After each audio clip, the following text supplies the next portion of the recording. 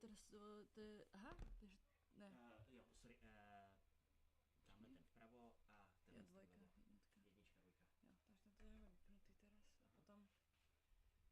Pavučiny, ježiš, tam je pavouka. Tak jo.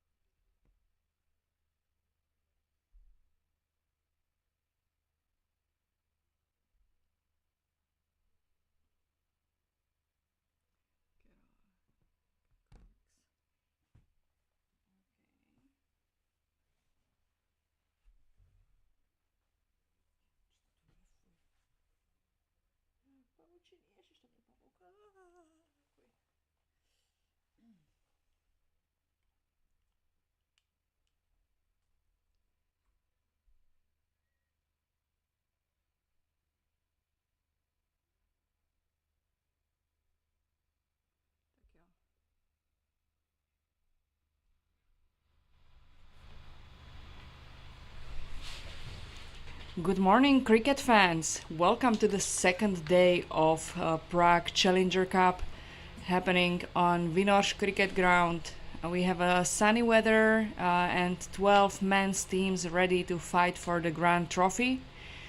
This tournament's format is 7-a-side, played with a tennis ball, and we have already first match starting soon.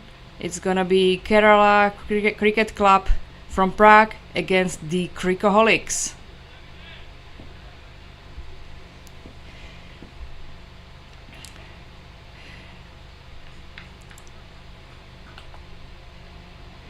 The Cricahholics have chosen Naveen to be the opening bowler, and the opening pair on the bat we have Akhil and Abhijit.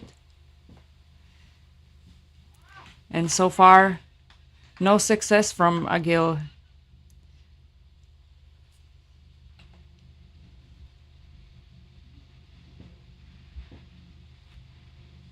This is gonna be a really quick format, only 7 overs. So players need to be focused all the time and trying to hit as much sixers as possible. First hit from Kerala CC for 1 run. Now Abhijit is on the bat. And another beautiful delivery from Naveen, which resulted in no runs for Kerala CC.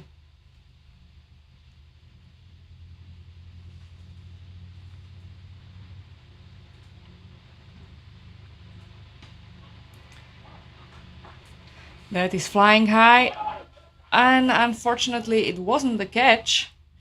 It seemed like it could be an easy catch, but the sun is already shining and it's not easy to see the ball. Or maybe the guys need a bit more time to warm up. Let's see how they will continue through the tournament. So it's 2 runs for Kerala and 1 more ball for Naveen.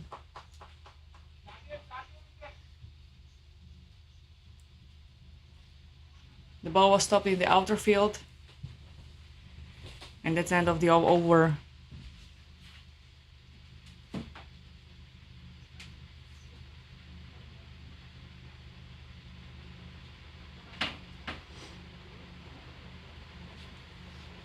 We have a new bowler incoming, Davidson.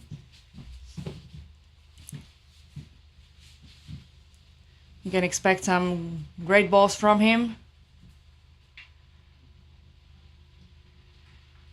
Yeah, the ball was too good even for the keeper and ended up behind the boundary.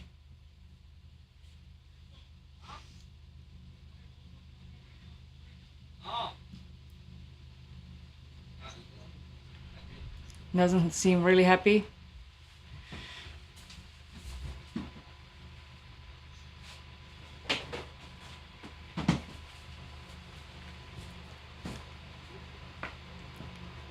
Those were 4 runs for Kerala CC. And another amazingly fast ball from Davidson.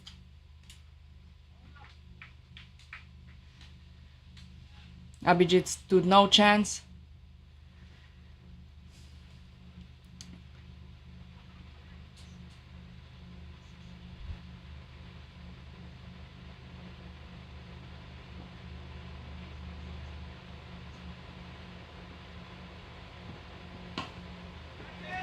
Finally, nice hit up in the air, and it's a drop. It's a drop.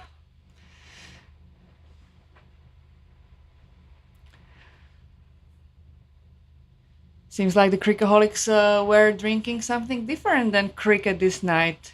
They are dropping all the catches.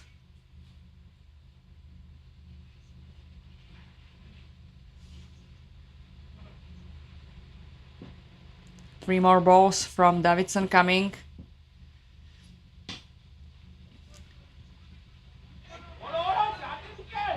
Nice hit from Akil. But the ball was stopped before it passed the boundary. And Kerala CC was able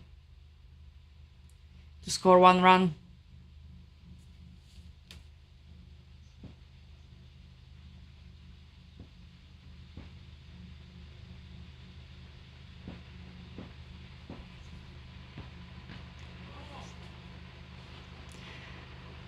That was a wide ball. Not a perfect delivery from Davidson. In this format, we are not repeating the wides.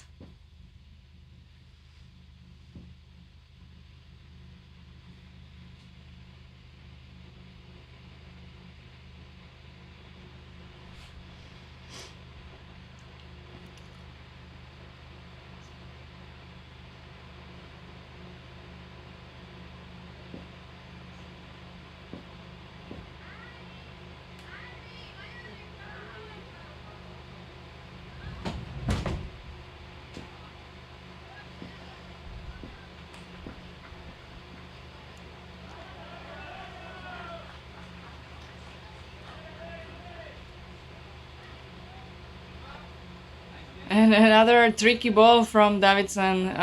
Tricky for the striker, but also tricky for their keeper. The ball went past the boundary.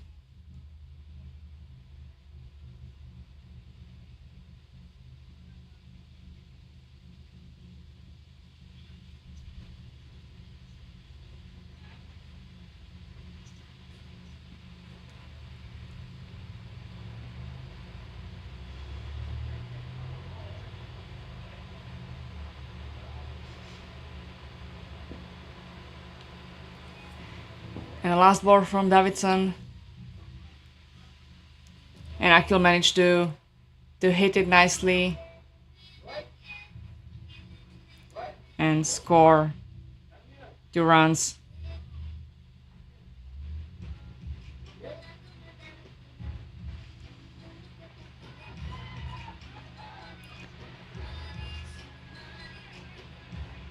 That's at the end of the second over.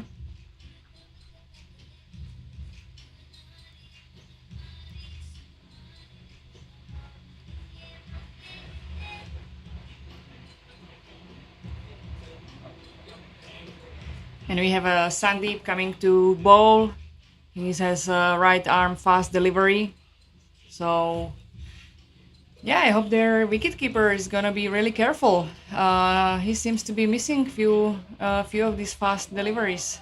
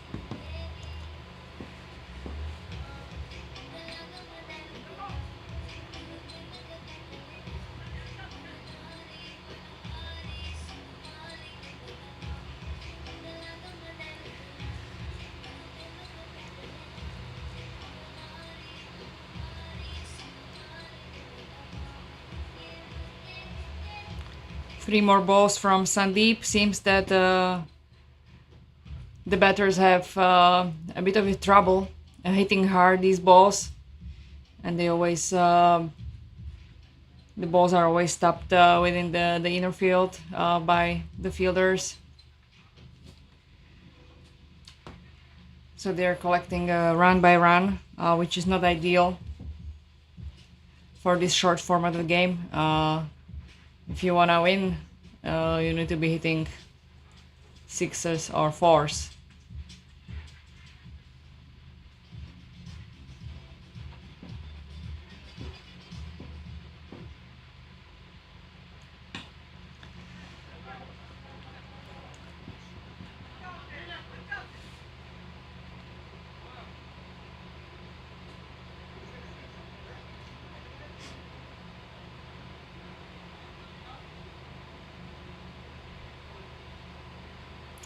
That was a nice hit to the covers, but stopped by a fielder.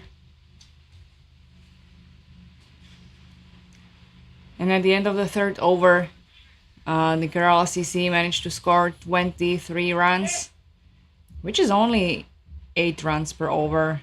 It's not really a high score. We've seen higher score yesterday from the women's teams. It's early morning. I hope the guys will wake up, as we are here to see some wonderful hits.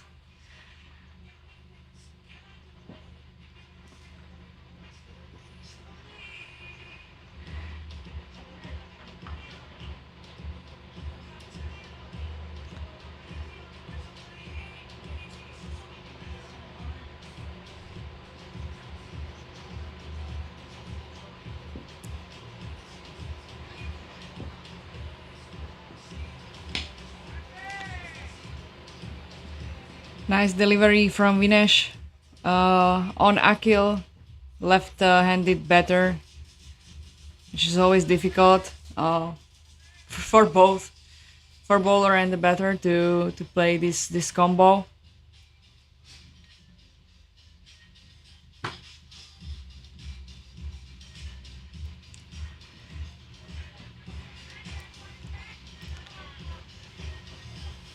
It seems that Vinesh forgot to switch, that he doesn't have a left-handed batter on the strike anymore, and he bowled wide. I hope he realized now, and the ball will be legal. Nice hit. Went behind the wicket keeper. Gave enough time for Kerala to score 2 runs.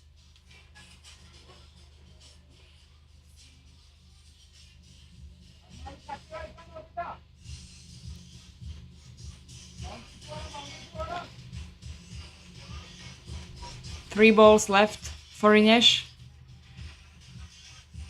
Again, Abhijit on the bat. He didn't time it well. He wanted to hit it hard, hit it for 4, but the timing was not correct. We haven't seen any wicket yet. The match is already... okay, I should be really careful about what I say.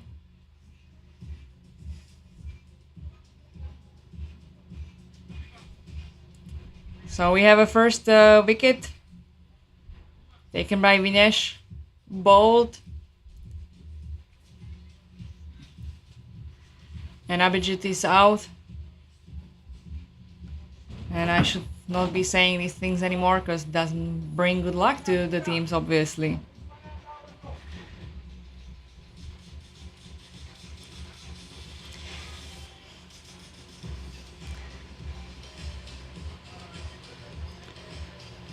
So the incoming batter is gonna be Robin.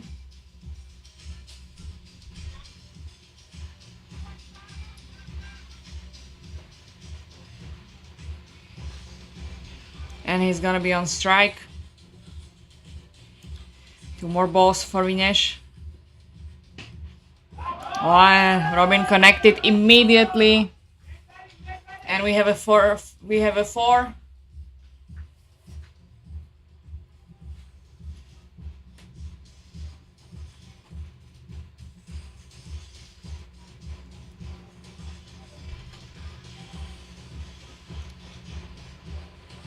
Must be really good for Robin to connect this in right with the first ball and gain confidence. He managed to direct the second ball really nicely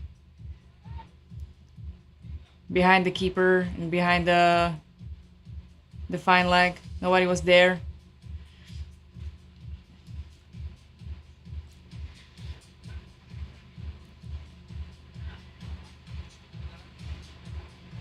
So it's 39 runs for Kerala CC after 4 overs, 3 more overs to go.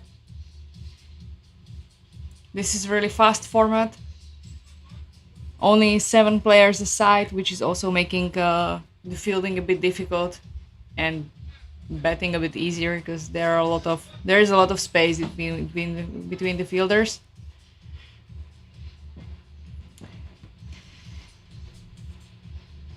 And we're welcoming Fanendra bowling.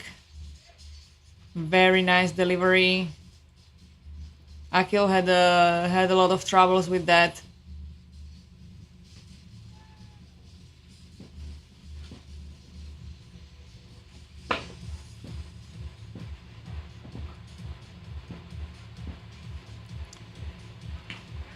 And now he hit the ball to the air, but unfortunately it went right between the fielders, and the wicketkeeper really tried running hard and catching it, but it was simply too far from him. So it's 1 run for Kerala CC.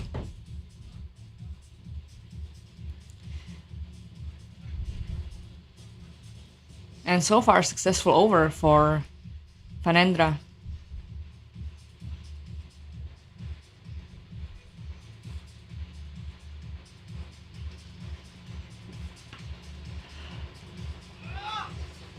That was beautiful action. That was a beautiful action. Amazing ball from Fanendra.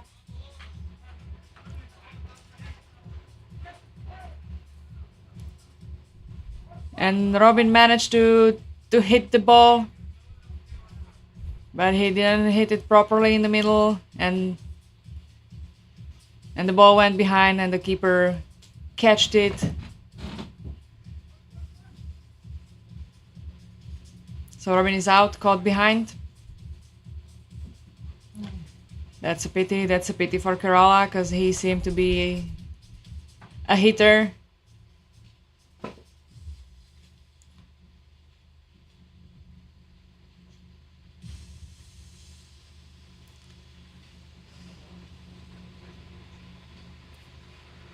And we are welcoming Fajar on the strike. Right-handed batter. Let's see if he can hit a 6.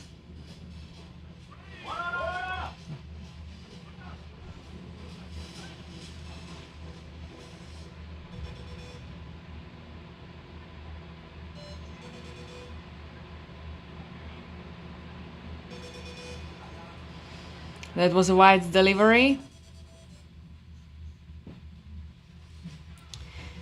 And now Fanendra bowling on Akhil, and again left-handed batter, so he need to switch, and he managed to switch, and Akhil hit it hard, but the ball was stopped before the boundary, so it's only for 1 run.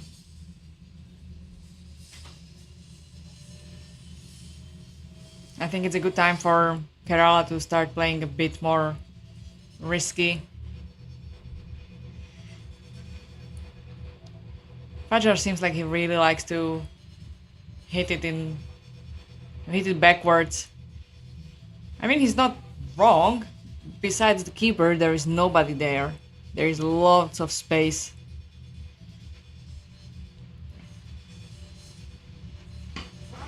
Now he hit it and flies. And it finally went for 6. We have a first 6 of the day. Coming from Fajar Sadiq. Beautiful shot.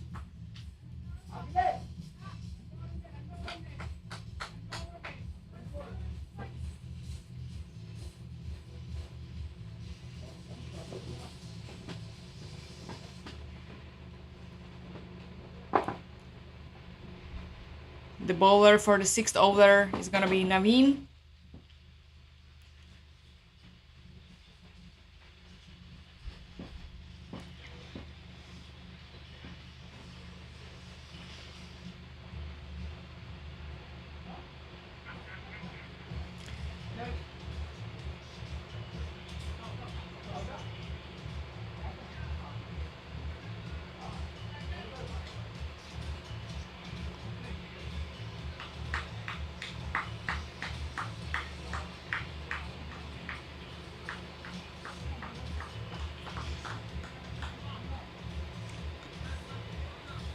And with the first ball, Naveen managed to get out Akil, who was there from the beginning. He was one of the opening batters.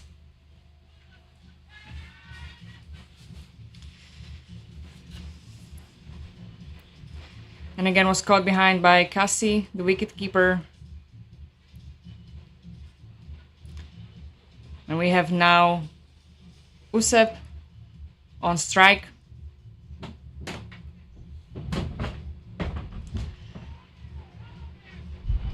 Let's see his magic. We have an appeal. The wicketkeeper Cassie is claiming that he heard the ball touching the bat, but the umpire is not accepting the appeal. And the game continues. Really nicely directed ball by Usep, but the wicketkeeper has fast legs and stopped the ball right before the boundary. Now we had an overthrow. Misfielded ball.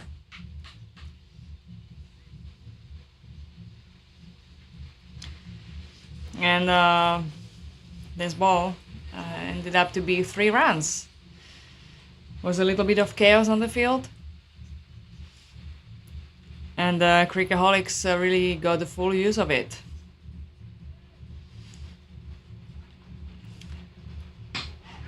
That was a beautiful delivery, which Fajar used to its full.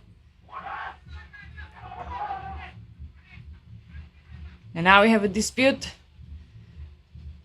The fielder running around the boundary, hit the ball to keep it inside.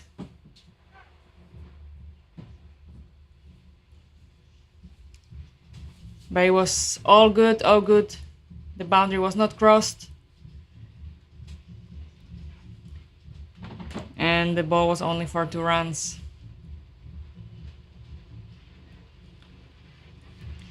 Now we're gonna have a last ball from Naveen.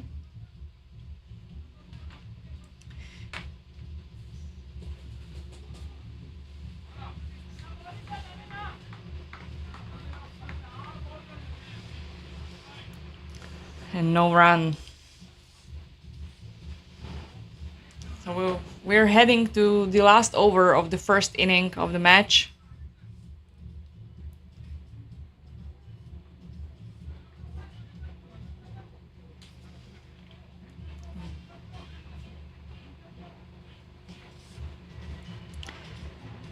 The average score per over is only 9 runs. That's not really good, guys. You have to give the best you can in the last over. I have high hopes with Fajar. He can hit 6 or 4.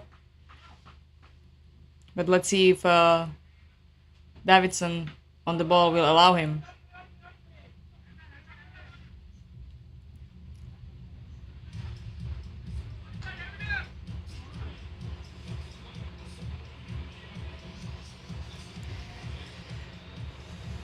So Fajar is ready on the strike.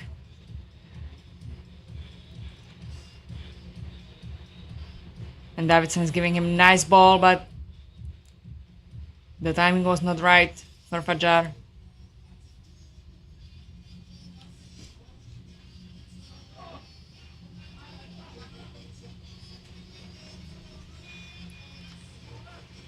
So he's ready to repair his mistake.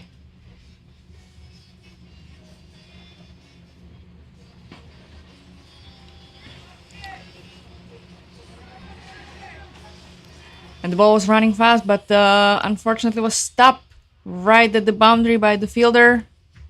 That was a really good work from from the fielding team, from the Cricaholics. Seems they're waking up after a rough night.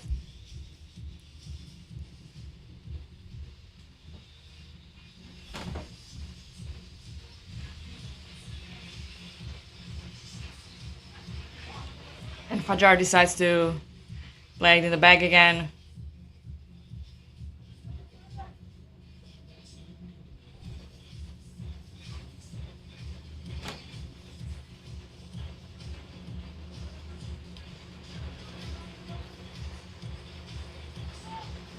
And the ball easily goes for 4.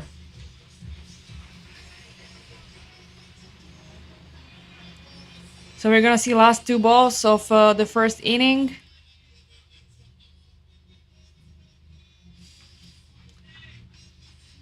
Fajar wanted to hit it really hard.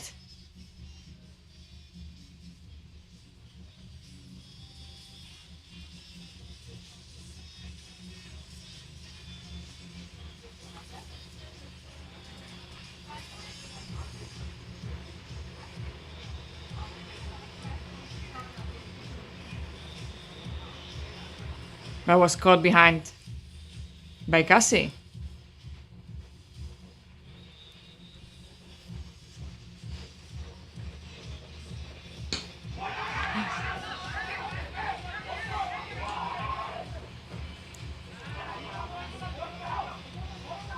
Last ball of the match, and we've seen some fast running and cheering. But it's it for Kerala CC, who managed to score 63 runs in 7 overs.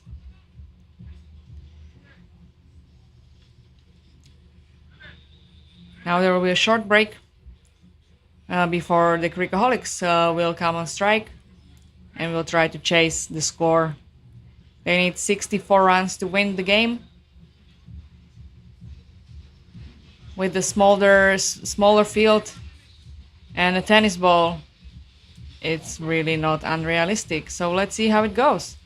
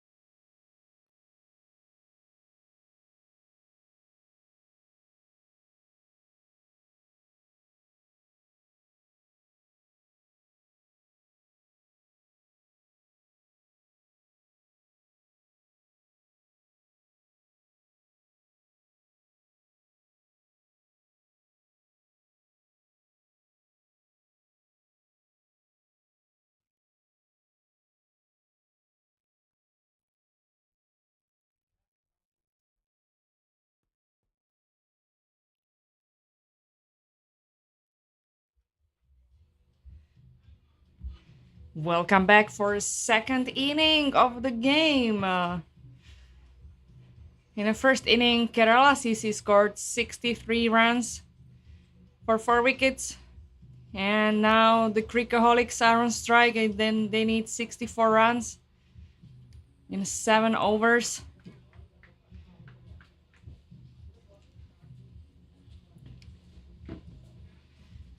So let's see what their strategy is. We have Akil, left arm fast bowler, against Vinesh on strike.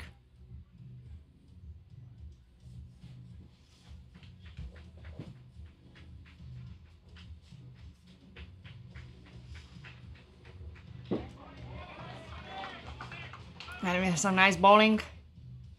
And I see Fajar took a place of the wicketkeeper without any protection gear, without the gloves. Yeah, that might be a bit difficult to catch those balls.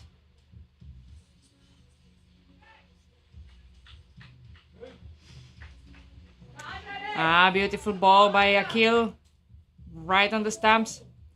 Vinesh was able to hit the ball, and it went on a fine leg and stopped by a fielder. That's 2 runs for Cricahholics.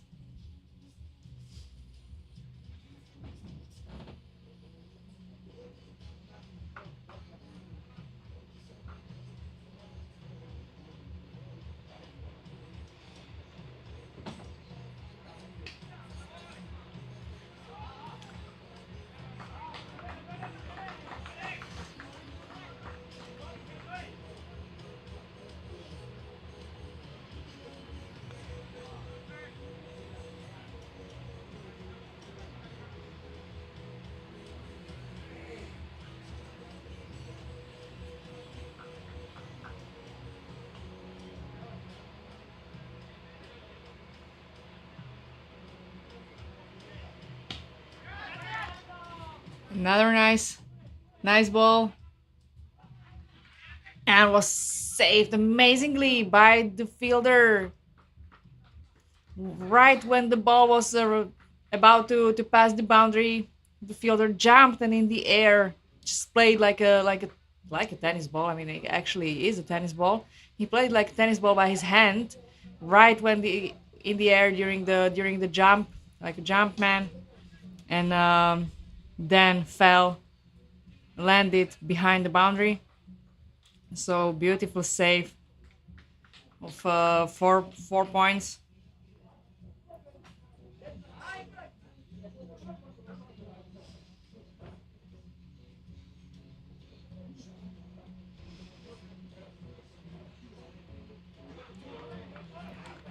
And a wide ball for Akil.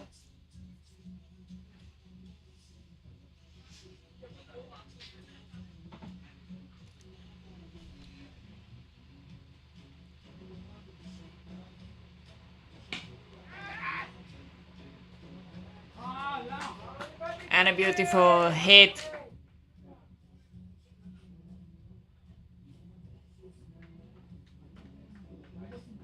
by Akil. Went behind the boundary for 4 runs. That's the end of the first over of the second inning. We'll be seeing Abhijit bowling.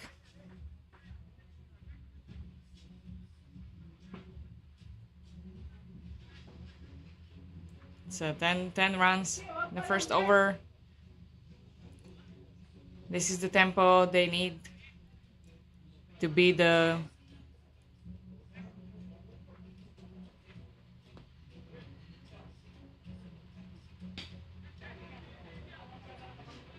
Kerala CC.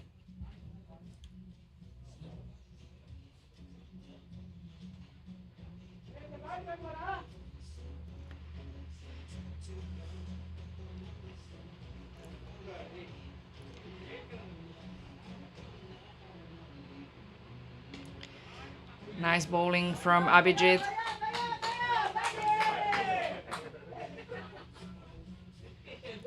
And the ball was handled by Sandeep.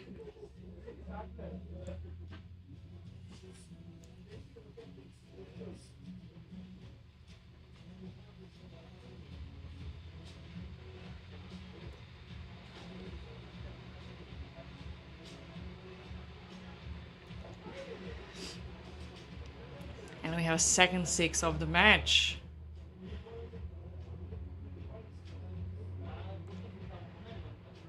This is really good. This is really good development for Cricahholics.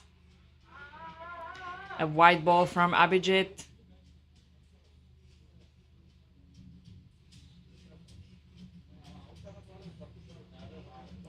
And will be reballed. Apologies, the white balls are reballed in this format.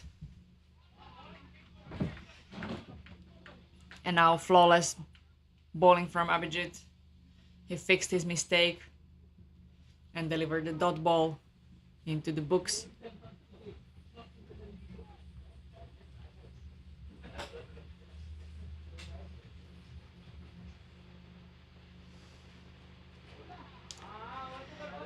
But another white is following.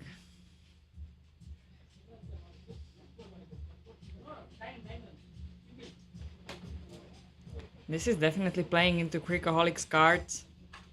Sandeep is ready for a hit. Enjoy.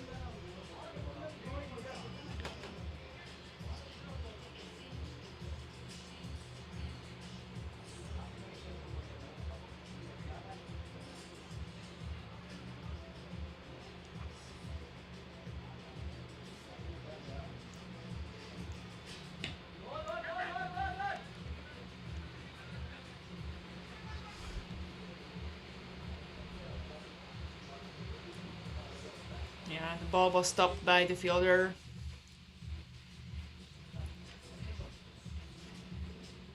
In this format, actually, it must be really easy to direct the ball between the fielders. There's a lot of space. But again, this hit went straight to the fielder. And there was no four.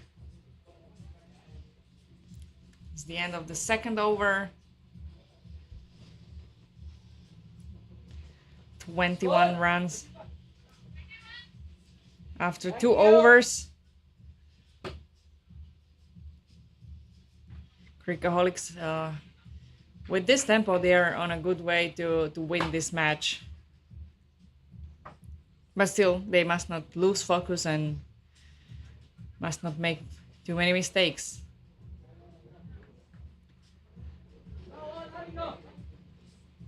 We're welcoming Usep, right-handed bowler, right-arm bowler.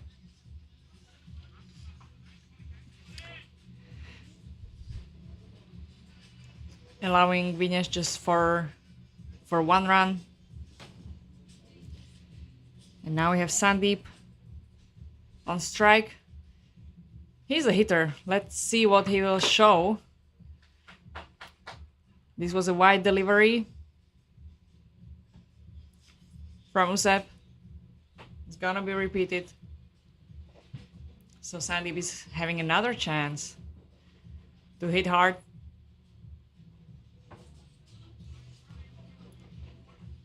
But yeah, these wide balls are difficult to hit hard. And those are just free runs for Cricahholics.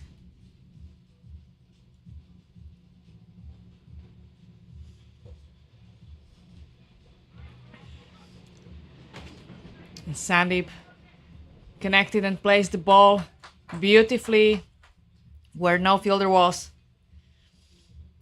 Was not really a fast ball, but it managed to jump over the boundary.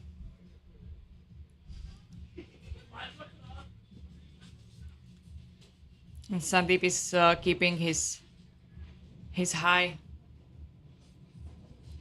run rate.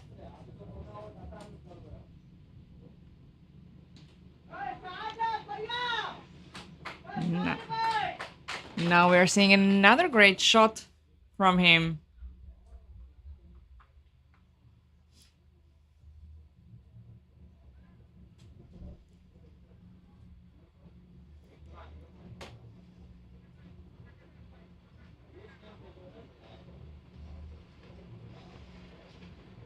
Seems the game is really working for this pair, for Sandeep and Vinesh.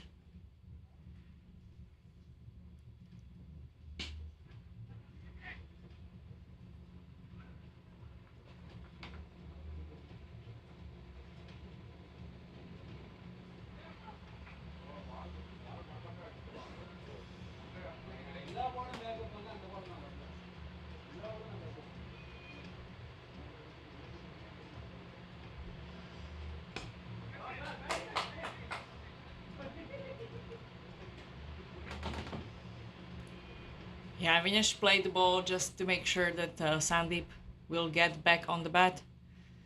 That they can switch for one run. Really tactical move. We have a last ball from Usep. And Sandeep hit it hard. But unfortunately, the direction was the best, and there was a fielder who stopped the ball. And resulted in just one run.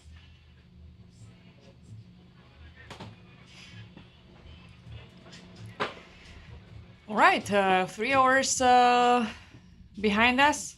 The score is 37 for Cricahholics. They are on a good way if they keep this pace to win the first match in the Prague Challenger Cup. We have a sunny day in Prague here in Vinoš Cricket Ground. We have a nice food and drinks, so come enjoy sunny Sunday, watching some nice cricket and having nice snacks and drinks. This is the end for pair, for Vinesh and Sandeep pair. Sandeep is going to take a rest. Caught behind by Fajar with bare hands. That was a great 3 hours for Sanjeev. He was driving the Cricahholics run rate.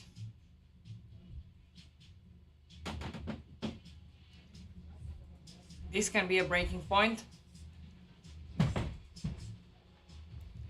We'll see how Arun is doing.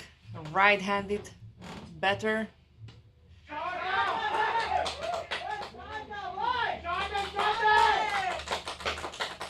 Wow.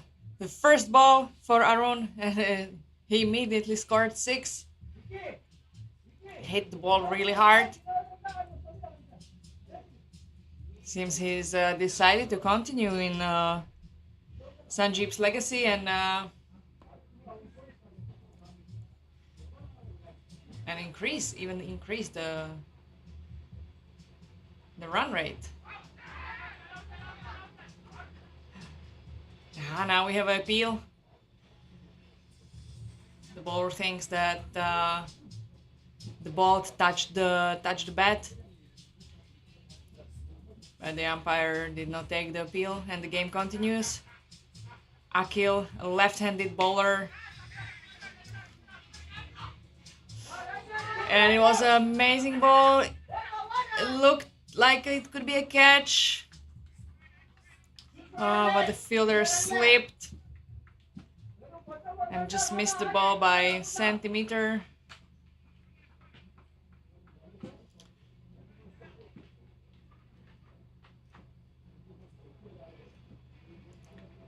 Two more balls for Akil.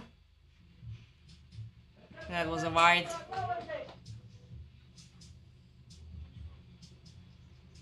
He decided to try to bowl from the right side. Previously, he was bowling from the left side, even on the right hand did better. It's an interesting choice. And this was a catch.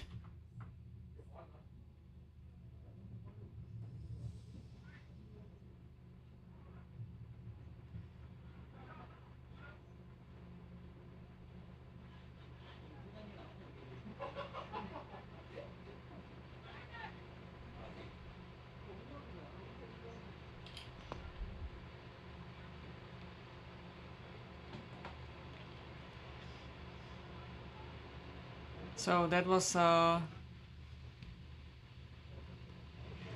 the end for Vinesh.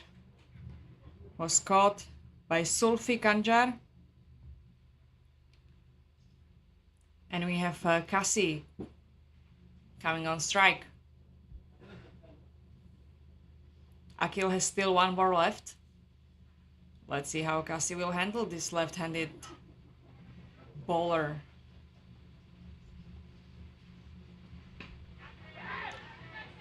The ball went to the air and is caught back by Akil.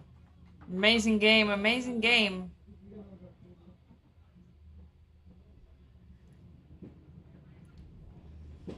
So that was a quick one for Kasi.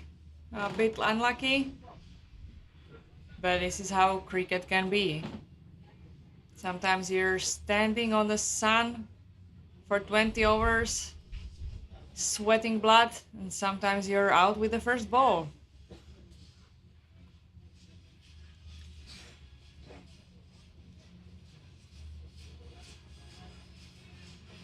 Okay, fifth over is gonna go to Fajar. So he left his wicketkeeper spot. And he's gonna show us some bowling magic.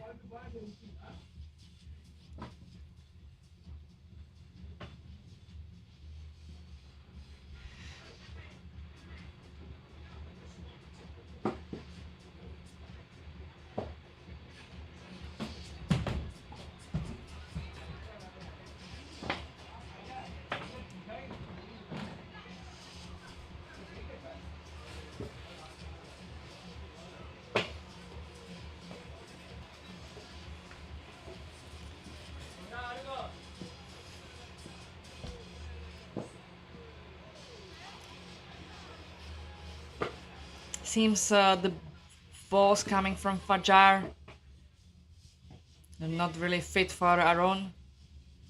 He's struggling to connect now, struggling to hit. We've seen him hitting hard, we've seen him hitting six. So he just needs to connect with the balls from Fajar.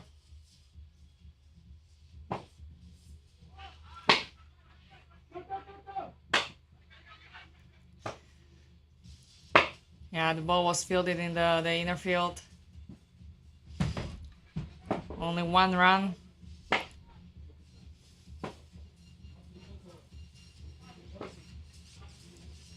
The run rate is slowing now for Cricahholics. They require 19 runs in 17 balls to win, which is still really doable.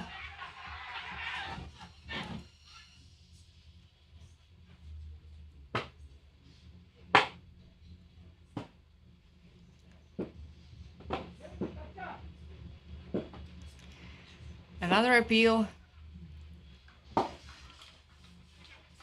from Kerala team, but was not taken.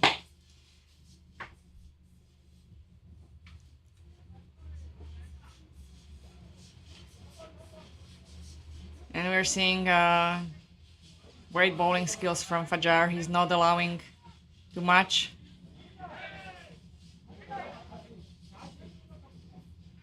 Even though it went for four, the ball was really slow, rolling on the ground. But there was no fielder there, so he had enough time to pass the boundary.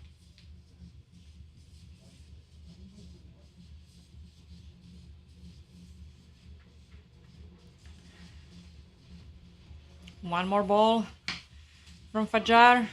This was a beautiful hit by Davidson, but there was a fielder.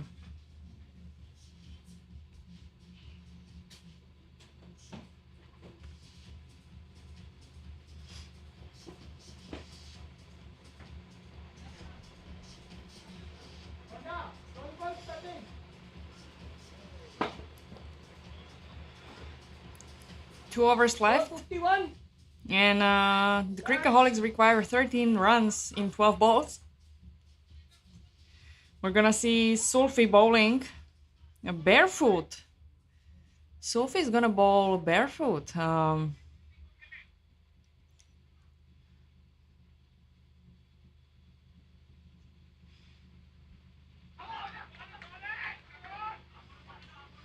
Beautiful, beautiful ball, just right on the line, not wide, and missed by Davidson.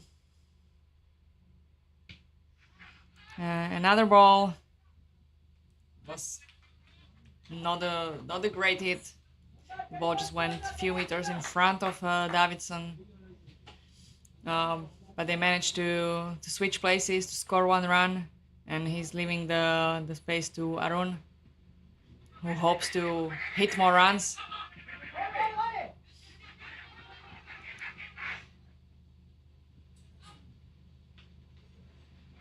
But again, even this ball was stopped by Sulfi.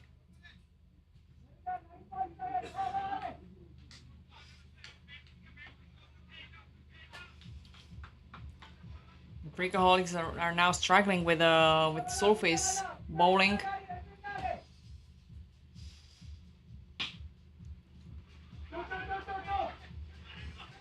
Finally hit, but the batters decided not to go for a second run. They didn't want to risk it. I mean, at this point of the game, they totally could.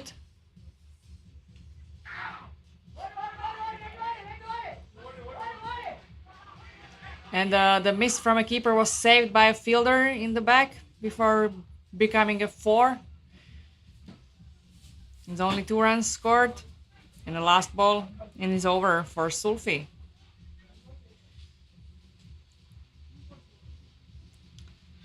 Only five runs from this over. That's a nice economy. And this one breaks it. Ball went up and high for 6. Pretty sure Sulfi was not wanting to close his over with a 6.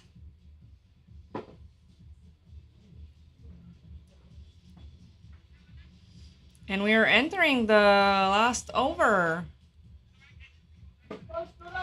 And Cricahholics required 2 runs in 6 balls. And we have Fajar again. And the wide is given. 3 point. So now it's just one run from 6 balls. Let's see what will Fajar deliver. Wide again.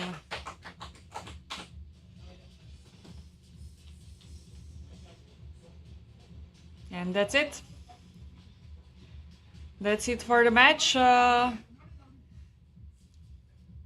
last two runs were given to the Cricahholics team by wide deliveries. We've seen some nice shots. We've seen some really acrobatic fielding from Kerala when the player stopped the ball while in air, jumping and hitting it like a tennis ball, with his hand, like a tennis racket, and then landing outside of the boundary and ball staying inside the boundary. So that was a nice save. It's a highlight of the match. Unfortunately, there were some dropped catches. I hope the guys are warmed up now and they will have more luck in the upcoming matches.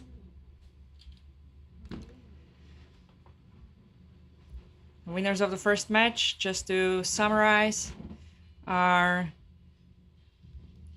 Cricahholics,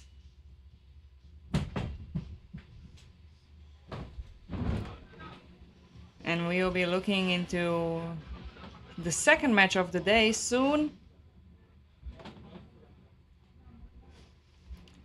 Just to mention, on the second field, we had 7 stars winning by 7 stars team winning by 21 runs against Puck Stars.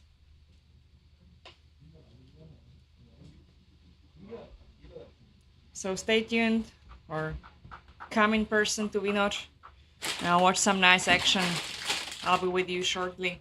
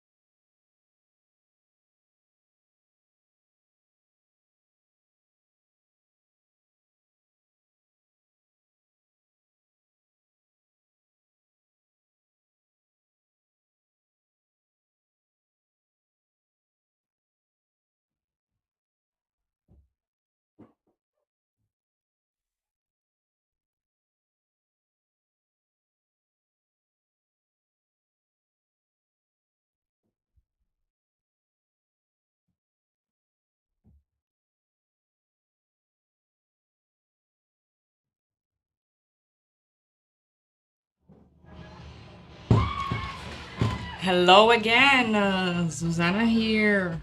We have a second match, or a second match on this field, and the third match of today going on. We are looking at Prague Tigers against Saffron Strikers. What the names!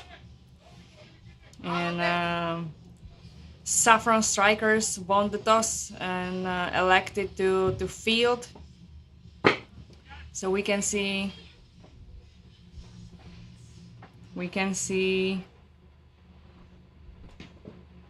Smith Patel bowling,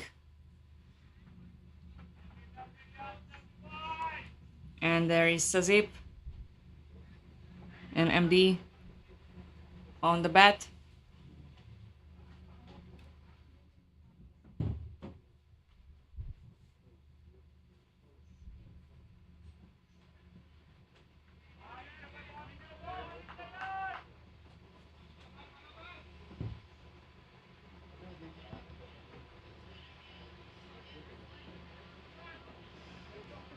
Oh, sorry, that wasn't Smith. It was Yash Patel. Smith was bowling the first over, where Prague Tigers scored 16 runs. So we have a Yash now bowling.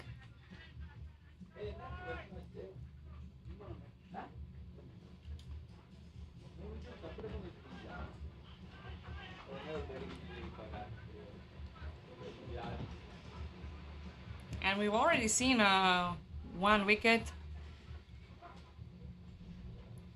Sazip was caught out by Akash. The ball was delivered by Smith Patel right at the end of the first over. And we are watching the game in the middle of the second over.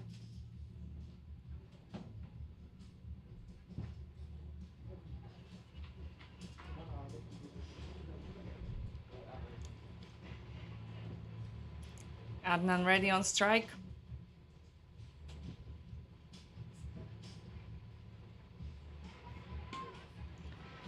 Nice delivery from Yash.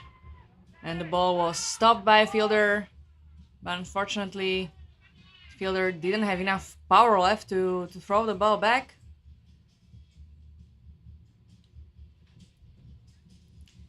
So it gave 2 runs for Prague Tigers.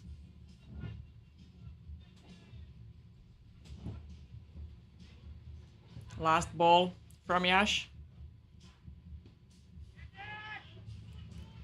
And it's flying high in the air. And it was drop. It was a drop. But there was a fast throw to the stumps. But the batters were already there.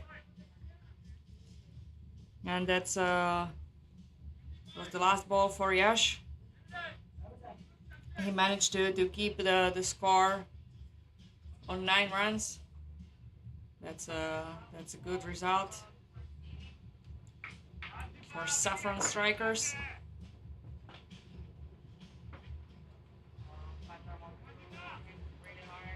And we're gonna see Dinap bowling on MD.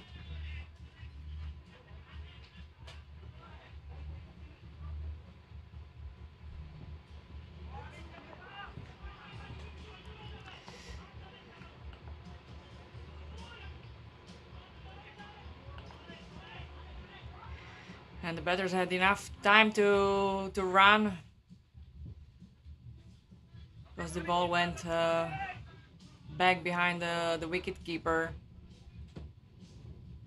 and they were able to score 2 runs.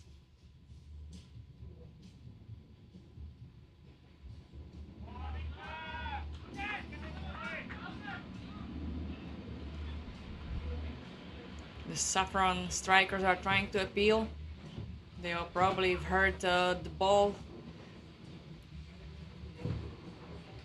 striking the bat, but the appeal was not taken. And we have another ball flying high in the air, and this time it was an easy catch for Saffron Strikers.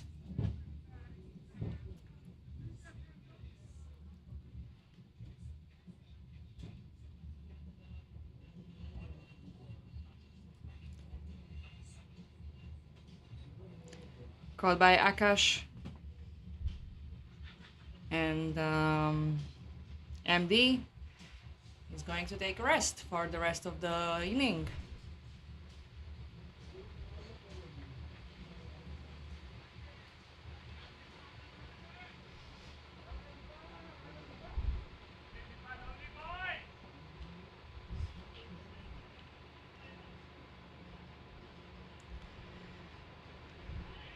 The new batter on strike is Sojip.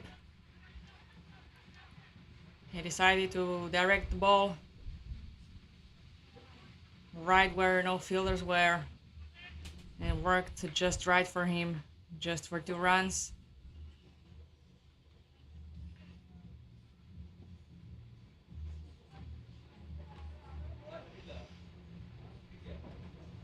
Two more balls for Dipan.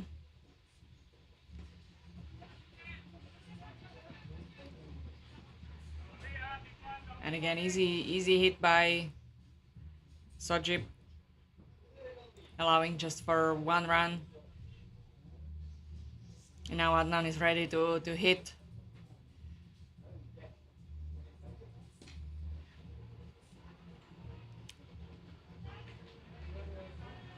And the ball went for 4. This seems to be the strategy of the betting pair. Adnan to hit the 4s and Sojip to take care that Adnan is on strike.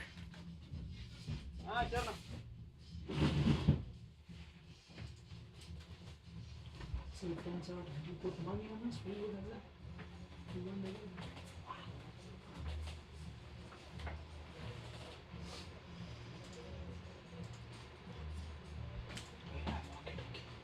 Yes. Or no, if I don't know.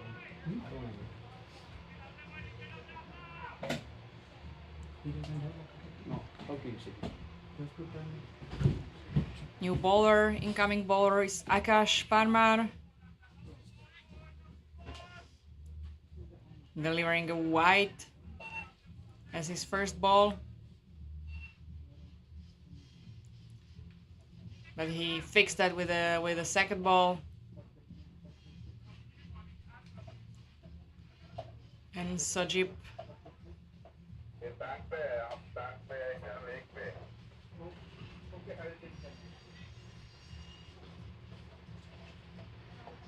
rotated again to allow Adnan on strike. He's trying to hit, but he didn't time it properly, and the ball was quite far from the bat. It was called wide.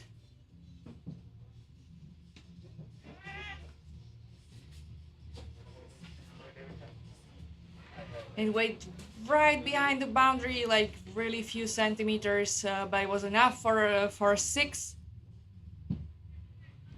Beautiful shot from Adnan. He knows what he's doing. Another shot, but it's didn't connect with the bat correctly, so was handled by the wicketkeeper. And there are 3 more balls from Akash. Hit ball hard into the air, but there was no fielder. Went far behind the boundary for 4 runs.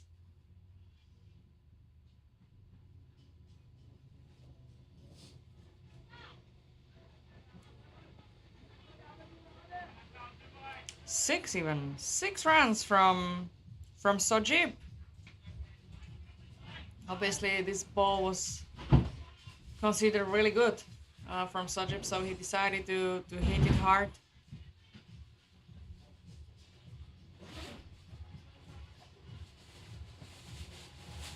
The last ball from Akash.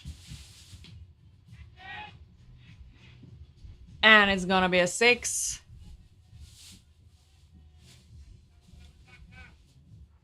Beautiful game from Prague Tigers. Keeping the run rate high.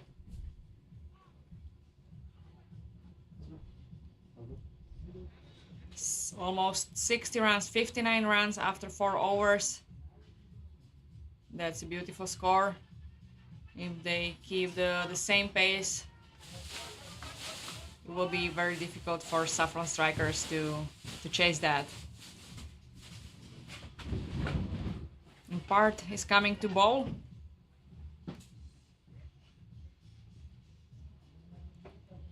Decided not to give anything free for free to Sojip.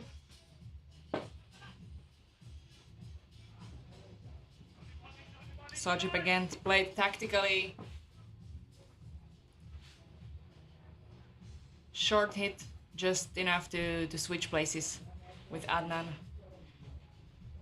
Adnan is full of confidence against Part. But maybe too eager to hit.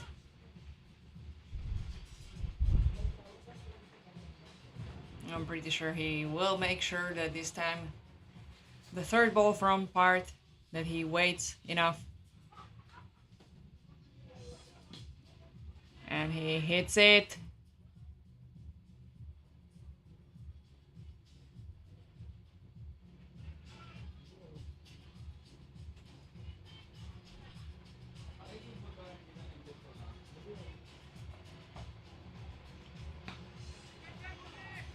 And another hit.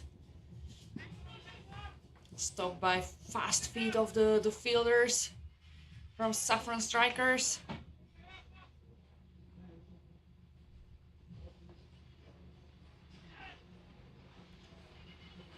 Two more balls from Part. Sojip hit it hard, but was stopped right before the boundary.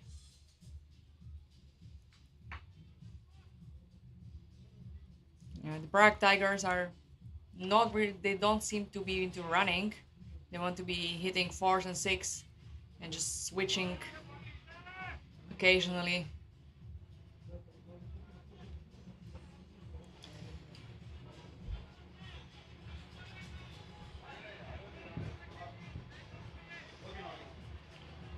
It's 64 runs after 5 overs for Prague Tigers.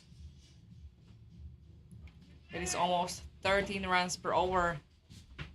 That's a nice rate, and that will be a difficult rate to chase by Saffron Strikers.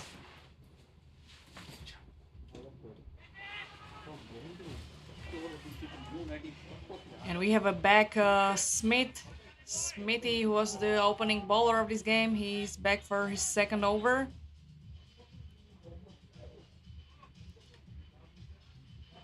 And he has a Sojip facing, ready for any hard hit. But Smithy is not allowing him much space. And now he wanted to get them out by a run out, but unfortunately missed the stumps. And this misfielded ball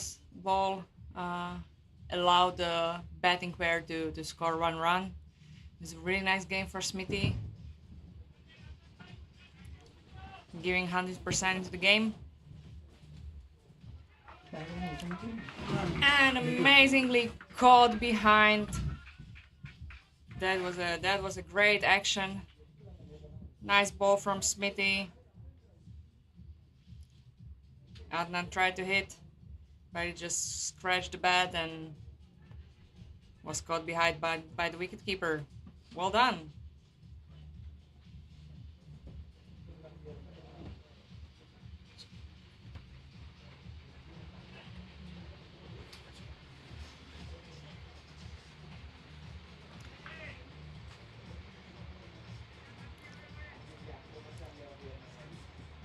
So Hardy Pish, 1 caught behind for Hardy Pish, the wicketkeeper.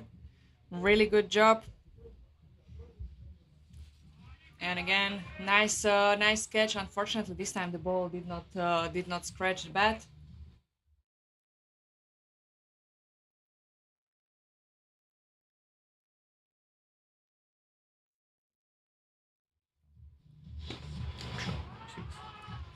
Very good shot. Yeah. And that went for 6.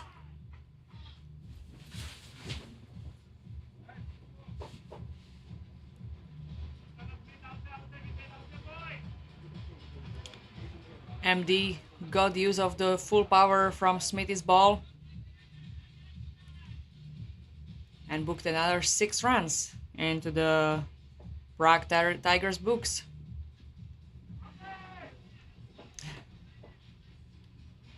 He wanted to score more.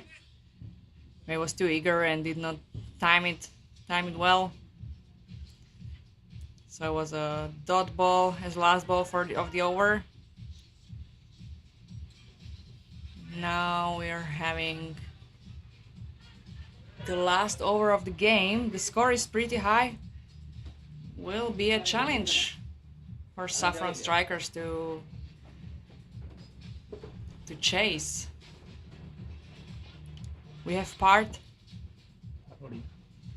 back bowling, back on the ball, and beautiful dot delivery.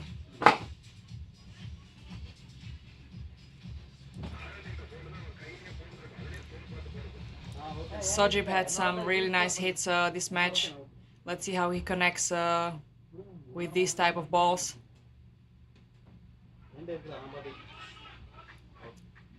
Nice hit on the leg side.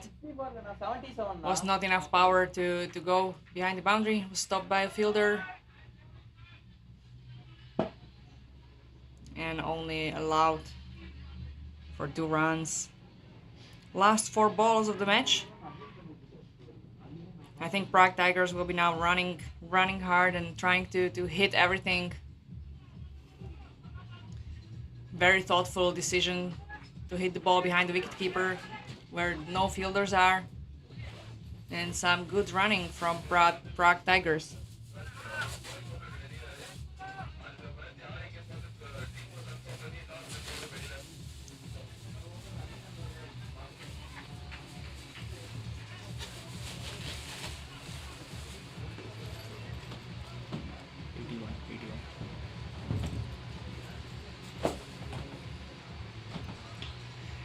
Oh, the ball went up to the air, but there was no fielder to catch it.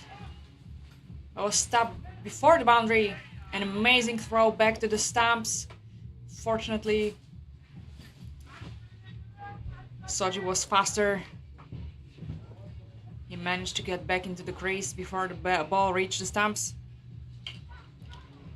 And the game is nearing the end. It's 83 runs. It's a great score in this short format of 7 overs. Soji wanted to hit it hard, but they just managed to switch places. We're gonna see last ball from Part and one more potential hit from MD.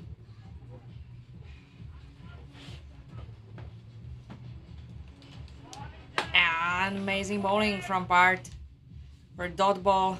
It's very successful owner ball over. And that's it. That's the end of the match. It's 84 runs. 84 runs for Prague Tigers. And yeah, this is gonna be tough to chase for Saffron Strikers, who will be coming to bat in the next inning. They have to score 85 runs in 7 overs. That's a pretty high run rate. So let's see how they can deliver. Good luck to them.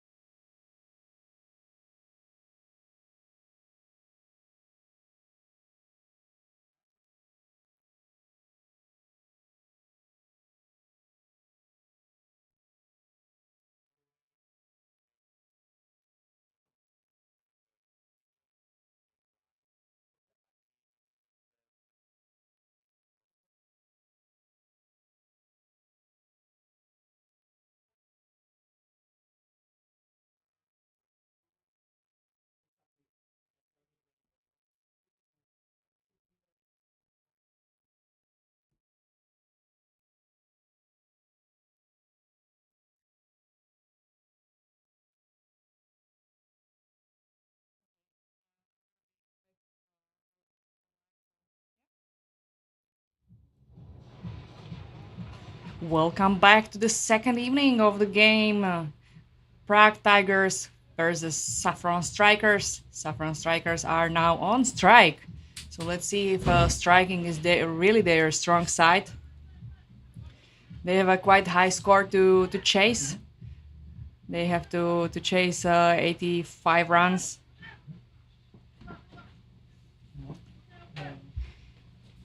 And the Prague Tigers decided to open with Ajar,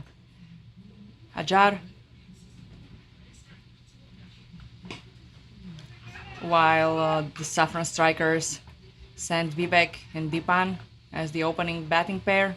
No, zoom out. We try to get the pitch. And this guy is standing here.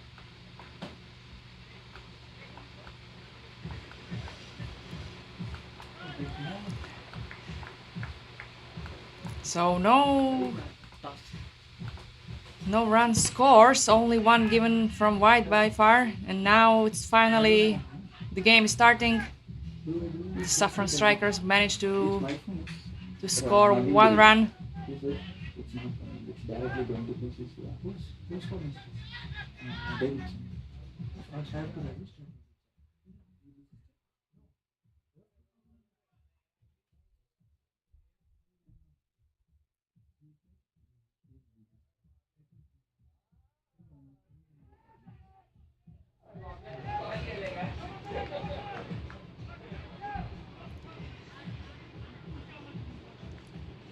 This seems to be a nice over for Ajar. 2 dot balls, 1 run, 1 wide, 2 balls to come. And that was amazing ball, an amazing catch, caught behind for Dipan. Very unlucky. He was eager to hit the ball and get some nice score for the Saffron Strikers, but unfortunately ball went behind, just scratched the bat a bit and ended up in MD's hands, safely in wicketkeeper's hands. So we can see for the Prague Tigers, MD is the wicketkeeper, doing a good job. And there is a last ball coming from Ajar in what seems to be a very successful over. How are you?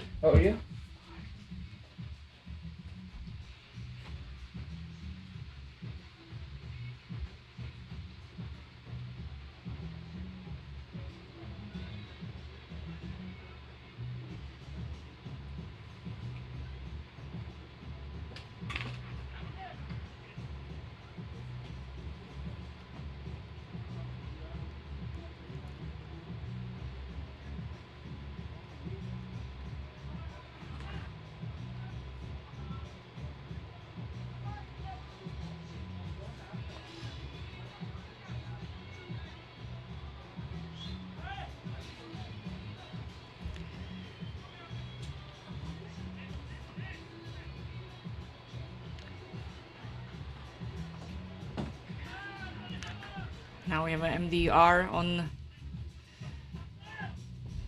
on the bowling from the right side.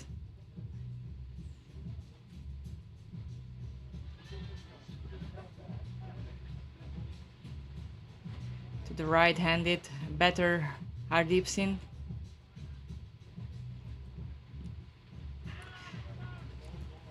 Very successfully. Hardeep is having hard times connecting with the ball. And it's another dot ball. It's 2 dot balls in a row.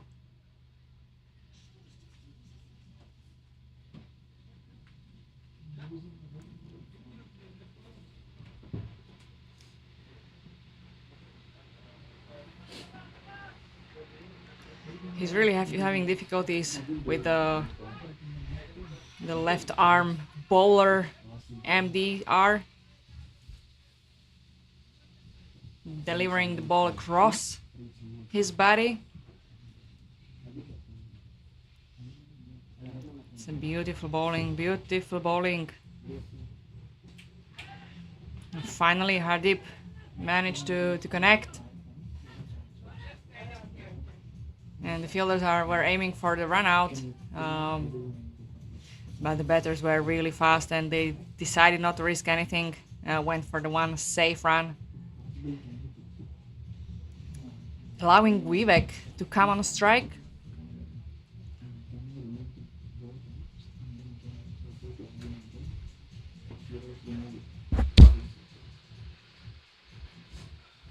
So now we have a lefty and a lefty, left-handed bowler and left-handed batter, and that combination seems to work just fine. The ball was stopped in the outer field on the offside, and the team managed to score one run. This is definitely not the run rate they were hoping for. The last ball from MD and a hard try from Hardeep.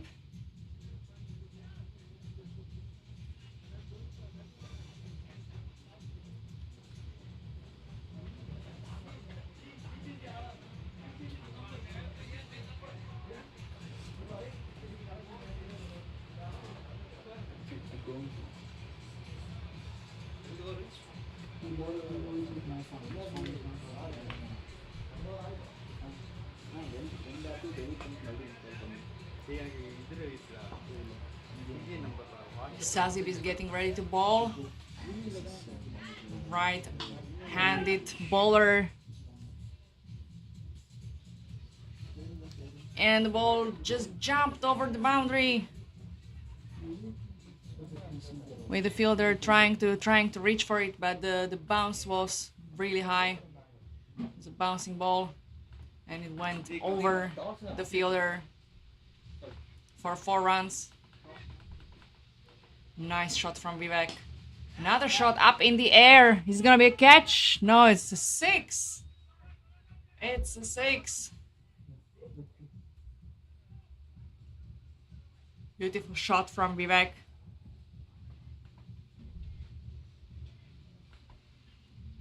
So far, a 6 run in this over, bowled by Sazib. And another hit from Vivek. This one managed to bounce before the boundary, so it's for 4.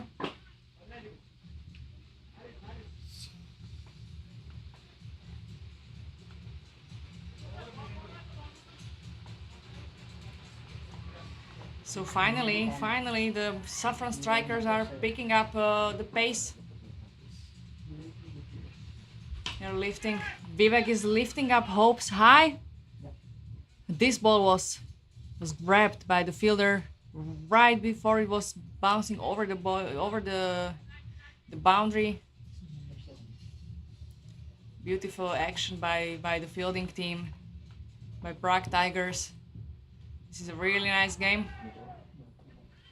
And the out was given.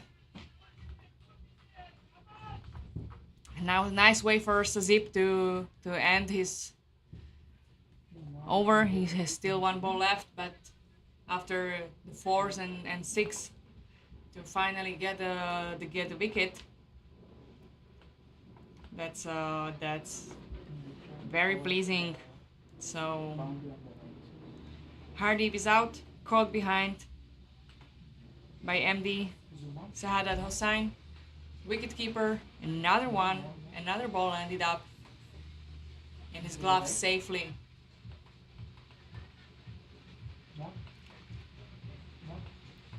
Last ball in the over for Sazib.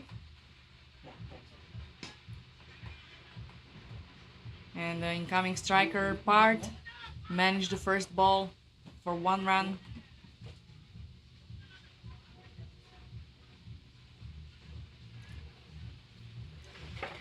The Saffron Strikers are on 20 runs after 3 overs.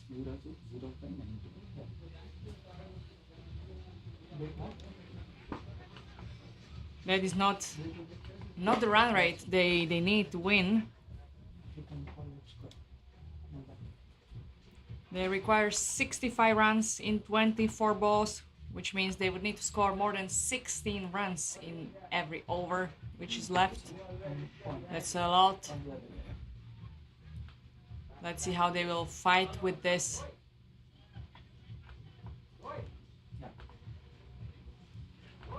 MD Russell is coming back to bowl.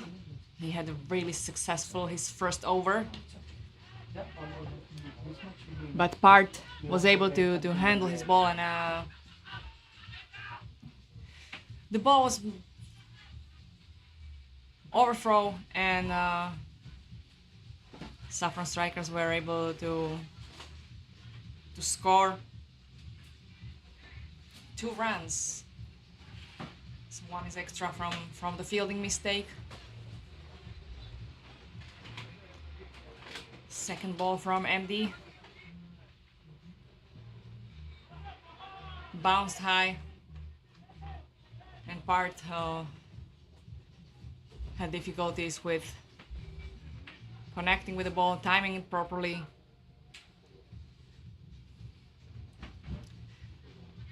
This format being so short and played with the tennis ball, the players are using also different bats than usually for when they're playing with a hard ball. So getting used to this style of game, how the ball bounces, how the bat works, takes a moment.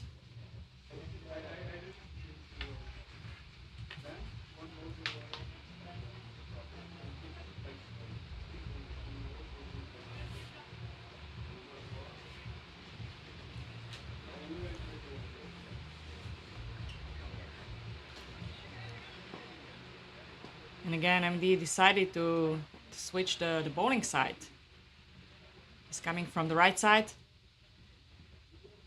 because there is a left-handed batter, Vivek.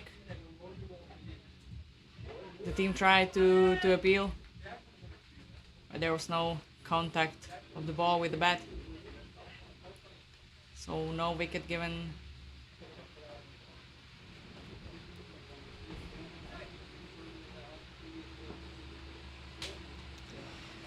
Two more balls for MD, and Vivek is ready to smash it. And the ball flies really high and was caught single-handedly by Sazip. Amazing catch. Amazing catch. He was standing right at the boundary and just caught the ball with one hand, reached out for it, and took it.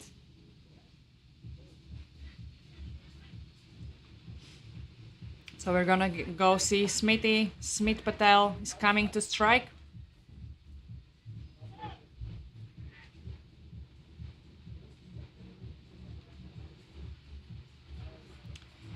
And MD has 1 ball left. And Smith hits it hard. The ball jumps. It's gonna be stopped by the fielders. There are 2. There was not the best placement. They managed to score 1 run. So it's gonna be 4 overs done. 24 runs. It's not gonna be easy for Saffron Strikers. If they wanna score 62 runs in 19 balls, they need to hit many sixers.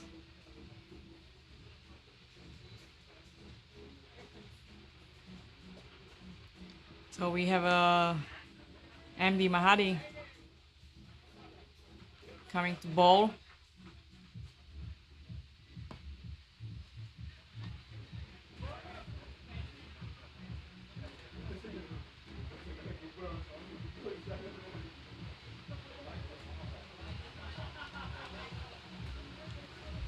And Smithy hit it for 4. Staying on strike.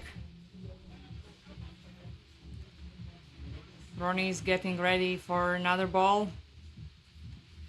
He's a left arm bowler, but Smithy has no issues with hitting those. Unfortunately, again, there was a fielder at the boundary and stopped the ball, so only 1 run to Saffron Strikers. Smithy either needs to hit the ball higher for a 6 or maybe try a different direction.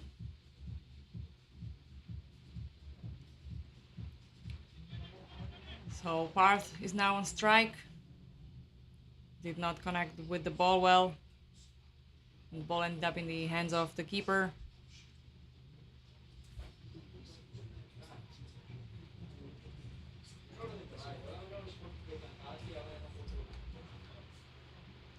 Three more balls from MD. A nice hit from Parth. And the ball traveled far. Nobody was there.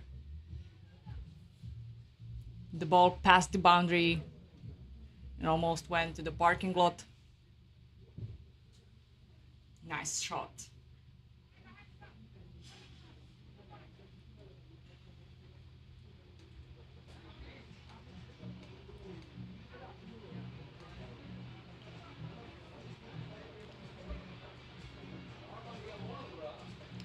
The ball is coming across Parth's body.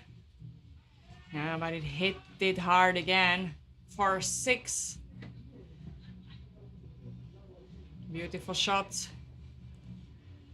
He has no issue with Ronnie's left-handed bowling.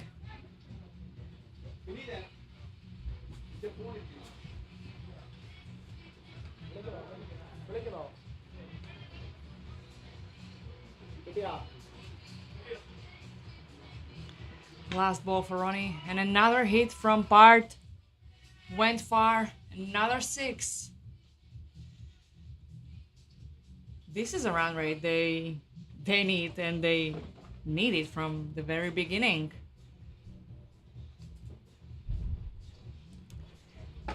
It's 45 runs after 5 overs, 2 overs left for Saffron Strikers. 45. That is still a lot.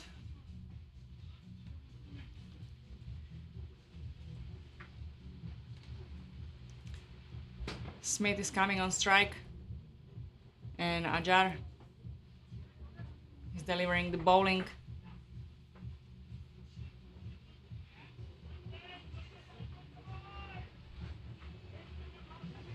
First dot ball.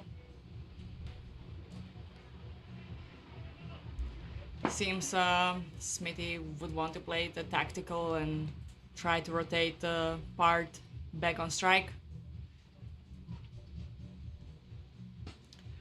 Wow, he didn't play tactical. He hit hard, the ball went up in the air and landed just in between 2 fielders.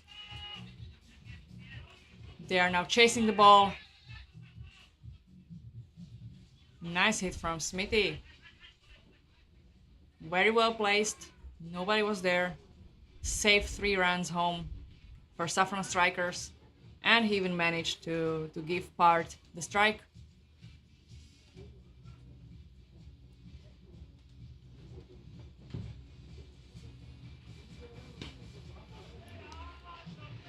Ball on the line. And went for a 6.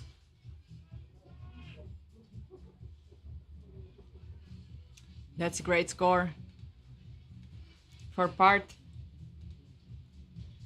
25 runs out of 9 balls. If somebody can turn around this match, it will be definitely Parth. But he needs to keep hitting 6. He keeps hitting 6.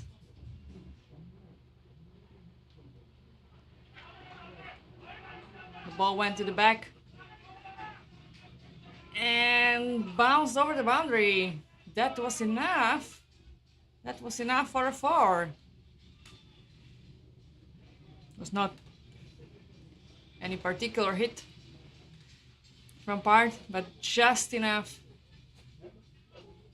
to make the wicketkeeper run and still score 4 runs.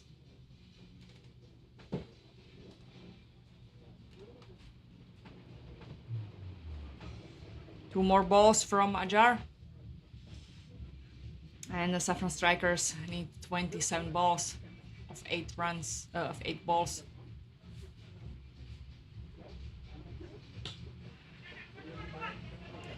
Part tried to hit it hard, but the ball was just rolling on the ground.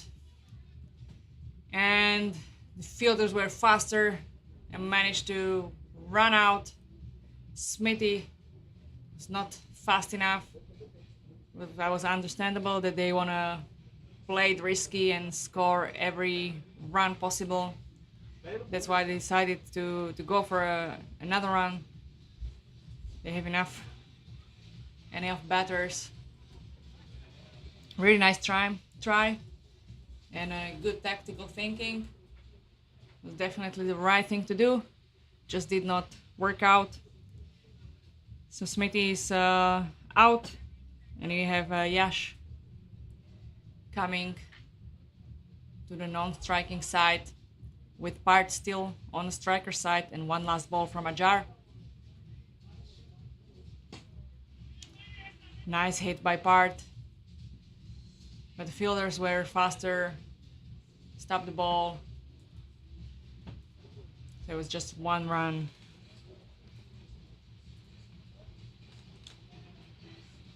That's it for Ajar.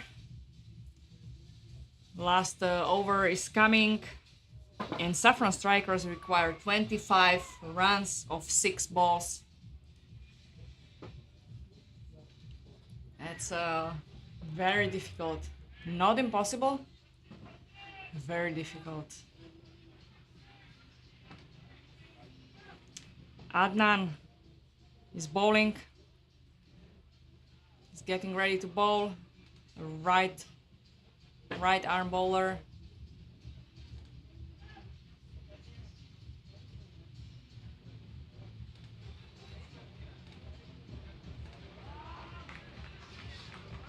And Part did not connect with the ball.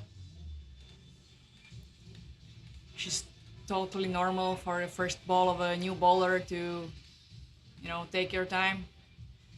But Saffron Strikers cannot afford this, cannot afford the dot balls in this match, at this part of the match, when they needed 25 runs in 6 balls. So now it's 25 runs in 4 balls, and that's becoming impossible.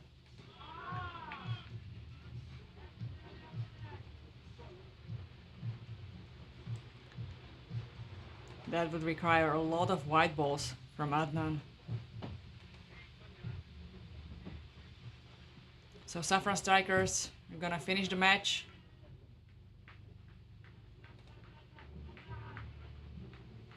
They tried hard. And the 4th ball from Adnan is a wicket.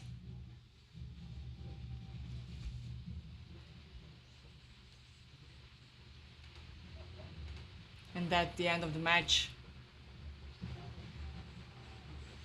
That was the last batsman. So Saffron Strikers lost the game, unfortunately, by 24 runs. Congratulations to the Prague Tigers. Really nice score. It was definitely really difficult for Saffron Strikers to chase. They put all their efforts, managed to score 60 runs, but got 6 wickets. We've seen some nice hits. We've seen amazing catches in this match. It was a breathtaking and nerve-wracking into the last moment. And we'll be looking forward to next matches in this tournament.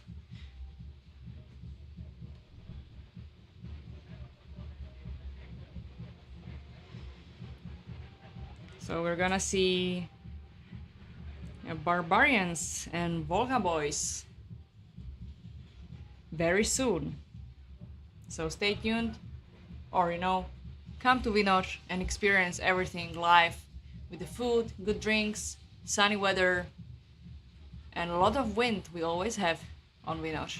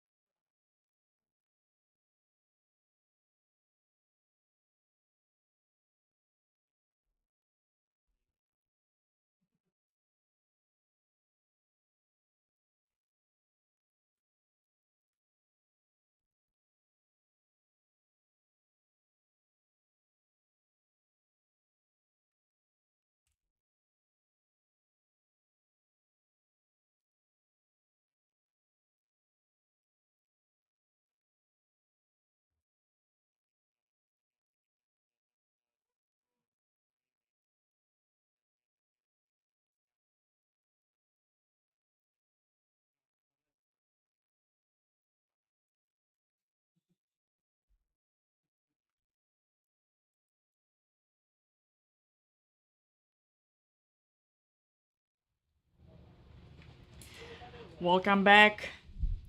We have an update from the second field here in Vinoř. Volha Boys won by 4 wickets over Barbarians. And we are now watching on this field Markhor and Vapiano Warriors.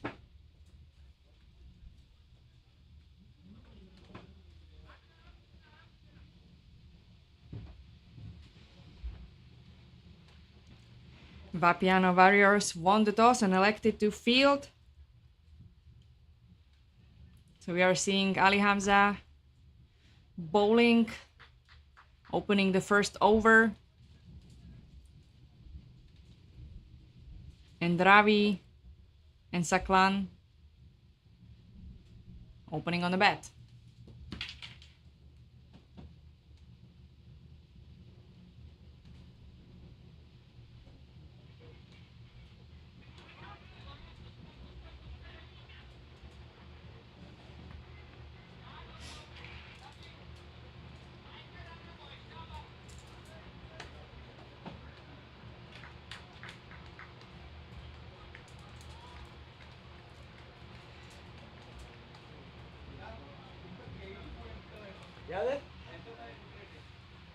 Markor are coming strong.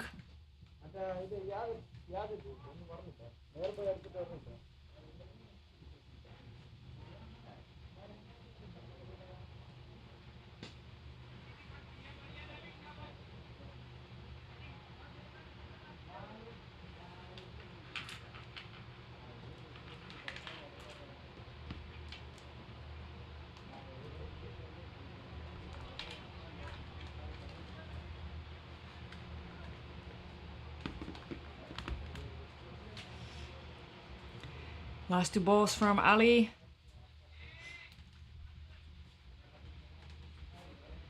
And the ball from Sakline was fielded well, allowed only for 1 run.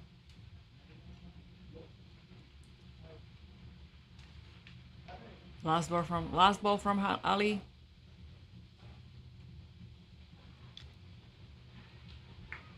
And Ravi did not connect with the ball. Ended up in the hands of fielder.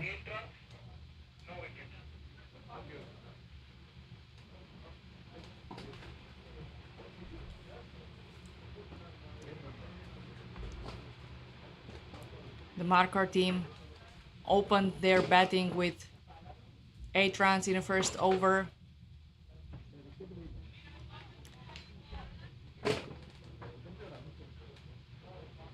We've seen a couple of matches already today in this short 7 over 7 aside format. So we know that 8 runs per over is not ideal.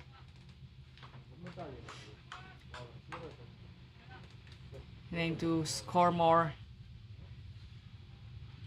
if they want to make it difficult for Vapiano Warriors later.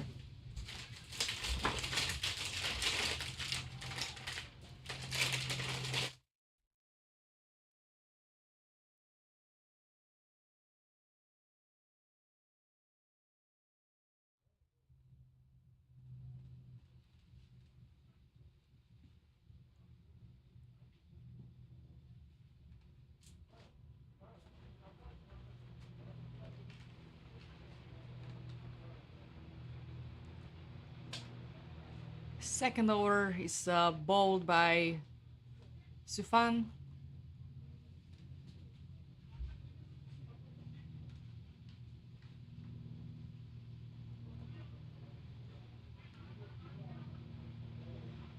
And Sakline is ready on strike.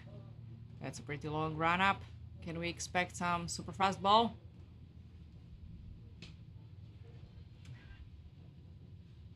The ball rolls on the ground and is fielded well by Vapiano Warriors, allowing only 1 run for Markor, which puts Ravi on strike.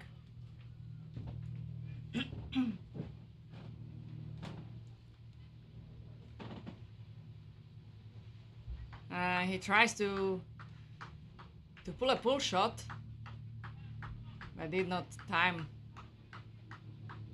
the swing and misses the ball. It's very difficult to time the swing if you're used to the hard ball and heavy bat. Now we are playing with a tennis ball and much lighter bats. On top of that, it's starting to be really windy here in Vinoš.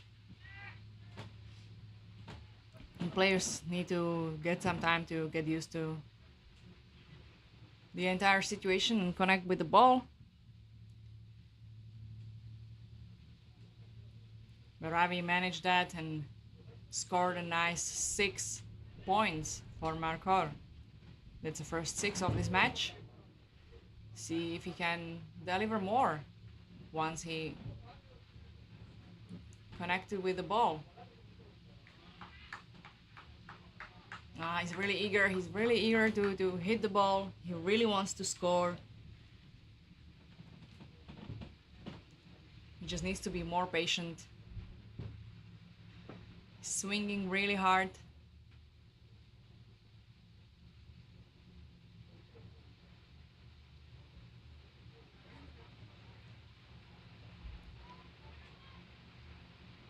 But Sufan's balls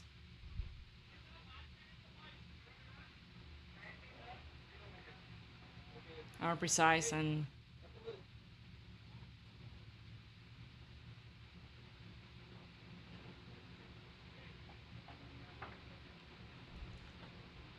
Ravi needs to really focus on the timing.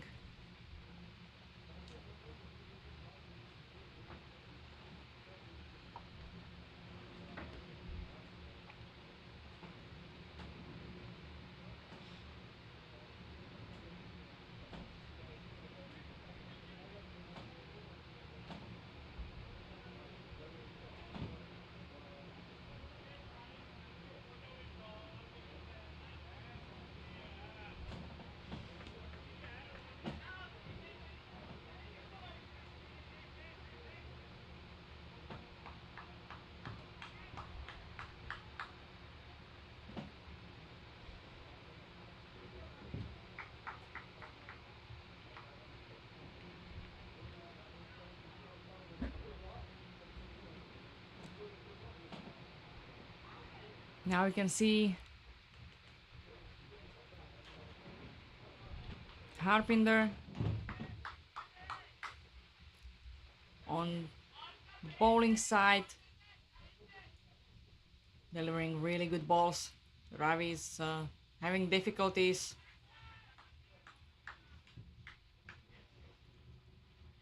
This was a wide delivery.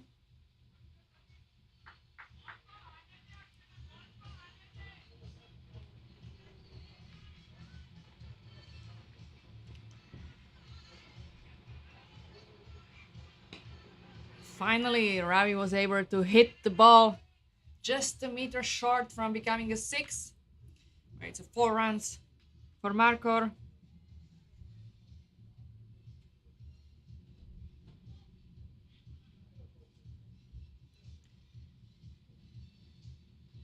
I think Ravi is not satisfied. I think he imagined a better run rate when he was dreaming about this day.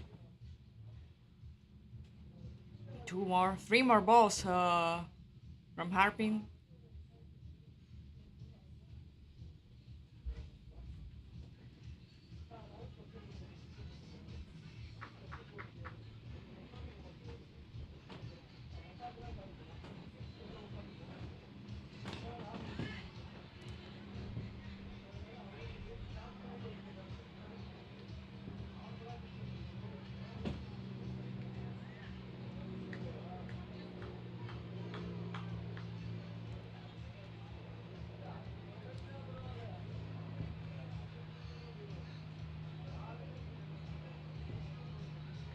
And again, wide. It's too many wides, too many wides. For 1 over and for 1 bowler.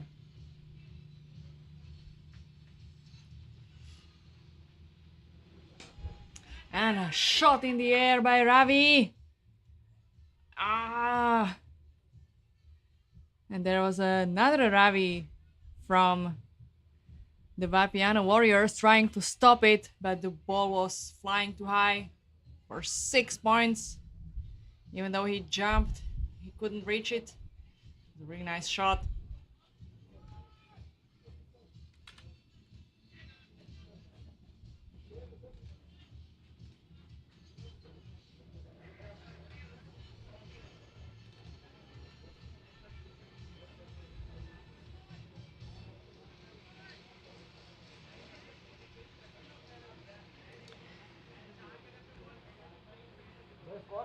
That was the end of the third over. It's 40 runs for Marco. 40 runs in 3 overs. And we have Rami bowling for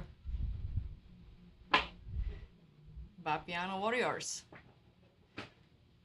Oh, that was a nice spin ball there. So it's Ravi against Ravi.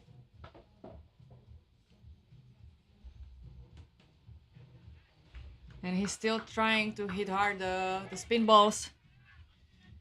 Vapiano Warriors fielded it well.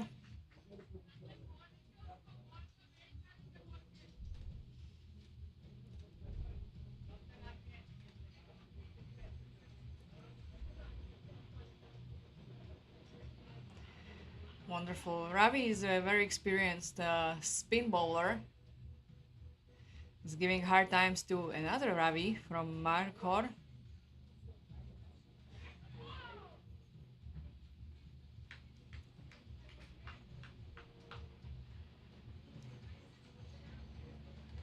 Ravi seems to refusing to quit on his technique, just swinging the bat as hard as you can,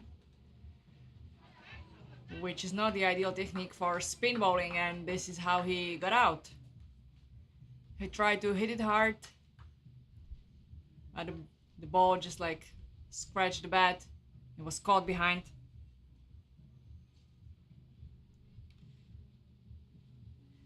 Beautiful bowling, beautiful spin bowling from Ravi.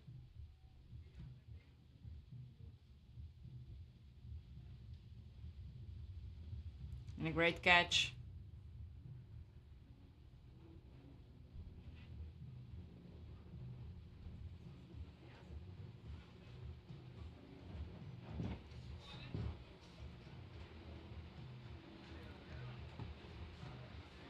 Incoming batter on strike is Prami. Again attempting on a caught behind, but not just right.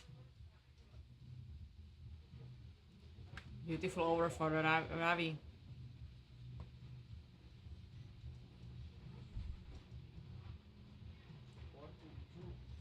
Nice work from the wicketkeeper in this game by Hiroshi Kamiya from Vapiano Warriors. Quick reactions, even though keeping without any protection or the keeping gloves. Fast reactions, potentially bringing more catches in this game. So Ali is back on the bowling, and his first delivery ended up as 6 points for Markor, coming from Sakline.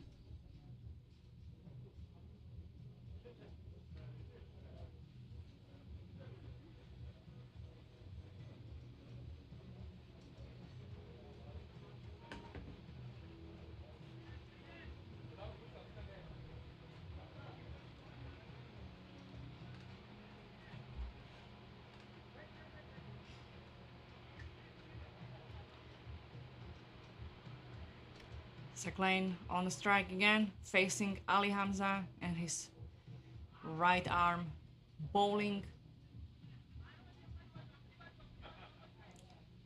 And it's safely in the hands of Hiroshi.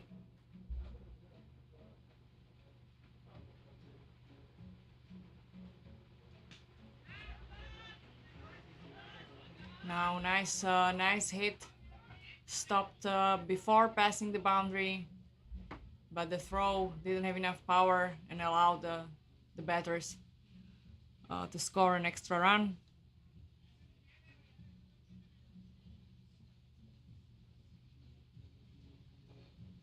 Three more balls for Ali.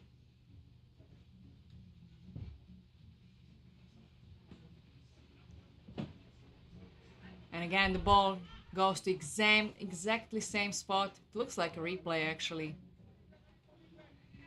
Stopped by the same fielder. Throw was a bit short. But this time probably the batters were too tired and scored only for 2 runs.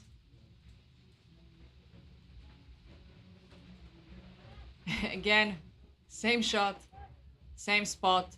This time a bit further from the fielder and just past the boundary. 4 runs to promote.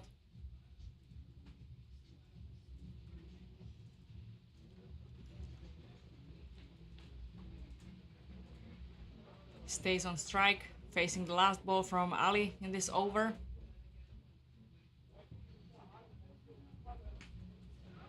And hitting again, exactly same spot. Stopped by the fielder, short throw, and too lazy to run 3.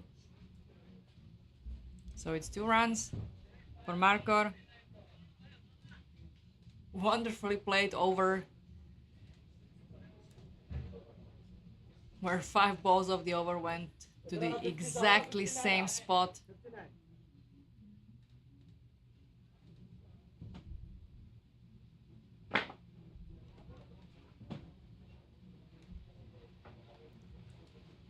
So Markor is now at 59 runs after 5 overs. That's a decent score. Everything will depend on how good the Vapiano Warriors are on the strike.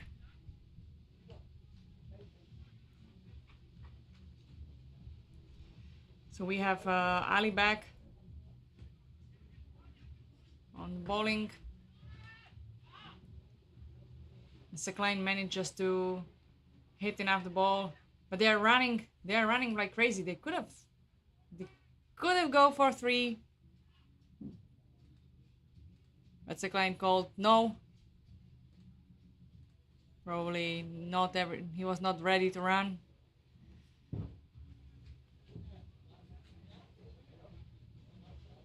So I ended up just 2 runs.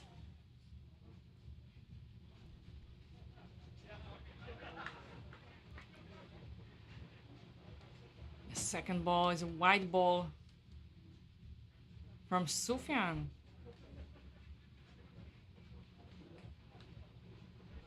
It's okay, it's not Ali, it's Sufyan.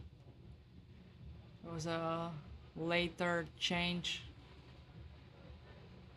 Later call from the scorers. So it's Sufyan bowling and Sekline staying on strike.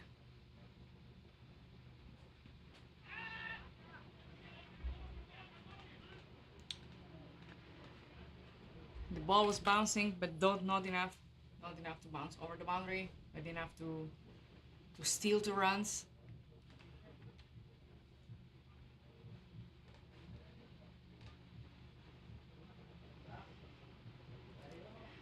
This is a decent run rate.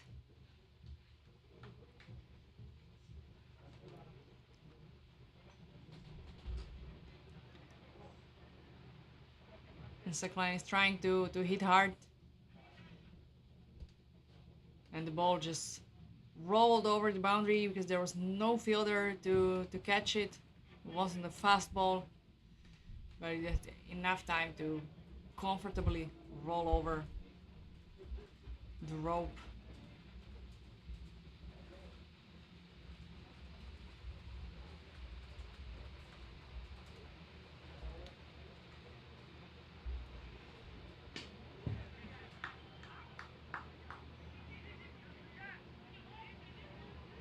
The ball was stopped now, threw it back, and we still expect 2 more balls from Sufyan.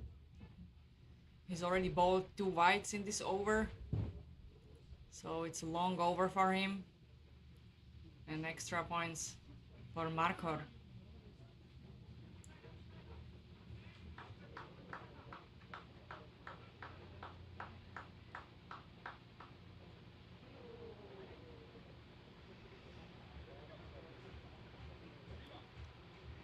Last ball of the 6th over.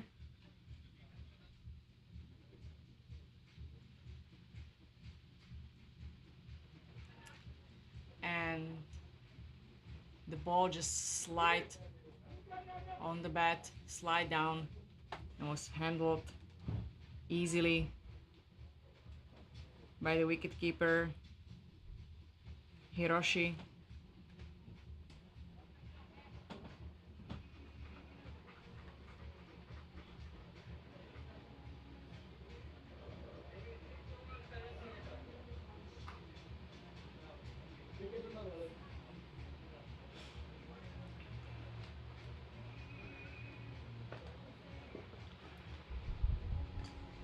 And I hope it's Ravi coming for the final over with his spin balls. And yes, it's him. It's Ravi coming to spin some balls for the last 6 balls of this match.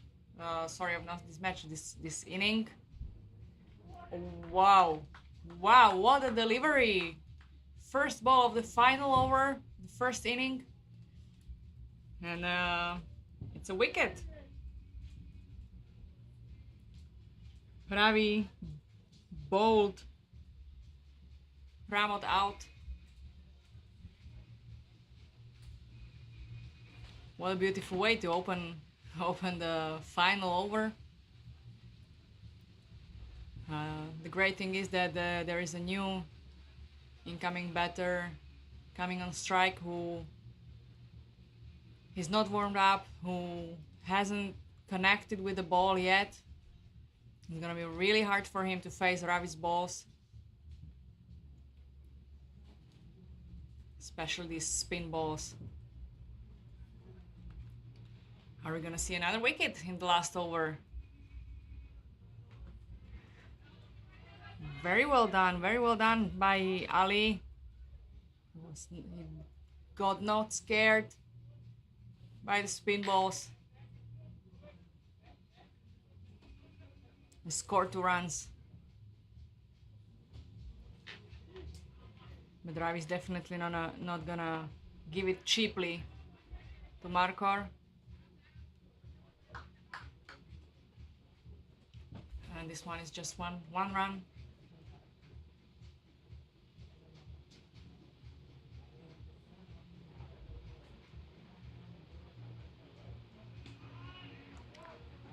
That one was flying high.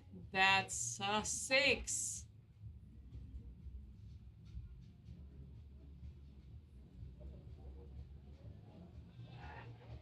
It was a really nice handling the spin balls from Sackline.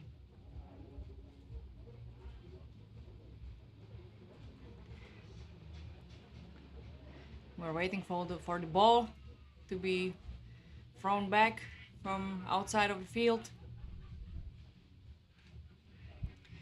2 more balls for Ravi. What's gonna happen? Anything can happen.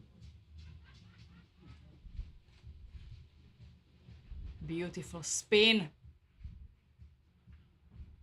Amazing game. That was amazing situation. Sackline missed the ball. Was caught by Hiroshi in the back, the wicketkeeper, and then thrown back to Ravi, who just like very gently took the bail of the stumps with his with the ball in his hands, and ran out. Sackline.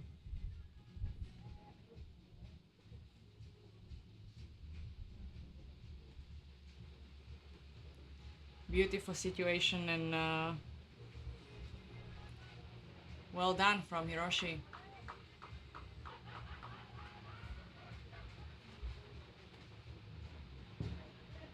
And that was the last ball of the first inning. That's 87 runs for Markor. So Vapiano Warriors will need 88 runs to win in a second inning.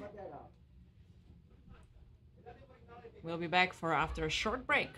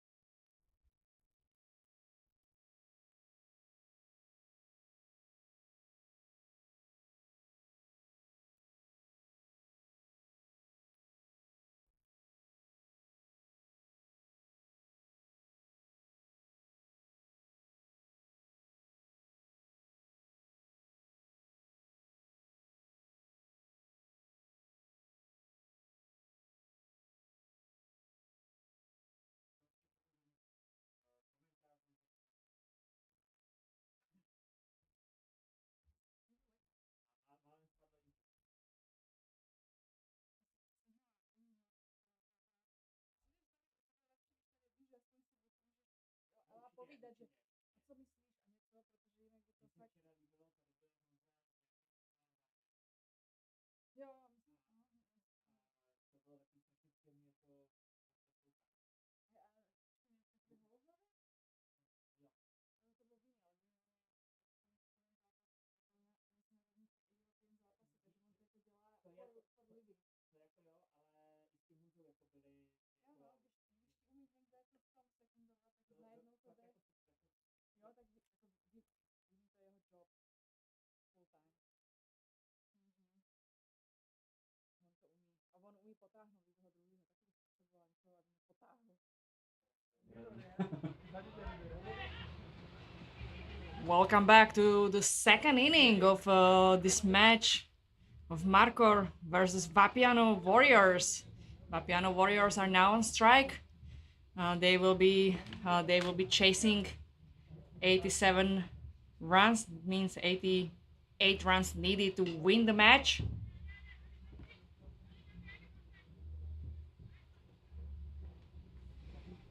We're already looking at a second over with Zahid not being really lucky and delivering 2 wides in this over. The wind is getting stronger. I'm not trying to pull any excuses for them, but over the time in this tournament, the sun will be stronger, wind will be stronger, and the players will be more tired.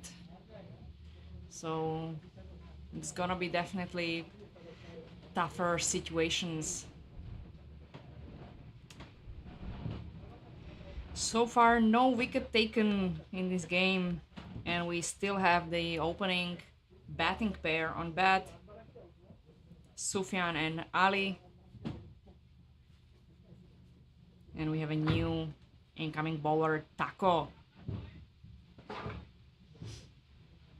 It was a nice defense from Ali, just good enough to score 1 run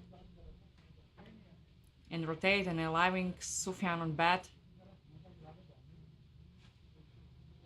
Probably tactical move.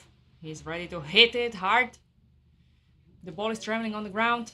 Will there be enough time for the fielder to save it? And it's a no. It's a boundary. The fielder just was trying to stop it with his feet, but he did not manage to kick the ball, and the ball went over the boundary. Taco is getting ready. The wicketkeeper is setting up the field. And the third ball right onto the stumps and hit hard by Sufjan. Very well fielded by Markor players. And now there was an overthrow and another chance for the team to run. They decided not to run.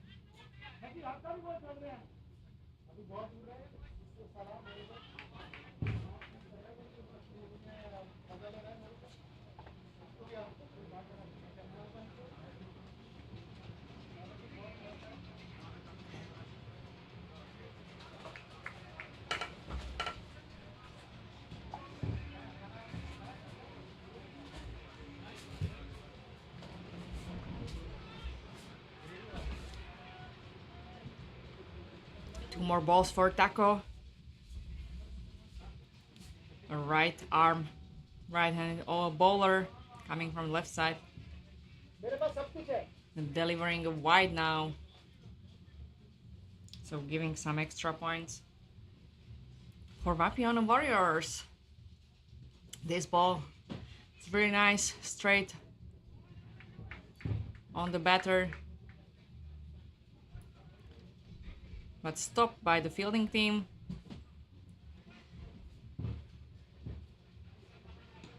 And the last ball went right onto the line. So it's still a league ball. And stopped before crossing the boundary.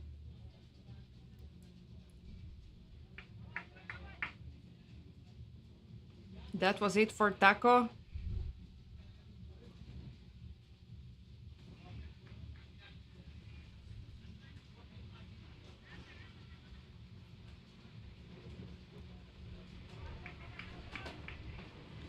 And we will see Ali Bakar bowling. And Sufjan facing the ball. Trying to hit it hard. Swing the bat. But the timing was not correct. And the ball is back with Ali. Second ball aimed straight at the batter's body. He pulled the shot hard and scored 4 points. Oh, it was 6. I thought it bounced, but it didn't. Before it bounced after the boundary, so it's 6 points off the bat of Sufjan in fourth over of the second inning of the game. Oh my God, that was a swing. He almost got him rotating 360 degrees. The ball went up to the air. Luckily for him, there was nobody to catch it, so he can continue in the game. And now it's Ali facing the ball.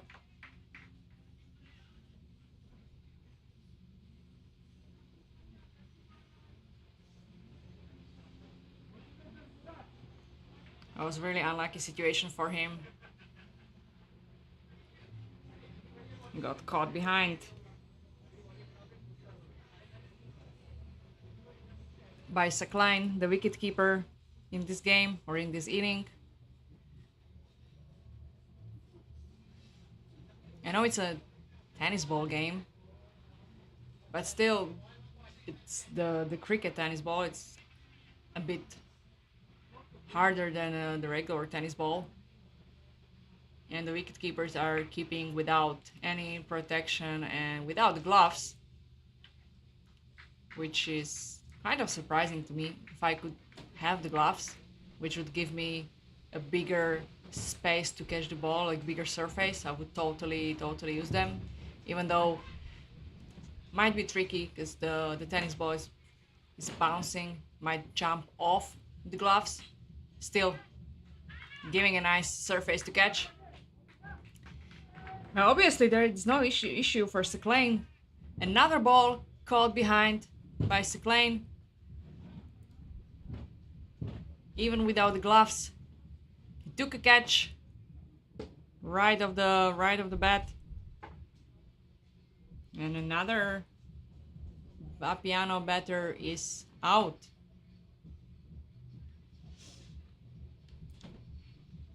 Exactly the same situation.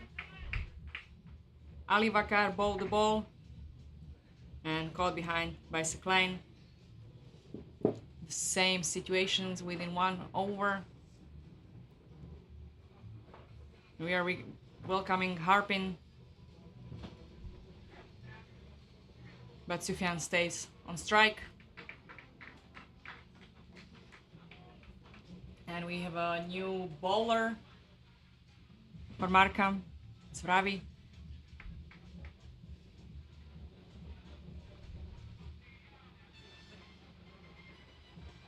Now we can see a slowdown in the run rate for Vapiano Warriors. The 2 wickets were probably bring them a bit down, maybe mentally as well.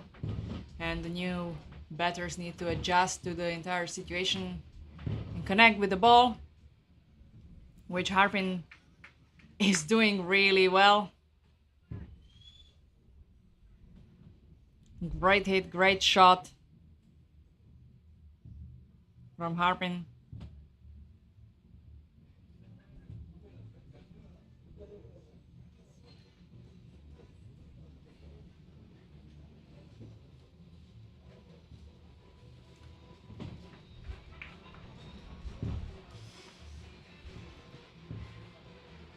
The Vapiano Warriors need to press a little bit harder and keep scoring runs and increase the run rate. To win, they would need 51 runs of 15 balls, which is really hard, and soon will become impossible. Another dot ball bowled by Ravi.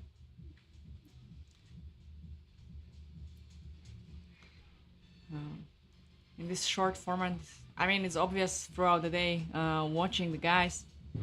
It's either hit or zero. They are trying to hit hard, hit for a 6. They either miss 0, or in this case, a beautiful bolt by Ravi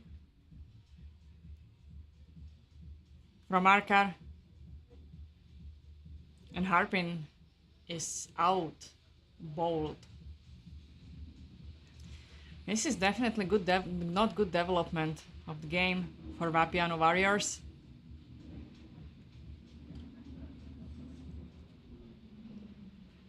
They require 51 runs in 13 balls. And we have Ravi on strike.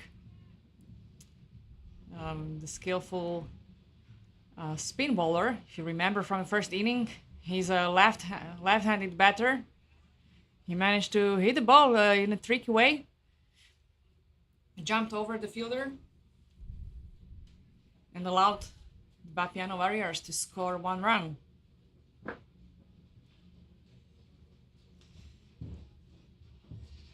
Vapiano Warriors are at 38 runs after 5 overs. They will need 50 runs in 12 balls. That's a lot of 6s. Their run rate is rather slow.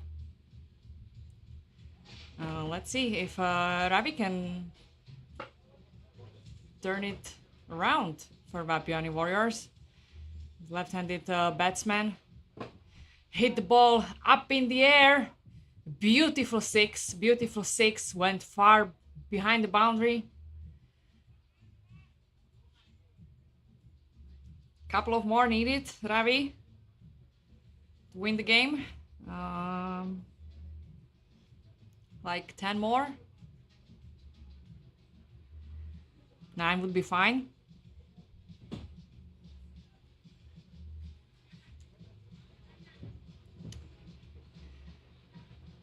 He just touched the ball lightly, but there was no fielder. It was very tactical. Managed to score 2 runs. Good thinking. No. Cyclane is bowling. It's a good one, a dot ball for him. Ravi went with a big swing. He's ready to win this game. Another hit to the air, and that's far behind the boundary. It's in the field. Amazing hit by Ravi. Really great performance over this match. Amazing all-around experience. Another hit. It was stopped. No, it was not stopped. It was not stopped. From this perspective, it looked like the fielder stopped it, but didn't stop it. It's a 4. So now the Vapiano Warriors need 32 runs in 7 balls. I mean, this is a run rate they need, which Ravi is delivering. This was just 1 run. The ball was good speed, but stopped at the boundary. The direction of the ball is not ideal. Now we have Sufyan on strike. Let's see what he can do in the last over of the game.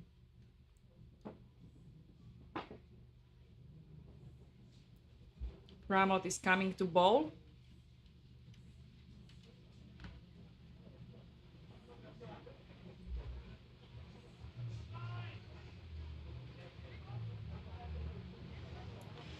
And Vapiano Warriors need a lot of 6s in this over.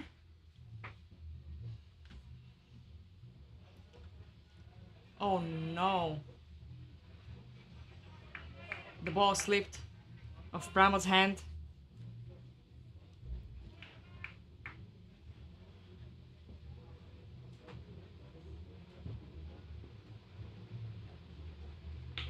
Ah, no.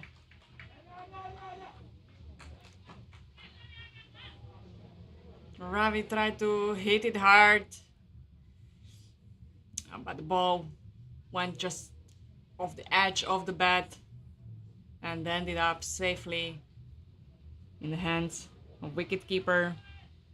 Ravi is leaving the field, caught out, caught behind. That is very unlucky.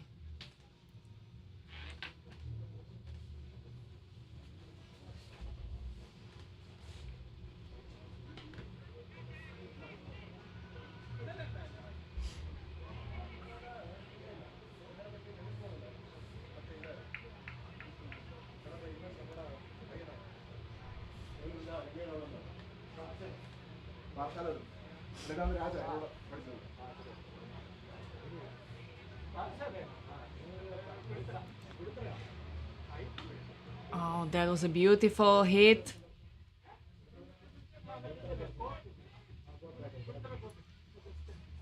Well, but did not manage to cross the boundary.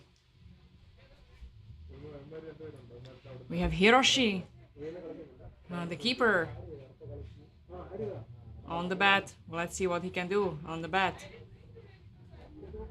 He seems like somebody who definitely played baseball before, based on his swing and based on his wicket-keeping skills. He's definitely got it in him. Extra, I have only 1.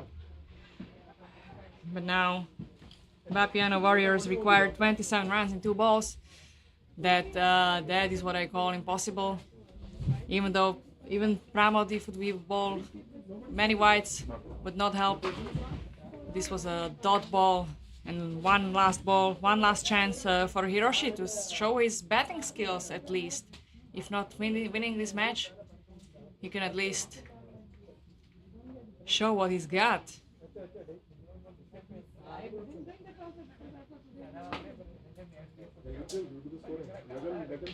Nice hit. Nice hit to the covers. Stopped by the fielder and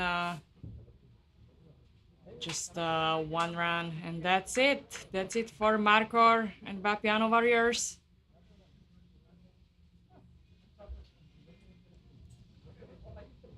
Marcor won the match by 25 runs. Vapiano Warriors put a really nice fight. We've seen amazing hits, amazing performance from Ravi.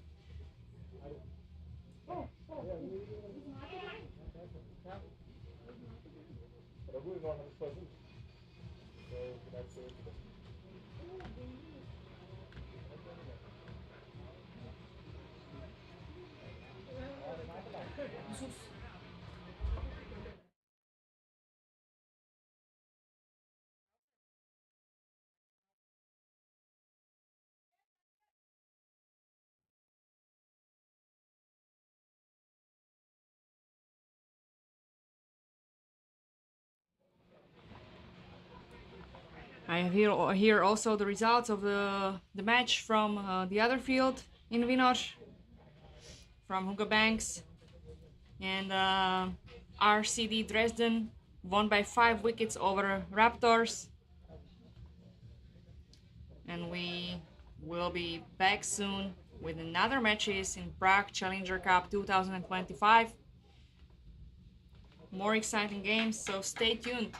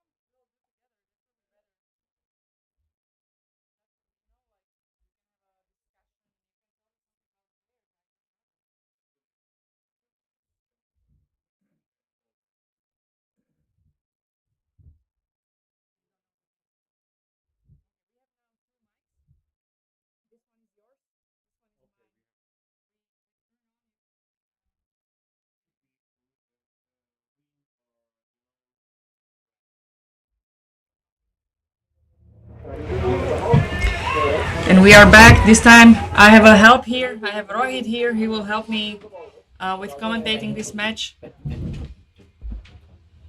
Welcome, Rohit. Good morning, viewers. Hello, Susie.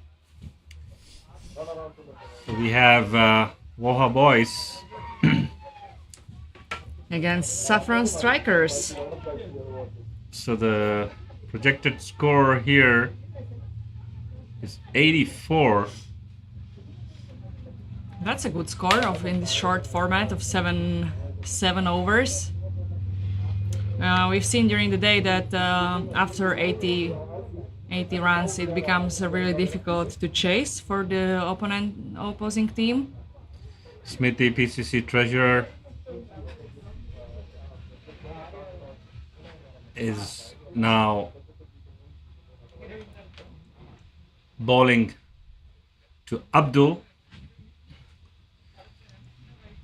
So again, Smithy was chosen as the opening bowler for Saffron Strikers. And let's see how the batting pair, Abdul and Raju, will do from Volha Boys. They are sorting some bat issues. This field on the Scott page has the advantage because they are playing with the wind, while on the other field it's quite opposite. So it's been very difficult to play on the long on, long off areas. So I assume the scores would be much higher than the other pitch here at Vinos. Surprisingly, I haven't seen that many 6 and 4s as I would expect, being it a smaller field and having a tennis ball. I would expect definitely more 6. So I've seen some of the batsmen have been really struggling to score big hits because the ball is pretty hard and bouncy. So connecting the balls, playing good shots is quite difficult. So you have to really play unorthodox cricket. Exactly. That's what I thought. That it's very unusual game format, like an unusual combination of outdoor big field, the hard tennis ball, and the lighter bat, and that the players. This is something which players are not playing every day. Yeah. So And bit creative there, and umpire wasn't sure whether it hit the arm or the hand, so it signaled four. So it's a legal boundary. It has hit the hand. yeah, it scratched the wicket keeper's gloves. Yeah, this Turning is one out of to the- be a good first over for Volha Boys. 13 runs off the first over. Yeah, If you that's- keep 10 and over, I think that's going to be a very competitive score. Like anything above 70, I really believe that it could be a challenging total for the opponents. Exactly. And interestingly, the Saffron Strikers, their keeper is one of the few actually wearing the keeping gloves here, which I believe is giving him some advantage because he has a bigger surface to catch the ball, but also might be difficult if the ball bounces. And we have the first six of the match. Yeah, I think it was a catch, but it went through the hands. So there was an opportunity missed at the long on area. So interesting to know that it's the first six since the morning. No, it's not since the morning of the match. Of the match. Of the match. Making some room and tapping it over to the extra cover areas. Oh, Oh, whoa. there is Oh, and was even misfielded. the batsman really struggled. I hope he's not injured. Yeah, I he think his tripped. foot got stuck into the field and Yeah. he tripped. He tripped. There was and, a run out chance. But he was dedicated to save the run, and he just like slid and rolled over to the crease. Probably he needs a moment to reflect. I've been umpiring their game, Volha Boys, and they won their game. And yeah, this batsman was undismissed. He's played until the end. But So- he seemingly looks very tired.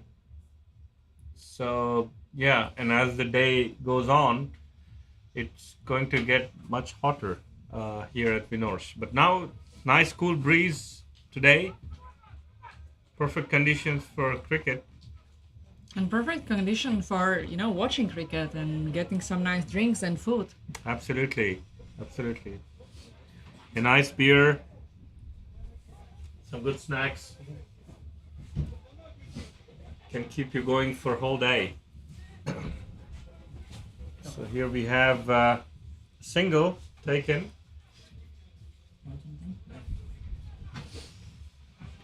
And the scoreboard is sticking up nicely. 22 at no loss. And as we can see, Susie, the projected score is now above 100.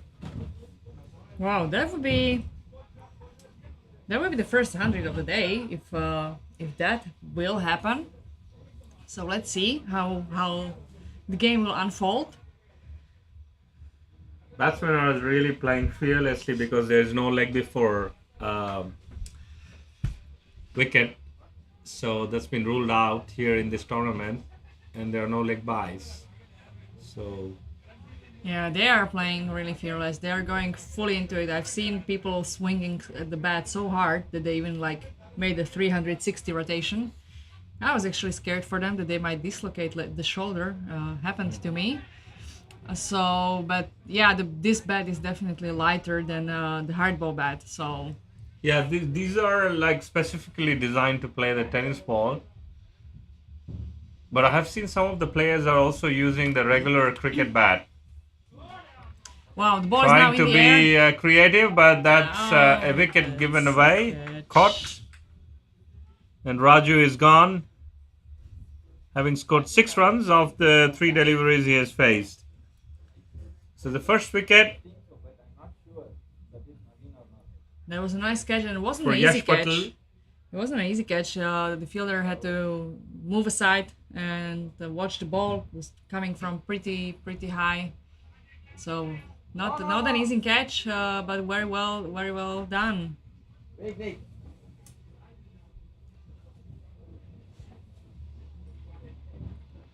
So Deepan Patel is going to bowl the next over. So this is the third Patel in the team. So this is all This is the Patel third boys. Patel. I think they should have called themselves Patel boys rather than Volha boys. Definitely. I'm not very familiar with all the players. During the break, I went to check, and they are not a family, and they are not brothers. Even though it would be very nice to have a team like Patel brothers, they are not a family. It's just a coincidence, or maybe when they were searching for players to join their team, they maybe went, to search They went by hunting name. for Patels. All the Patels living in Prague, and just calling them like cold calls, like, "Hey, you want to join a cricket team with us?" And that would be an interesting way how to hunt for players. An appeal caught behind, but given a wide by the umpire. Nice to see some left arm seamers here. Deepan has been playing with PCC before. Young talent. Straight drive and opportunity, but we have Smith Patel guarding the boundary there. So quickly picked up and thrown back to the non-striker end. Great Just work. a single. Great work in the field by Smithy. And another ball, his direction again, stopped easily. Overthrows, a bit lethargic there. Unfortunately, Deepan was a bit lethargic when catching the throw from Smith, and an overthrow allowed for an extra run for Yeah. Volha Boys. Batsman making again a room at the third stump and really trying to smack the ball on the onside. We have two fielders on the boundary there on the onside. Again making some room, and now nicely connected into the gap, and that's a 4 in the deep mid wicket area. It's a very nice work from Volha Boys batters. Even though the projected score went a bit down now, so the run rate pace is slowing down, but still really good result. 34 runs in almost 3 overs. That's a really nice score. Already And 10 runs have come this over with 1 wide, 1 boundary, couple of singles. Yeah. Nicely placed there, nobody's cut there. on the third man nobody's there. area, and 2 runs stolen. And that finishes this over, third over, and 12 runs off this third over. So scoreboard ticking nicely for Volha Boys. And we have our new bowler, Akash Palmer, PCC player, playing for Volha Boys now. So these boys are all from one particular state. If you know, this is from Gujarat, and I think that's the reason why the combination here in this team. Okay, and that's also the reason why they have a quite high rate of surname Patel there. Probably, yeah, it's the common surname there. Yeah, in the in area. Gujarat. So cleverly bowled, a lot flighted, and the batsman literally going back of the stumps, behind the stumps, and making the room to play the shot at the deep square leg area. It is interesting to watch, and I would be really curious about how women would fight with this format, having only 7 fielders or like 7 players on one side. It makes the field look pretty empty, and I can see a potential of playing this game completely differently, just like comfortably hitting fours where nobody is standing. But I see men have a quite different approach. They are just trying to hit as hard as possible for 6, and sometimes just missing the ball. So it's either a hit or nothing.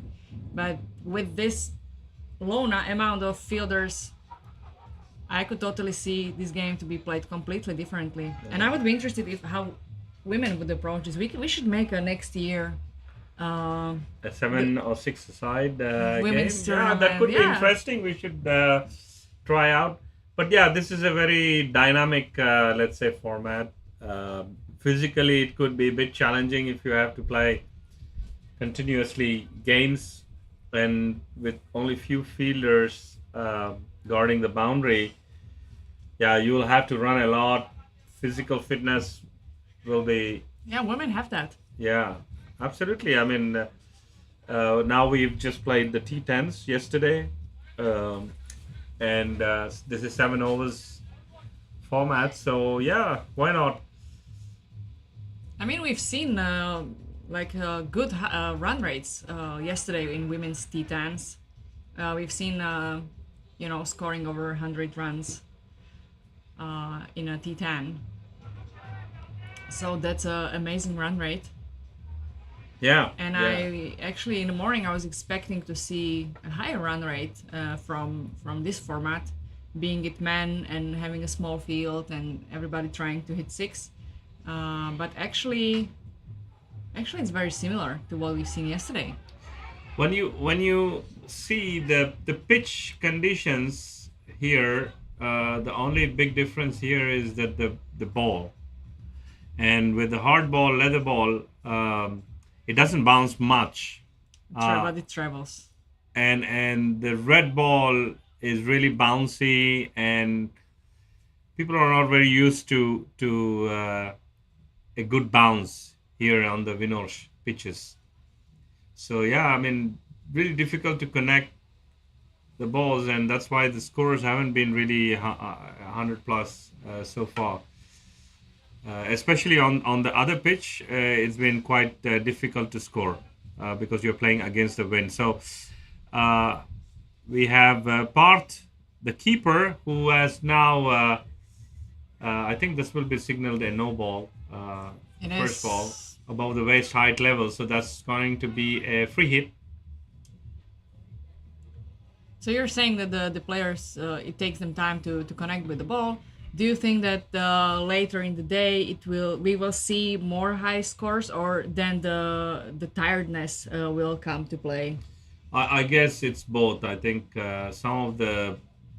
definitely the players are going to adjust their shots, will get more used to the conditions with the ball, especially. But yeah, there are a lot of teams in 2 groups. We have 4 teams in each group, so there are a lot of games to be played, and we will see around afternoon time. It's going to get much hotter during the day, so I think there will be some tiredness. But a lot of the players are quite young, so I see no big issue, except that, yeah, when it gets to 30 degrees here, Yeah. it feels like 40. They need to hydrate. Yeah, you need to be hydrated and take regular breaks.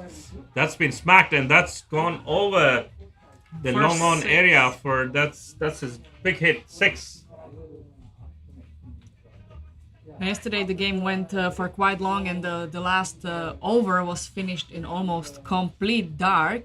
It was difficult to see what's happening on the field. Do you think that there's going to be a situation for today that we're going to see some night games?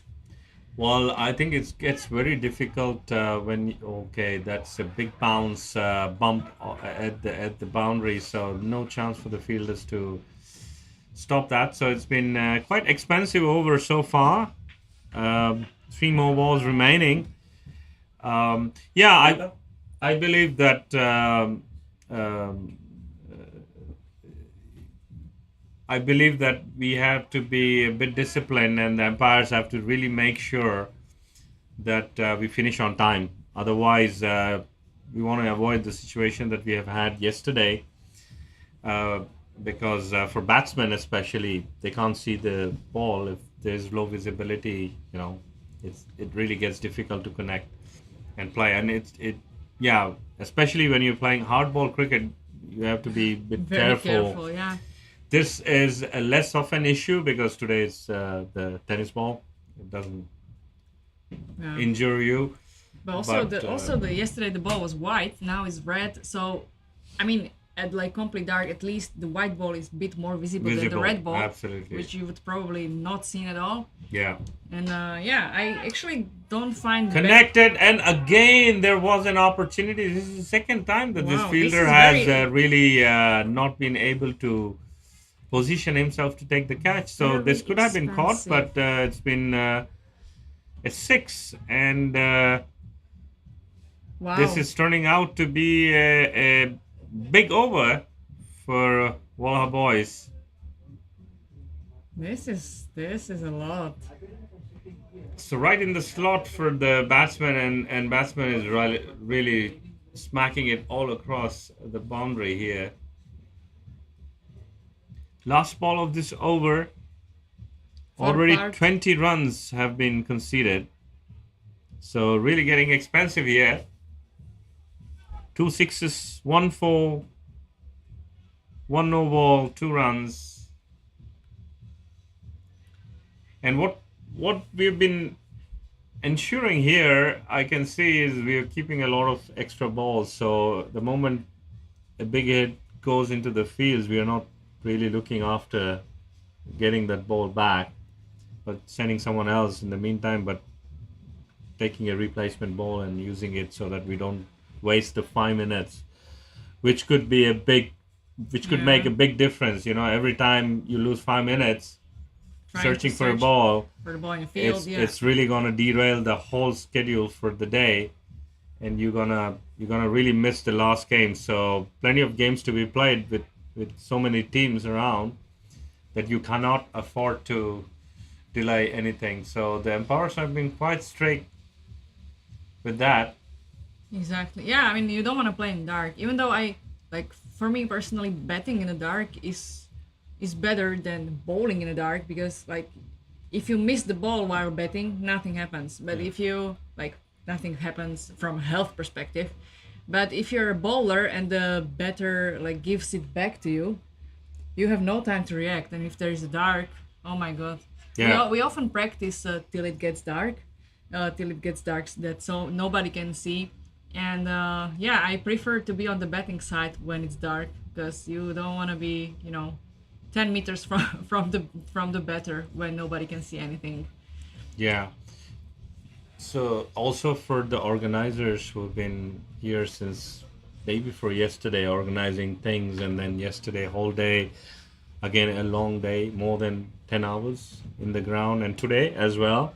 So it's a bit tiring. So nobody would like to have an extended, working session, and tomorrow is a working day for most of the people, Monday. So everybody wants to get back to work and relax a bit in the evening. So that's what everybody is looking forward, is to finish on time. So Yash Patel Coming for sixth over from Saffron Strikers. single conceded there at the short square leg. So Smith is keeping behind. I don't think that's like a typical position for him, right? He is not really doing any keeping. Yeah, I mean, I in the past a few games where we clean ball Ooh. on the money, and batsman completely going across and missing the ball. So it's a good delivery. It's, I think, the right tactic to bowl to the batsman. Yeah, Smith has done some keeping in the past, but yeah, is not the regular keeper. Me personally, I've never kept. But Susie, you're Keeper. the keeper for the women's team. So tell me about how do you prepare for keeping? Like what do you how do you practice? I mean, I practice a lot of mobility, speed, strength.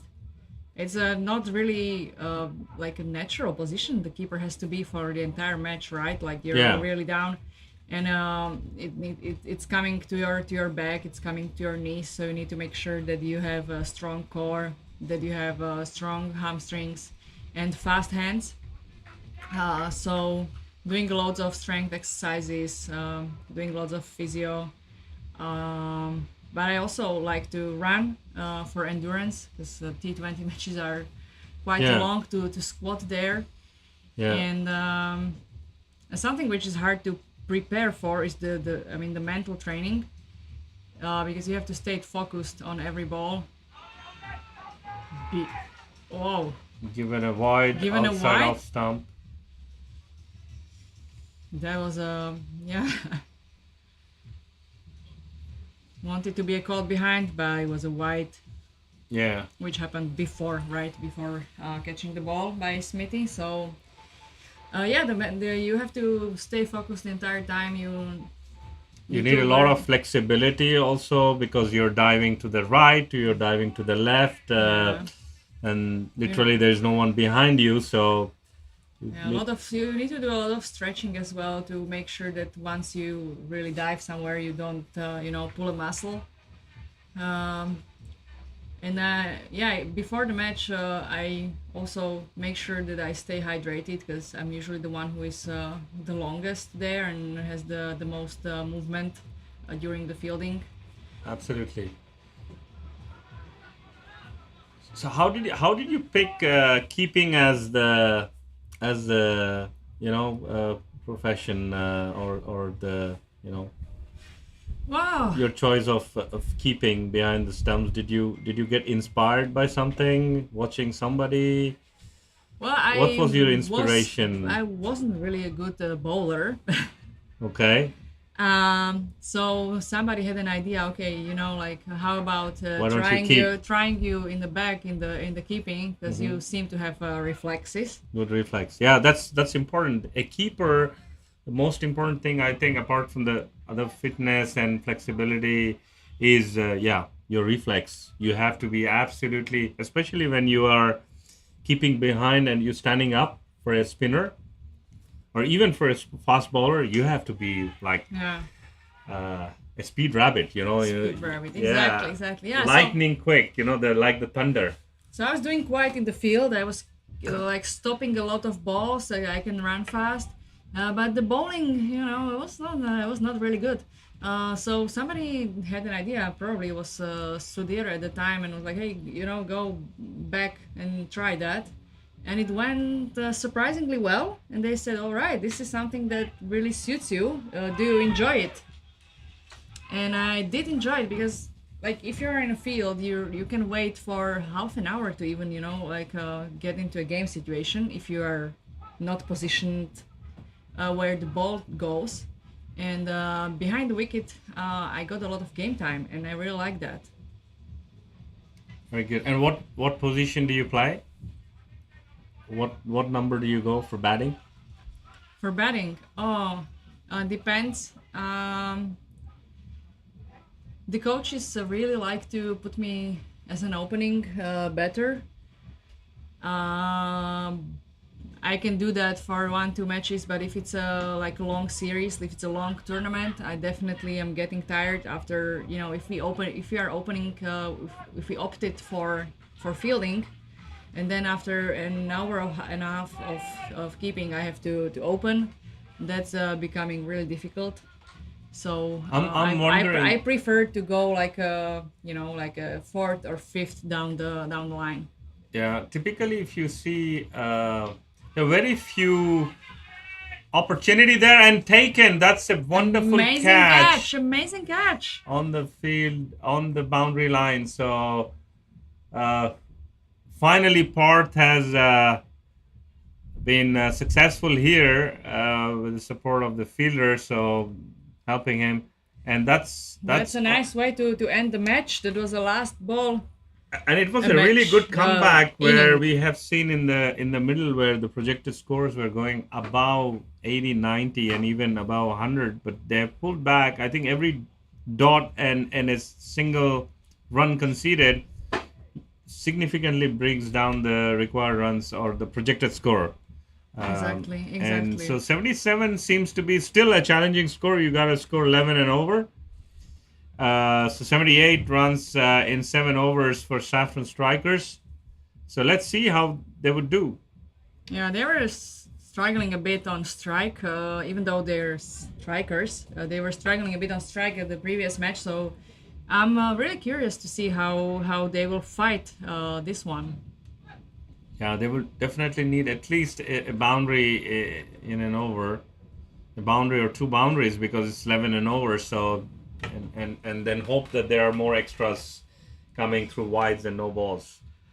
So, Volha Boys, if they want to defend 77, they have to do a very disciplined bowling. And I have seen them playing the previous game um, versus Barbarians, and they are pretty consistent, I would say. They haven't given away too many extras, and they've been pretty much bowling on the off stump line. So there's much more discipline there. But they're playing on the different pitch now, so we will see how the conditions matter to them. With the wind directions also now quite opposite to what they were doing before. So that also plays a big role. But yeah, the ball is not aerodynamic. This is a tennis ball, hard tennis ball. So we'll have to see how it plays out here for them. So great. Yeah, I mean, who's your inspiration? Like, who's the wicket keeper you like? International cricket. Any favorite cricketer in women's team? Yeah, definitely. It's Sarah Taylor. Sarah Taylor. Yeah. Sarah Taylor. Yeah. She's amazing. Yeah. And typically, as you say, there are very few international cricketers, wicket-keeper batsmen who keep and come as an opener. Very few, I believe.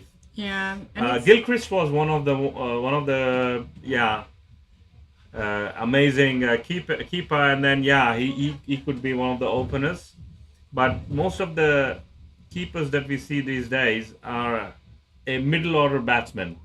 They come at number 5, number 6, number 7, yeah, and that's the position as you mentioned. yeah, I you prefer that because it's not only like being tired, but it's also you need to change the equipment, you need to change your pads, and there is usually not much time between the innings, and you just wanna take a break, you wanna use the bathroom, you wanna have a drink, have a snack.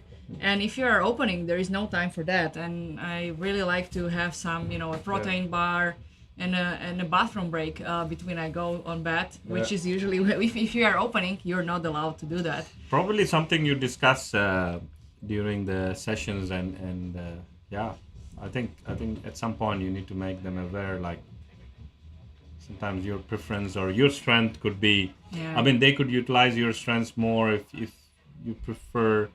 If you're really depends put down to the middle order maybe on the coach and the captain. With some are more open to discussion, and some are less. I remember one time when I asked to go like at the very end of the batting order because I really needed time to just eat something, and the match was a complicated one, and we got all of the people out.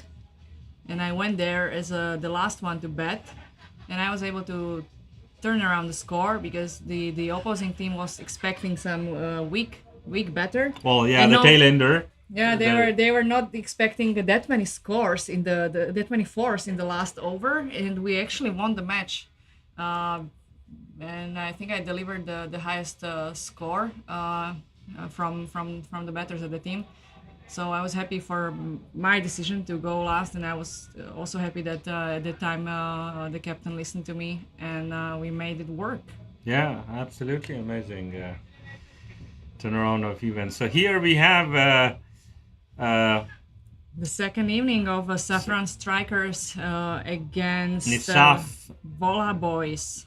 and that's been smacked over for a six by Akash on the backward Amazing way how to open square their leg. inning.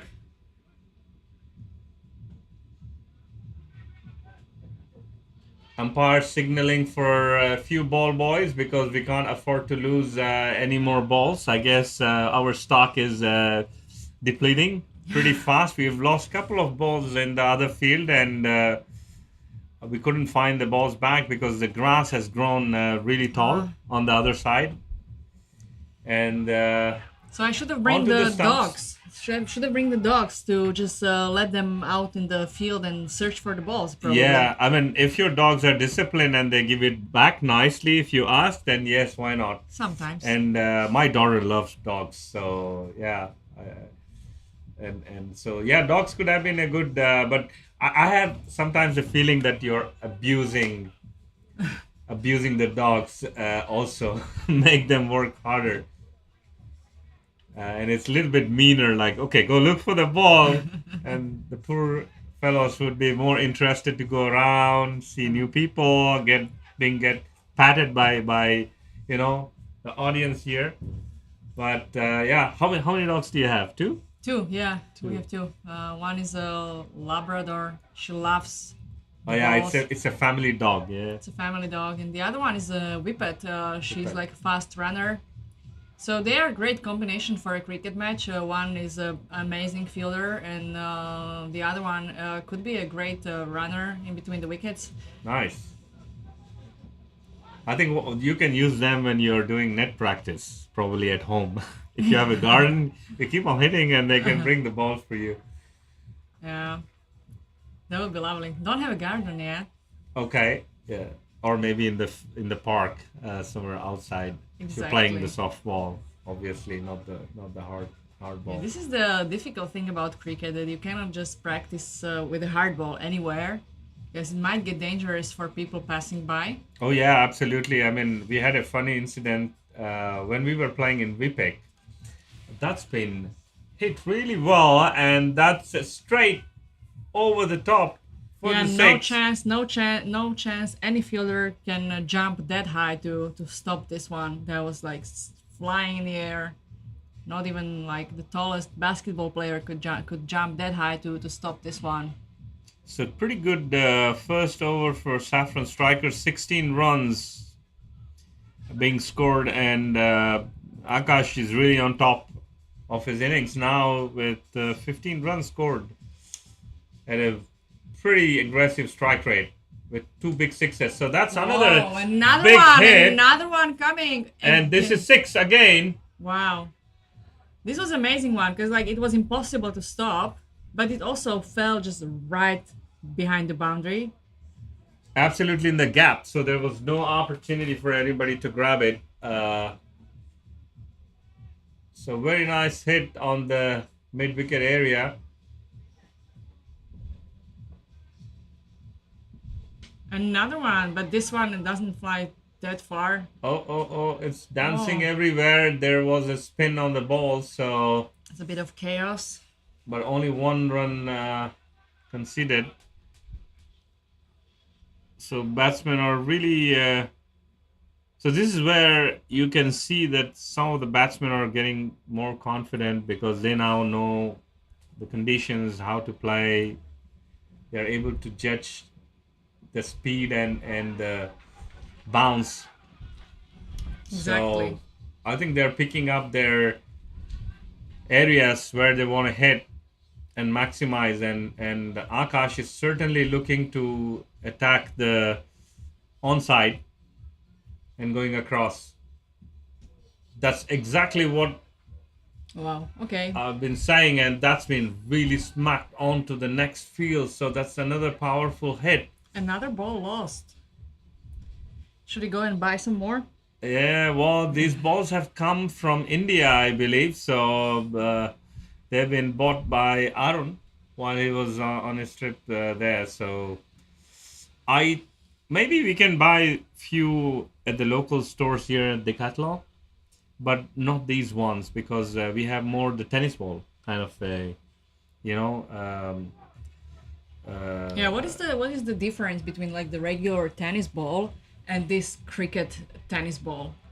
These are typically not really used for tennis. Obviously, Obviously. your rackets with They're harder, right? they are much Probably they're heavier. much heavier and harder, and they've been specifically designed to do the to play for the kids for maybe more junior levels and also for this kind of fun tournaments, and that's been smacked for a four at this. It's a straight drive just in front of the camera, so really nicely hit there. Amazing run rate for Saffron Strikers. They probably finally found their mojo and they stood up to their name. They are now real strikers. It's 34 runs in 2 overs. That's amazing. Absolutely. So Aaron Johnny is Coming to bowl the third over. so yeah, the required runs per over is below 9, and this is closing in on the gap required for the total. Another Nicely hit. struck there, but there is a fielder straight to the fielder there on the long on. Yeah, it was the same direction as the previous ball, so probably the Volha Boys are also seeing that there are certain hotspots where Saffron Strikers like to hit, and they place their fielders according to that. Yeah, they're a bit straighter. Um, the long on and long off are a bit straighter, and the batsmen are really trying to hit it either straighter or across onto the long on. They are trying to generate as much power. Nicely bowled, and there is an opportunity that's off the bat, but a bit slower there. Maybe a dive could have Yeah, proved it successful, but yeah, there nice was try, no nice try, intention. nice try though. And in the men's team, who is your favorite wicket keeper? Any particular player? Uh, That's out. That's caught behind. So that's a big wicket there for someone who's been scoring at a pretty aggressive rate. Wicket gone. Good bowling there. And Akash Parmar is heading back to the pavilion. Yeah, within the men's team, I mean, there are amazing wicket keepers in the men's team. Actually, I have been following this kid on Instagram. It's called the Cricket Kid Jackson, and I think he's like 15, and his cricket skills his wicket keeping skills are amazing. And I think it's no shame to be looking up to a kid. He's probably playing cricket much longer than I am, and he's also a high quality, better, and amazing wicket keeper. So I'm following him on Instagram and yeah, checking all his tips for improvement, his training routine, etc. And he's amazing. He's got amazing future in front of him. A big swing and a ding. There was nothing connected. A good length ball pitching up. So the wicket, the fall of the wicket has probably some impact, but nevertheless, shot played at the extra cover area. So 2 runs taken, and this has been quite a successful over in the context where they've been going over 17 and over, and now only a few runs conceded here. Arun John taking a wicket and 4 runs, so that's a pretty successful over, I believe. Yeah, the Volha Boys are trying to slow down the success of Saffron Strikers, and it's still looking good for Saffron Strikers. But let's see how it can. At this point of time, I think it still can end up all both directions, right? Yeah, Deepan is on the strike, so the left hand right hand combination can disrupt a bit the plans of the bowlers.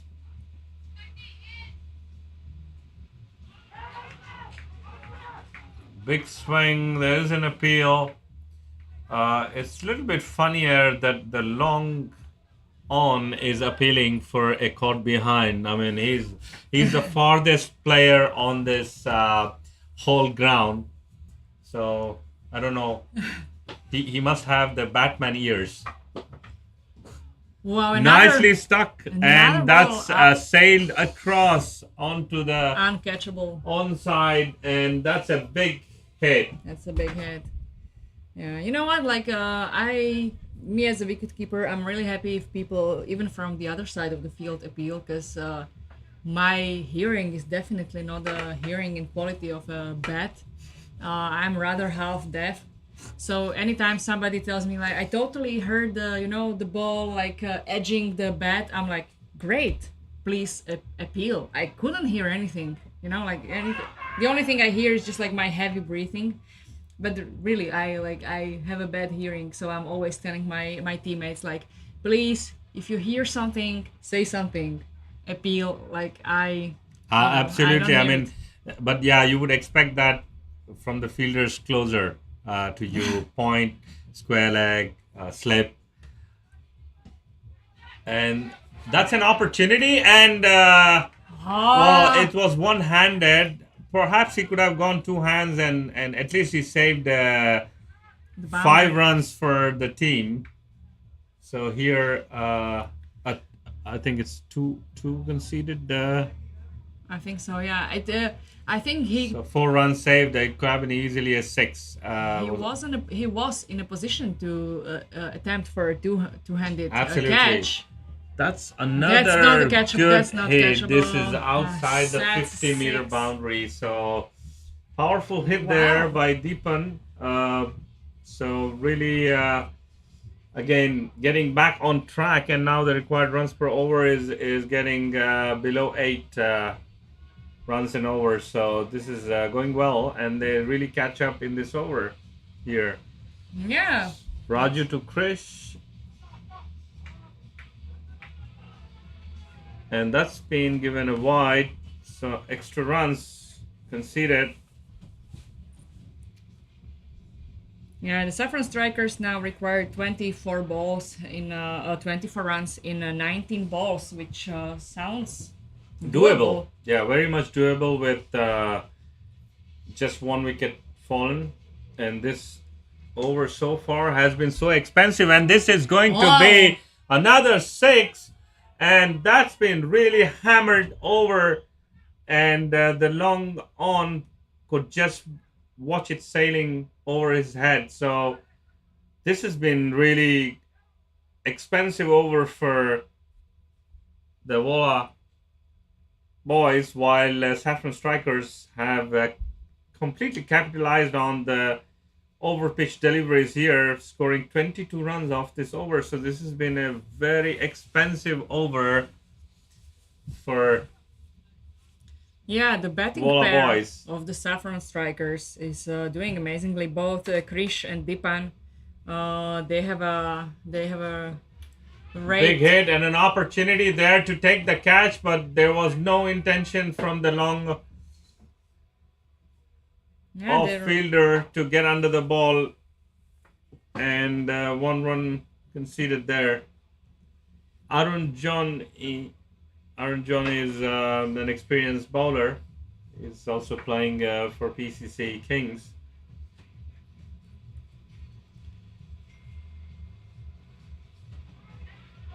Nice ball outside the off stump area, but this will be Bice.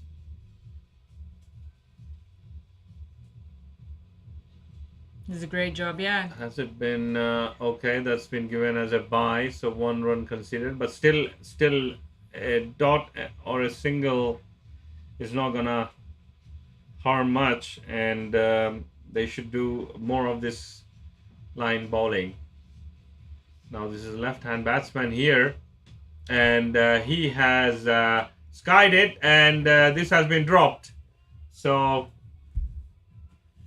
not getting under the ball very quickly, and again, I've seen a lot of fielders are going even one-handed. Even the keeper is just going one-handed, while he has got the biggest advantage on the field. He has 2 gloves to hold on to the ball. So it was rather a pretty easier one if he could have just come under the ball and focus. Large catching surface with the gloves. This seemed like something he. I mean, at least from this perspective, it looked like something he could catch.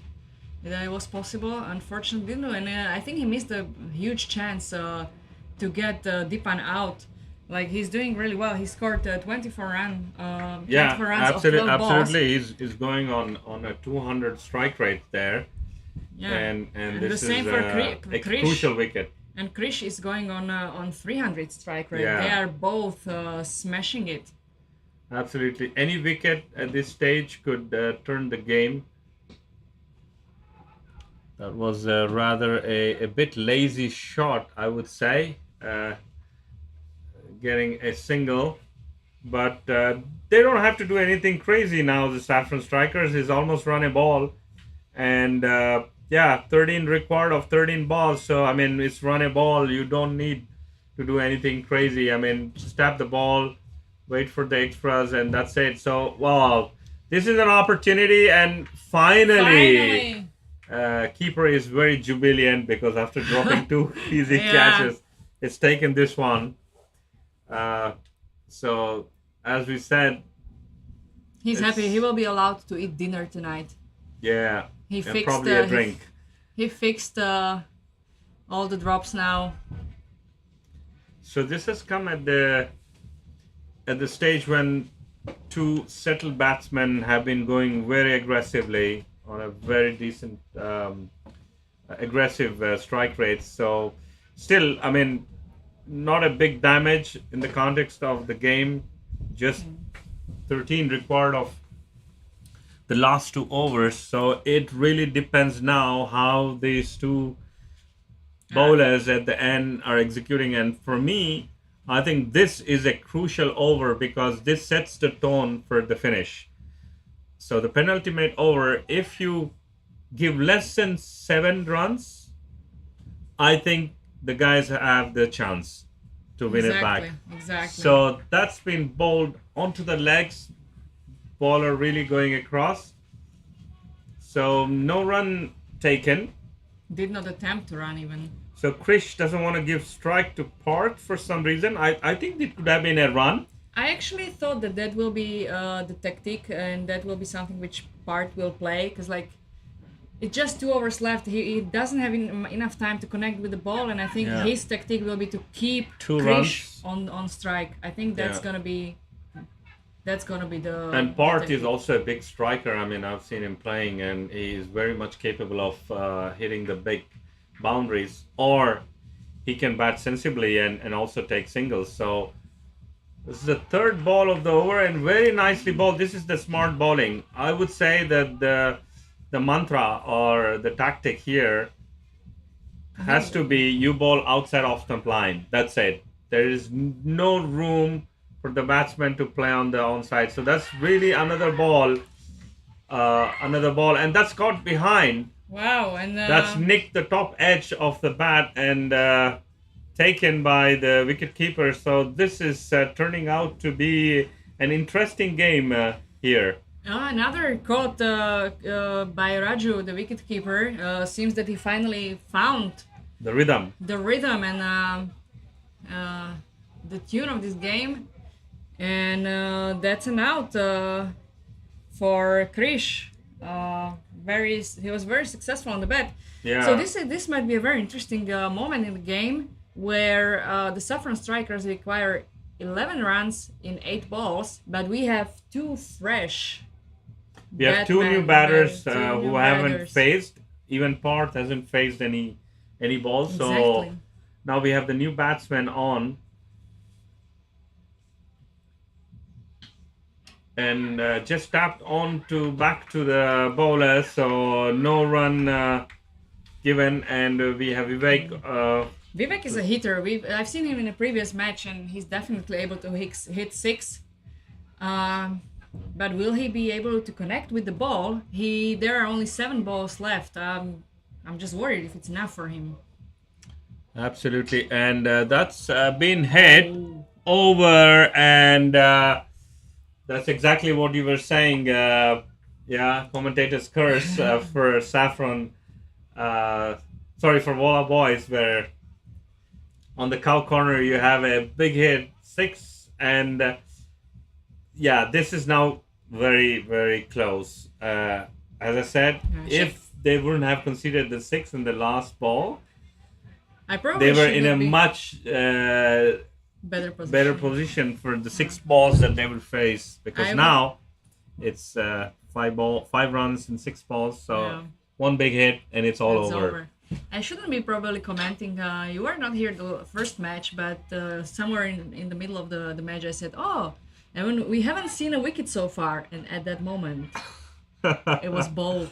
At That's- that very moment, I finished the sentence, and there you go. So I should be really careful what I say.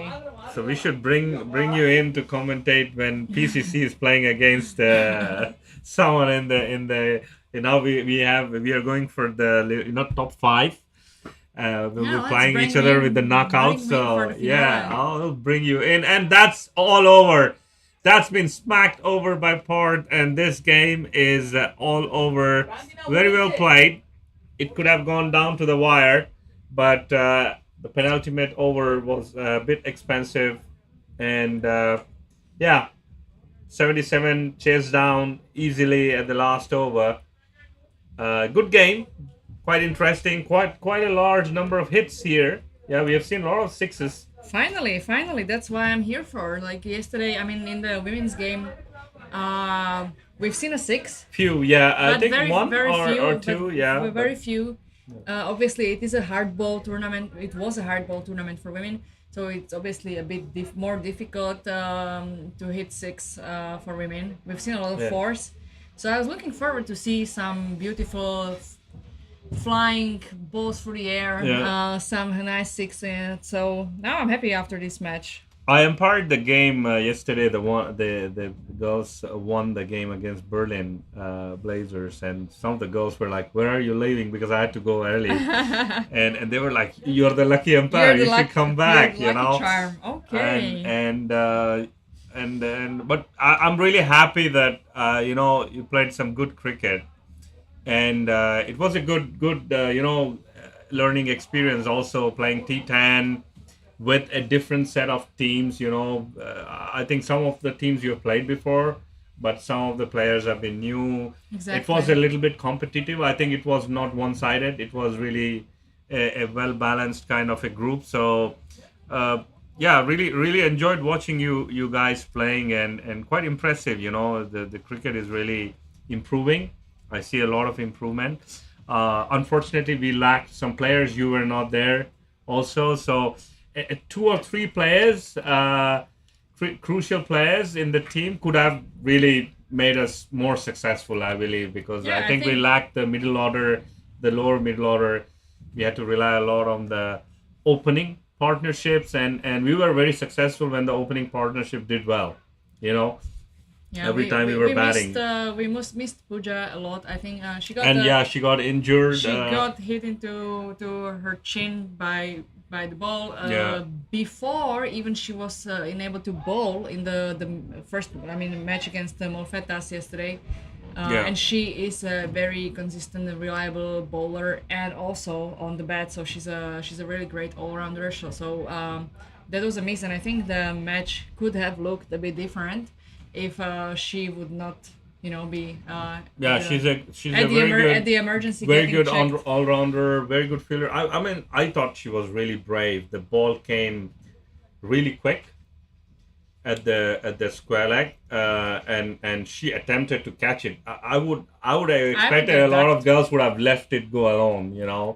on the way. But yeah, she did attempt, but unfortunately, it reflected from the hands and hit it on the chin. But well, tough situations make you much tougher. And yeah, I really think that everybody did quite well. The fielding was also really good yesterday. It was lovely to watch. There And were so many saves, especially by Erika or Saujania, who were sliding and around the boundary and stopping many fours yeah, yeah. Saujanya took catches. catches and good. So we are into the next game,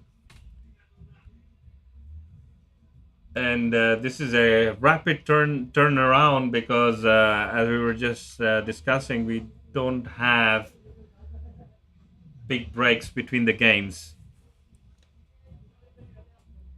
So this is going to be at the Scott page, Barbarians, who are And batting first against Raptors, and Barbarians have lost the previous game, and they really need to win this one yeah, versus Raptors. Raptors won the toss and elected to field. And we see that they have chosen Ankit to be their opening bowler. Caught and bowled chance dropped by Ankit.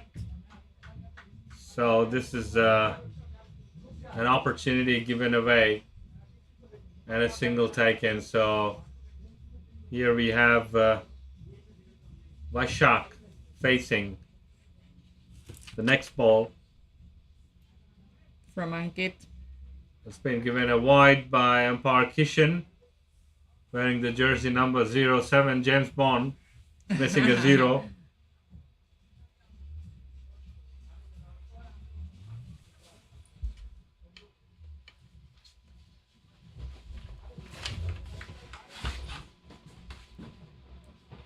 Oh, another nice ball from Ankit. And Vishak did not manage to connect with it or time it properly. He missed the hit.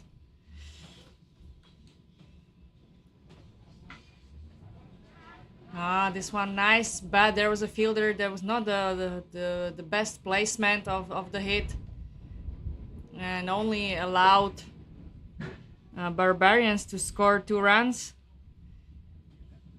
That's the end of the first over, and yeah, probably they won't be really happy. This isn't the ideal run rate for the match. Five runs after first over for Barbarians. We've seen in the previous matches that 10 and more runs for over is definitely better, making safer and making it more difficult for the opposing team. But 5, that's a very slow start.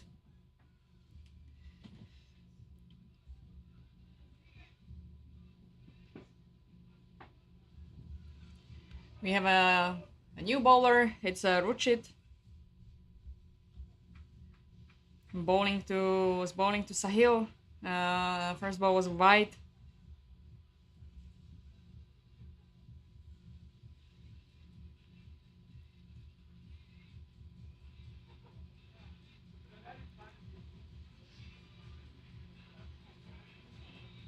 And another ball delivered nicely. There was an attempt for a catch, but it was a drop, and the ball actually bounced outside of the boundary, giving 4 runs to Barbarians.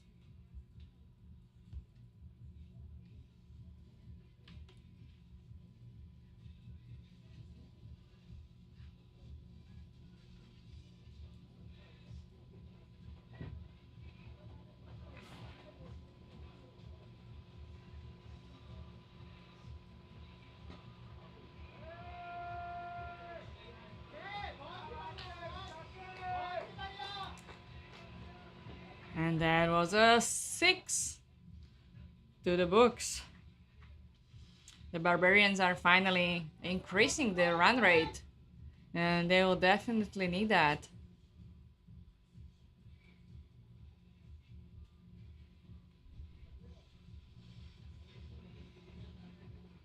Seems like Vishak has connected with the ball and is ready to bring more runs for the team.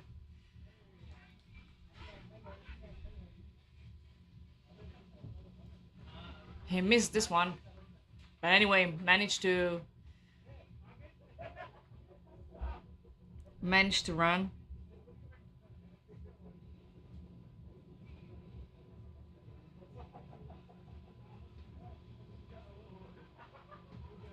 That was a nice delivery. And yeah, that delivery was answered by 6 by a big hit. Another 6 to the books for Barbarians. Picking up the pace. This is what they need. This is what they need. In the last ball of the second over. And again, amazing hit. Oh, woo! That was a catch. That was a catch. Right at the boundary. I needed a little bit of acrobatic jumping from the Raptors team, but it was a catch.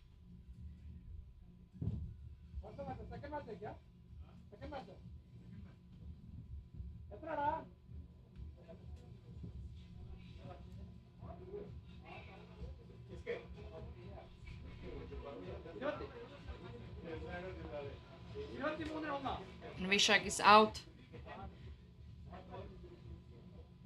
Caught by Ankit Kumar. The incoming batter, Sahil Grover, is getting ready on strike.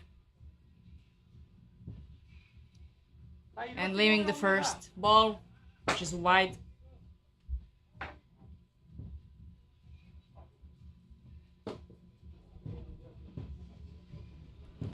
This over was given to Praveen, a right arm fast bowler.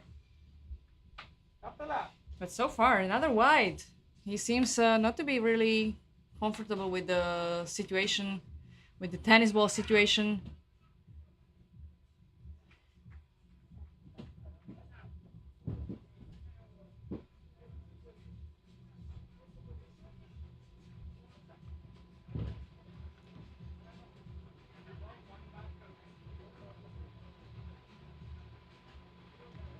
Another ball to Sahil. He managed to hit the ball. Stopped by field right at the boundary. Throw back, and there was a attempt for a run out, but unsuccessful. But we got Kranti on the strike now.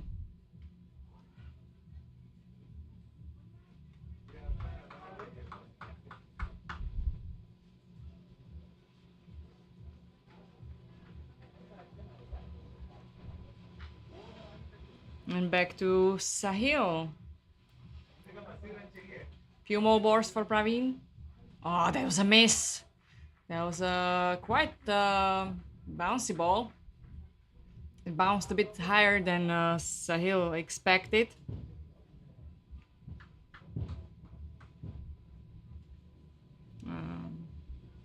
Two more balls to Praveen. Sahil is getting ready for a big hit. But yeah, the ball did not sit well on a bat. Was fielded in the outer field.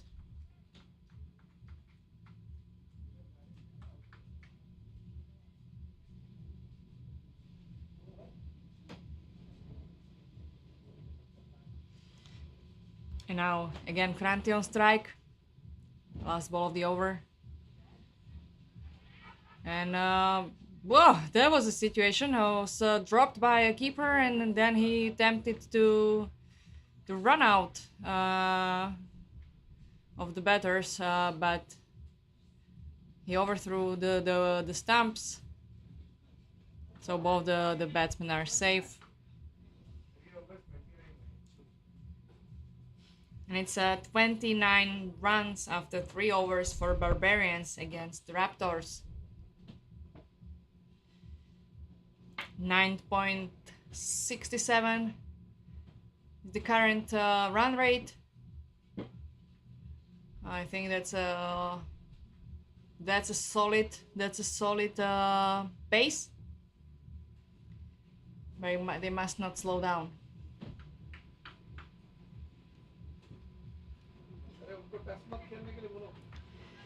We're seeing Nick Hill bowling the 4th over.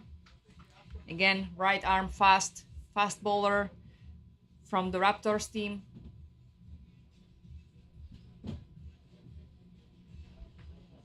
And Kranti is facing the ball. Oh, that was a nice hit. And it was a catch. It was a catch.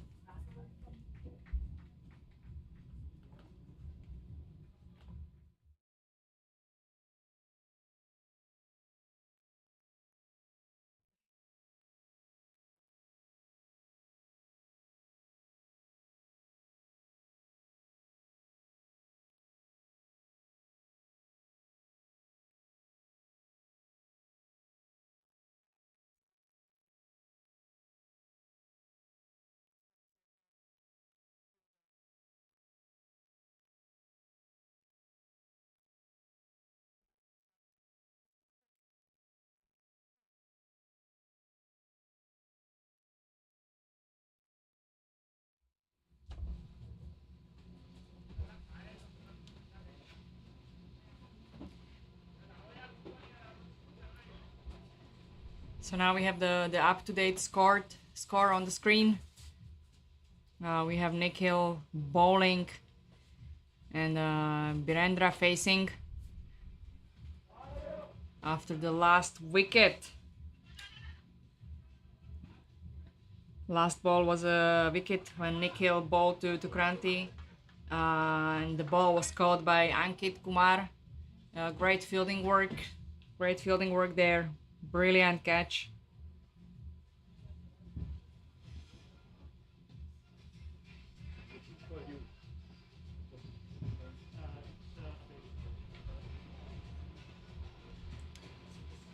Oh, that was a well-placed hit, but unfortunately not enough strength to travel. So it was just 1 run for Barbarians.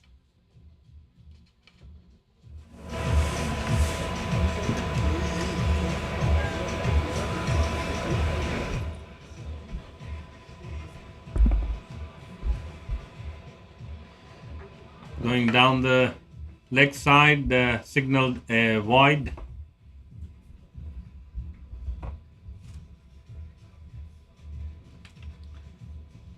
So 2 wickets have fallen for Barbarians. Sahil has connected that quite well, and that's been smacked for a 6 at the mid-wicket area. No chance for the fielder to stop it. Sailing across the boundary rope.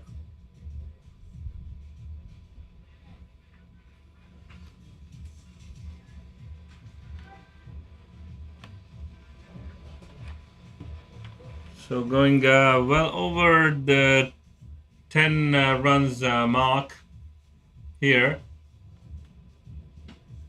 Another hit slightly more towards the cow area, just sailing over the fielder there. No chance for the cow fielder there. So back-to-back 6s by Sahil. So he's really pushing hard and playing aggressively on the onside.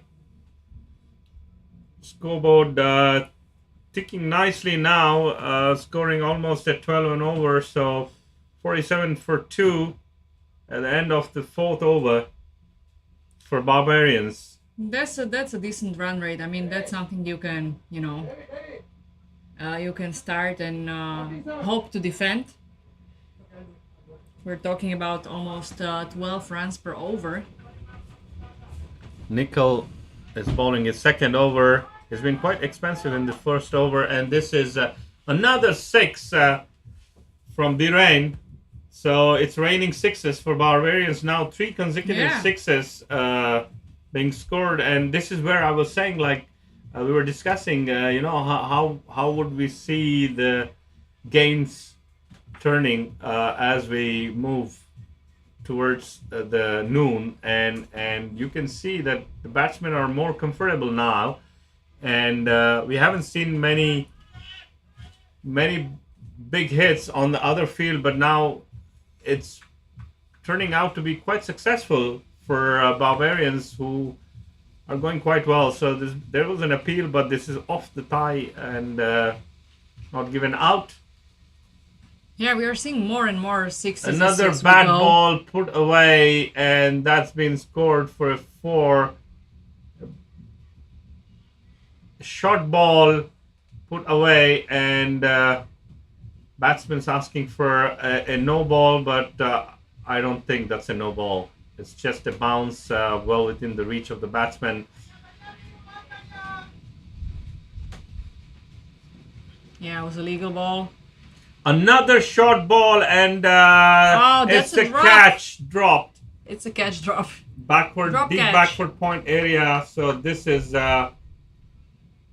this was an opportunity where the batsmen have really been scoring a good number of runs, and this has been given a no ball, signaled a no ball by the square leg. Not sure if this is a no ball. Some confusion over here. I don't really believe that this was going over the head height, so Didn't can't be look given so. a no ball, but the umpires have has it been called a no? Not really sure what was the final decision here. Not sure. I mean, it should have been definitely a catch. The fielder, if he would position his body better, like under the ball, could totally catch it. Swinging really hard, and there is a misfield and a single extra run taken, so it's 2 runs, and Abhishek has conceded 12 runs so far, 6 and a 4 coming off this over. Last ball remaining in this 5th over. Yeah, Barbarians are slowly even increasing their run rate as the end of the inning is proceeding. Oh, another fast short ball, and that's a lousy fielding there at the mid-wicket area. So Yep. He could have, just like put his knee down and stop it, but the fielder went there, just with his hands, and he took it easily, and took it easily, he and- did not bend. Obviously, he should have gone down and Yeah. put the body behind. These are some of the basics that I coach the kids yeah. to be really be behind the ball every time the ball is traveling towards you. Yeah, this is like what I like about, for example, in our team, Erika. She's experienced and a great player, amazing fielder. And I'm pretty sure she has enough of experience to be confident. But every time there is a ball coming to her, she always, she goes fully into the position. She's like protecting the entire area with her body. She bends the knee and she stops the ball. So I really like that she's not becoming sloppy and, overly confident. Which obviously is sometimes the case with some players, that they become overly confident that it's an easy ball, they can catch it with the one hand, and then it's a 4. Yeah. So it's been a good over for Barbarians with 3 boundaries coming off the over, couple of singles. Batsman's not ready. the wind has blown away one of the bales of the stump. So the keeper is trying to fix the bales. It's quite windy today in Vinorsh. Pretty strong winds across. Yeah, we call it the windosh, actually. Windosh is a very funny word. And as we can see, you know, the wind really gusts. And this is a downhill. And that was a creative reverse strike from Birain. And he's been trying those shots in the previous match. And he has hardly connected any. So this is the first time I see him being successful. And that's gone to the boundary. So 4 runs for Birain for the creativity. And doing quite nicely here. Almost 2 more overs remaining, and they're all almost scoring at the 13 and over here. So yeah, very windy conditions at Vinorsh today, but it's nice and refreshing, honestly. You know, Yeah. taking away the heat. We are in the midsummers here in Prague. And that's been again hammered onto the onside deep mid-wicket area just for a single. Praveen has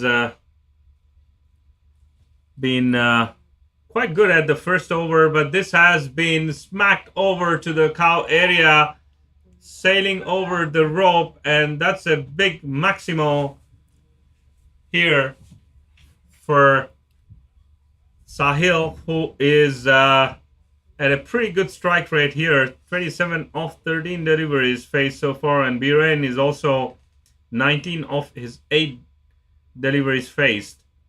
So both going very well. Good partnership being built, and they have some good batting lineup here, Barbarians. So let's see if they're able to cross the 100-run mark in the 7th overs. They can definitely do that. Oh, that was a... Oh, this is that like was a no ball. hit me ball, but this is a way outside of the pitch, and this is being given a no ball. So that's going to be a free hit, a freebie. Wow, beautiful hit. And Ball wider length, but that's gone only for 1 run, so very minimum damage done. So good thinking from the bowler, good comeback, just conceding 1 run from the free hit. So Praveen to Birendra really going across, and wow, this has that was a high bounce. The ball Bump. really bounced over the head and hand of the fielder. Thanks to our mouse holes everywhere across the grounds. They are really helping the batting side sometimes. I mean, we used to have a month session just to fill the mouse holes in the past. You know, the maintenance work in the past was just aimed at killing the rats, putting the poison, filling the mouse holes. So significantly improved, but still the ground is quite uneven. Sounds like a fun session. Do you still put the rat poison around? Should we be careful when we bring dogs here? No, I think that has stopped since probably last season, where the mouses have significantly reduced here. Probably they moved to the golf court. Yeah, I mean, we would love them to relocate to the neighboring fields and leave us alone, because we have had them for a very long time. And this grounds in Vinorsh used to be very soft previously when we started playing here, and the fields around, if you observe, they've been feeding on the grains from the and the vegetation from the neighboring areas. So yeah, I think rather than dogs, you should also raise some cats and bring them on. They can have some nice fun chasing around. Yeah, Pratibha has some cats. She should, bring them and like employ them. Yeah, I think we should definitely hire a few cats to help us out here. Good delivery there, dot ball. Uh, it's a good start for Ankit. It's just two dot dot. So dot ball is gold ball in this tournament. Another ball on the offside, well fielded this time, putting body behind and just conceding 1 run there. So turning out to be a good over so far. 2 runs. 3 balls left for Ankit and for the end of the inning. This is another good delivery going across, hitting the bat.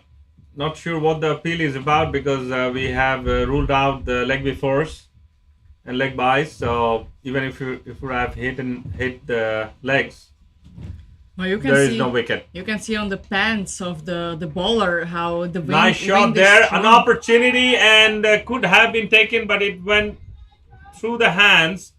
And I believe this is a 6 or a 4. It's just It's a dropped 4, short yeah. of the boundary rope. So this is a 4. So getting to the 90-run mark. So one ball remaining. 89.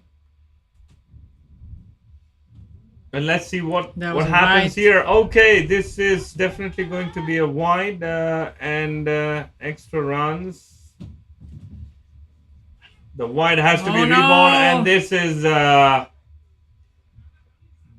the Overthrow. fielding side is complaining about the ball being dead, and I could hear Sahil is stating that he has been in motion, so the ball was always live for the batsman, which is rightly the case because the ball is always live in this short format.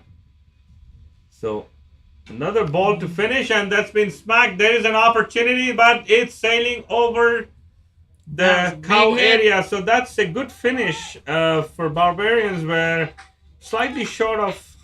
Well, it's absolutely on the mark. It's 100 runs. It's 100 runs. Oh my So God, this that's is amazing. So the 6 has brought them to 100 runs. And the Raptors would need 101 from the 7 overs. That's gonna be really hard. That's gonna be really hard. And I think this is the first 100 of a day in this format. Yeah, yeah, it is the first Absolutely. 100. And yeah, they've definitely scored 40 runs more than what they've scored, 30, 40 runs more than what they've scored in the first game they've played, Barbarians. So yeah, the game is improving, I would say. Teams are getting more comfortable, teams are getting more acquainted with the conditions, and you could see they're adjusting their shots according to the situation, and they're reading the bowlers very well now. So we'll be back. We'll be back. This is gonna be tough for the Raptors to chase. So hope they will put up some great shots. We'll be back soon.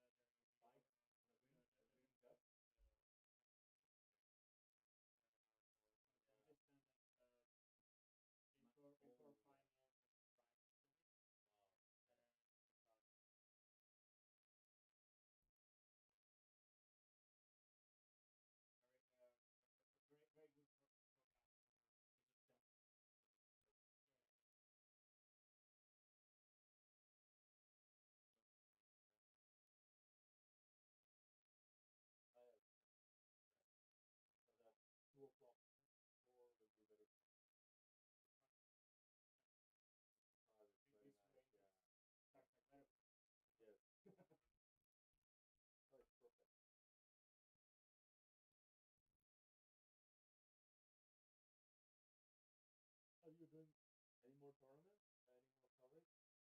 Any more coverage? From cricket, Summer? No other sports? Any other events? I regularly do the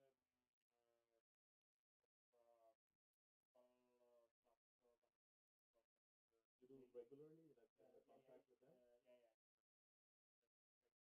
yeah. If I uh, yesterday I will be here. I will have to travel to Wien. Team. Right. It's a club football? Yeah, it's the city and also the club, but I'm doing the club Volha Boys Oh, the okay. car, Yeah. and Skoda.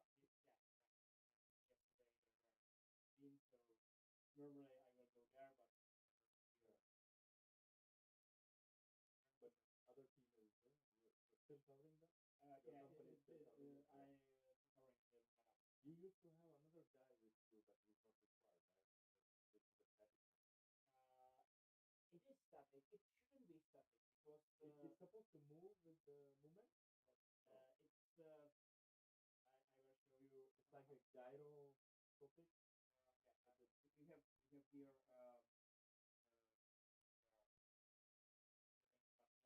here we have here the preset position. Yeah. So, for example, if I want to run go, so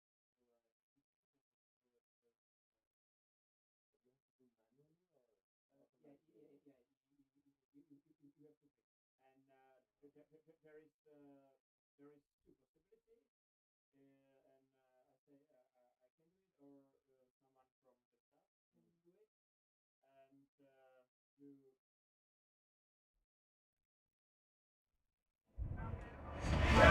So we are at the second session now. 101 required of 42 balls for Raptors, and they have started with a boundary here. A misjudgment from Birain, and Mayank has conceded 4 runs. Ruchit is facing Mayank.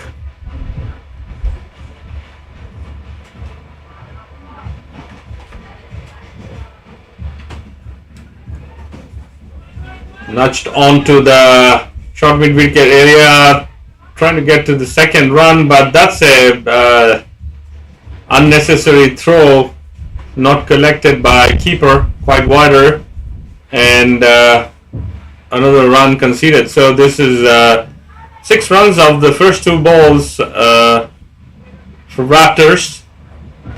The required runs are pretty high, 14 at the moment. So it all depends on how they go in the first initial overs here. So Vaishak really getting faster, quite athletic there, and he's able to quickly throw it back to the bowling end. So Mayank to Abhishek.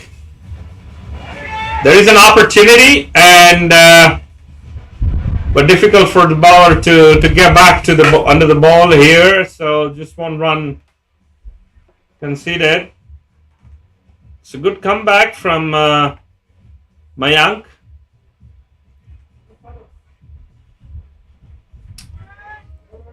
A bit of a short pitch delivery on the leg side. Batsman making the room to play it on the backward square leg area. Just for a run. 9 runs so far in the first over. Let's see how it finishes in the last ball. And this has been hit hard, and there was an opportunity, but this has gone over the boundary rope.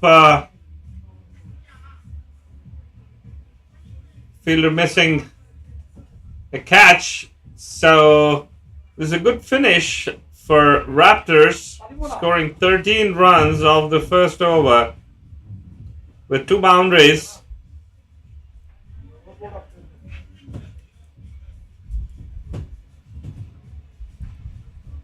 We have to see how Raptors go about this innings. Definitely they will have to keep striking at over the 13-14 runs mark and put pressure on the bowling side. So this is Birain taking the run up, and Ruchit is going to face Birendra. Ruchit is at 8 runs, facing 4 deliveries.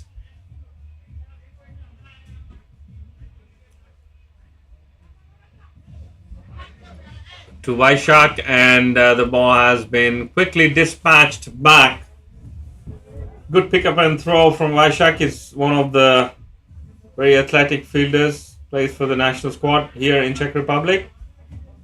Birain bowling wider and a bit shorter there, trying to steal a cheeky run there, but wicketkeeper really quick behind the stumps, gathering the ball and throwing it back. So no run conceded there.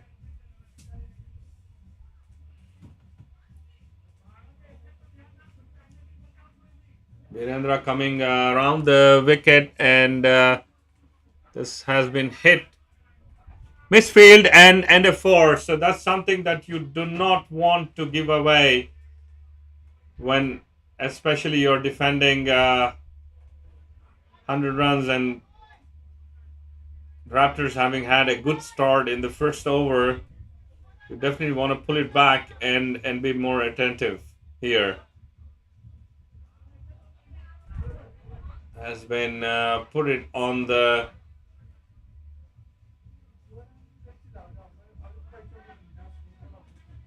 onside for a single. Good bowling from Birendra, except for the misfield. He hasn't given away too many runs so far. Another hit towards Vaishak on the mid-wicket area. Majority of the shots being played in this particular area, and they have done the good thing putting the best fielder they have. So that's a really bad ball. That's a freebie to Raptors, just pouncing onto the bad ball, full toss, drifting towards the leg side, and all the batsman had to do was guide it towards the boundary. So this has not been very well executed by Birain, and at the end of this over, 11 runs have come in the second over, and we are at the end of 2 overs, 24 runs, no loss. So Raptors are slowly progressing well, keeping a healthy run rate, but still it's 15 and over required. So the more the dot balls they face, the more runs they will be required to score. So Sai Vamshi is the bowler, and a good execution there from Sai. A nice ball outside off stump, and no room for the batsman to play on the onside that he has been planning to hit. So this is also not exactly where the batsman wanted to hit. Just a single conceded. So good start for Sai. It's 2 balls, 1 run. Right arm over. And this is another hit towards the mid-wicket area, and that's 1 run. Vaishak is quite busy today in this field. Most of the balls coming towards him.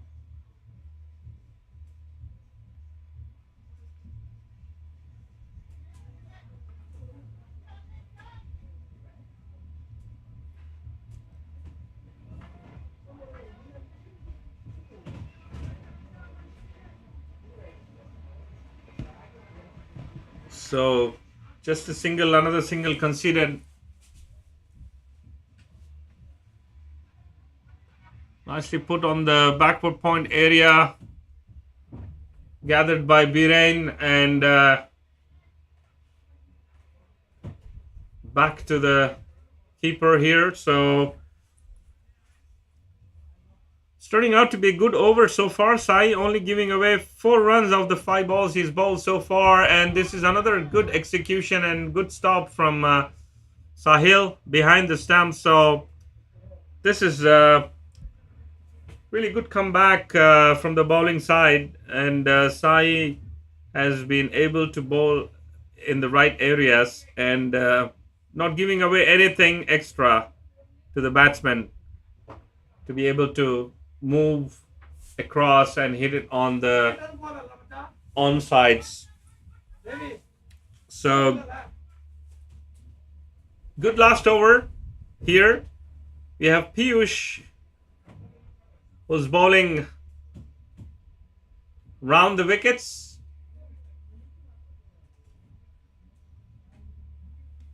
Another good ball bowling to your field, to the point area. Just 1 run conceded here. So this is a good comeback from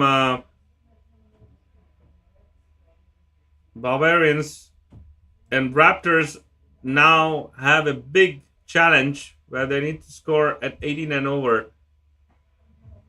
So a bit shorter and onto the leg side. This was unnecessary, and they have considered a boundary there. This is there's a huge gap between the mid wicket and the deep square. So the boundary square at the forward square leg area. No chance for the fielders.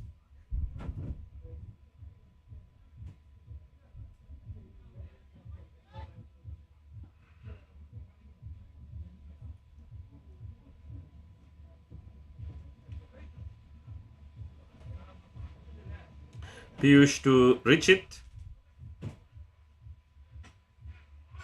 That's a good straight drive there from Ruchit, and that's been hit pretty well.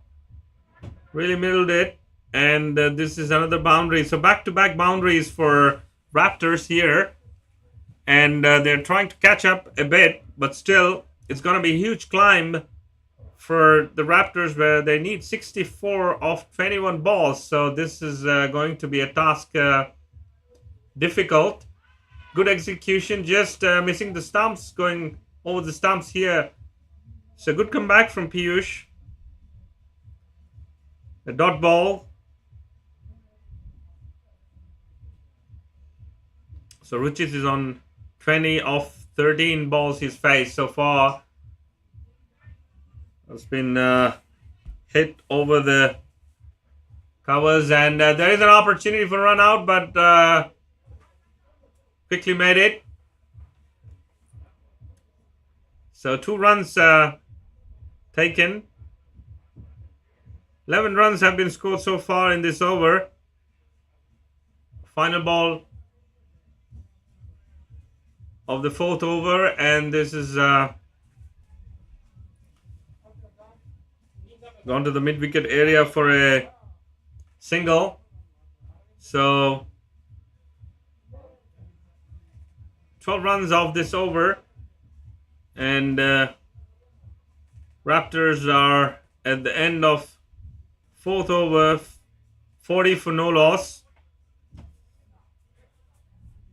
So they're going exactly 10 and over, but the required runs per over is now 20. So that's a big ask for Raptors. They need to score 20 every over, and this is an extremely difficult position to be in. So welcome back, Zuzi. I hope Thank you. I hope your tummy is full and you're happy and ready to go again. Fully Yeah, my recharged. tummy is burning from all the spicy biryani. Was it really spicy? No, just like spicy for white people. You like spicy food? I like spicy food. Yeah, I do like spicy food. Do you like to cook? at home? Yeah, I do like to cook, even though I don't have much time with the like full-time work and all the trainings. So, but I like to cook. So it's 40 for no loss, and we are in the fifth over. Sai has really bowled well his first over, just conceding 4 runs, and now another dot in the second over of his spell. This has been nicely placed onto the backward point area, but well guarded by Oh, another round, the another fielder. round. I think that was a lousy and reckless fielding now, and not a good attentive collection from the keeper. So they've given away an extra run here. Sai not really happy. So 2 runs off this over, but still singles and twos won't really hurt Barbarians. They need 23 runs, 24 runs now precisely to make it happen, and that's been smacked now over the Boundary for 6 long rounds. on, and that's 6 runs, a bit straighter. No chance for the fielder, and really they're hitting towards the wind direction, so the wind is playing a part of it. Short ball has been put into the air, but no chance for the fielder to catch it. Both mid-wicket and cow fielders have come forward to take the catch, but it dropped short, at least 5 meters in front of them. So here's Sai to Abhishek, who's at 25 and is playing quite well, and this has been hit on the backward deep backward point area, and there is a huge gap between the keeper and the point fielder. So this has been a good over. So Sai has conceded 15 runs this over. So yeah, it's been having given only 4 runs in his first over. That's has really been good. expensive, but again, this is a mammoth of a task for the Raptors here. They need 46 runs off 12 balls, but nothing is impossible. They need to score 23. Yeah, still theoretically possible. I mean, if you score 10 sixes, right? Then you can do that. I think they need less than 10 sixes. They need 8 sixes to go across. So, yeah, or let's say 7 sixes and 1 4 will make it happen. Yeah, that's I Seven mean, sixes and we've seen 7 sixes and 1 4 precisely will make it 46. So we've seen some strong overs, and we've seen a So 20 Mayank plus. has hit it over to the short mid wicket area. So this is not gonna hurt Barbarians. Just a single conceded.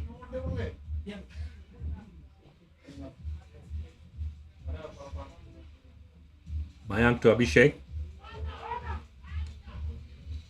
Oh, that's really lousy there from the deep backward square leg. That was that was not 100% fielding.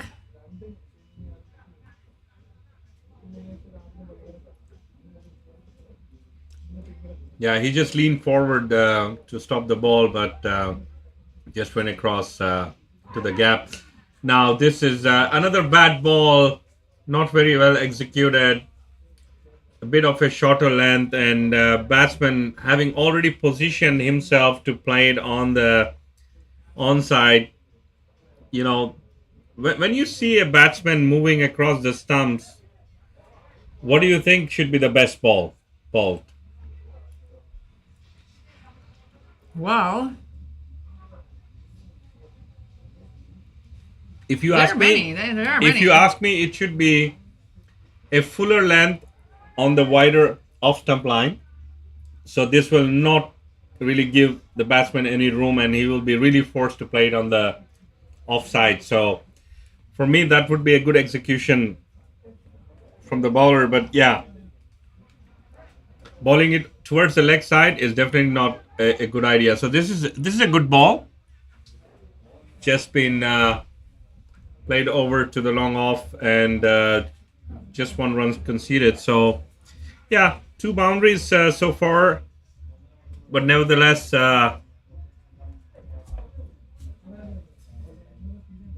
still a big ask for Raptors, and they needed to score at least 20 runs plus, and two runs conceded. So two runs are not going to really harm. So That's this is like end of sixth over, final over, and this is going to be very difficult task where you need six sixes now, or advice. five sixes and one four to finish off on the winning side. So Raptors have a huge task, and what I'm really surprised is they haven't lost any wicket, and they still haven't been able to, reach closer to the target. I would have assumed, like, they have gone really aggressive, and Exactly. they could have been like taken some chances, some risks, but this has been a bit of a risk-free kind of a effort, and really surprised that having not lost any wickets, then they still need 34 runs of the final over. Exactly. Yeah, I would definitely risk more. At least the last two overs. And there is no leg before wicket. There is no like before wicket, and they have still another five players waiting there to bat. So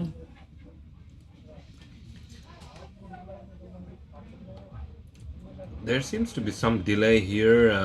Oh yeah, the keeper has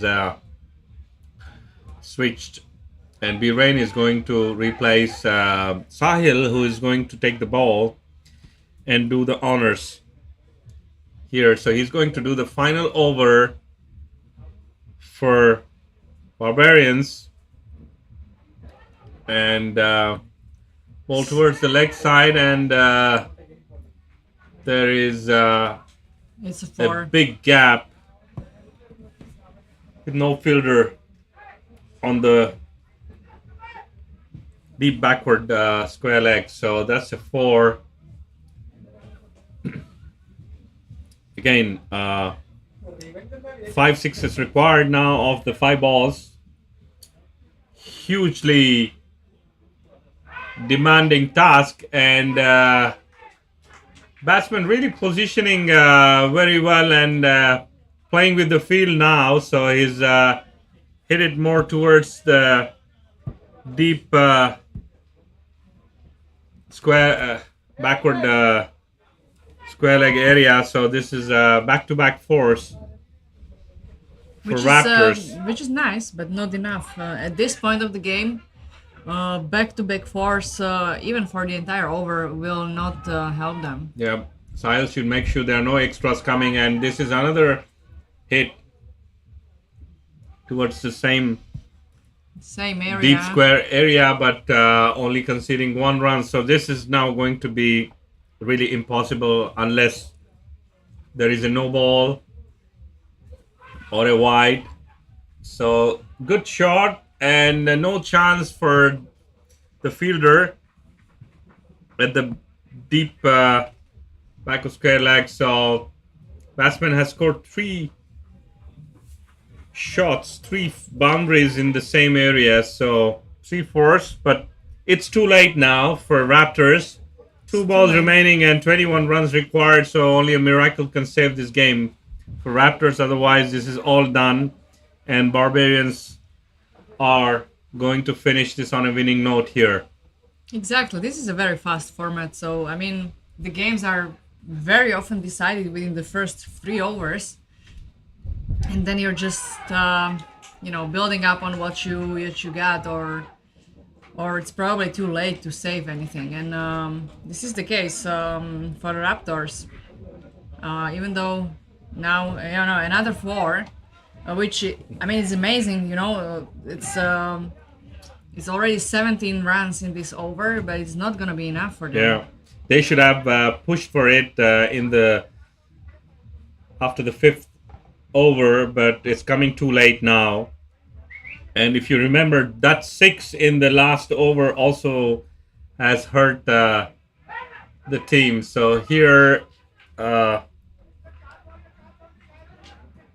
I guess this is all over for Raptors. Just one last ball remaining, and hit for hit towards the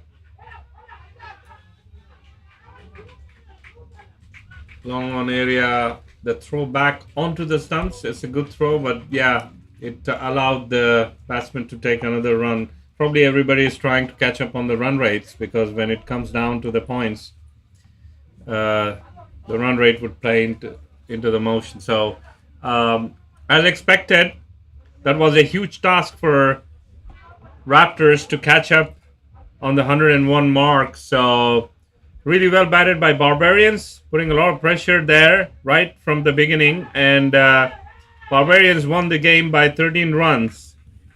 So, good comeback. While some teams are gaining some good momentum and scoring big, the other team seems to be getting tired and not able to catch up. So it can go both ways as we progress. And I was just checking the meteo today with our expert weatherman, Mr. Joseph, and he just indicated to me that today is going to be a very pleasant day, 26 degrees, 24 degrees around, with nice cool breeze blowing. So it's going to be all nice and easy for the players. So we'll be back with you with the next game. Stay tuned. Keep subscribe to our YouTube channel. So speak to you later. Speak to you later.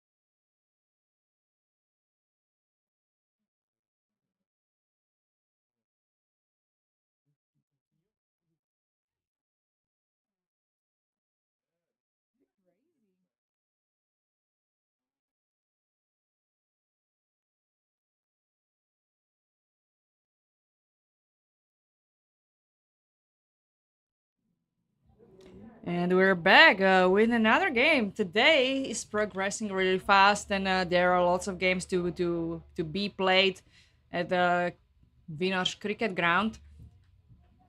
What we are looking at is a game of Prague Tigers against RCD Dresden, the German team we have here in the tournament. RCD Dresden won the toss and elected to field. So we can see currently Prague Tigers trying to score in their first over. And they have a good start. They opened already with 11 runs in 3 balls.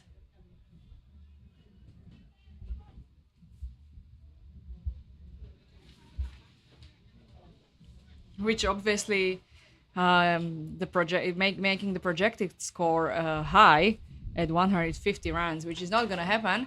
But we might be looking here potentially at the 100.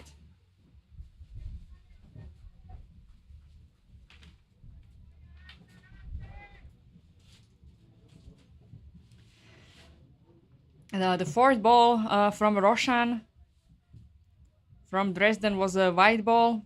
And it's gonna be repeated. A right arm fast bowler. It's flying high. Flying high.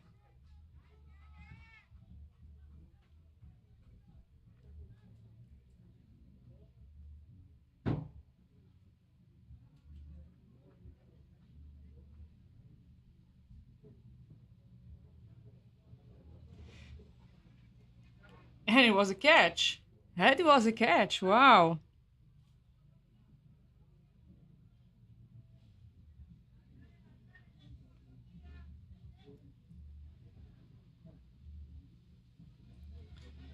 So it was a fourth ball from Roshan to Adnan. And the ball was caught by Pritam. Another ball in the air. Oh, we've seen some really fast running in the field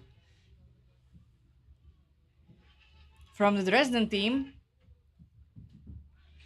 And they managed to save the ball from crossing the boundary. Amazing running. There are some really top-notch athletic performances happening there right on the field. Looking forward to see these guys next inning when they will be batting. How many runs they will score just with running. Really, really fast running. The last ball from Roshan. And again, stopped at the boundary. Quick throw back to the stumps.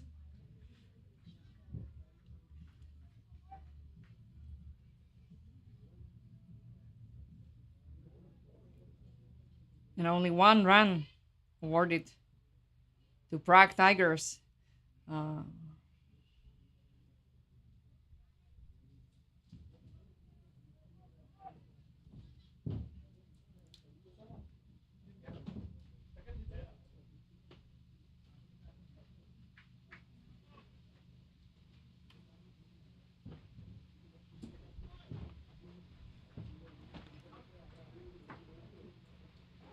We have Siddharth coming for a second over.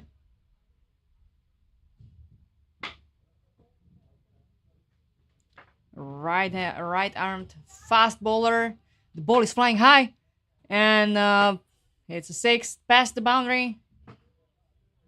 Even though there was a fielder, the ball was flying really high. There was no chance to catch it for him.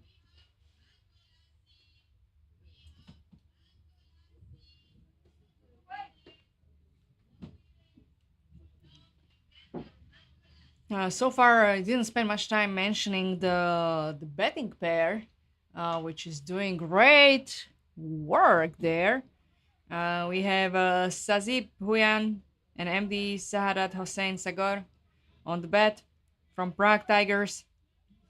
Both of them doing really great and have a high score rate. So we're seeing MD scored 3 runs of his first ball. And now, again, managing to really precisely target the ball towards a place where there was nobody.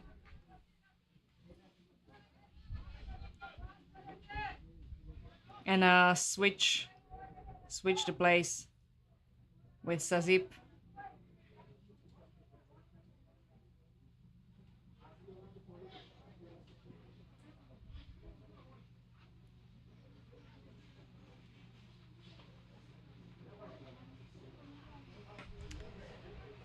There was an attempt to hit hard, but yeah, it didn't land well. It was a quite short ball. Ended up in the inner field, and there was a wicket keeper right there. Collected the ball, and they ended up being just 1 run. Oh, there was an easy ball, and there was an attempt to stop the six, but it went through the arms of the fielder and went behind the boundary.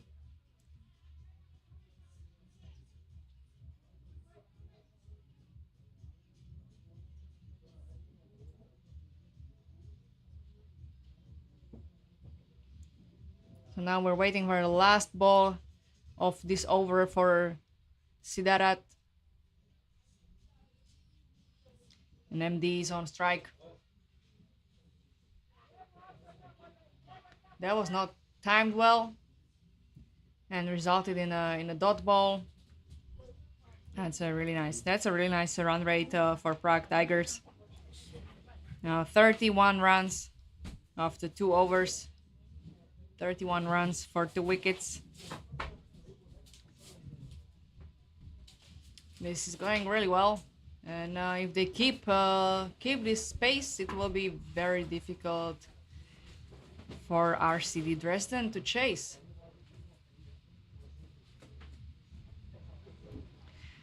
We have a new bowler, Dev Shetty.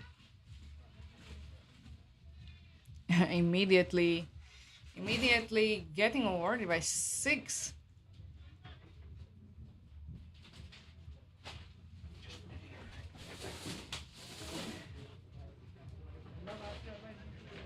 Sazip is really confident with the bat, and that's another 6. Oh, that was a catch. Oh, I didn't see that fielder standing there.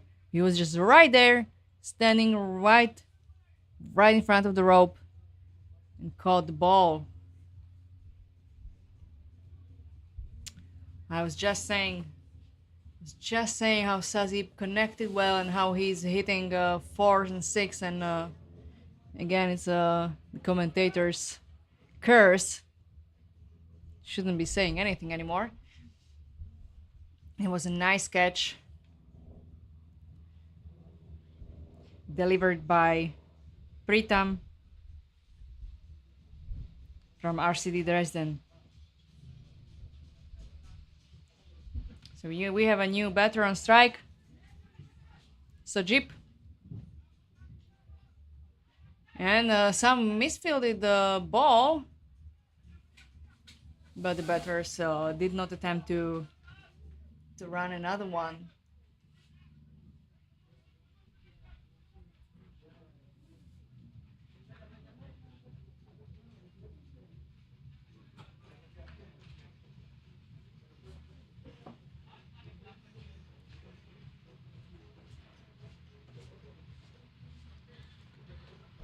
This is gonna be a spin. Okay, yeah, MD decided to play it safe and just defend the ball and just direct it towards nobody standing. But Dev was very quick in reaction and allowed only 1 run. And this one is flying high. Will it be? It was enough for a 6. Beautiful.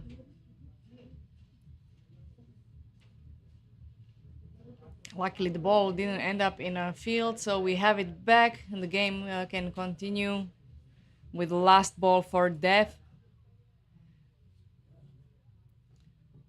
14 runs so far for his over. That's quite a lot. I pretty sure he can imagine a better score. But he took a wicket, so that's also very important. And this one is gonna be stopped at the last moment by a fielder at the boundary. And the batters didn't attempt for another run. Probably they were hoping for a 4. They should have probably run. I mean, they have a great run rate, but you know, it's still very fast format, and they still have some runs to score.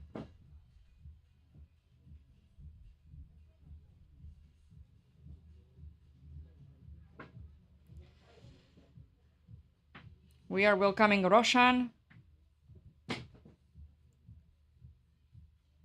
a right arm fast bowler,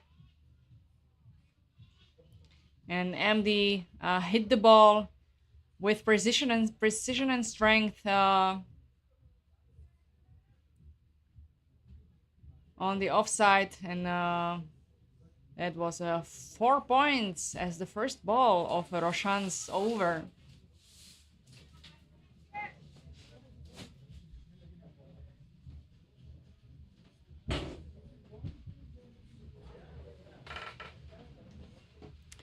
Wow, that was an attempt for a big hit, and the ball bounced so high, jumping over the fielder who was attempting to stop it at the boundary, and resulted in 4.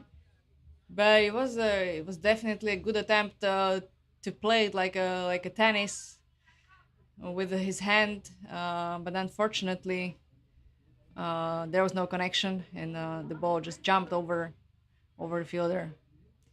Good attempt though, good action.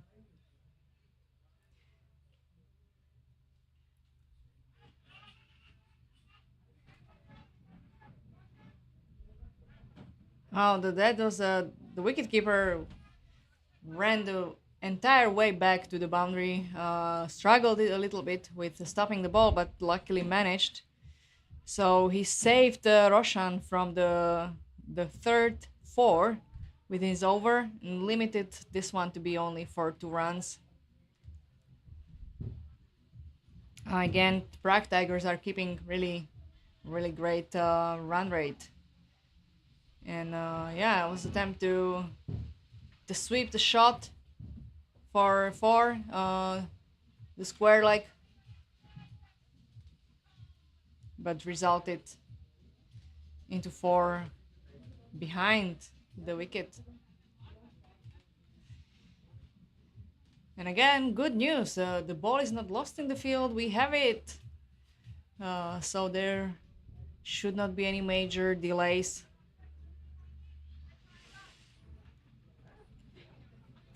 These are all very expensive overs.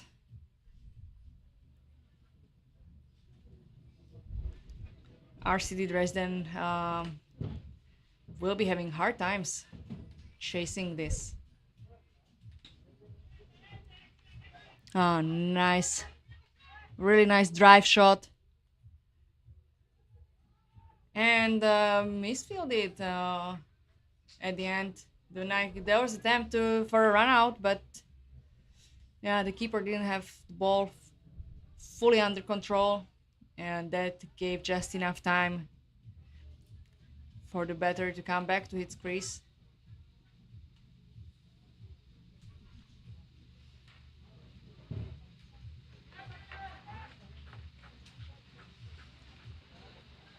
And Roshan is closing his over with the dot ball, so at least finally managed to give a dot ball. He probably found his rhythm. So let's see if he will be back for another over.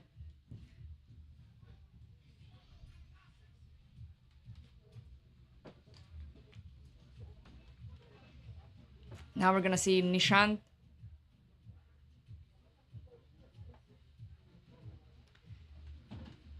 Again, right arm fast bowler.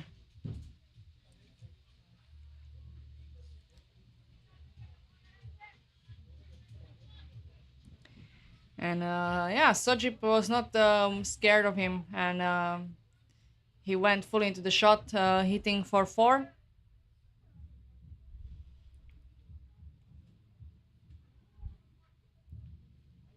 The score is growing really fast now. Let's see if Nishant will be able to slow it down. Beautiful, beautiful dot ball from Nishant. Oh, there was a trick. There's a run to be wanted to be stolen by Prague Tigers. They decided not to run at the end. Yeah, this is a fast format, and the ball is live all the time. So there might be situations like this where the batters wanna steal a run or two here and there, but probably they decided still too early to get too risky.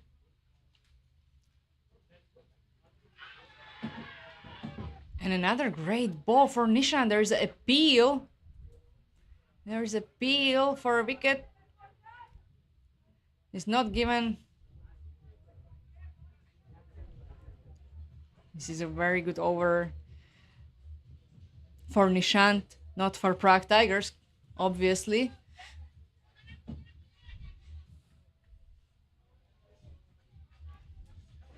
And Nishant managed to limit their run rate.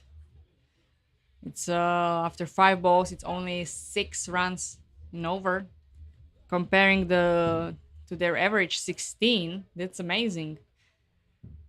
That's an amazing job from Nishant. And now we have a catch and a wicket. One wicket for Nishant to close his over. Amazing over. Only 6 runs allowed, and closing it with a wicket.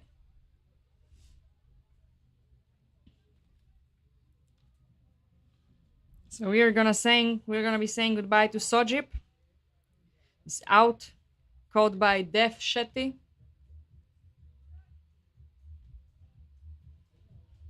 He's also end of the over. It's 69 runs for after 5 overs for Prague Tigers. Two more overs left. 12 balls to come.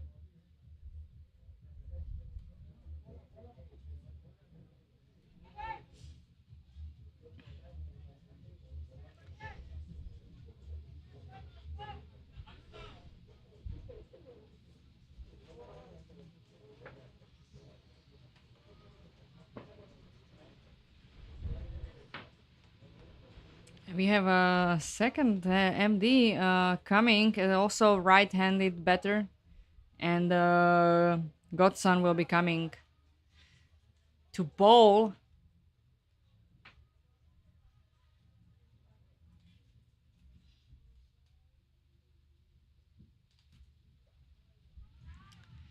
Good shot from MDS.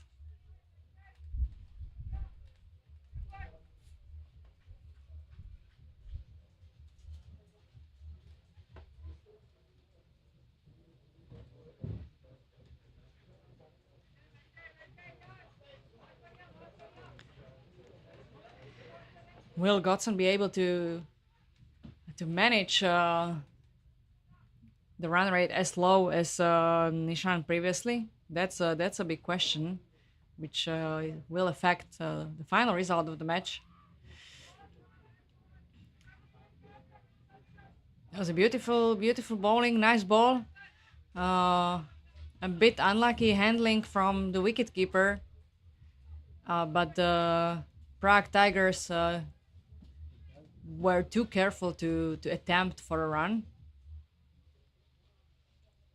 I mean, they probably feel they don't have to risk. But again, this is the first inning of the match, so I know it feels really nice having 73 runs after 5 overs and something. But there is always a second inning, and everything can turn around. So I hope they will not regret all the runs they did not take.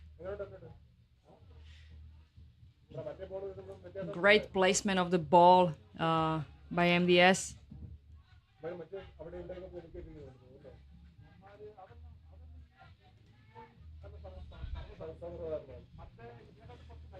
Nobody was there. And the square leg.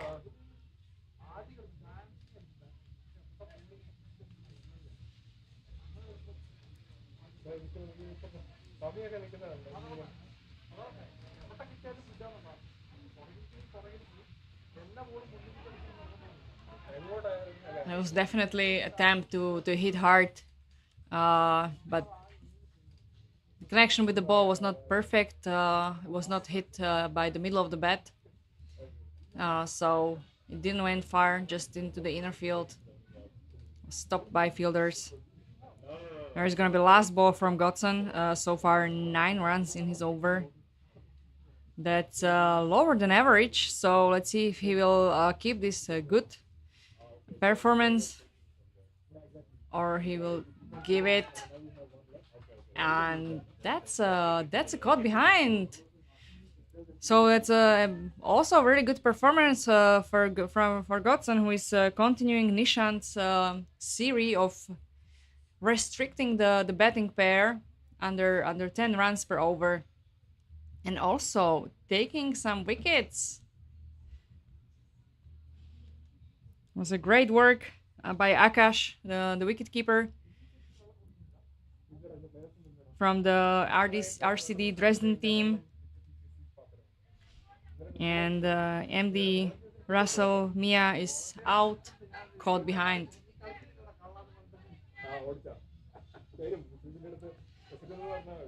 So we're looking at the last over of the first inning of the match. We have Nishant back. Not surprised. I'm not surprised of this choice to bring him back for the final over.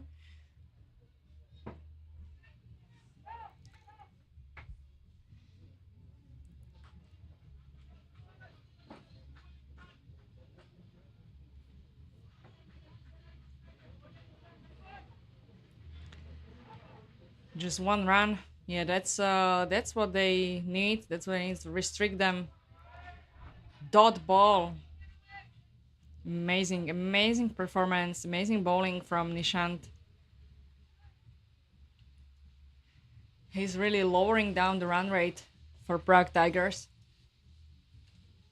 Another one.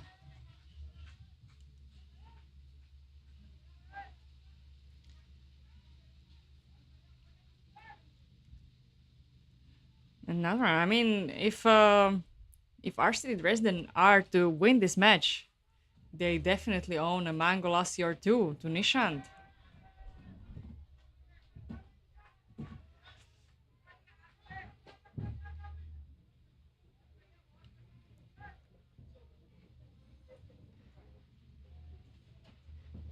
Why I'm even mentioning the mango lassi. Yesterday we had the mango lassi, and it was the first drink we ran out of. Then we were left with beer to drink. So today our drink providers brought more of mango lassi.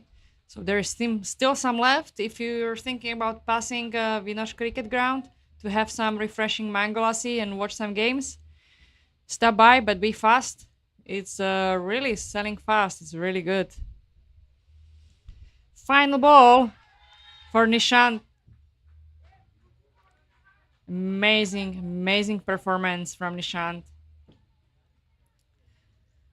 He managed to restrict the Prague Tigers in from the beginning it seemed to be like a match which will end with 100 runs. He managed to restrict them to 80. So RCD Dresden will need to chase 81 runs, which will be a challenge, but it's not anything impossible. And yeah, there's the big portion of this performance on the Dresden side goes to Nishant. So we'll be back shortly for the second evening, where we'll see RCD Dresden on strike and Prague Tigers in the fielding position.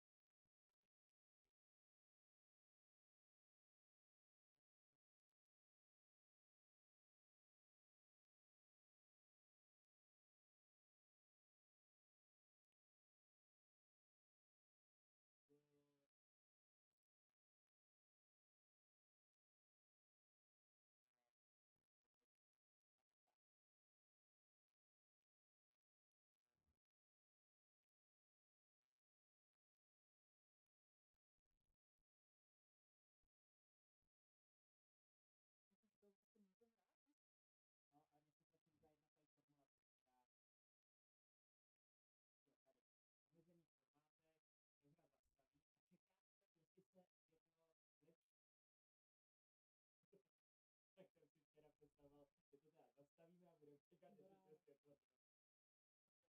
Ono to dává smysl, nějaký prostě podstatnej, A je to vážné, když prší, oni to na chvíli zastaví, tak to prostě pokračuje. Tak to trvá 5 hodin ten zápas. No to se vyčasuje. Ono pak, když se moci jednak tam všichni klouzou,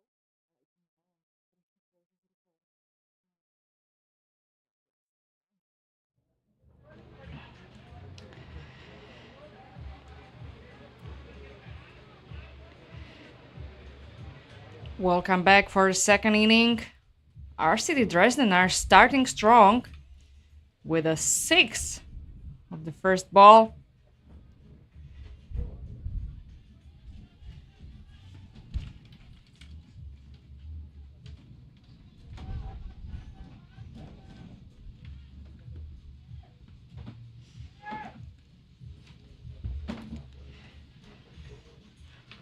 to win this match. The required run rate is slightly above 11 runs per over. Prague Tigers put Ajar as the opening bowler. And we can see Pritam and Akash from RCD Dresden as the opening batting pair. Already, after 3 balls, fulfilling the desired run rate. So that's a great start. Let's see how they can hold on for this standard for the entire match. That's a nice shot, which was not stopped and passed the boundary.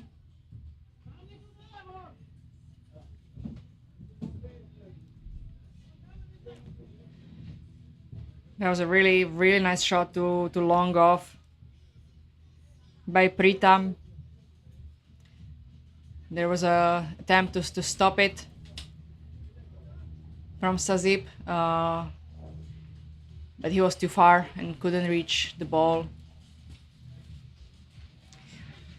Easy drive from Pritam, just enough for the batters to switch positions and have an extra run. And one last ball in this over for Ajar.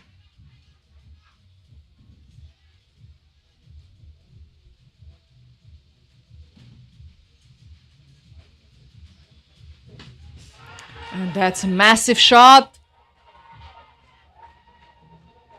That was a massive shot. We don't have a camera turn, but might have been some fans' catches. Went really out from the field.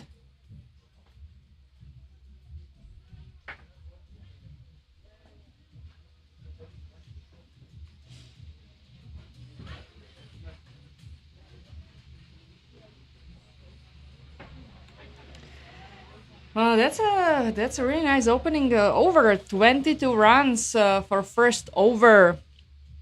That is putting Dresden in a really good position. And if they can keep the tempo, I see a very optimistic future for them.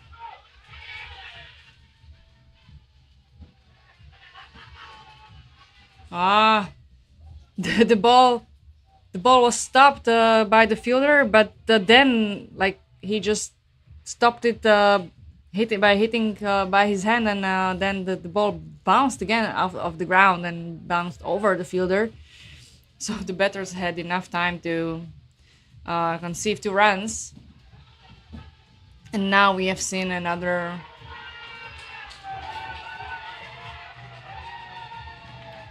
great shot from Pritam.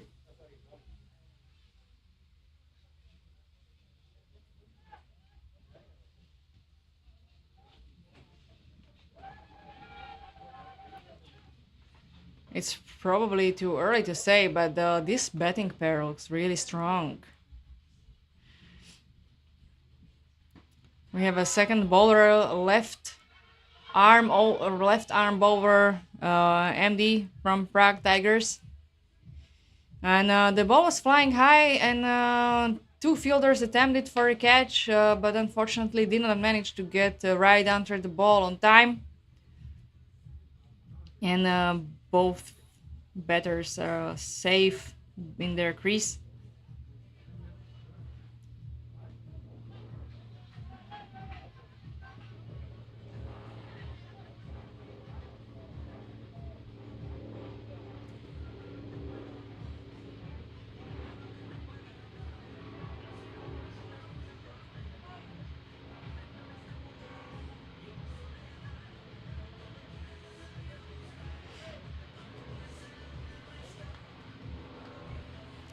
Two more balls for MD,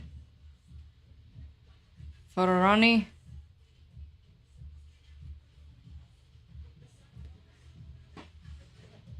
And it's another hit, but this time there is a fielder there. There is Sazib was there, stopped the ball. Yeah, it's gonna be last ball of the over, 11 runs so far, which is still a lot, but definitely better than the first over where Dresden managed to score 22 runs.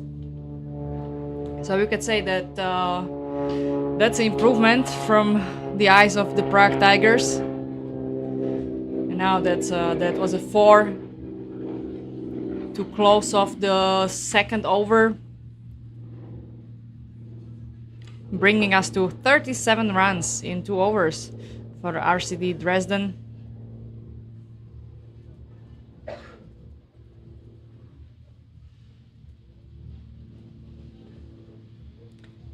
And we're gonna see Sazip bowling.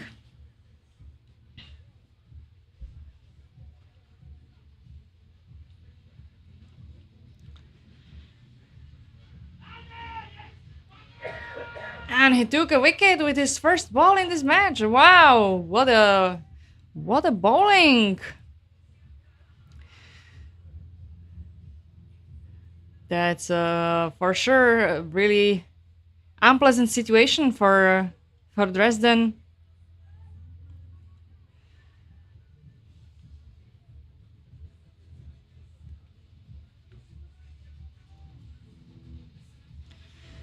Dresden is losing Pritam. He was scoring really well. He connected with the ball. He was scoring 6 and 4s, but now was caught behind by the Prague Tigers wicketkeeper MD Sahadat Hossain Sagor. And the game continues with Roshan, a new striker on the bat from RCD Dresden.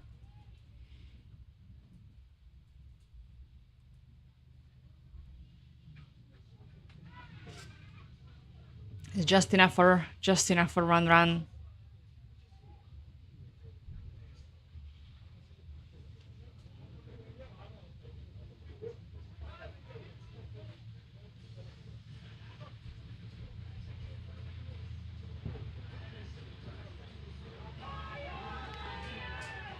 Okay, that was attempted a big swing from Roshan, which ended up somewhere in a fine leg for 4 points.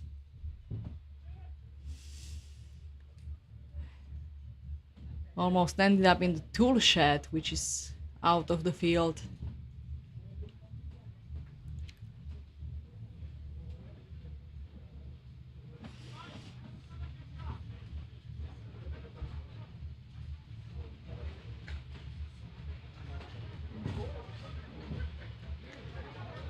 We have the ball and we are ready to continue. 3 balls left for Sazip. And a nice hit from Akash, which was kicked by the fielder and redirected from passing outside of the boundary. What a gymnastics and what a football is happening here.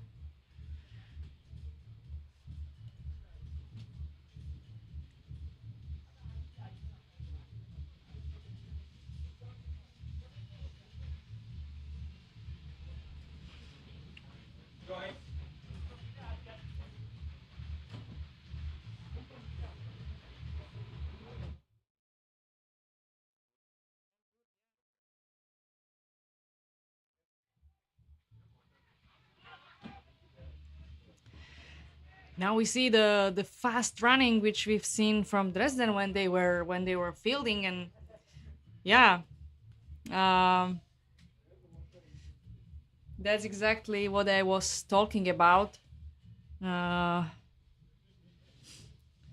Yes, Akash, we've seen him wicket keeping the previous inning, and he was running really fast back and forth. Even though the ball passed him, he was able to catch up with it at the boundary. Was running back and forth, running also to the square leg. Uh, he seems like a good runner, and we can see it also while scoring runs on the bat.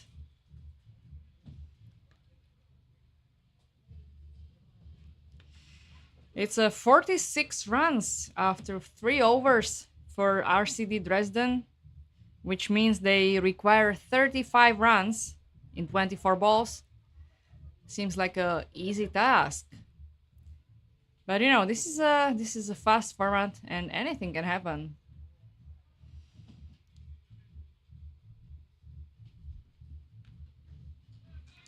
We have a new bowler, MDR, and Roshan trying to hit. He did not pass the boundary, but at least scored a run.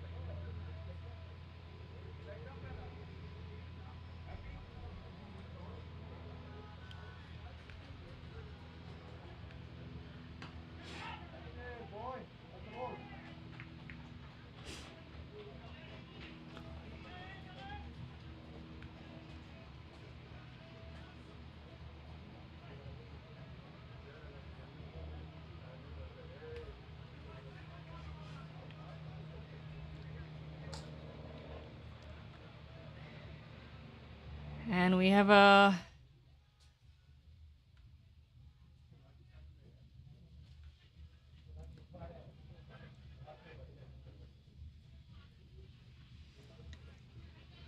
we're looking at the second wicket of the game.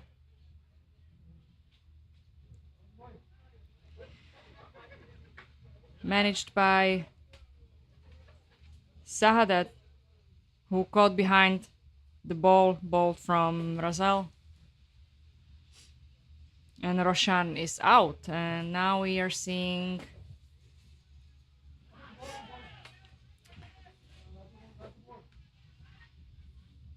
Nishant on the bat. So he did amazingly while bowling the previous inning. So let's see how much of a striker is he.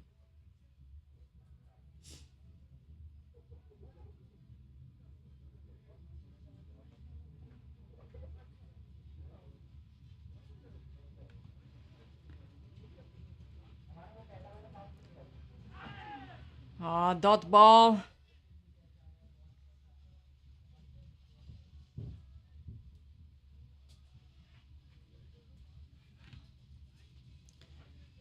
I think it's 2 more balls left for Russell.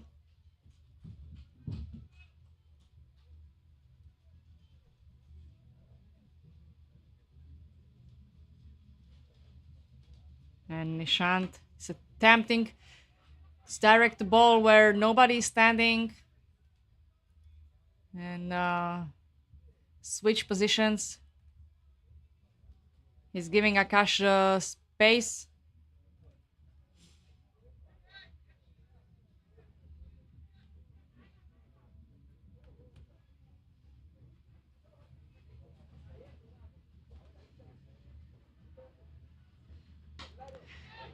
A beautiful shot by Akash on the offside. Was stopped by a fielder.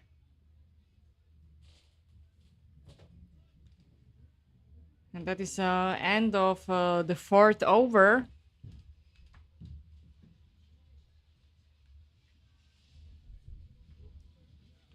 That's a good game for RCD Dresden. The current score is 51 runs after 4 overs, which means they require 30 runs in 18 balls. Obviously, their current run rate went down a bit. The pace is slowed down, but yeah, they require 10 runs per over to win the game, at least. Which with Akash being on strike is totally possible. Oh my god, that's a really high ball. That's a really high ball. It's gonna be catch by Sazip from Prague Tigers. It was a brilliant catch. And really unlucky for Akash from RCD Dresden. This is the end for him in this inning. He has a nice scoring rate of 27 runs of 10 balls, 2 fours, 2 6. A really successful inning for him. But now the RCD Dresden has to rely on Nishant and Godson, who is coming on strike. Another right-handed batsman.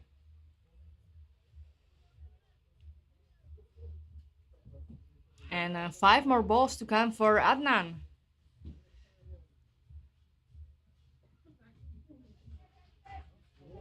That was a smart play from Godson.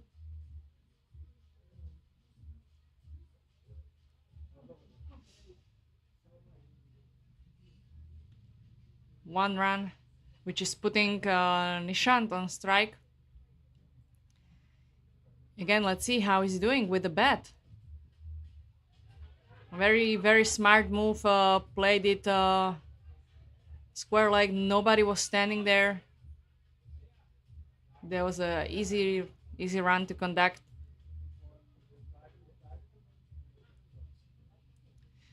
It's very important for RCD Dresden not to slow down now, because they might still lose it. It was a great shot, but stopped. Oh my god! Well, there were two fielders running against each other, and the situation looked very dangerous. Luckily, they saw each other. They did not bump into each other, and one of them stopped the ball from becoming a 4. And ended up being just 1. So another try for Nishant. This time he chose to hit it backwards.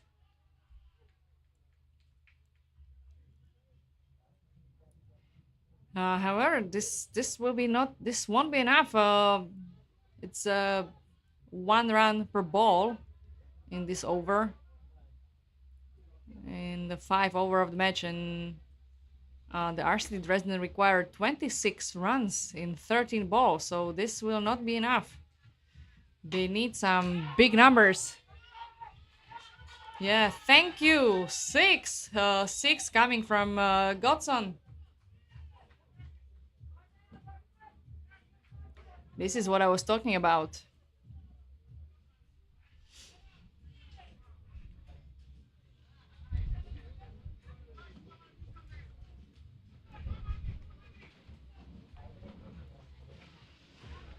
There are 2 overs left. RCD Dresden are at 61 runs, and they still require 20 runs in 12 balls. And we see Sazip coming to bowl. It's his 2nd over in this game, and the first over was really successful. So let's see. Oh, this was a miss from the wicketkeeper, and ended up being a 4. That was really unlucky for the fielding team, for Prague Tigers. That was a 4 given.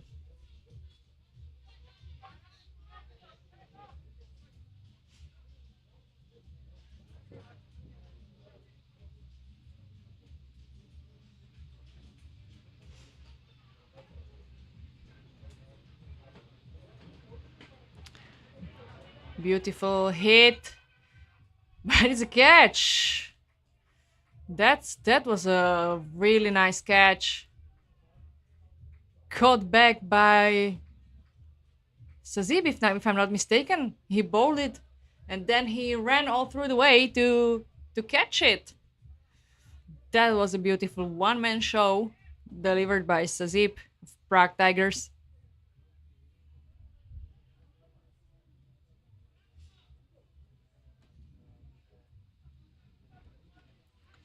We're gonna see Dev Shetty on the bat, right-handed batsman who will come on strike.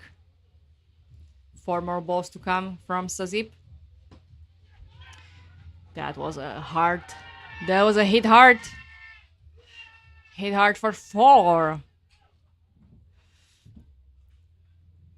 Yeah, RCD Dresden still need to keep pushing if they want to win this game. Sazib is not going to, give them anything for free.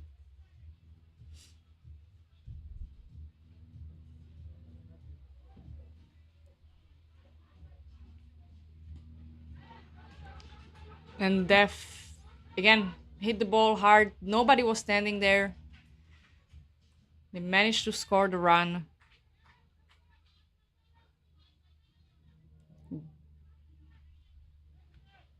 There are 2 balls left in this over for Sazib. And Dresden need 11 runs in 8 balls. So again, they improved their run rate back. But there is not much time, so let's see. Oh, that was a big hit. That was a big hit from Godson.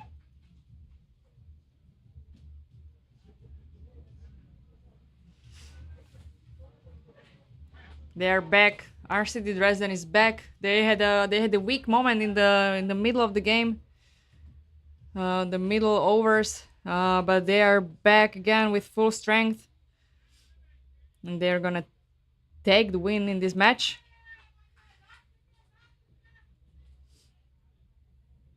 Hopefully. And there was a caught behind.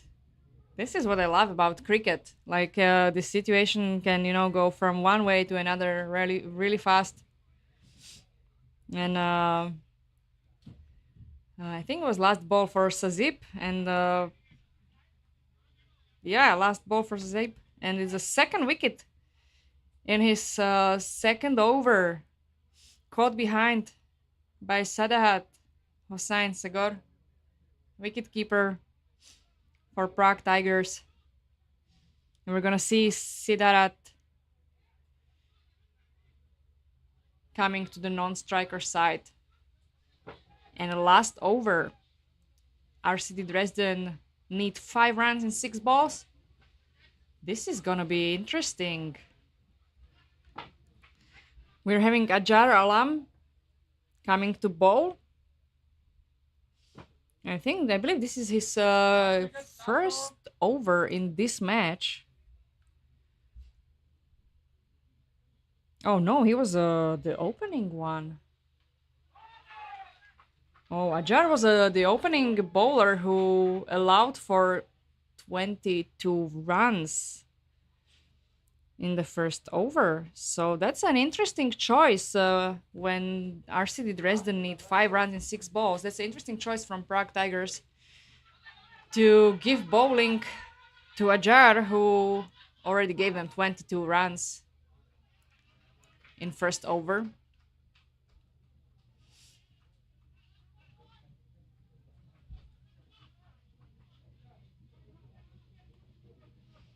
But this looks good. A dot ball and 1 run. 4 balls left. 4 runs in 4 balls. Were smartly played by Sidarat. Oh no, the wicketkeeper went all the way for the ball. Threw it back.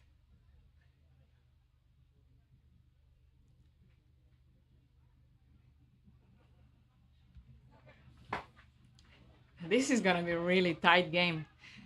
Just 1 run for RCD Dresden. So It remains the same. They need a run for each ball, 3 runs in 3 balls to win this game. Wow, this is really nerve wracking.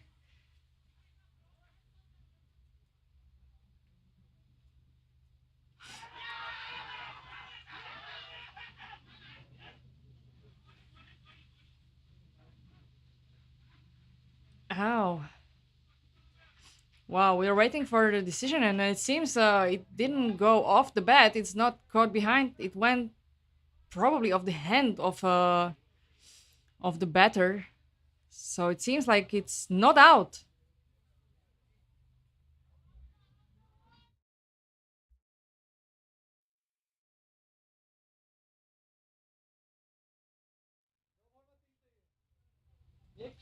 3 runs in 2 balls. It's just 1-4. Come on, guys. And there's a big hit. And it went over. It went over the fielder and went over the boundary, and it's a 4. Yeah, maybe I should start earning my living in fortune teller.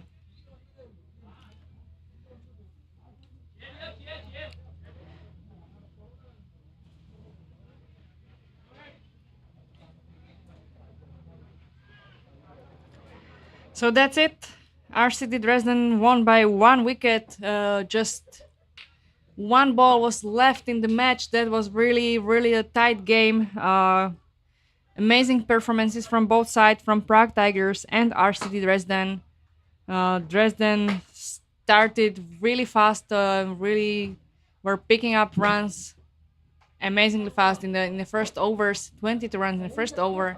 Then they had a weak spot in the middle of the game, and luckily for them, they managed to get up again, increase their run rate, and bring this match to a victorious end.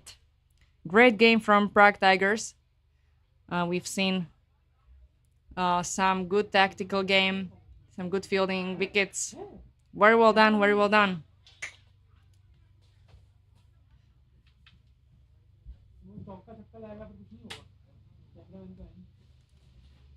So just to sum it up, there are a couple of other games being played on the other field, on the Hugo Banks field, where Kerala CC Prague won by 46 runs over Vapiano Warriors.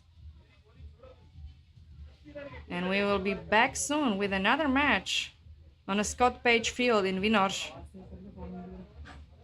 which is gonna be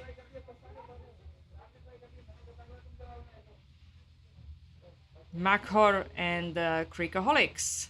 So be back shortly.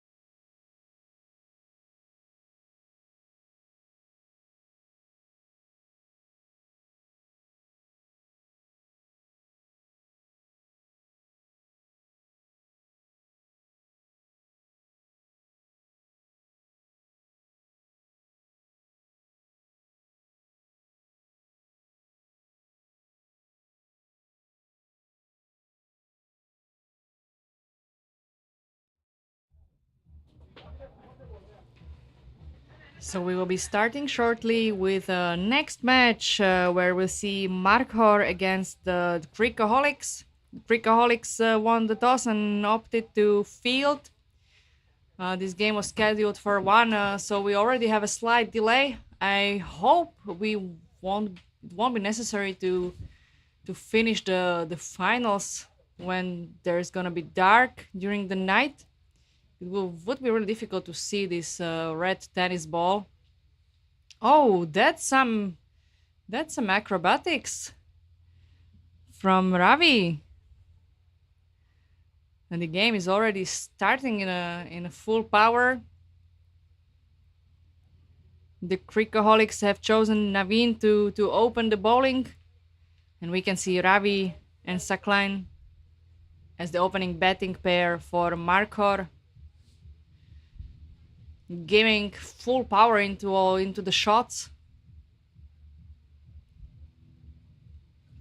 Again, wow. They seem like they're gonna attempt to run, but change their mind. I mean, I think they should. I think they should. This is a very short format, and every run counts. And if you don't pick up enough runs in the first few overs, then it's too late.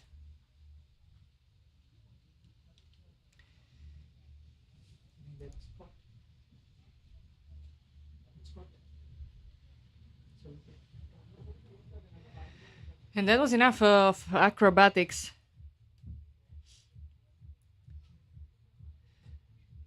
for Naveen. Ravi got No. caught by Davidson. There was enough of acrobatics for Ravi. He got out, was caught by Davidson.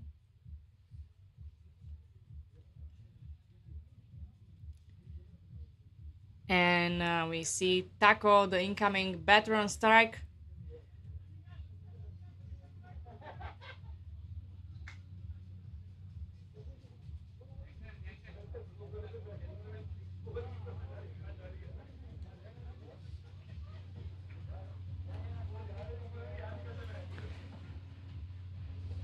This seems like a successful over for Naveen. Only 3 runs given and 1 wicket.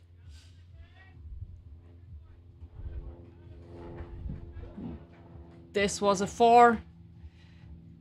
So altogether it makes 7 runs per over and 1 wicket.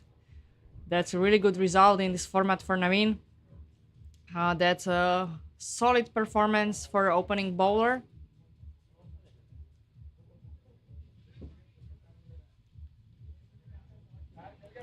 And Markhor definitely needs to push harder. 7 balls per over is not ideal run rate in this type of a game. We're gonna see Davidson, the next one, with the ball.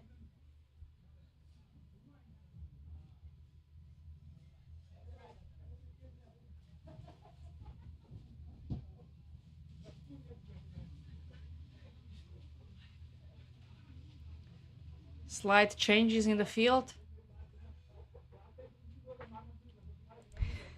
And so Davidson, right arm fast to Taco.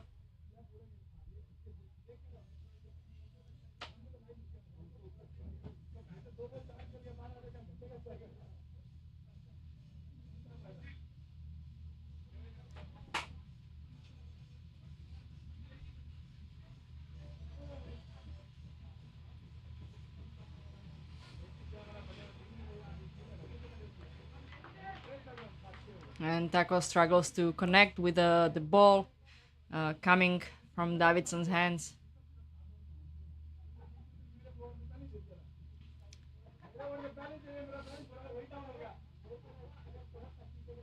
2 dot balls in a row.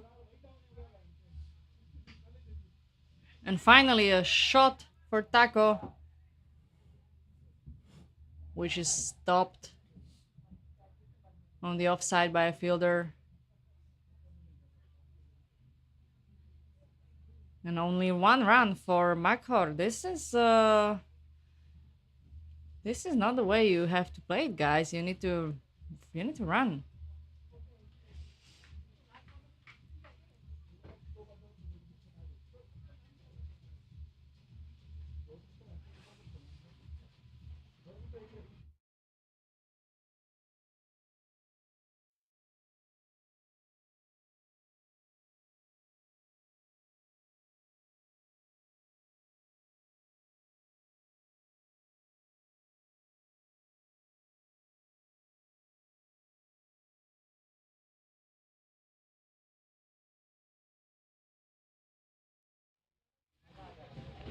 Last ball for Davidson.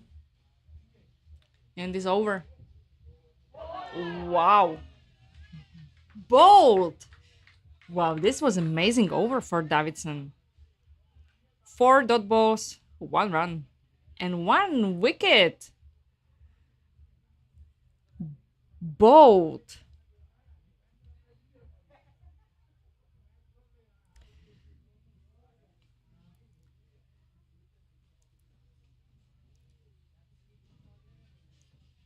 So Sucklane from the Markhor team is out.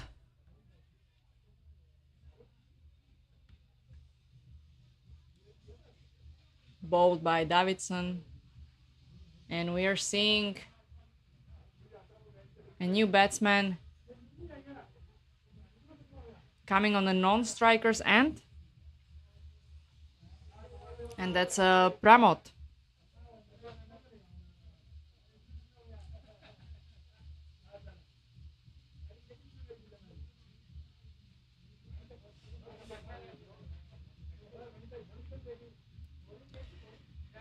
Another over for Naveen.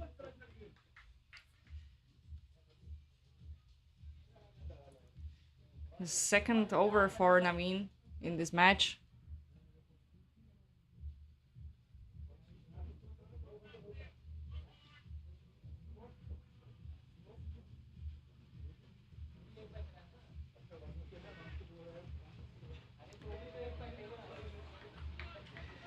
And Taco is still struggling to connect with the ball.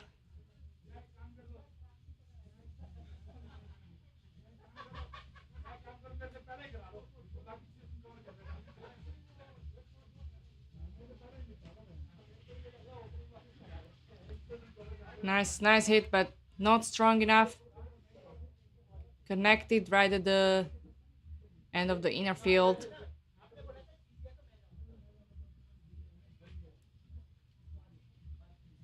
And just 1 run scored. This is a very slow run rate.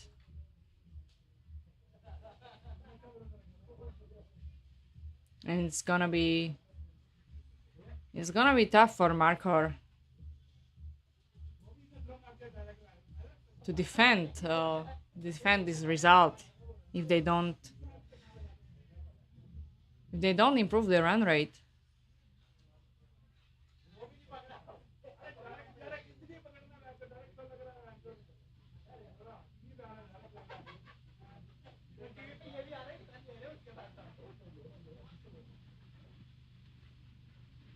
Last ball in this over for Naveen.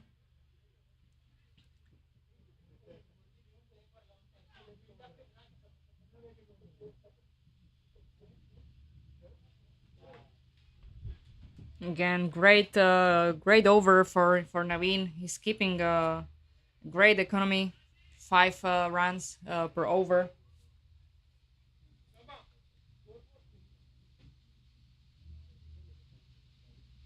But that makes only 11 runs after 3 overs for Markhor. We're gonna see Adita bowling the next over. And Taco is facing the ball. He tried to hit it, but it was not enough. Oh, that was a nice situation right now. There's attempt to run out Pramod. It was fast enough, but it was really well played from both sides. Really nice action. And then we have a whoa! We have a catch by Davidson. Another one in this match.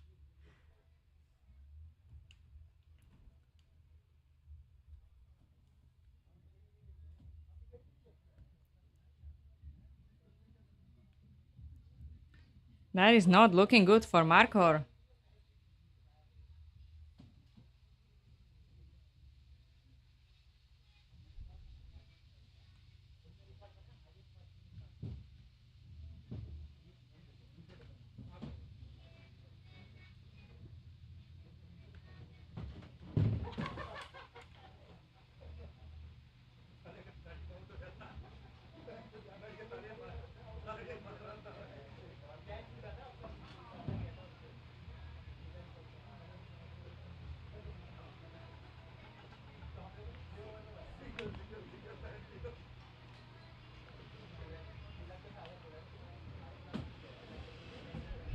Incoming batsman on strike. Ali Bakar decided to hit it hard. There is Davidson again.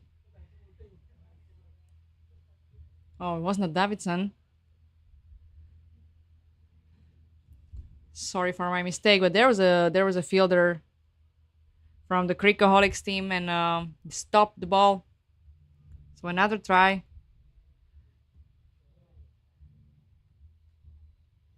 And yeah, Pramod hit it hard, almost to the parking lot.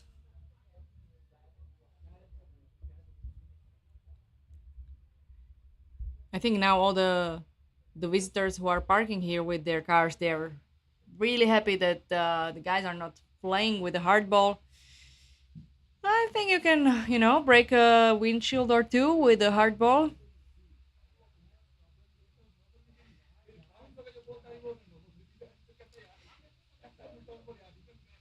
And Adita will repeat this delivery.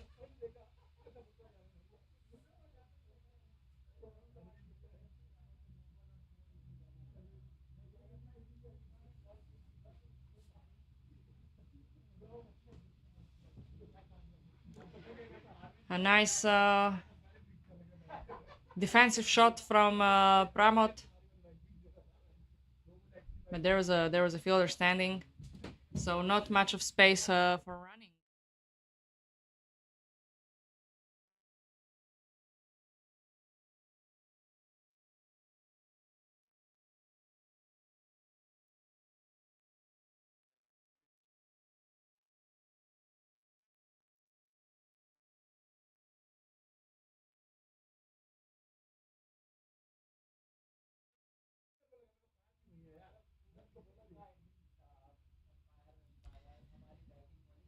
That's it for Adita.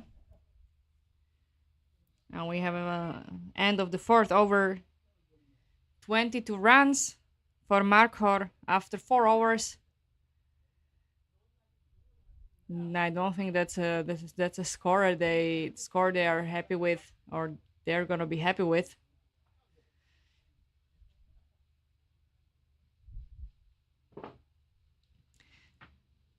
It's gonna be Sandeep bowling. Sandeep from Cricahholics.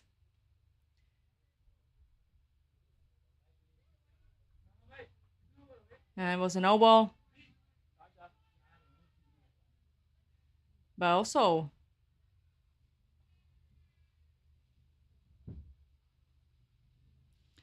that was a 4.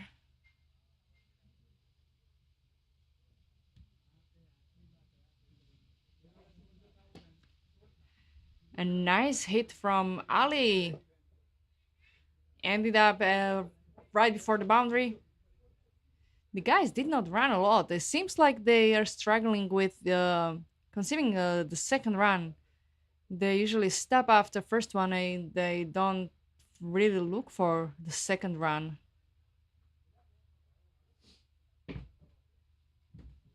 And another 4. That's definitely better. This is the run rate we want to see from Markhor.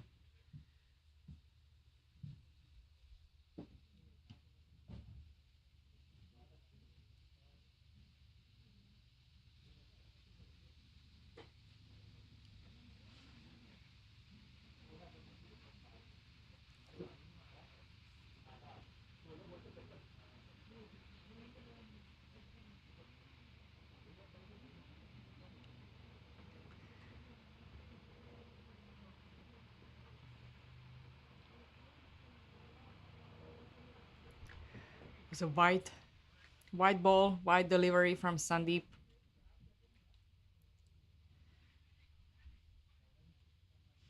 I hope he's not letting this over to be so expensive. A no ball with 4 runs, white ball, another 4 runs, and now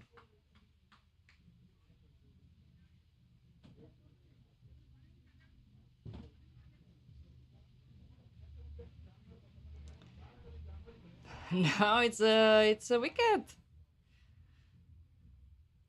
Good for Sandeep.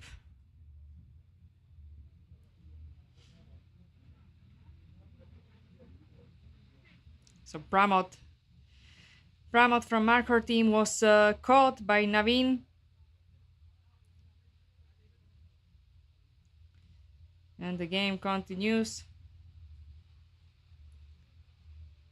We're gonna see a new batsman, an incoming batsman on a striker's side.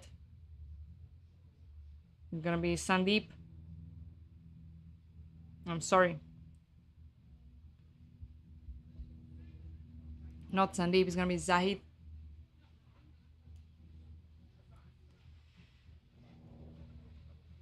So Sandeep still has 3 balls left. This is gonna be end as a 4.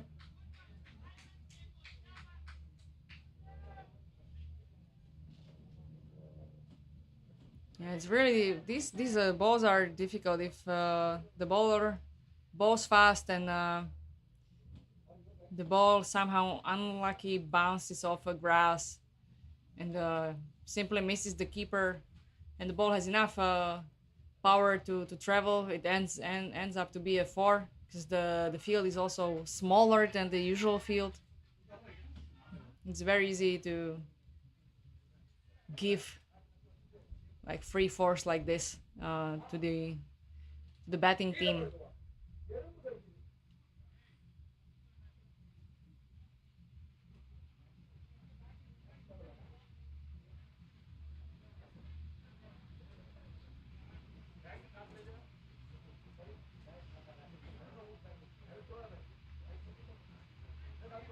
A white ball for Sandeep. He definitely fixed his reputation by the wicket, but now again he's giving too much space and he's making too many mistakes. There's three whites in his over.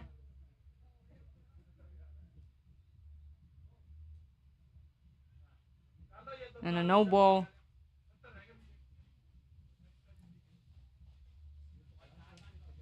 That's not the standard we are used to.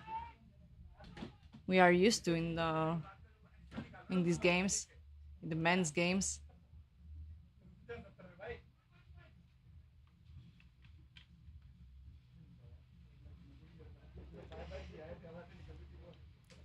So Markar are on 42 runs after 5 overs. And we're gonna see Davidson from the Cricahholics.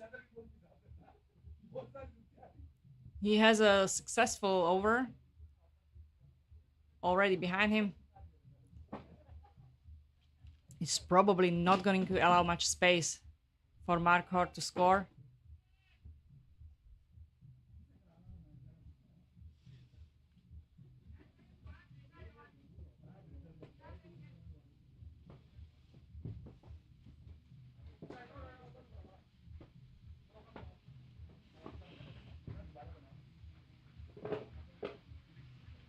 It's another dot ball, second dot ball in a row.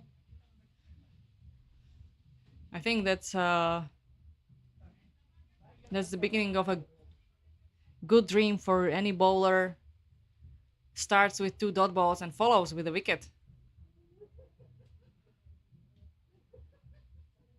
Another dot ball for Davidson. And Zahid from Markar is struggling to connect, is struggling to properly hit the ball. So far he relies on defending. tried to hit it. The timing was not correct. And Davidson continues his series of dot balls.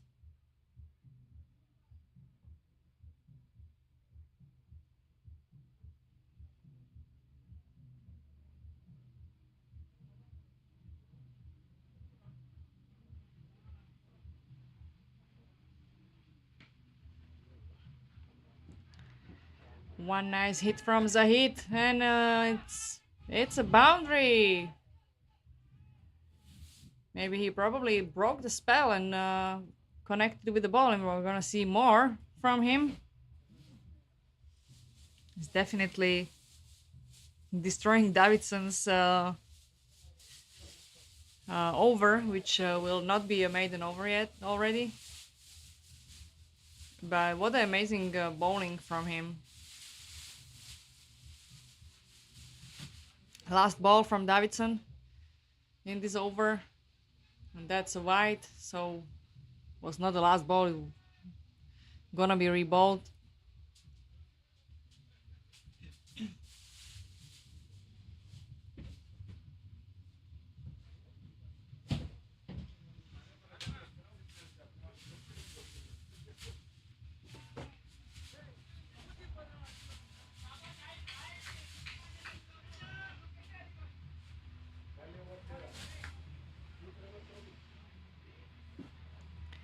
I saw now Ali looking for a second run, but there was no response from Zahid.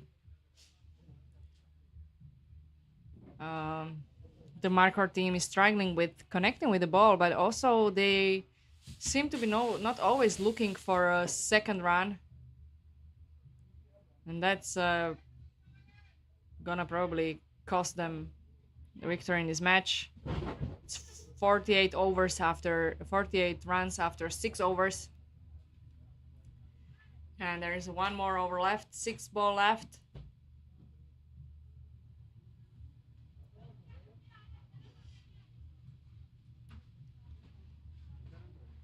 And we see Panendra bowling those last 6 balls and attempting for a catch, but ended up being a drop. Was a good try. Though. The ball went up in the air.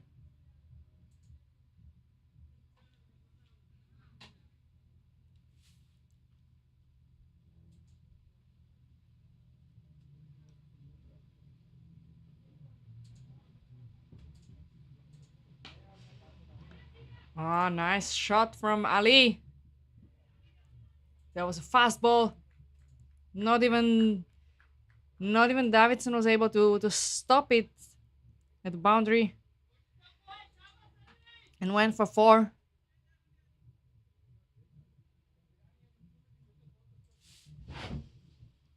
Four balls left in this match. I mean, it's in this first inning.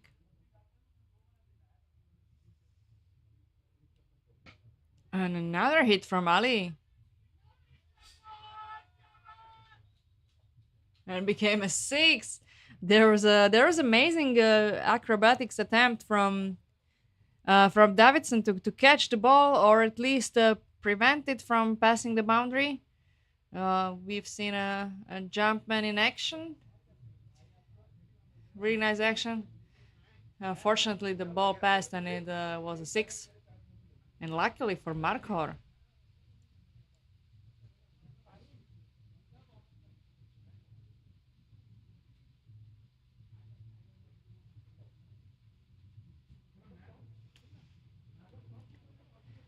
Two more balls left in this match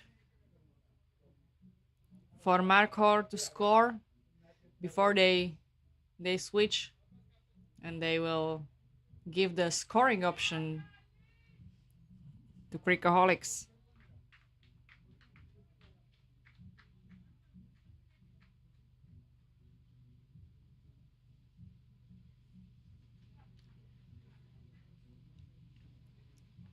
Whoa, good game for the Cricahholics team. He managed to take a wicket in the last over when Fanendra bowled and Ali Wakar is out. The ball was caught by Naveen.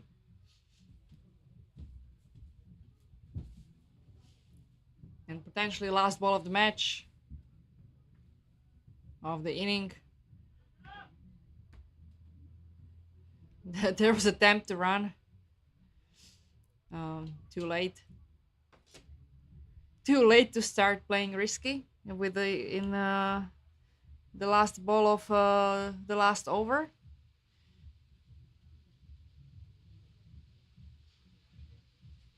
It was a run out.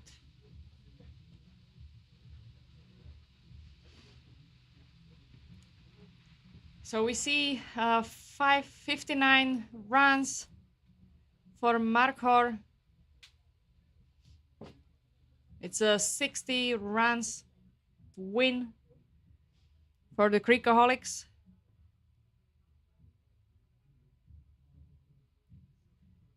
Should be doable, but let's see. It's already past lunchtime. The sun is high. Wind is strong. And Mangolas is gone. So let's see how the game will evolve. See you in a bit.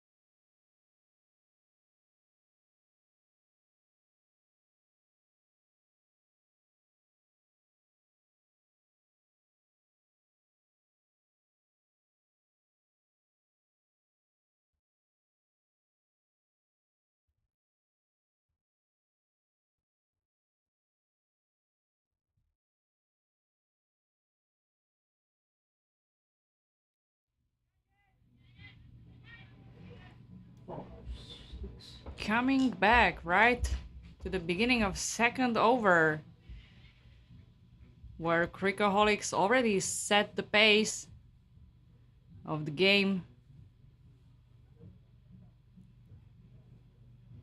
with Aditya and Sandeep opening the batting. And to win, the Cricahholics require 45 runs in 34 balls.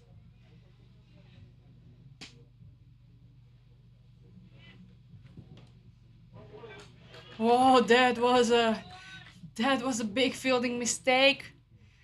The fielder was right there, but the ball just passed in between his legs, past the boundary, and awarded 4 runs to Cricahholics and 4 runs to Aditya.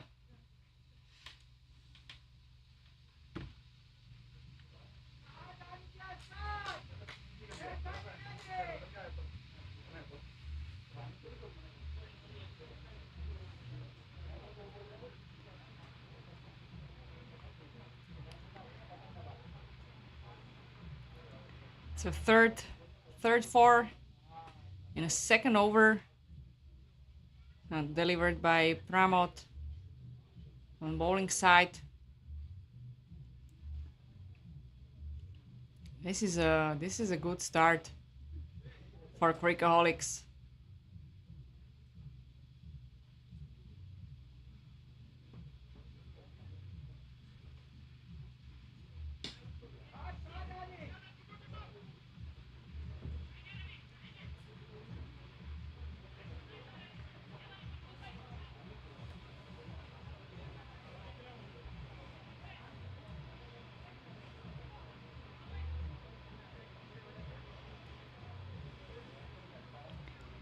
And last ball of this over for Pramod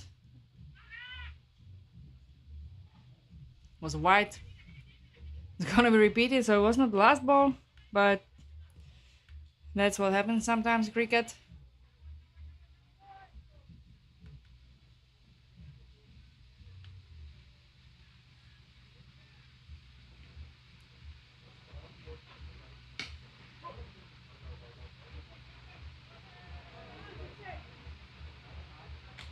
Oh, that was a 6. That was a 6. That was expensive over from Pramod. 22 runs for Cricahholics.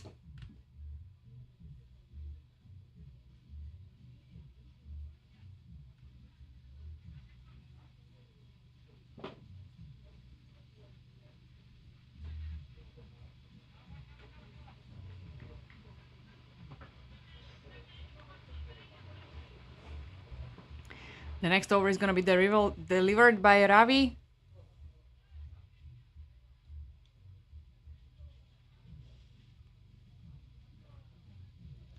It seems like Aditya took a moment and to connect.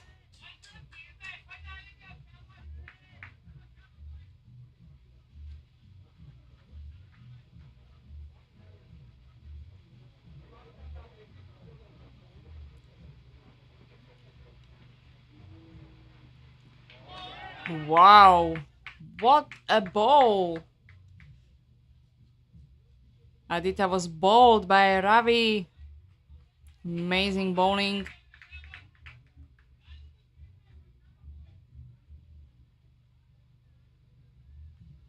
It was a really nice performance. And it's a second.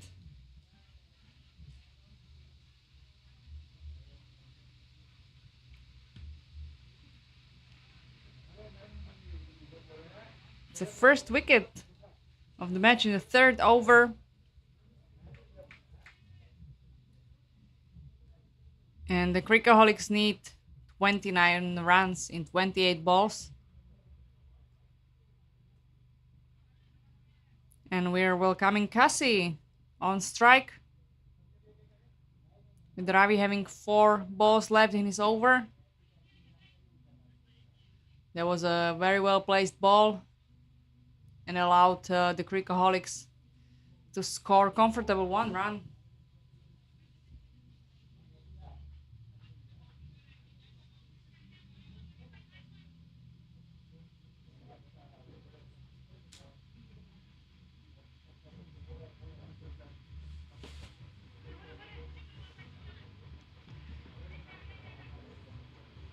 There was a solid defensive hit, ended up in 1 run. But really, the Cricahholics, they have nowhere to rush. If they can score 27 runs off 26 balls, they are fine. Oh, this was very close to be caught behind. But yeah, it's sometimes difficult to catch the ball without the keeping gloves. And again, attempt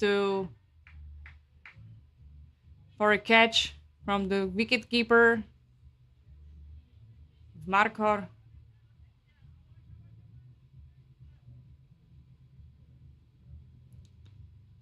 Seems like Ravi is managing to restrict the runs pretty well.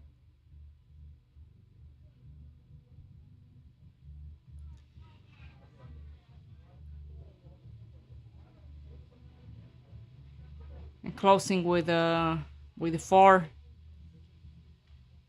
It's 38 runs after 3 overs for Cricahholics. They need 22 runs to win, and they still have 24 balls left till the end of the match.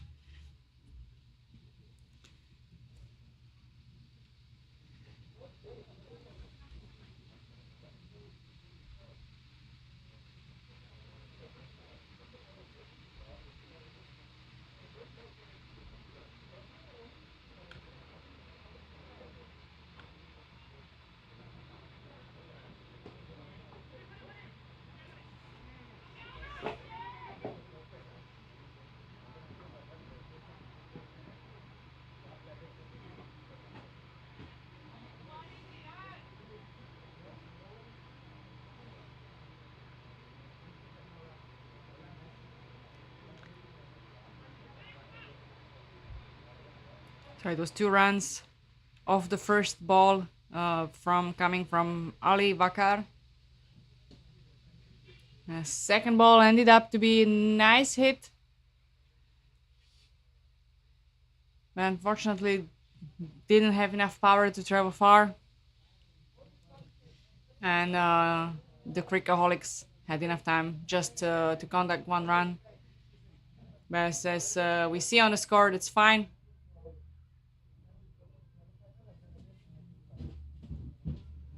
They are not in a hurry. Even though I think the organizers would really appreciate if they can end the match earlier, because there is a slight delay. And if we don't want to be playing the final match during complete darkness, it would be really good if some teams can end the match earlier.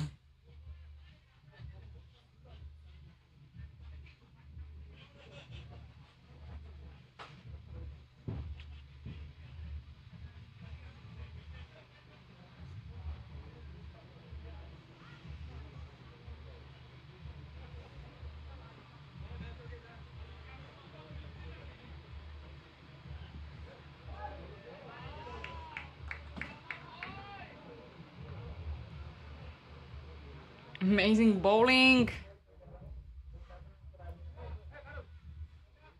from Ali.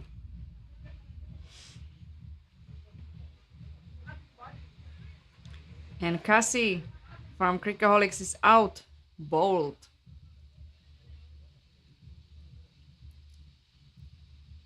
It feels to me that the Markor team is more of a bowling team. They are showing great performance on the bowling side. They are now really restricting the Cricahholics, who are welcoming a new batter, Arun, right-handed batter.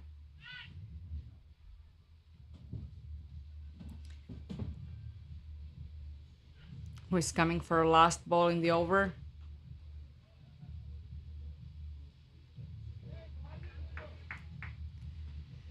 And it's interesting also that you can see that this is a fun tournament. Not many people wear any kind of pads, and we can even see Aaron wearing shorts, which are not allowed in most of the formats of cricket. But here it's a really chill tournament, and the weather is getting really warm. The sun is high, so it's all okay. And we have Ravi from Markhor coming for his second over in this game. Beautiful delivery.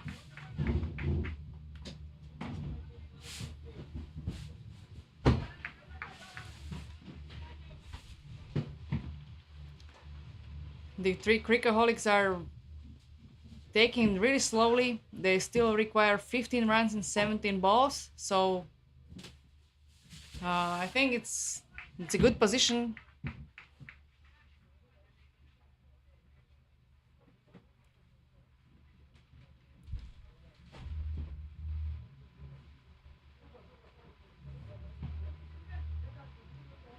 Another dot ball for Ravi.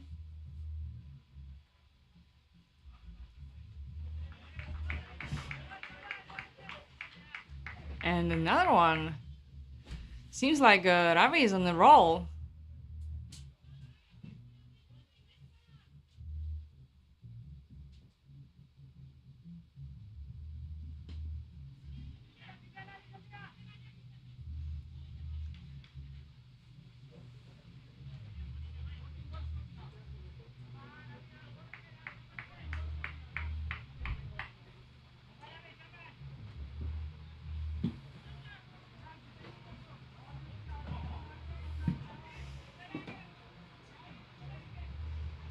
Last two balls for Ravi. He's adjusting the field. He sees where most of the balls are coming. But also Aaron sees the switch on the field. So he's probably gonna try to hit the ball somewhere to the back. Or hitting into the covers was enough for them to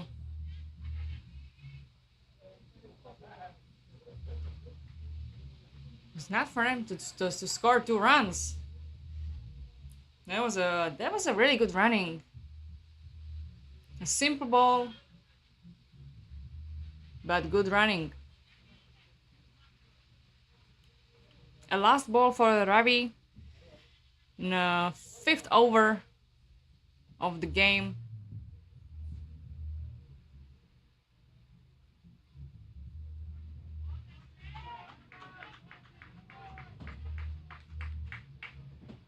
And that was a dot ball again. What amazing over.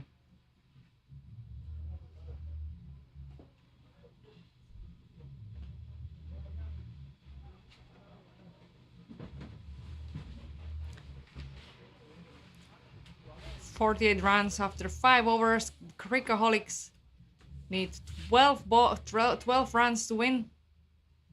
There are 2 overs left.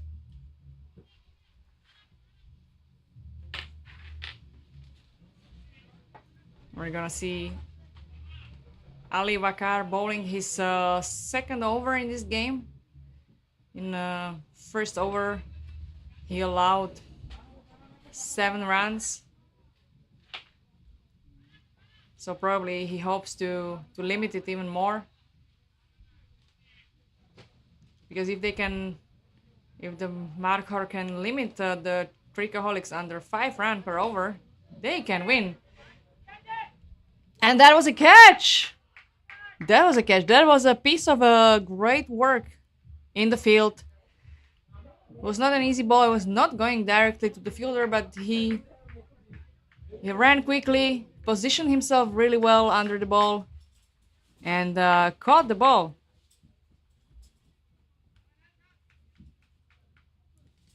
Amazing catch by Nasir Khan. And End of the batting for Sandeep. We're gonna see Davidson on strike now. He shown us some amazing performance on bowling and also in fielding. He had some catches on his sleeve.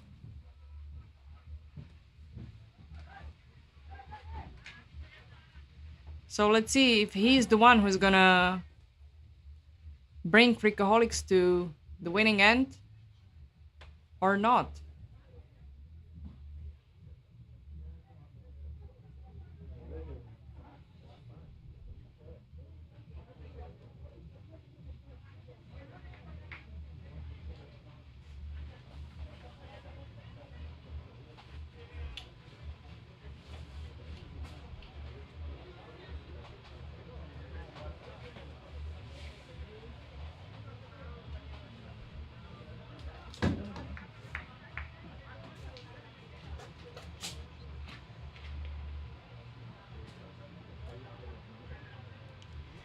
Very simple shot, very well thought from Davidson. 1 run.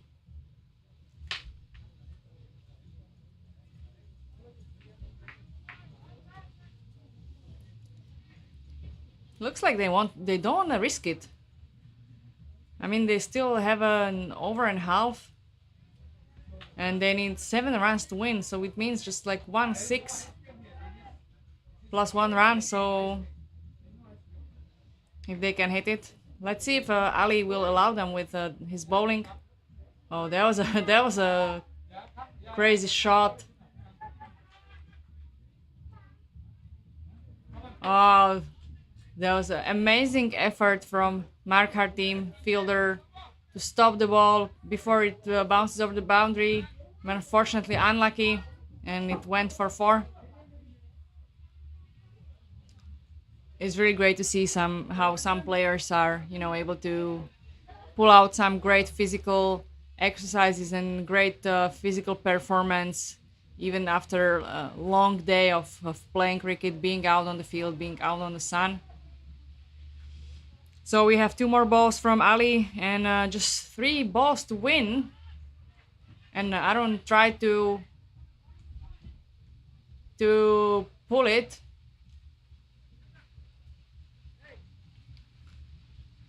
But it ended up being a dot ball.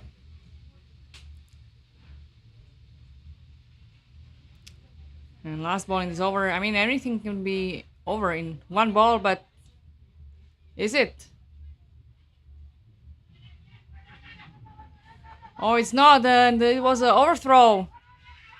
And they're running like crazy. Wow, finally some really good running from the Cricahholics and from all the teams. And that's it. That's 3 runs. They had to really work hard for the last 3 runs. I think they had to put everything that was in them to score and run these 3 runs and sweat it off. Excellent game. Nerve-wracking till the last moment. But the Cricahholics won by 3 wickets over Markhor. A wonderful game again. So that's it from the Scott Page field. In the meantime, on the Hooga Banks, the Saffron Strikers won by 66 runs over Raptors. And we're gonna be seeing soon again RCD Dresden against Barbarians. So we'll be back soon.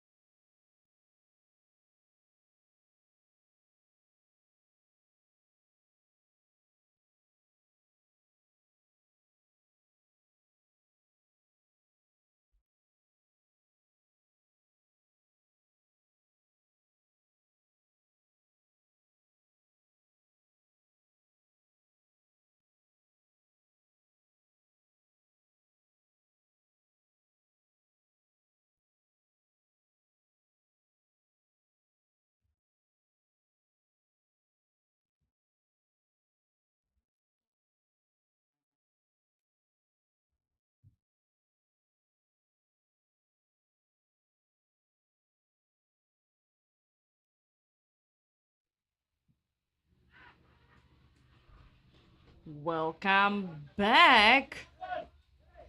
Apologies for the delay, but the commentators also need a bathroom break and also need to drink something. So we're looking at a match of RCD Dresden against Barbarians. And I came just right in time for the first wicket of the game. Bowled by Sai Vamsi Prati.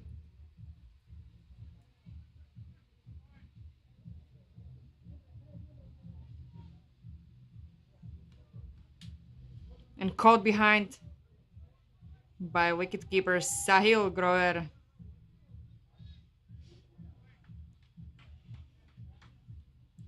So now we have a Godson on a strike.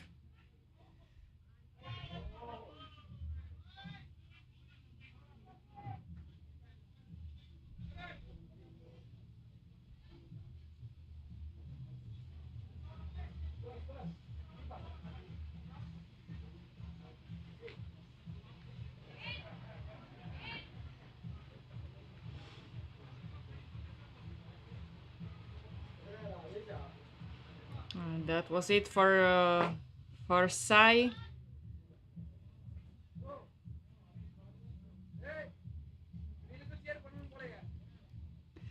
We're gonna see Birendra, who scored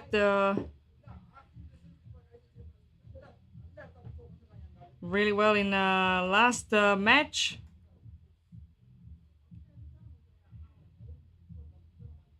And who took 6 wickets in the last 5 matches. So looking forward to this over, delivered by Birendra. Starting off heavily with a 6. Coming off Pritam's bat.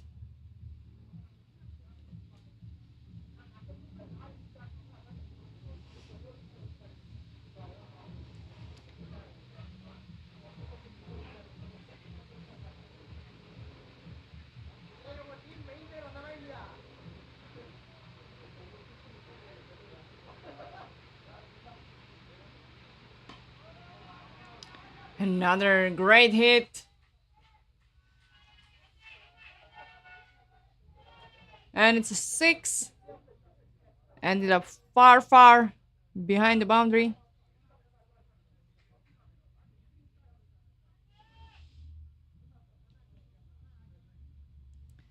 We've seen in previous matches that RCD Dresden can score high.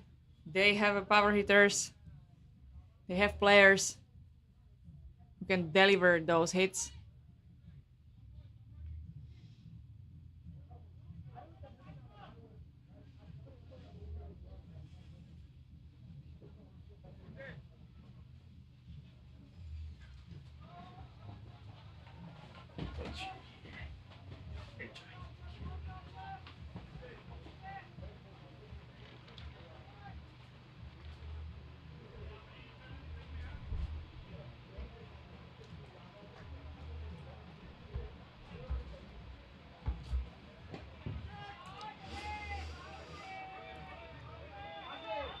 And another boundary for 4 points for Pritam. It seems like a successful over for him. Not much successful over for Birendra bowling.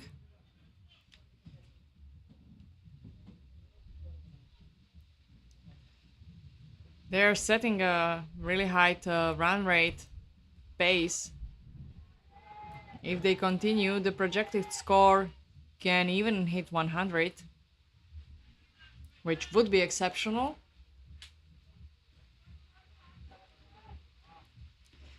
And there was a no ball from Pritam.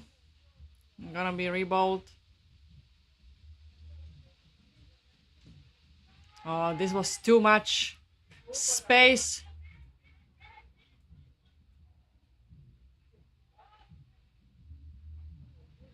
For Pritam to bat, and it was a nice hit.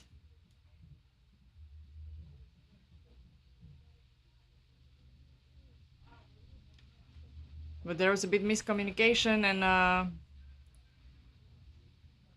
they only scored 1 run, even though they could definitely score more thanks to the overthrow. But I probably didn't want to risk it. It's still a second over of the match. Nevertheless, 26 runs for RCD Dresden after 2 overs. That's a really good score. They have to keep it up if they want to win. Now we're gonna see Mayank bowling.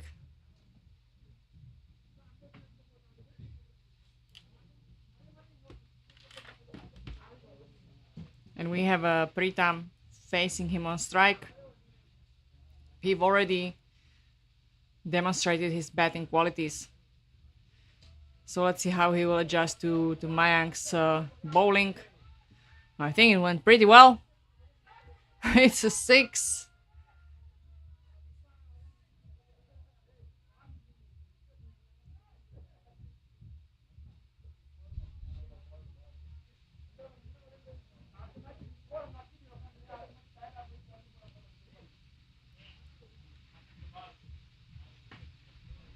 And again, a beautiful hit. And again, a 6. And it's starting to look like that Mayank's bowling was specially made for Pritam. 2 6 in a row.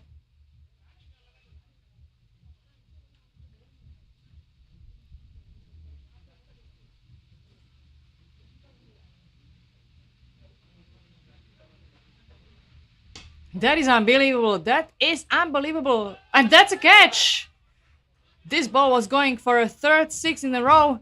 But it's a catch from Barbarians. Really nice catch. Brilliant catch. This might be a breaking point for both teams, of course. The Pritam was able to score 30 runs off 9 balls with a 300 scoring rate. So for Barbarians, it was very important to stop him.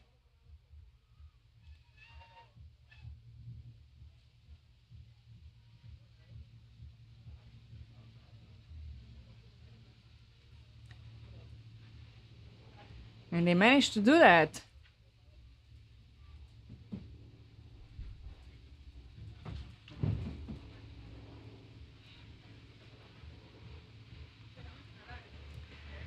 Brilliant catch delivered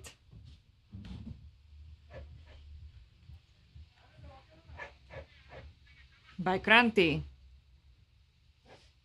on the long off.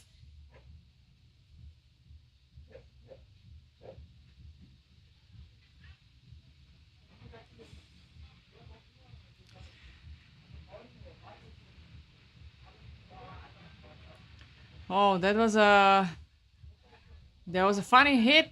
Still traveled really far, almost at the boundary. And there was a collaboration with both wicketkeeper and the fielder. Managed to stop the ball.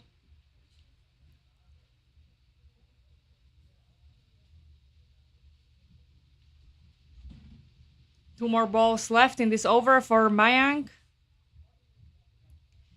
And Godson is facing the ball. He's ready to strike.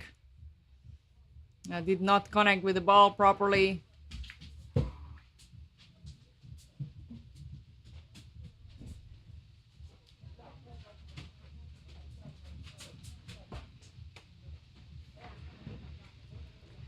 So last ball from Mayank. And a very simple, well-directed hit. Right to the third man. There was no third man. So the wicketkeeper had to run all the way down.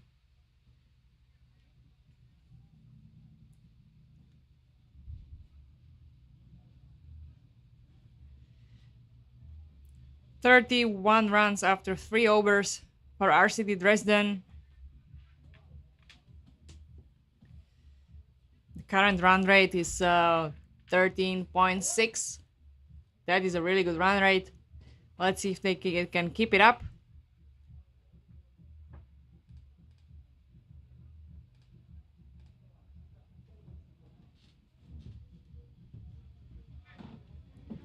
We have now Godson on strike from Dresden.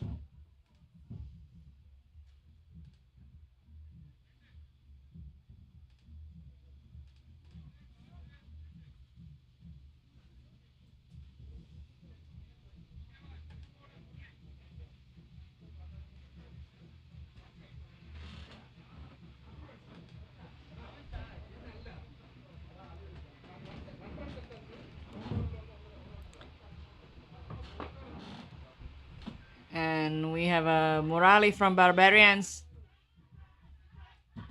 Bowling, there's an appeal. There's a very energetic appeal that was given.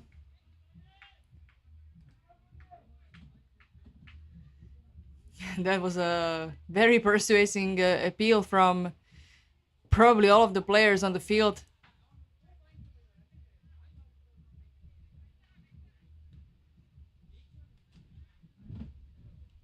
So Godson is out.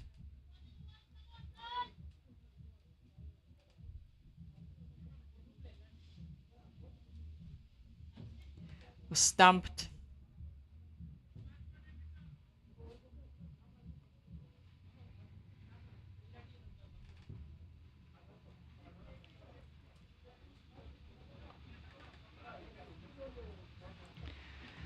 So we're seeing Nishant coming on strike, experienced better, right-handed batsman. And the second ball from Morali. Flying high, 6 runs for Nishant from Dresden.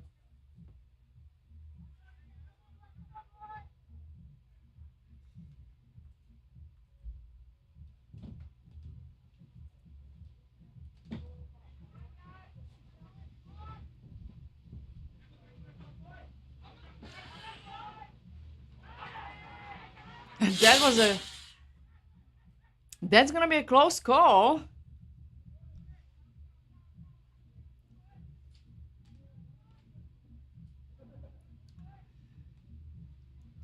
Nice action from both teams.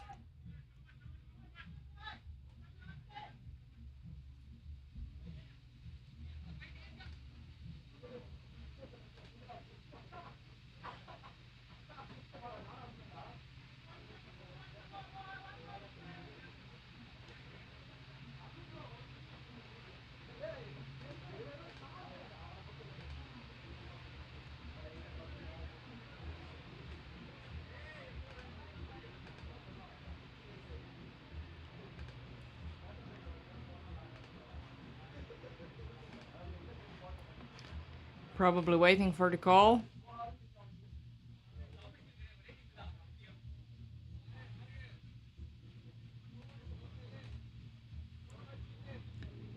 Or a technical issue with scoring.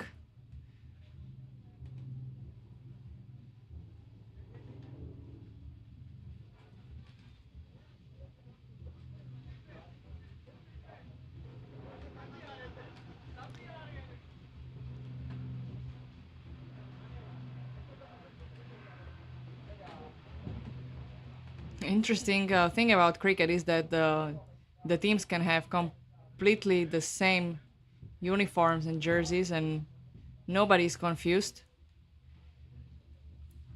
I mean, the bigger formats, the big format, the test cricket, all the players are wearing white and nobody's confused. That's really different if you can imagine a football being played by players in the identical uniforms. That could cause a lot of chaos and a mess. Even the sports where basically the sides are separated, like volleyball, usually the players have uniforms of different color.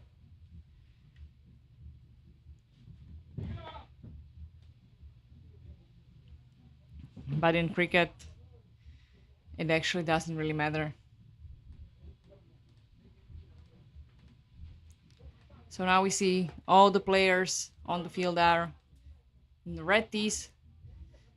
We have a incoming batsman in a white t-shirt.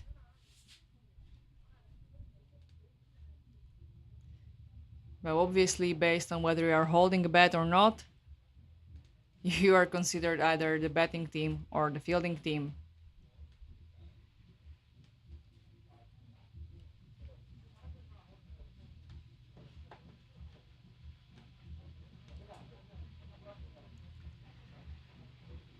So there is some serious discussion going on about the last situation. Hopefully it will be resolved soon.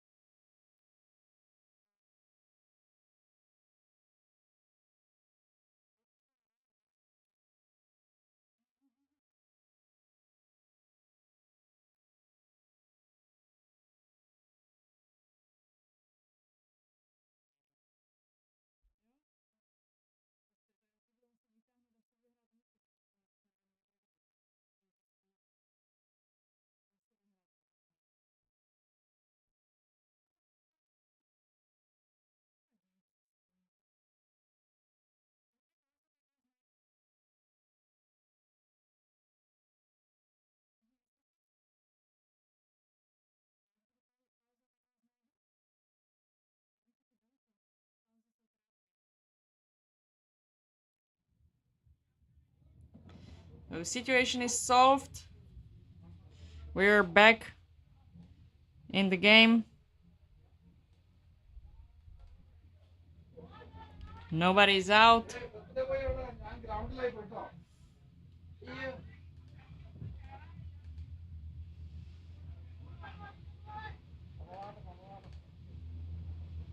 And the last ball from Raleigh did not sit well with Nishant.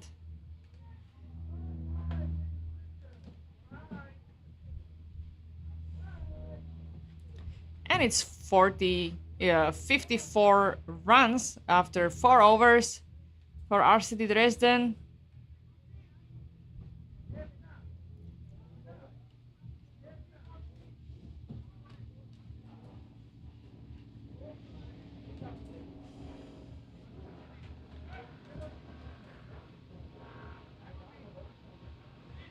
Nishant still on the strike.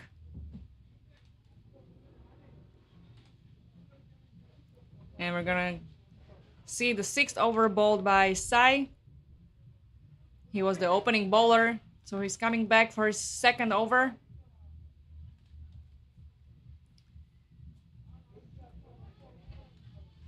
Oh, there's a lot of running happening. There was an overthrow and allowed one extra run for RCD Dresden.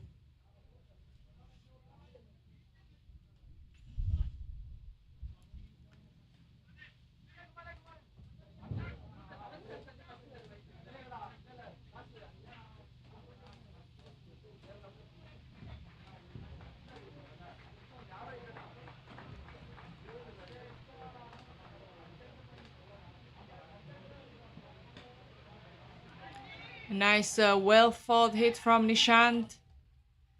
Just easy for them to score 2 runs.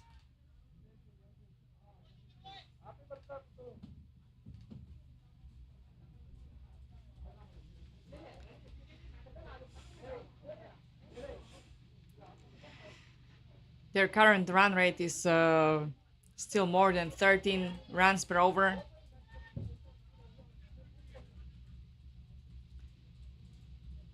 But if they want to start doing some risky moves, I think this is a good time to start.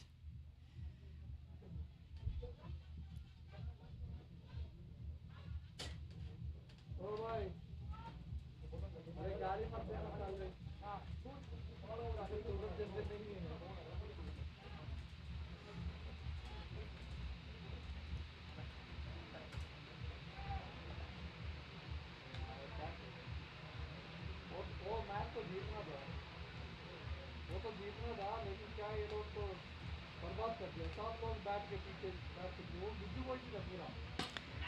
A great ball from Sai. It's gonna be hard to catch. The ball was too fast for a fielder to catch it. Ended up behind the boundary. 4 runs for Dresden.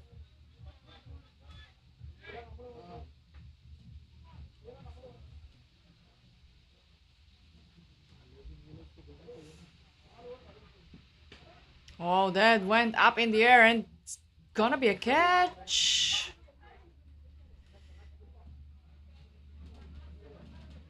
Unlucky hit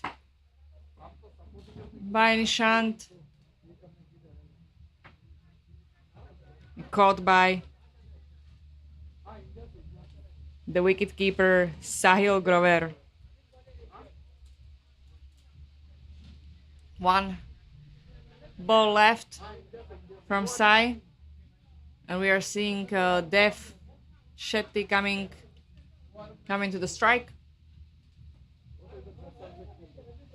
There are small adjustments on the field.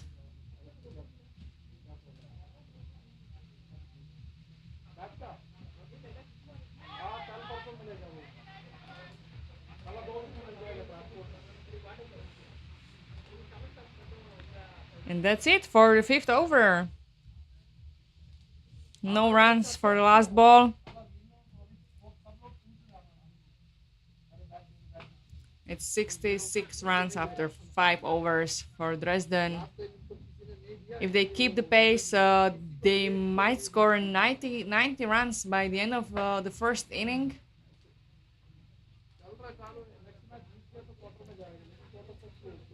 And now we see Vishka bowling his first over in this match.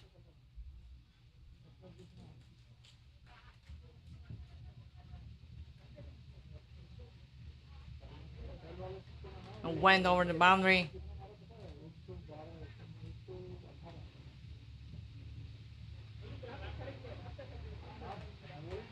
It's a 4 for Roshan.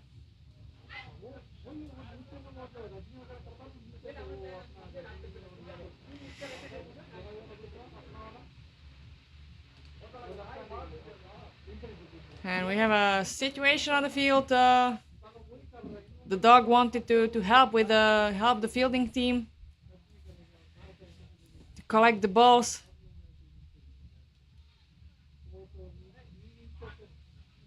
The situation is now calmed. And Vishka can continue with the bowling. The ball is up in the air. but landed right between the fielders and then bounced behind the boundary. Another 4 runs into the Dresden books. Another run in this over.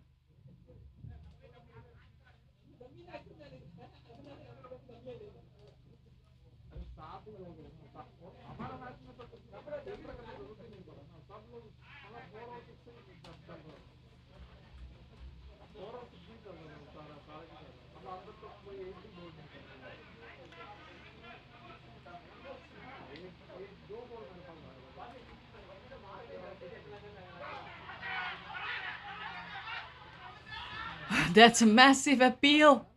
That's a massive appeal.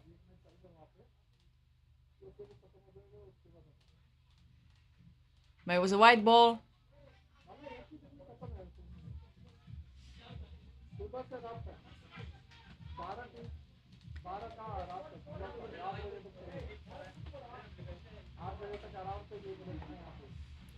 Roshan is getting one more shot. It changes into the 4 runs. And there should be 2 balls left in this over. Delivered by Vishak. Sorry. I'm sorry for mispronouncing all the names.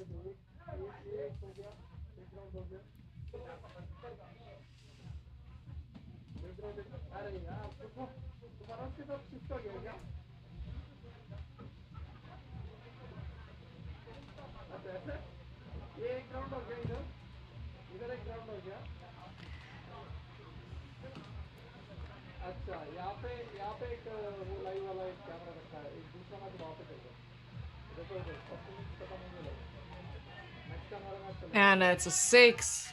That's 20 runs in this over for Vishak.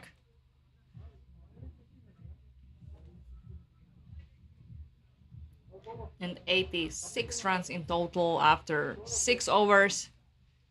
So we're looking into last over delivered by Murali.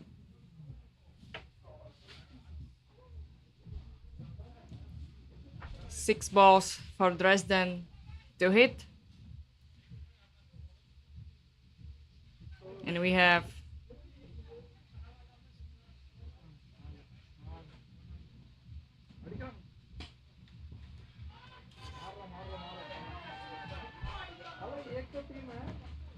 Roshan using the opportunity and getting the most out of it.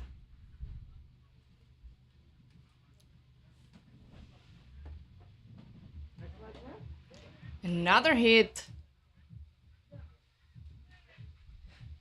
And another 6. Wow, was, yeah, outruled by 4.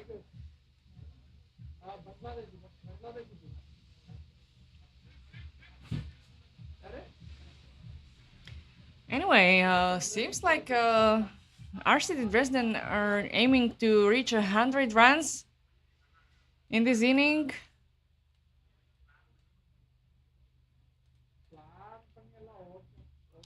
Beautiful hit, but stop before passing the boundary. They are trying to run.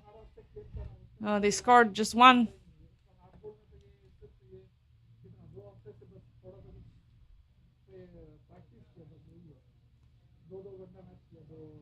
And that was a no-ball delivery. Will be repeated.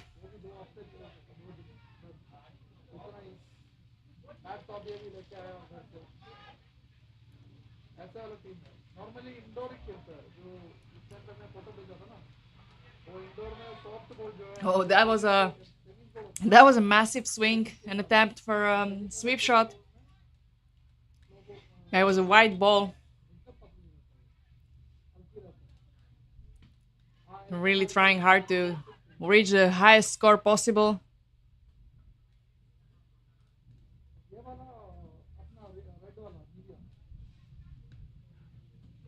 And RCD Dresden are crossing the 100 runs line, making this result exceptional considering the context of today's tournament.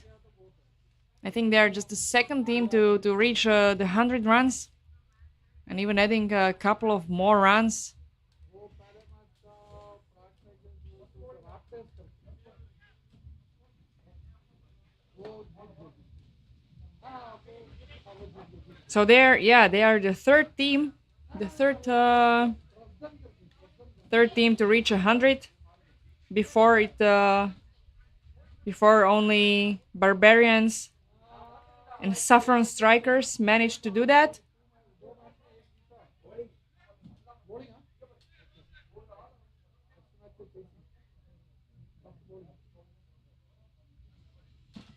So we know Barbarians can also score 100. Now this will be an interesting second inning.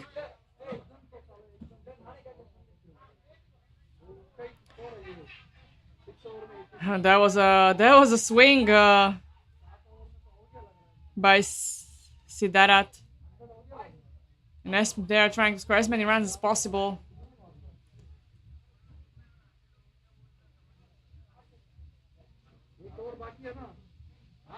And that's it. That's it. 107 runs for RCD Dresden.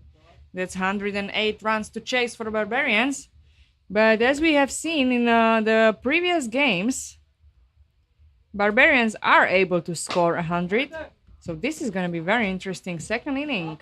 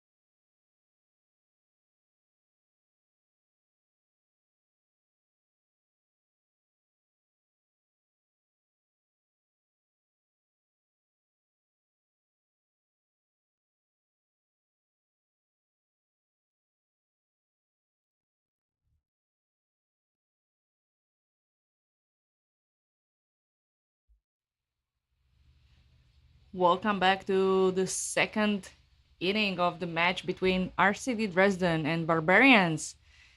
Barbarians are on bat and they need 108 runs in 7 overs. This is gonna be tough, but we've already seen in previous matches that the Barbarians can score 100. Definitely not impossible. We're probably gonna see some amazing shots. I'm pretty sure that the RC Dresden are not giving them the shots for free. It's gonna be a nice game. And Sidarat is gonna open from the Dresden side on the ball. And Vishak is the first one to face the ball.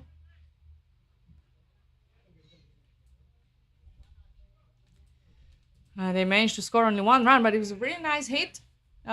There's a lot of potential.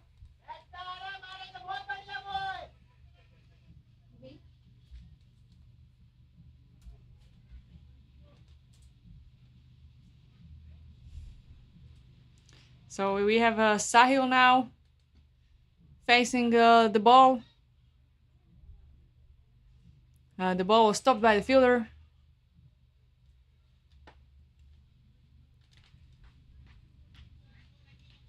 It seems like the Dresden team knew where the Barbarians will be hitting, and they placed their fielders in really good positions so far. And they are managing to stop all the balls and restricting all the boundaries. Really good game from both teams.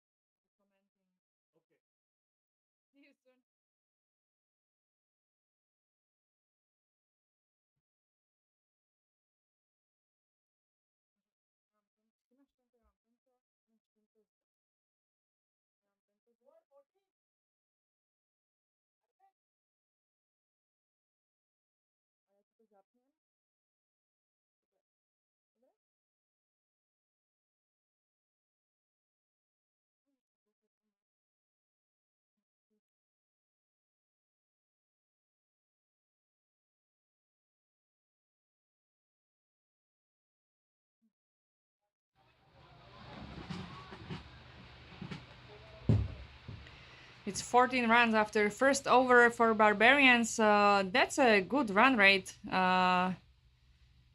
if they can keep it. And the second over is delivered by Dev Shetty on the ball from Dresden side. And seems like Sahil is having issues connecting it, but that was a wide.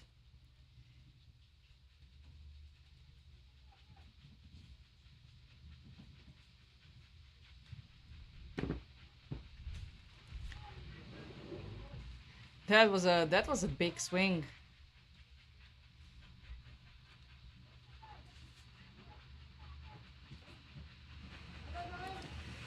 And I have a guest here with me today for this match, Clara. Clara from PCC Queens. Clara, welcome. Hi. So you just came to watch some men's games. You were playing games yesterday, the T10 Challenger Cup. So how do you feel? How is it to actually like play for all day in this sun? It was exhausting, but the sun wasn't there all day. Actually, it was in the end the most, so it was the most hard part of the day. But we saw a nice catch there. Yeah, the first wicket of the second inning.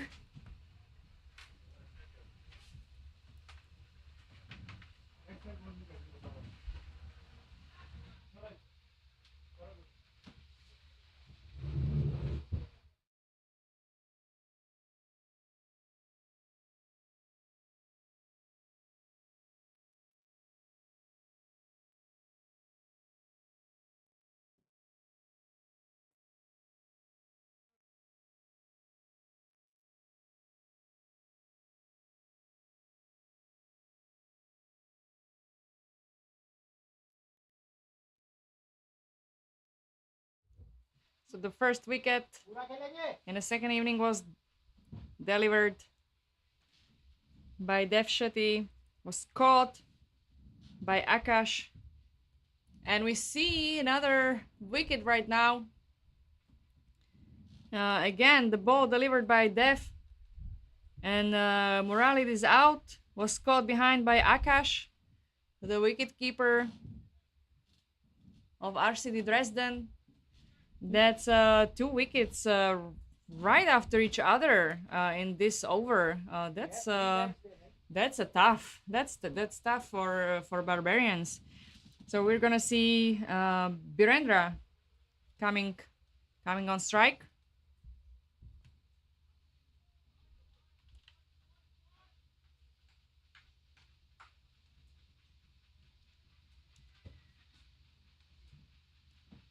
So Clara, comparing to yesterday's matches, today the guys are playing with a tennis ball. It's a special tennis ball. It's a bit harder and heavier than the regular tennis ball. It's a cricket tennis ball. Would you prefer to play yesterday's part of the Challenger Cup with the tennis ball? Because I know you played with the regular hard ball. Would you prefer to play with this one? No, I think we are used to play on Bundesliga with the hard ball, so I think it will.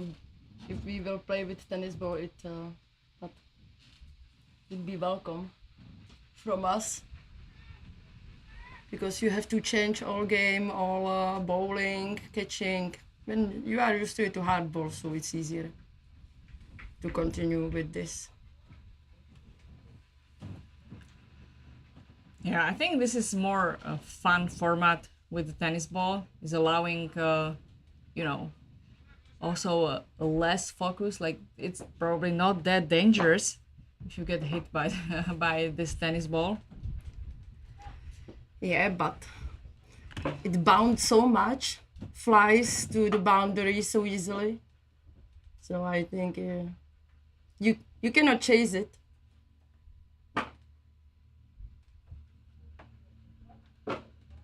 Boundary.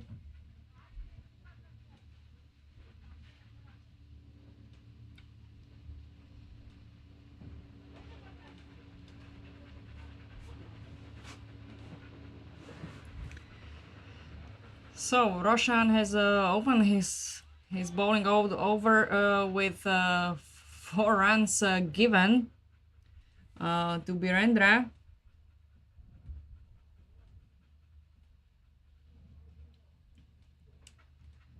This is gonna be hard for Barbarians. I think it's the 2 quick wickets, which might be an issue for this game. Now we see Barbarians running back and forth, really good running there.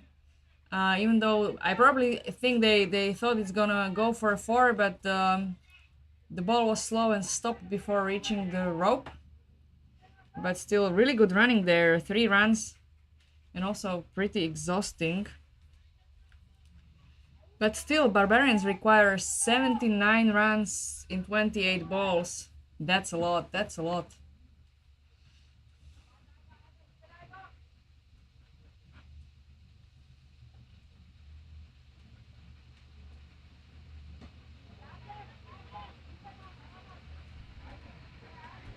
Oh, nice. Was a catch? I think it was just stop on the boundary, but the ball is so fast that yeah, it was catch. Nice. That's another wicket for Dresden. And it's second over, right? This is a third over, and it's a third wicket. That's totally not looking good for Barbarians. I hope they have some tricks hidden in their sleeve. So we saw a brilliant catch at a square leg, the deep backward square leg by Pritam, and Vishak is out.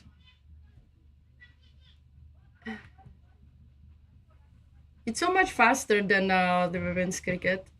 And when you see the ball, the tennis ball, it's even faster moving on the field, and they are still catching before the boundary. It is really nice to see. Yeah, and also this format is only 7 players aside, so there are only 6 fielders if you can see them and count them. So there is a lot of space between the fielders for batters to hit the ball. But we have previously discussed with Rohit that interesting thing about the man cricket is that they are not trying to hit 4s in between the fielders, but they're always trying to hit 6. So they are swinging hard, sometimes missing, but instead of like playing it smart, they still trying to play it strong. Well, this was a smart move, but there was a fielder.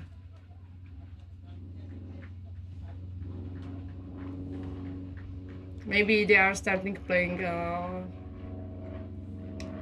to be sure that they will hit, because third over, third wicket. Maybe it's time to play smart more than always hit 6, because Dresden is always around the boundary catching there. And if you are not sure it will be after the boundary, they will catch it.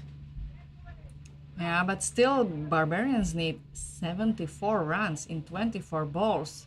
It means you really need to score a lot of 4s and 6. They will definitely not reach that target by running 1 or 2 runs. It's almost 3 runs on 1 ball, right? If my math is fast. Yeah, they require 19 runs per over. 34? Is it 34?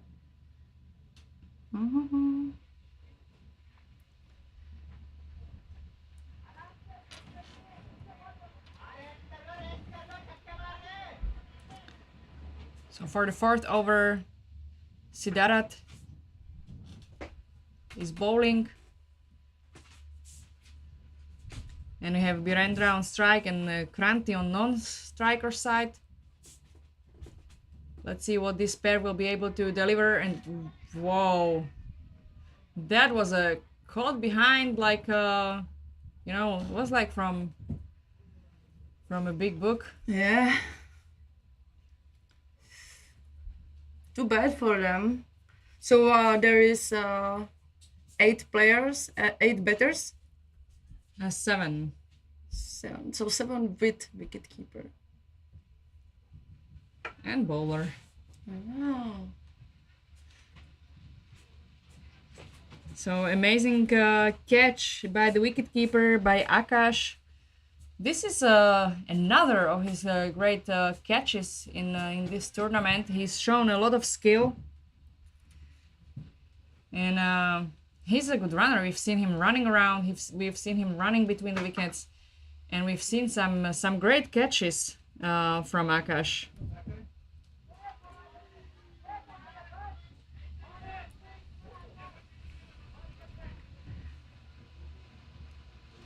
Mayank came on strike from Barbarians team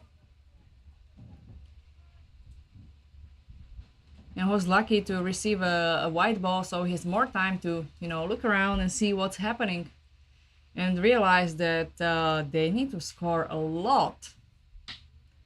That was a nice hit. Wow.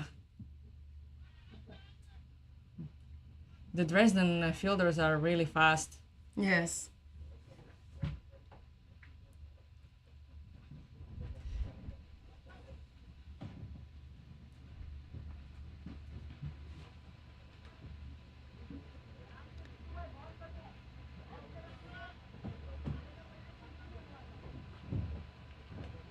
Three more balls left for Sidarat.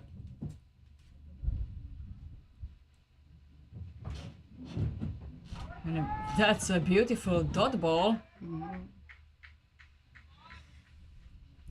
Actually, Kante is from CMSK. He is a high performance manager, so you can see someone who is part of Czech cricket actually. Okay, that's interesting fact. I didn't know that.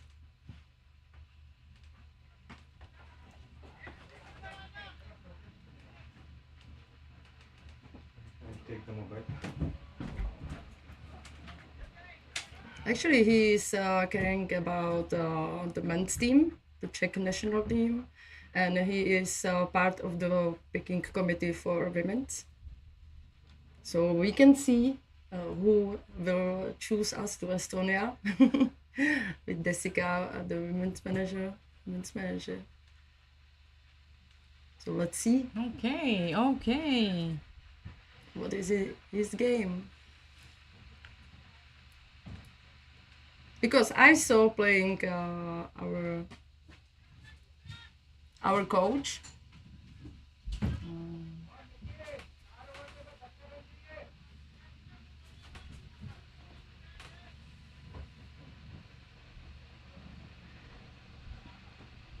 There was a first ball and a fifth over and 6 points for Barbarians.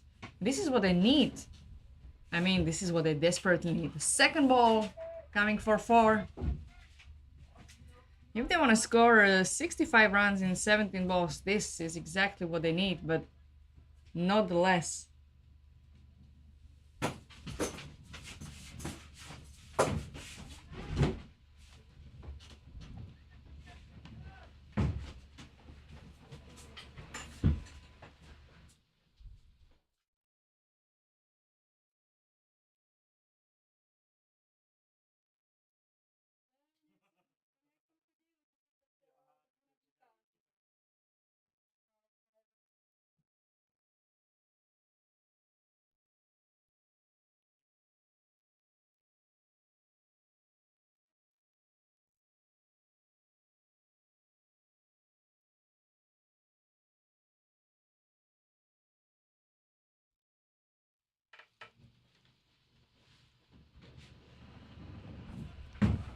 So now I will see.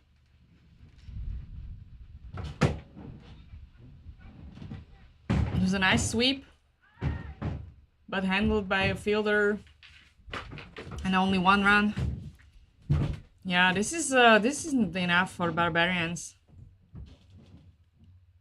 They require 59 runs in 13 balls. We need to see some 6. Wow, okay, that was a catch. Oh no. And another amazing catch by Akash. Hey, I'm in, squad. I'm in. And now we can see the special bet that we thought that the walls inside the bed they are for shots. Drinking it is- shots. yeah, the players are using a special lighter bats for this tennis ball, where basically there are like carved holes into the back of the bat to make it lighter. So we're seeing Godson coming to ball, right arm fast bowler, and Kranti is ready on strike. And again hitting the same square leg, a deep square leg point, but stopped by the fielder, and only managed to switch spots one. And Sai is here to help Barbarians to score. Oh no, that's another catch. Oh. That's another catch for Akash. I think I know what they are trying, because when you do the good hit to the back, it will be 6 because nobody's there. But the wicket keeper is always there, so Yeah, and if you don't time it well and the ball just edges your bat, it goes up, and that's that's the perfect chance for a wicketkeeper to take your wicket and take a catch. I think it's over now. It's over now.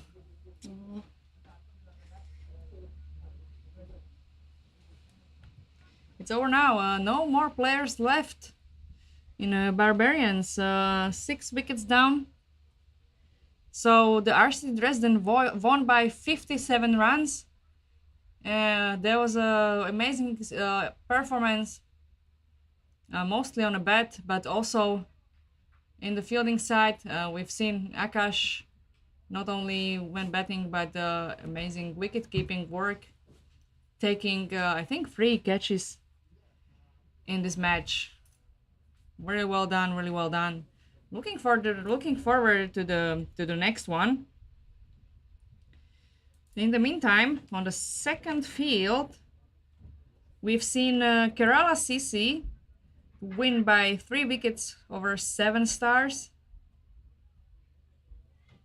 And we'll be back soon on this field, on Scott Page Field, with Vapiano Warriors against Pack Stars.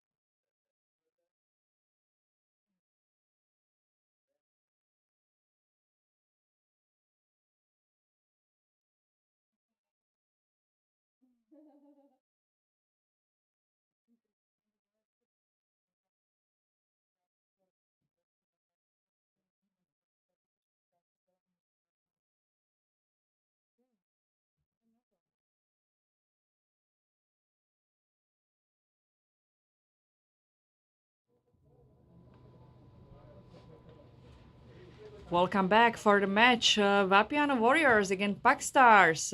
Pack Stars won the toss and elected to bat. That's I would say more unusual choice than choosing to field. Probably they have some good reason behind that. And the game is starting right now.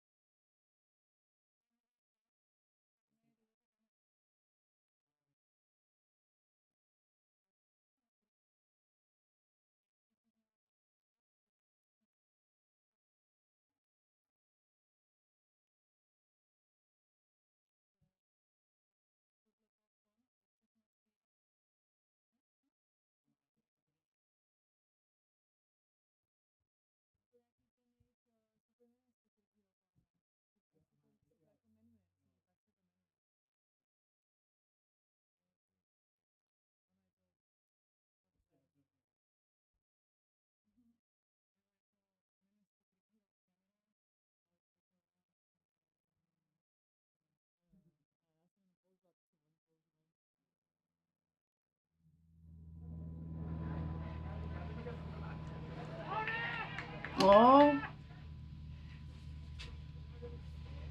Now we saw first wicket of the game already with a second ball coming from Niraj from Vapiano Warriors.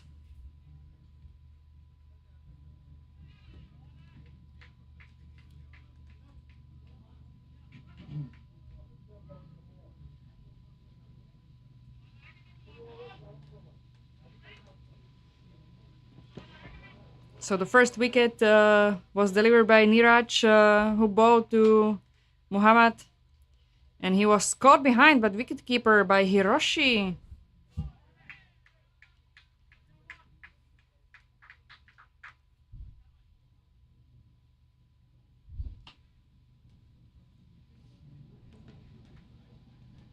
And this seems like a good over for Vapiano Warriors. One run scored and one wicket. That's really good. I wonder if all the players from Vapiano Warriors, if they all work at Vapiano.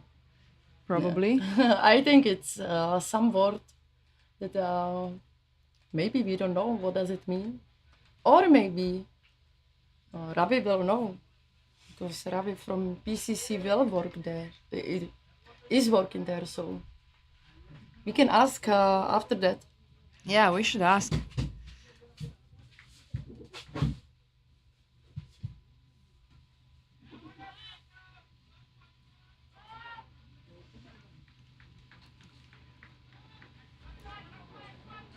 Ravi's bowling. You should really watch that. Those are really nice spin balls. And if you want to hit them hard, you're not gonna hit them hard. You're either gonna get out,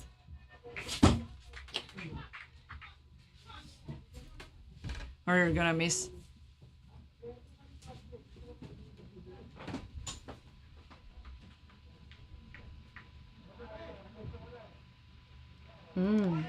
Well, that was an interesting attempt from Imran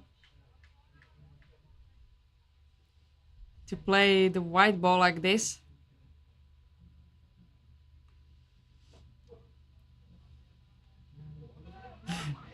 Again, and it's caught behind by Hiroshi.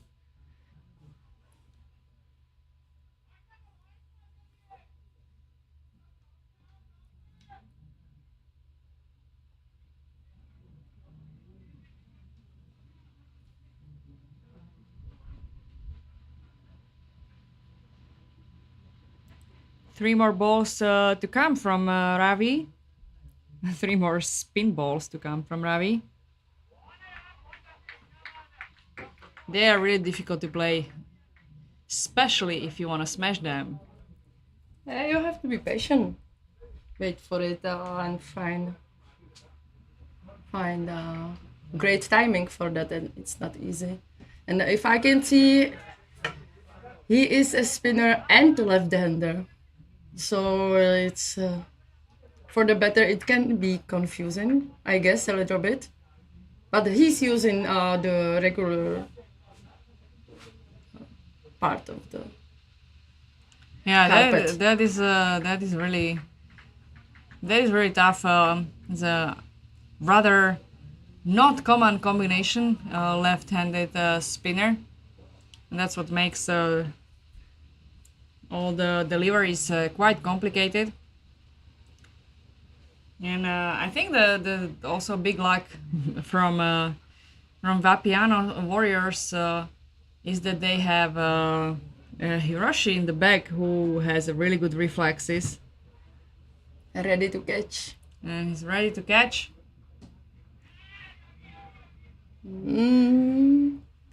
Oh, this was the miscatch. Was it the drop? He missed the catch. Yeah. He dropped it. It's drop catch.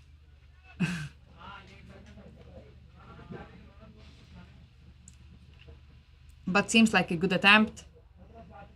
Now this over goes for Niraj. A good reaction from Hiroshi. He ran for the ball.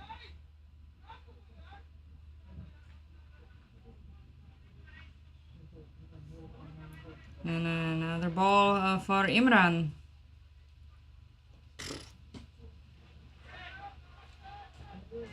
Oh, it was 6. And it was a 6.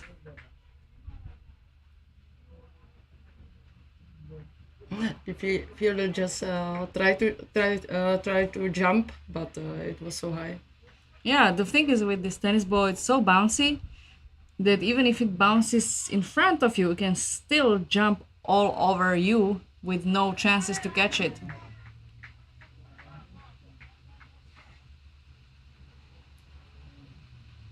We can see the bowler is from another side.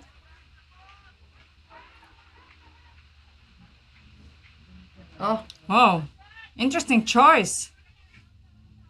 I stopped at the boundary by the fielder. A quick throw. Misfielded by Hiroshi, but he's gonna save it. He's gonna save it.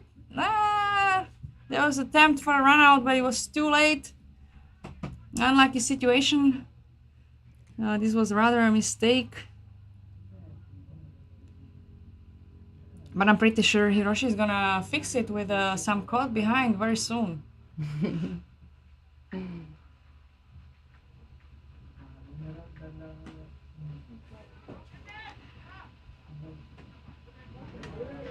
Nice hit from Imran.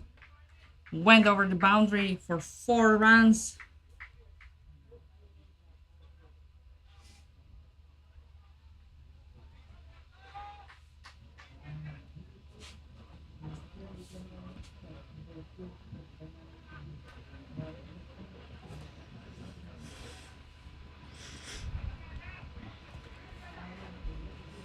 At the end of the 3rd over, the Pak Stars have 19 runs.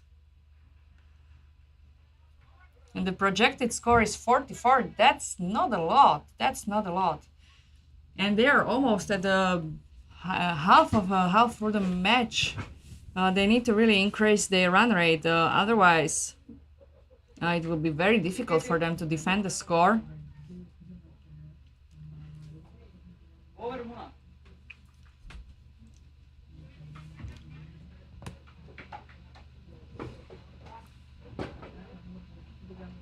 Oh. Whoa, but the ball is traveling. Ah, To the boundary.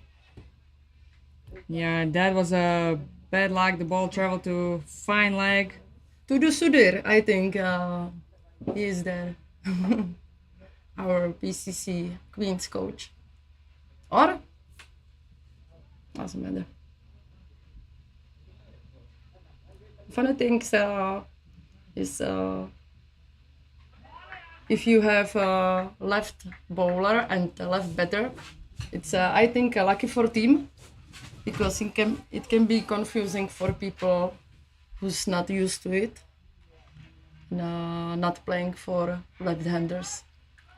Yeah, definitely left-handed batters or left-arm bowlers are always, causing a distraction, and you have to be able to adjust.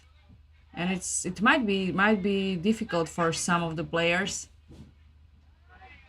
Oh, that was a overthrow, misfielded situation in which the Pack Stars got use of it and scored another run there.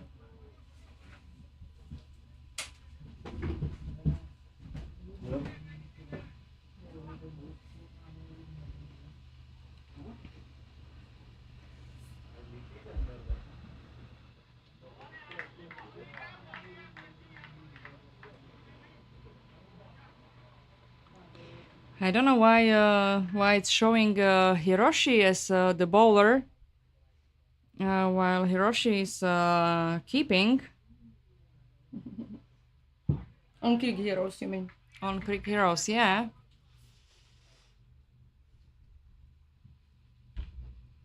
Boom. So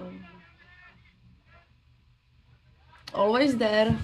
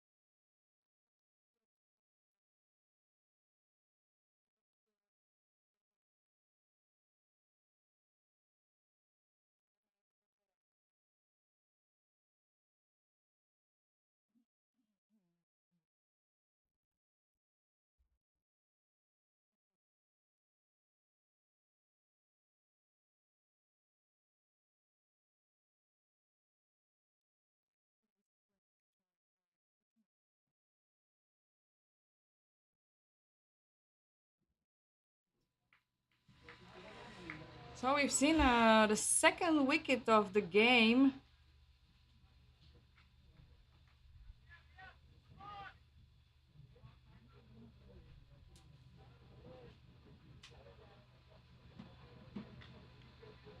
And now it seems like another one.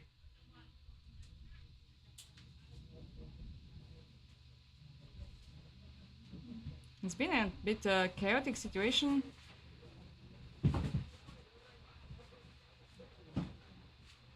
With Rahul bowling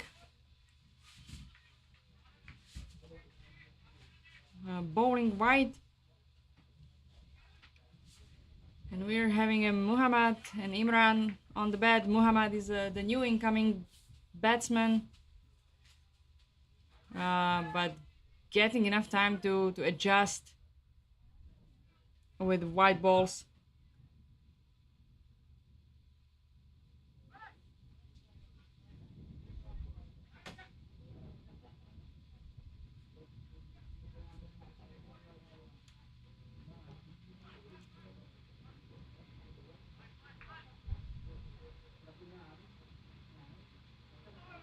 Oh, that was a that was a big swing.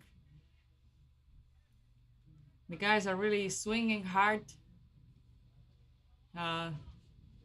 Really good luck that the bats are not that heavy. They are not gonna dislocate their shoulder.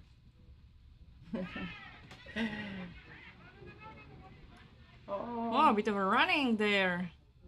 Yeah, but For Pakstars. he had to go back because it was on carpet, so no run. Yeah, For this no run, ball. no run. Yeah. You know, like, what is it when you miss the ball, do the big swing, and suddenly you have dislocated. Yeah, I know what you mean. Beautifully bowled. Beautifully bowled ball by Rahul.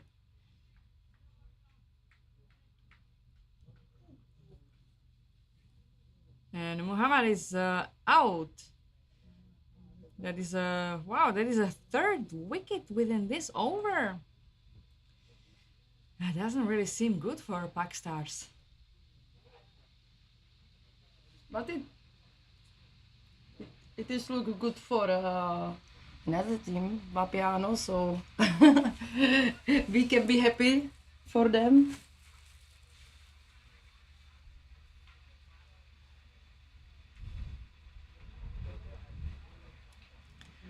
So now Newman is coming in.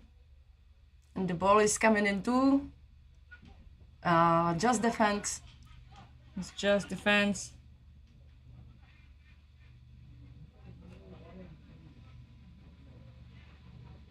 I think we're still seeing Rahul bowling his second over in line.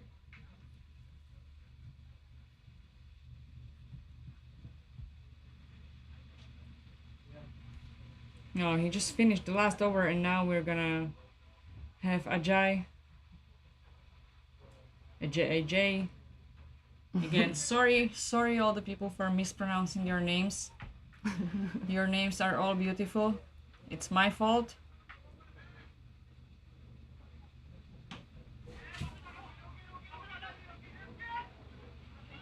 And good stop from fielder on the boundary. I just watching the ball, so the runs, I think it was just 1 or 2. Oh. Wow, that was a heavy swing. Again, they are really trying because they know they have to, I think, hit the 6 because it's for over 33 runs points. But this is what I was saying, you know, like if they... Maybe they hurt me because now it's a 6. Yeah, that's the commentator's curse. Like sometimes you say things and they happen. Be careful about that. But good for them, good for them. You know, when you play with hard ball and women, so you don't see so many 6, so it is nice to watch. But still, I am feeling bad for the fielders because you cannot do anything with that. If is it 6, it's 6. You cannot stop it.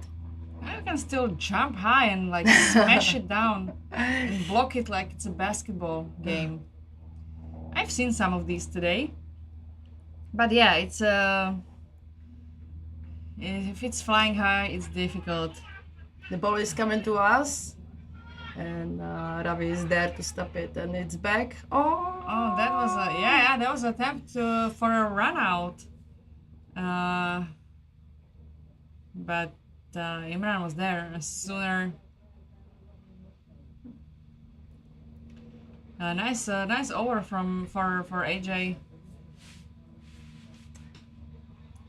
I mentioned it yesterday that I really love when the fielders running and suddenly the cup is losing on the field because the fielders are running so fast. Maybe Yeah, there were many caps flying today. Yes. Because it's also windy. All right, 44 runs after 6 overs. So we're gonna see the last over bowled by Ravi, the famous spin bowler. left-hander and spin. And there's a lot to play for Numan and Imran from Pakstars. They should really risk it all and try to get as much as runs possible. First ball is white, so they still have 6 balls. It was really fast actually, the ball. I didn't expect it from the spinner. Oh. Now is the standard.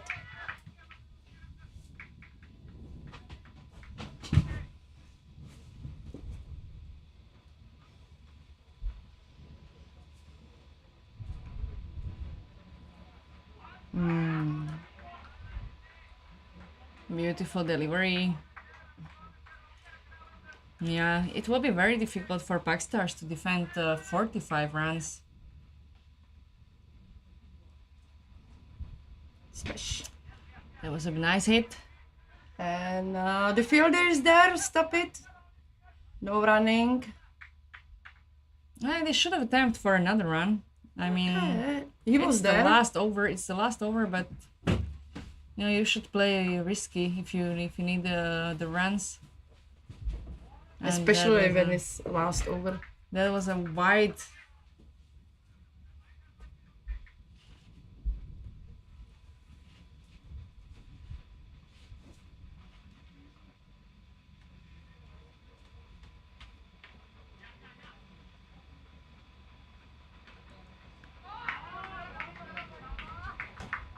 That's caught behind. That's caught behind by Hiroshi. I was looking for the ball and I didn't see, so I was like, it's really that high 6, but Yeah, sometimes. But that was a nice celebratory jump from Hiroshi. We were looking for a ball and it was in Hiroshi's hand. oh, almost like always. Yeah, it happened quite often. We're gonna see Ali on the bat on the strike for the last 2 balls. And another Almost another same caught situation. behind by Hiroshi. It's almost same situation like I had yesterday. Last 3 balls on bat. Oh, that was an overthrow. But backup was there, so safe situation.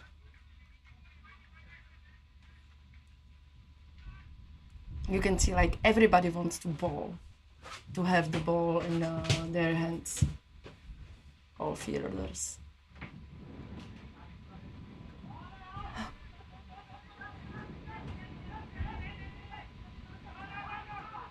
Oh, the running. Finally, we see some running and. It was tough because wicketkeeper missed the ball, so batters have enough space to run. And it was last ball, right? Yeah, it was the last ball, and not sure if it's a run out or they managed to score some runs. Anyway, it will be very difficult for Pakstars to defend the score in the second inning against the Vapiano Warriors. And to win, they need to score 50 runs, I think. Probably depending on the last decision. And that's a comfortable score to chase if you have few hitters on your team. A wonderful play from Hiroshi. You can see that he has a crazy reflexes. He's catching the balls without the gloves. He's very comfortable behind the wicket. Great work done there. So yeah, looking forward to the second inning, and see you in a bit.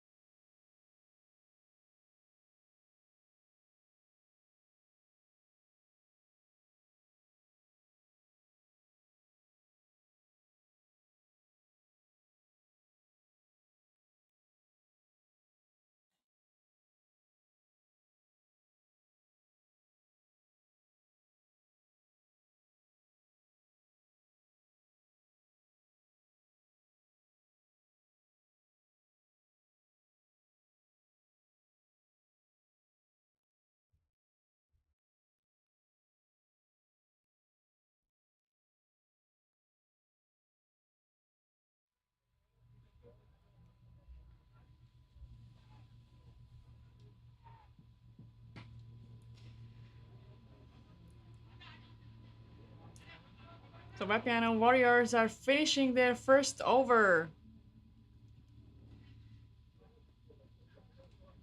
It's gonna be 6 runs in their first over.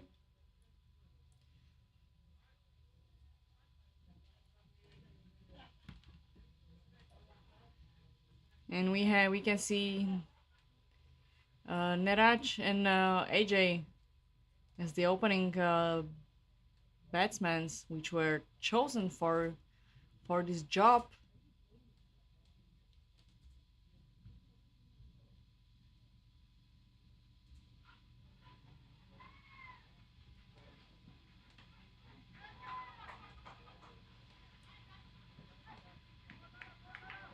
And the second over will be delivered by Ali from Pack Stars.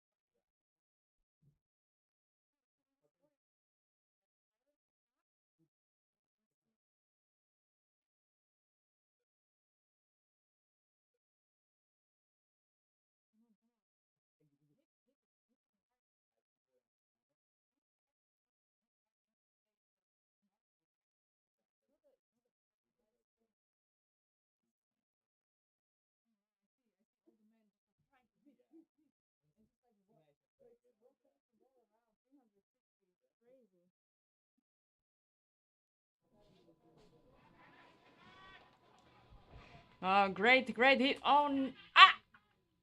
That was a drop catch. That was a drop. Oh no. We had some. Oh no, that was a bad situation. We had a collision on the field.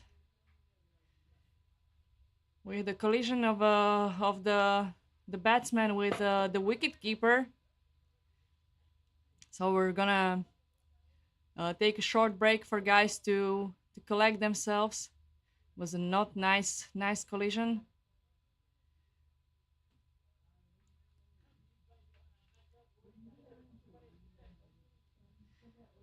You need to be careful.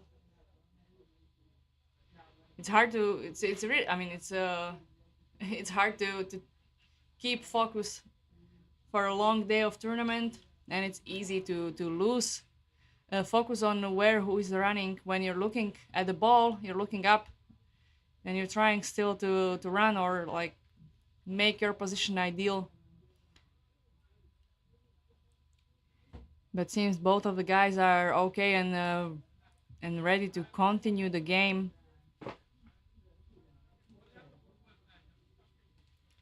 Vapiano Warriors need 41 runs in 31 balls.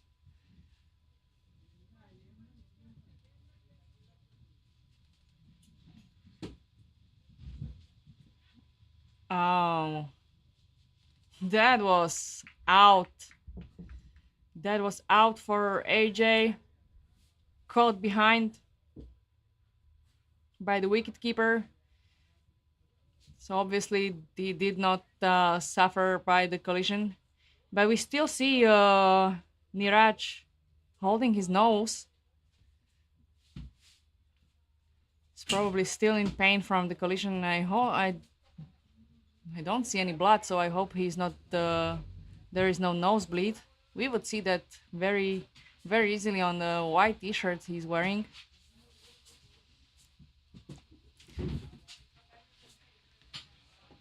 So with the incoming batsman is Ravi. We've seen really nice hits and really nice shots from him in the previous matches. So I think the Vapiano Warriors are hoping for him to increase the run rate. Let's see how much Ali from Pakstars will allow them on the third over. The first ball, and it's bowled. Yeah, probably. Oh, there was Bilal. Sorry, there was a short mistake from the scoring team, and Niraj is going to take rest. Well deserved after the collision. We all hope he's gonna be fine soon.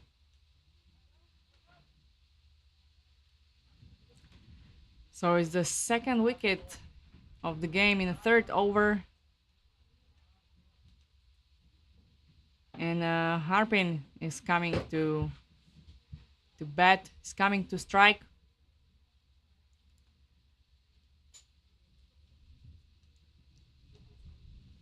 He was the one who always catch the ball on the field. Really good fielder. So let's see what we will see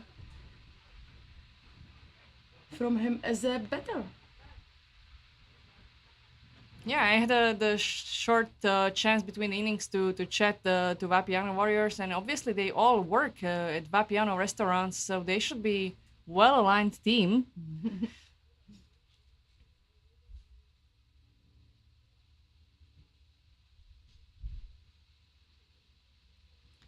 What a nice team building activity, right? To sign up for Prague Challenger Cup and spend the entire day playing cricket, having fun.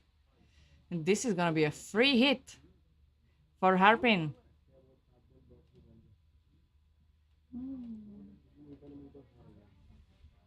He tried to hit it hard. He seemed to struggle to connect with the balls delivered by Bilal. In this format, there is no leg before wicket. Oh.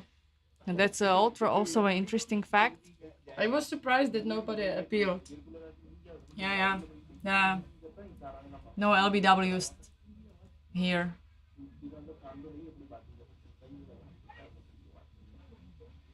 This is definitely a more chilled format than what we've seen yesterday from the women's game. It was a regular T10 format, pretty strict on rules. There were a lot of penalties for wide runs.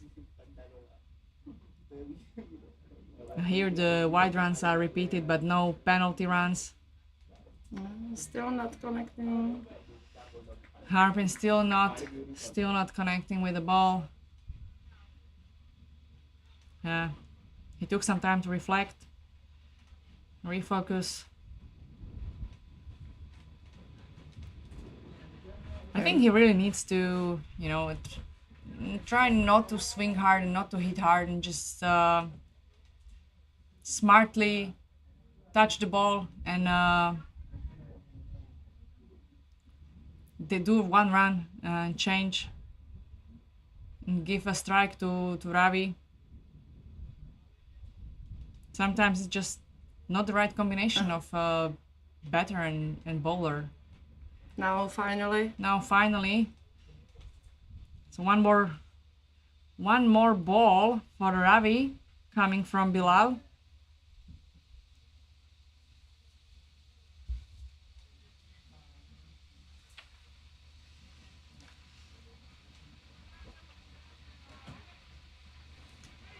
You can see switching the fielders because Ravi is a left-hander, so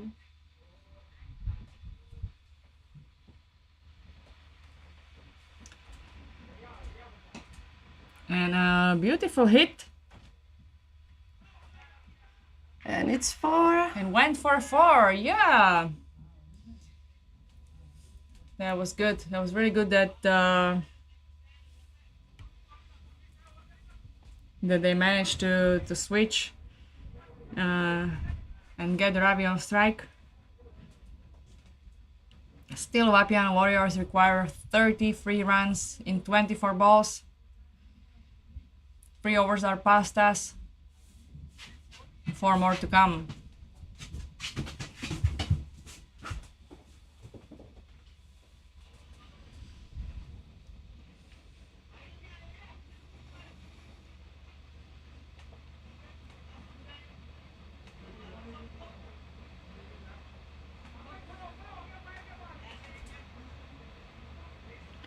Next over will be bowled by Muhammad.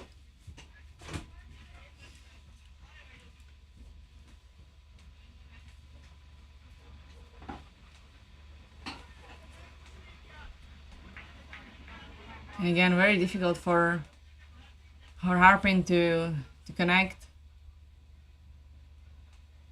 Oh, It looks yeah. like Muhammad is a right-handed spinner.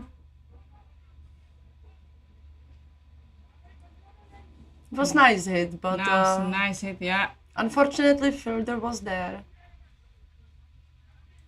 But 1 run is just enough to get Ravi on strike.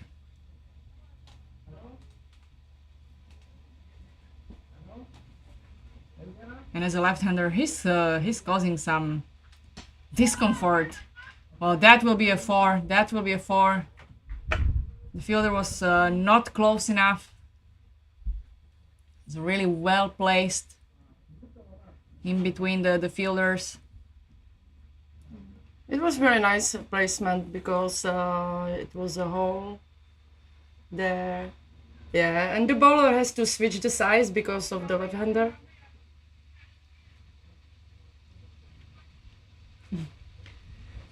And he is left.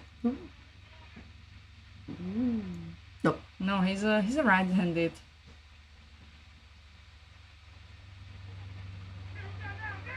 That was not a strong hit, but it was well enough for 1 run. And good call from Harpin.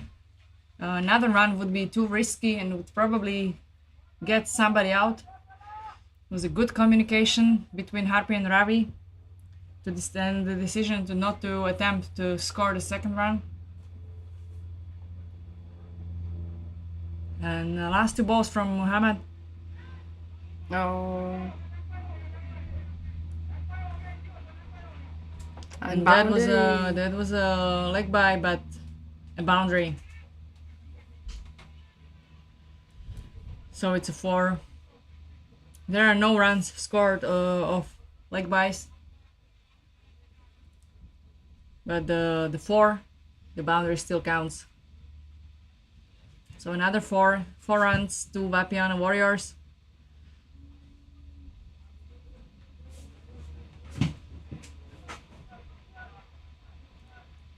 And the last ball from Muhammad. Nice. A nice hit. Harpin managed to connect with the ball. And it was the situation, like you said, the ball is so bounced that it Bounced over the Oh, fielder. bounced over through the fielder. Was so high suddenly, so it is just 4 because it's fall down in the field and jump so high under the fielder. So the Vapiano Warriors are now on 33 runs after 4 overs, and they need 19 runs in 18 balls. Yeah, that is a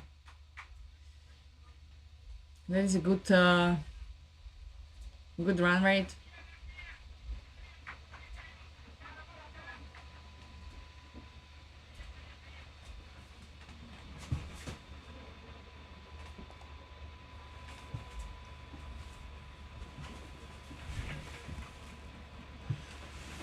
That was a well thought played by Ravi. Nobody was there. Oh, that was an attempt for a run out, but Harpin was there sooner. That was a really, really nice action from Pack Stars. Good throw on the stumps. Quick reaction from Ali, but it wasn't enough. Oh, that was a whoa! That's flying high. No chance. There was no chance to catch this six. It's probably scared few birds flying around.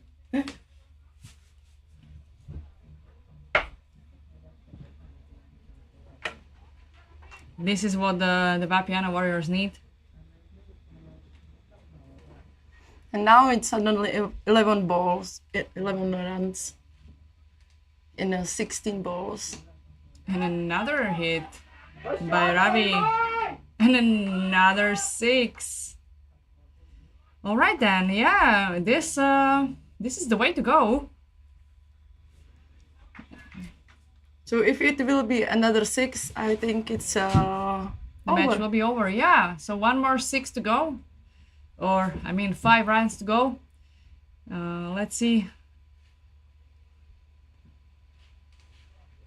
Okay, that was a tactical game from Ravi.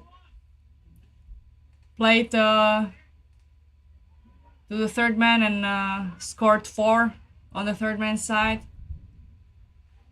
Nobody there. I mean, with just 5 fielders in their positions, it's yeah, difficult to have somebody behind the wicketkeeper.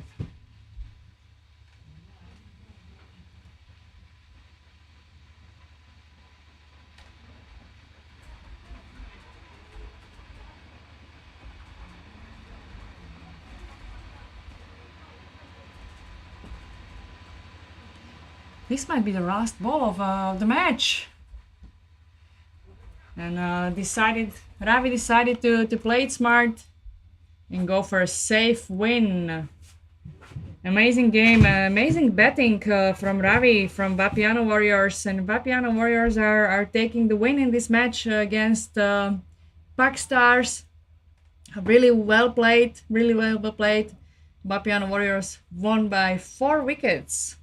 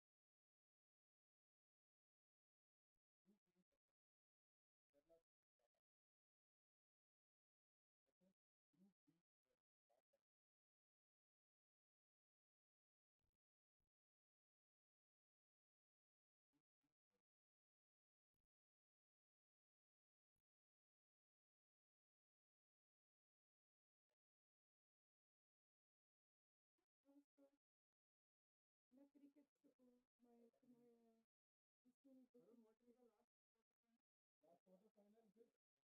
Kerala CC Praha versus Prague Tigers. Headline. Yeah. Yeah.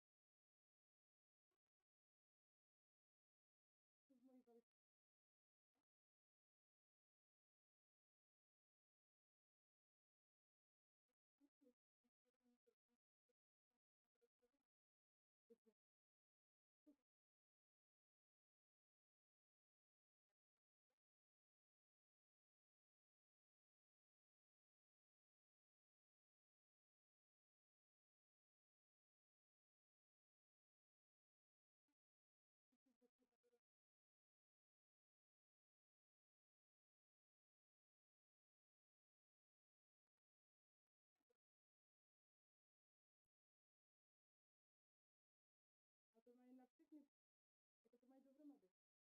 To není jako od velikosti. Tady píše, že mají instač 12.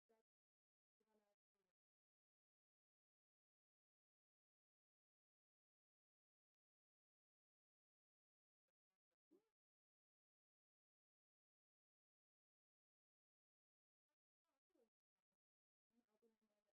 Ty můžu objednat sobě. Ale nemají sedmičky, já potřebuji sedmičky.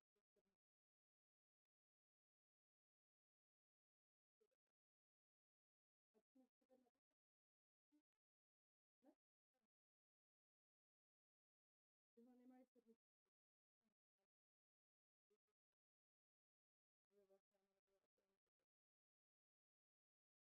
Takže osmička.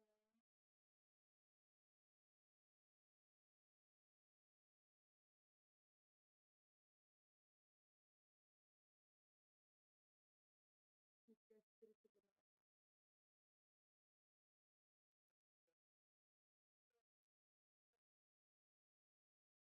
Ale ta sedmička tady píše, že 25 cm. A já mám 24.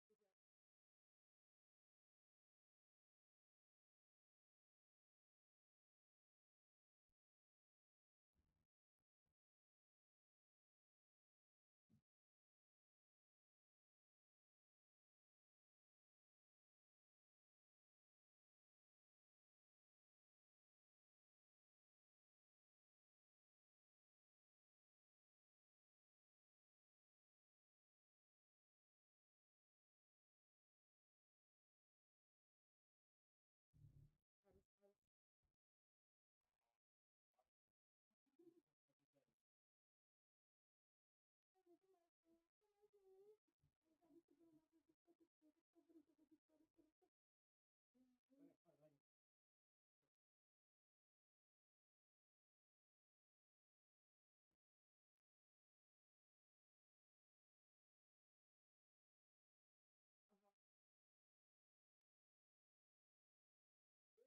Hey! You commentator? Yeah, I'm trying. Good.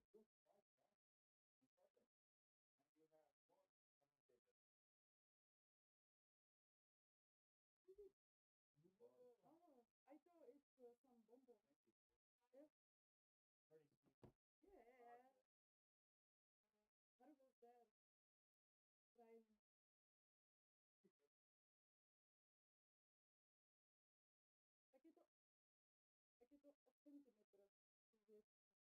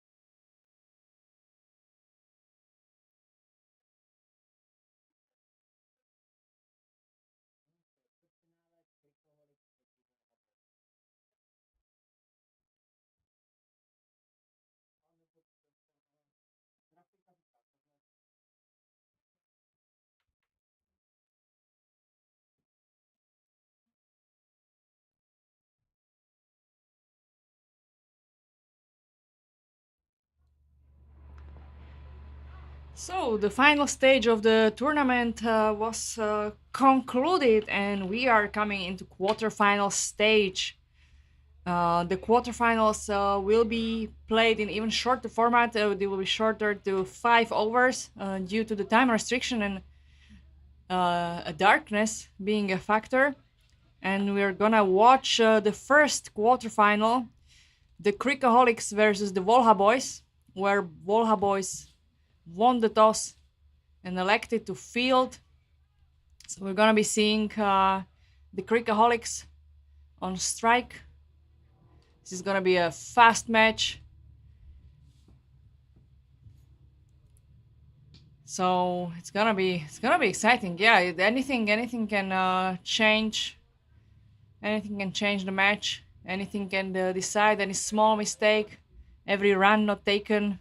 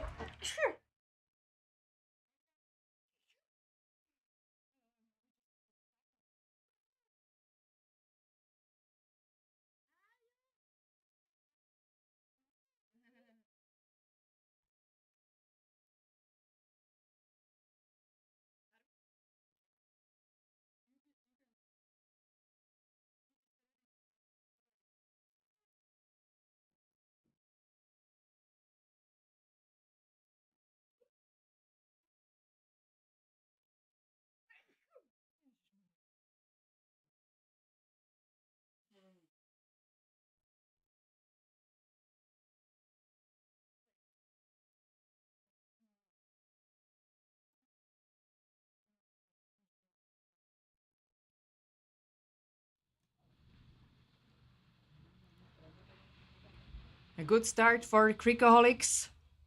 Already scored 9 runs within the first over.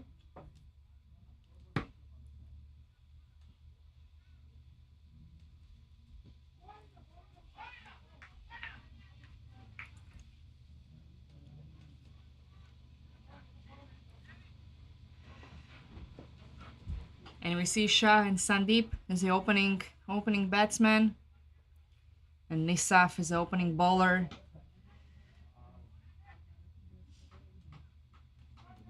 And another shot for 6 from Shah.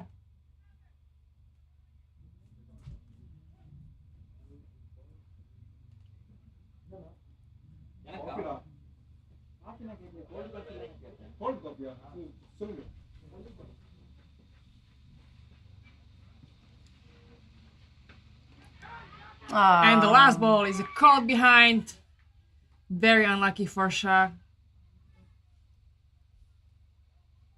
I think there will be more situations like this in this even shortened format for the quarterfinals, because the teams will want to play risky, high risks, high stakes. They will go all in. It's like every ball is a free hit. Yeah, probably they will play like every ball is a free hit, but unfortunately it's not. And Shah got caught behind and is out. Caught behind by Raju, the wicketkeeper of the Volha Boys. Yeah, but I think it's better that it will be just 5 overs, because we played yesterday last match, and I did last over, and it was really hard to see the ball, and the ball was white. I cannot imagine in the dark play with this dark red ball. Yeah, exactly. You want the finale to be a true finale, not the, you know. But it showed that Shraddha can play almost blind. Yeah, you can see the players who are able to play even blindfolded. Oh.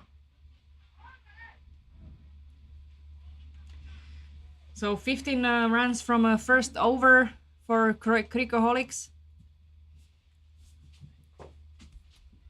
And second over is delivered by Mohammed. Oh,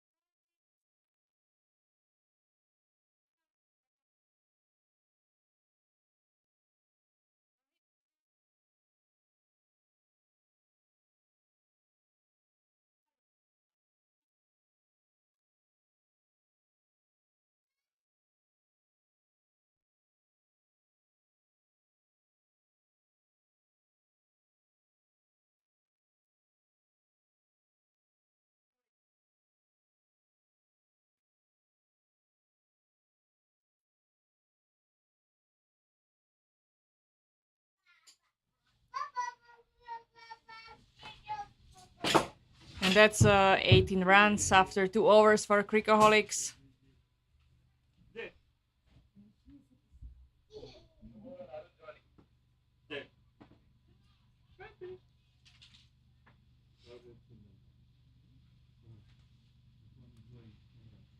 The incoming bowler is Arun.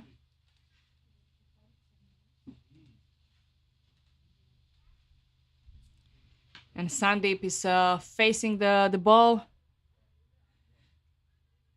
The ball is stopped by a fielder. And allowed only for 1 run for the Cricahholics.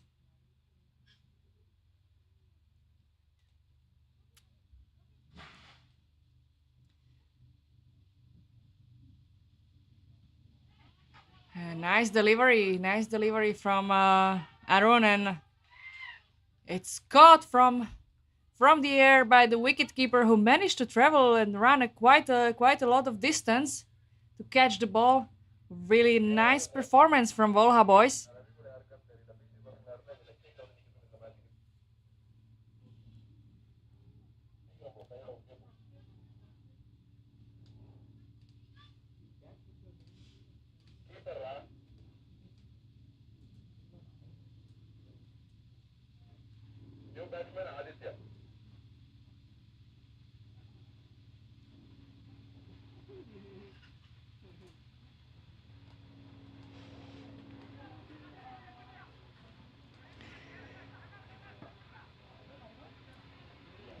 New batsman, Aditya.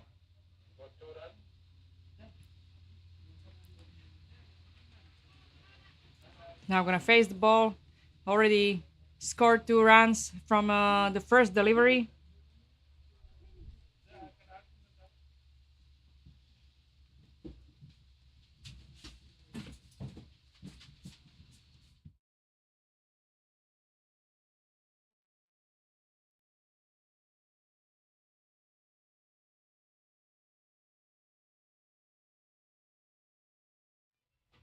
And that was a 4.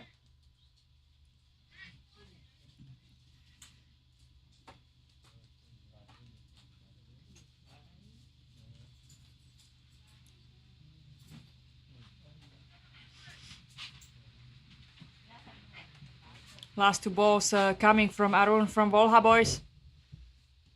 And Aditya is hitting it hard. But there was a quick fielder and a quick throw back to the stumps.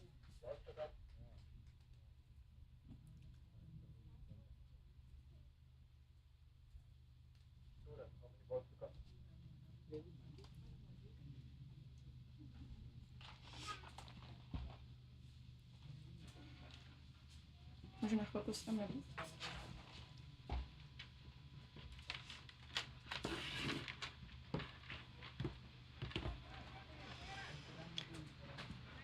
And something which was supposed to be the last ball of this over, it was a wide, so it's gonna be repeated. Another chance for Aditya to score. Another chance for Arun to get somebody's wicket. And it's a hit by Aditya. but stop by fielder.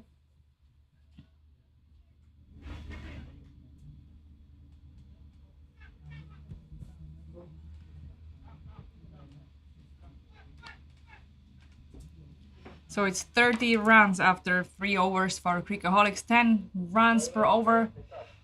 That's a decent run rate. But will it be enough for Volha Boys? That's the question who everybody wants to know the answer of, right? A new bowler coming to the pitch, Nisaf.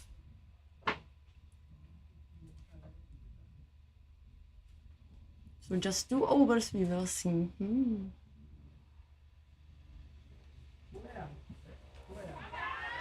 Oh, and it's out. Caught behind? Yes, I think.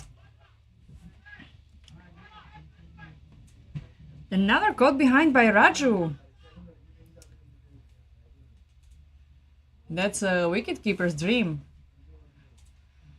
Yeah, you can know as a wicketkeeper. Yeah, these are all my dreams made of caught behinds and stumped.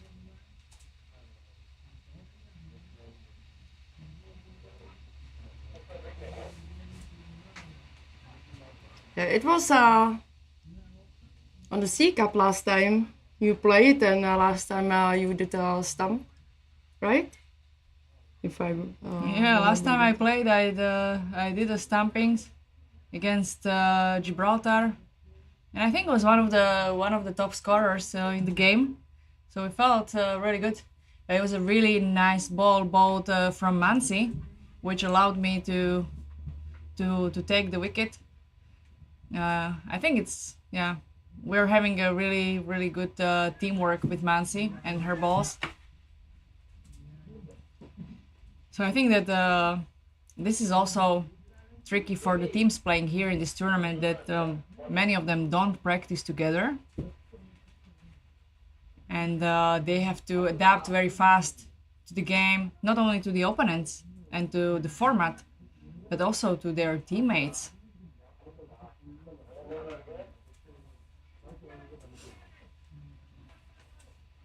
Yeah, you can know because you are the one who has to change the position when bowlers are changing, because some can be fast bowler, some of them can be.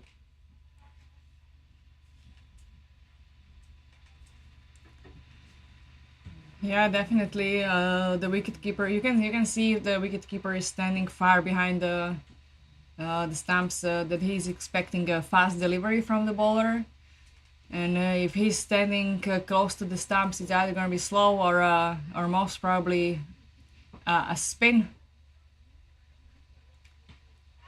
A nice shot from Aditya again.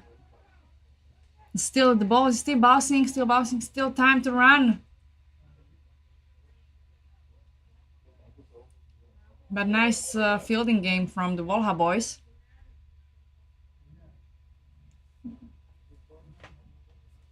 And what are you missing? The wicket keeping or batting?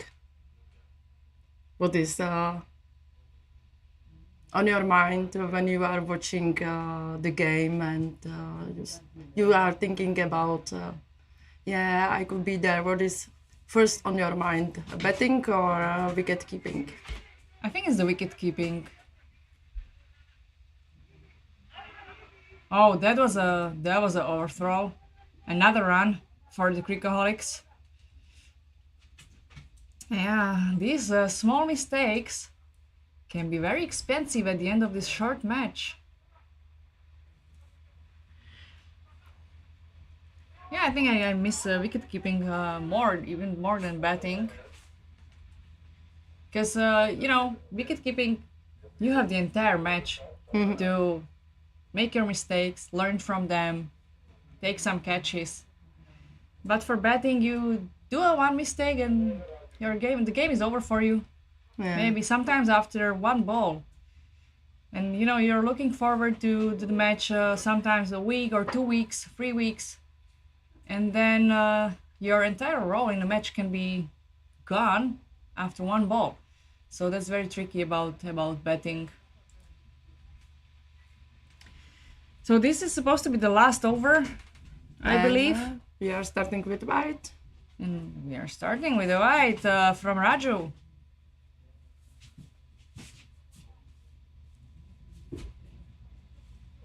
Is it Raju? I thought Raju is keeping. Or are there two Rajus?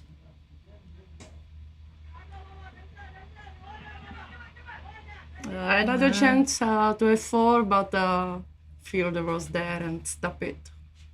Good job.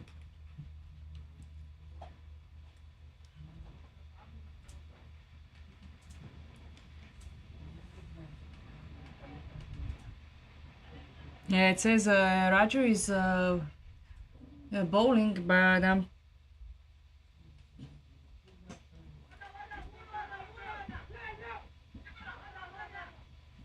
And again, same position, and still there is the one fielder who has it and stop it.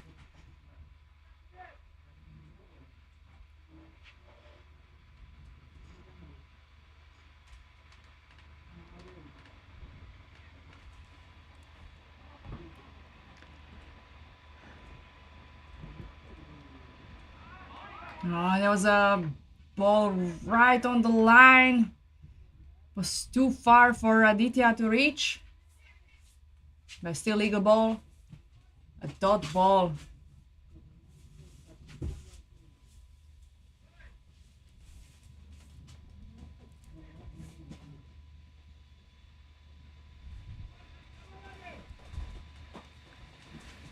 Three more balls to go.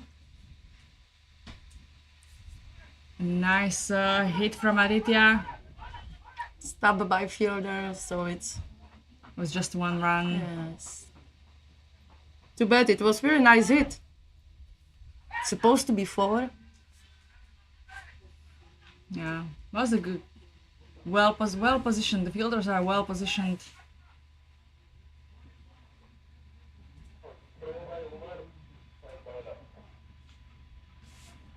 But Aditya is out. It looks like a run out.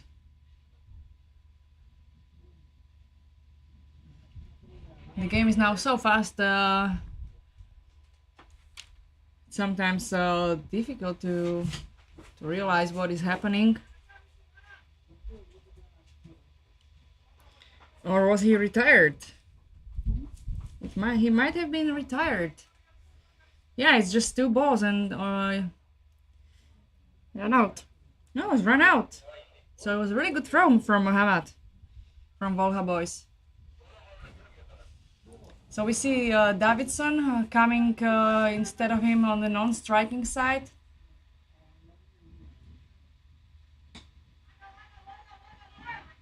And then again, stopped by fielder and almost run out. I think they made it. Or? No. It was a run out. That was a... Yeah, that was a quick game for Davidson.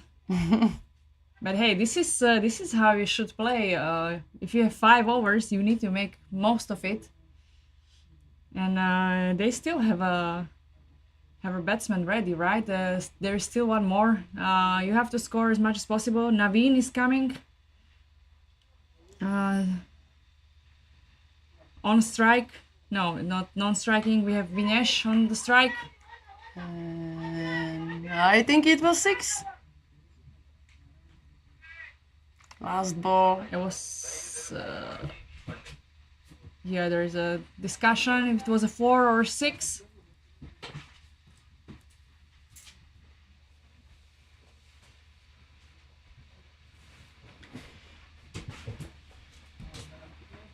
And it was a 4. So the first inning is over with 51 runs for Cricahholics. That's a nice score in 5 overs. Let's see if they can defend it. Volha Boys need 52 runs to win.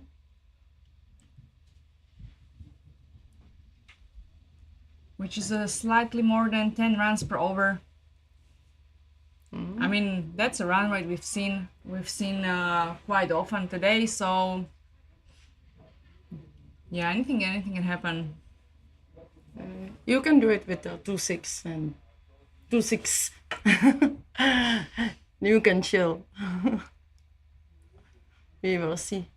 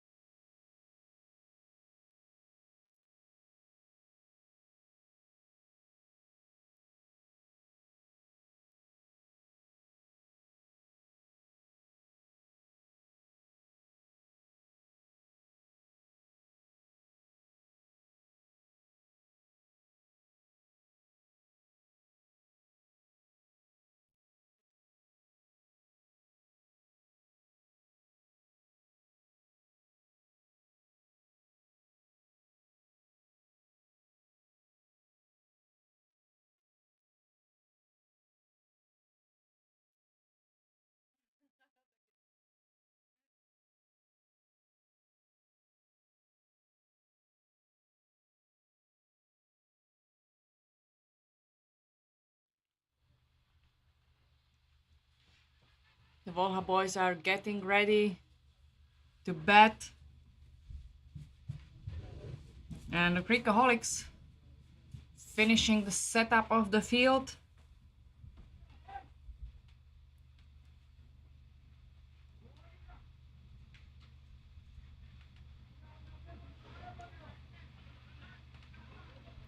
Naveen will be opening the bowling.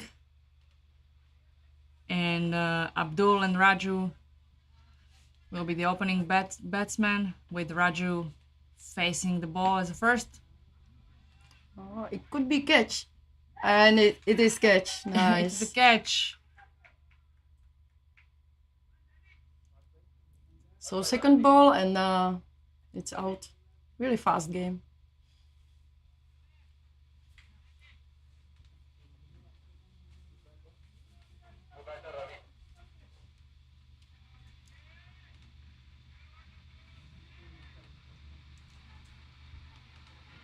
An incoming batter, right-handed Ravi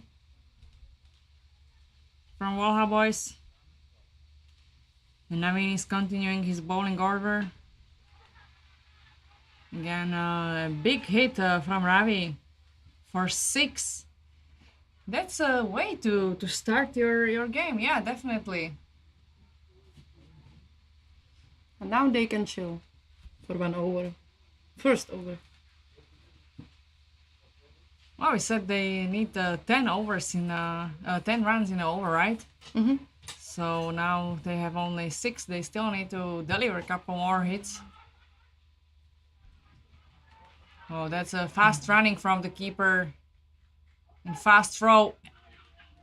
Oh no! The ball was not in control of the wicket keeper's hands. And there was a missed chance for a run out from Naveen.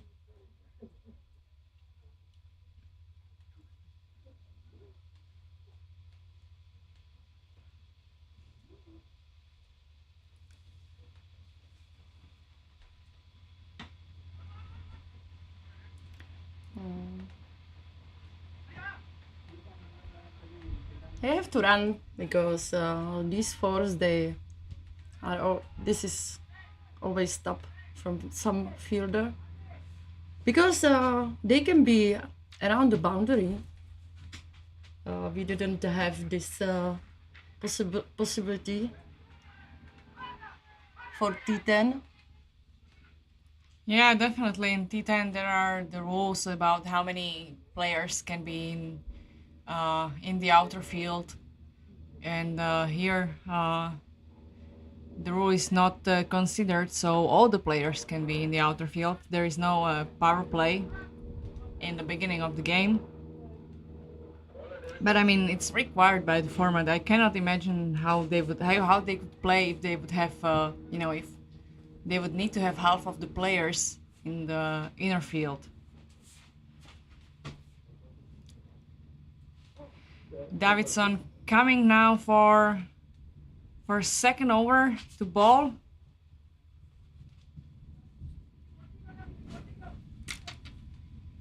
He's shown some really good bowling skills in the past matches. So let's see how can Ravi manage that.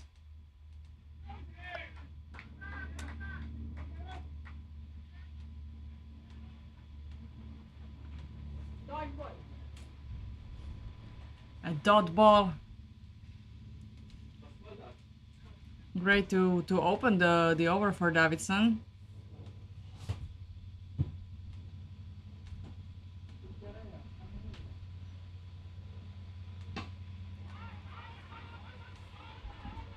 Oh, is it 4? It's 4. Yeah, another 4 for Volha Boys. He tried to run. The two fielders met on the spot, but didn't take it.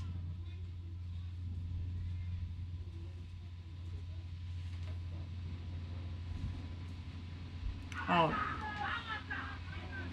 There's a strong appeal again. And it's accepted. It's given.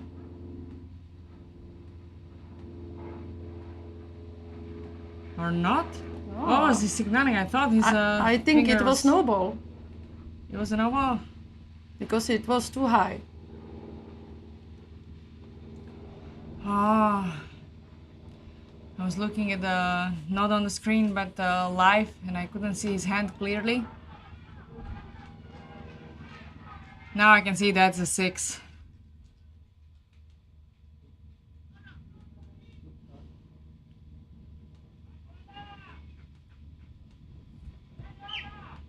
Two more balls for Davidson. Already given 10 runs to Volha Boys.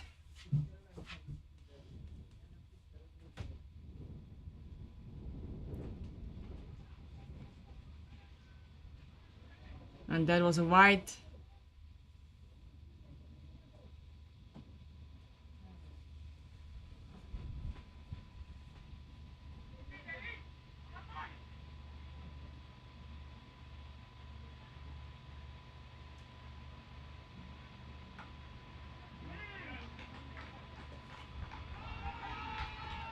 Again, a no ball is signaled.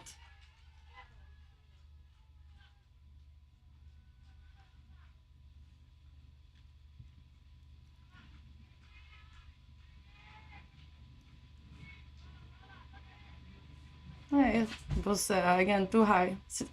It was after the bounce, but it was. Yeah, the Cricahholics are trying to appeal. They want to get the caught behind again, but Oh, nobody's there, so it is 4.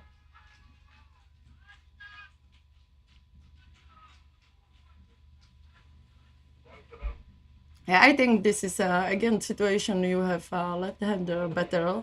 That bowler has to be on another place, another size of the carpet.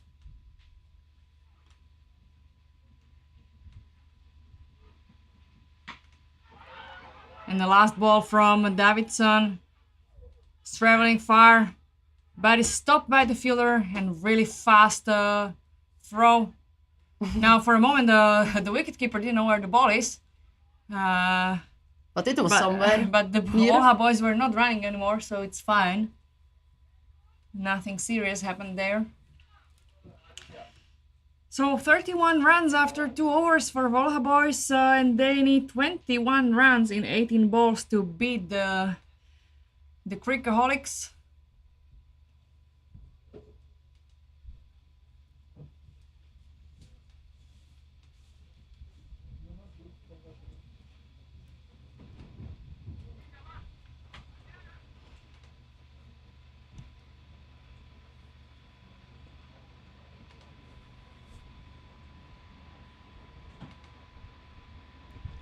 Ravi is on strike, waiting for a new bowler, Shah, to deliver. Didn't touch.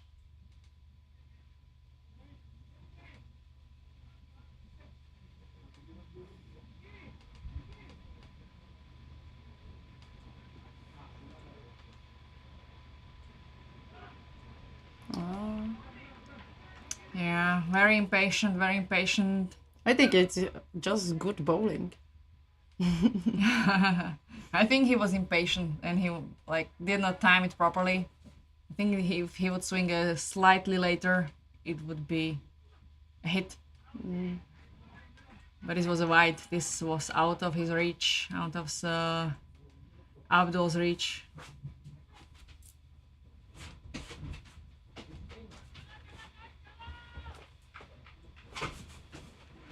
And that was a no ball. Most probably. It's gonna be called a no ball.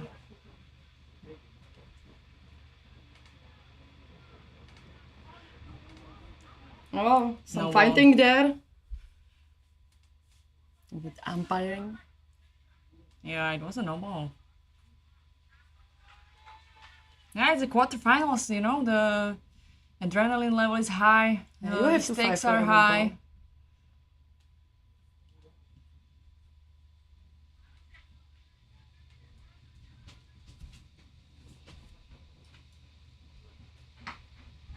There was a beautiful hit. Will Davidson make it? He's running against ball and he caught it before the boundary. A fast throw. Handled by the wicketkeeper. There was a beautiful action. There was a beautiful display of good fielding. And one more ball from Shah, He was stopped by fielder. resulting in 1 run.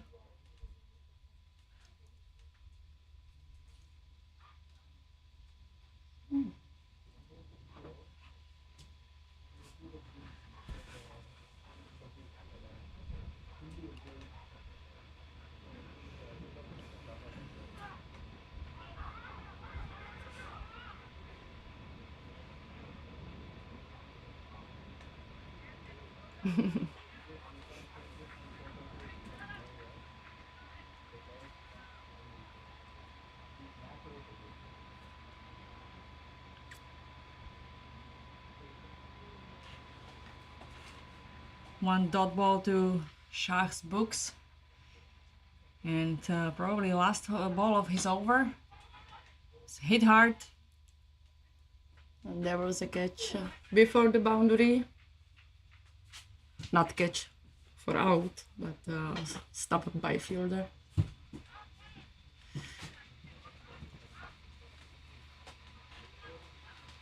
It has to be hard sometimes when you are umpire, decide for no ball or outs, or you know, you are there with the players. You can feel that they are stressed, and still you have to decide. Sometimes for something what is not good for one of the team. Definitely not an easy role to be an umpire.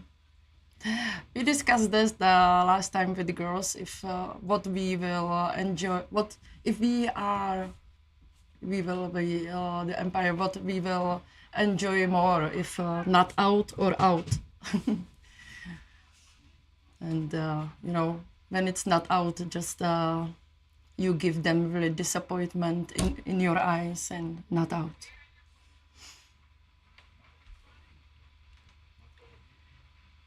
So Volha Boys now need 15 runs in 11 balls.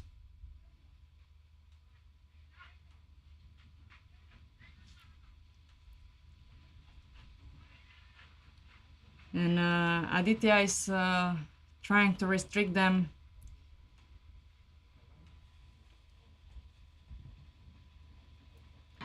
A nice shot by Abdul. But unfortunately, there is Davidson, and his fielding is flawless. Mm. And it's a run out. That was a great action from Davidson.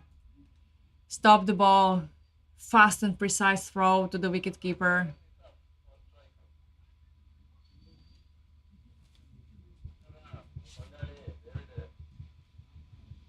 And that was a run out.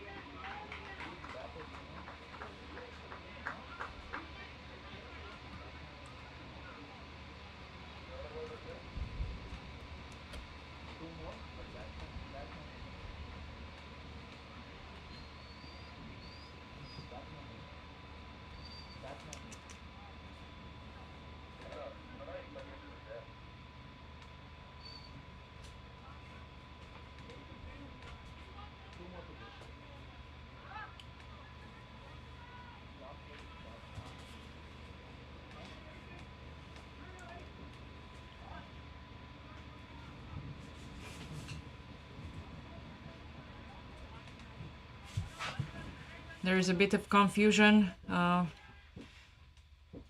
from the scorers.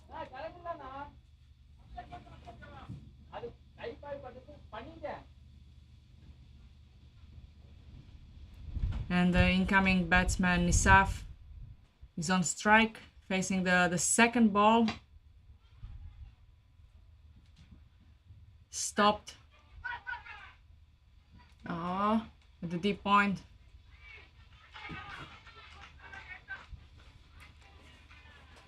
But you could see how high the wicketkeeper can jump.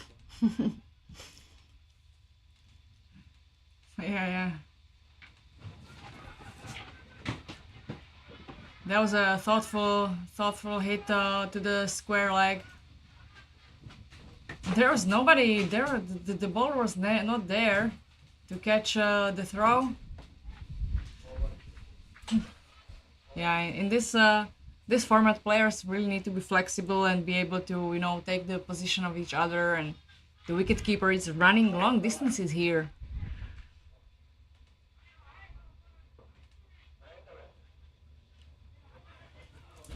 This format is definitely not for non-sprinters.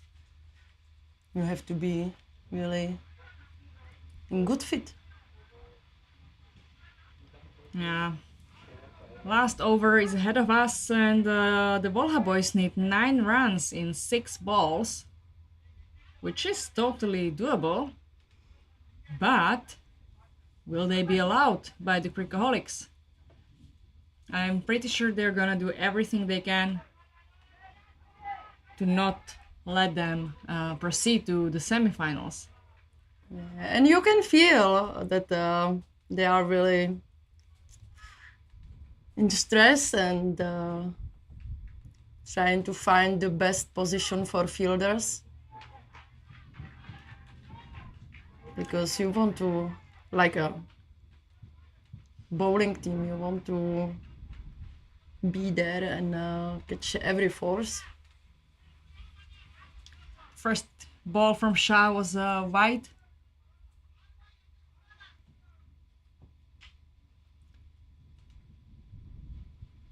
That is, not good. The bowling team. Oh, it was 4. That was a big mistake from the fielder. That I don't know if he was so sure that he can stop it, or maybe it's the stress that you can feel.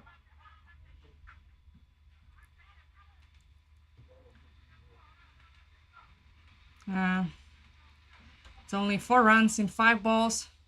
It's a tough job for Shah. And Ravi delivering another hit. Stopped by a fielder. But the throw was not really precise and fast. It seems like the Cricahholics are falling into a little bit of chaos. Stress. There was some miscommunication. It's really hard. Like we had it in the last final game too. It was too tiny, so I can totally understand what bowling team just feels. Wow! They are really trying to run, and there was a misfielded ball. Oh, Okay, that is gonna be a run out. That is gonna be a run out. or some fighting. I didn't see if umpire show run out. I think they will discuss or not.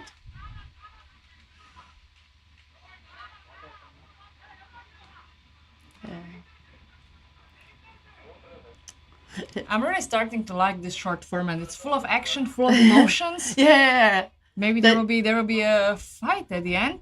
we can see the betting team nice around the field and there.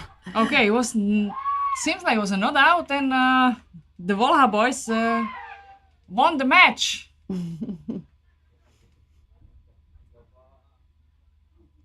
I think in the video could they could hear the emotions and yelling and happiness. Yeah. Great match, great fight put by Cricahholics. Amazing fielding by Davidson. But the Volha Boys really, they risked a lot. They did a lot of good running, and they are proceeding to the semifinals, which we will see right after the other quarterfinals are finished. Wonderful games, fast games. Now it's really more about the mental endurance than the physical skills. You really have to be mentally strong and be able to risk and stay calm and not stress out to succeed in such a short game. And it is for bowlers, even for fielders, and of course batters. Exactly. So we'll see you soon in next game, which is gonna be a quarterfinal, RCD Dresden against Markhor.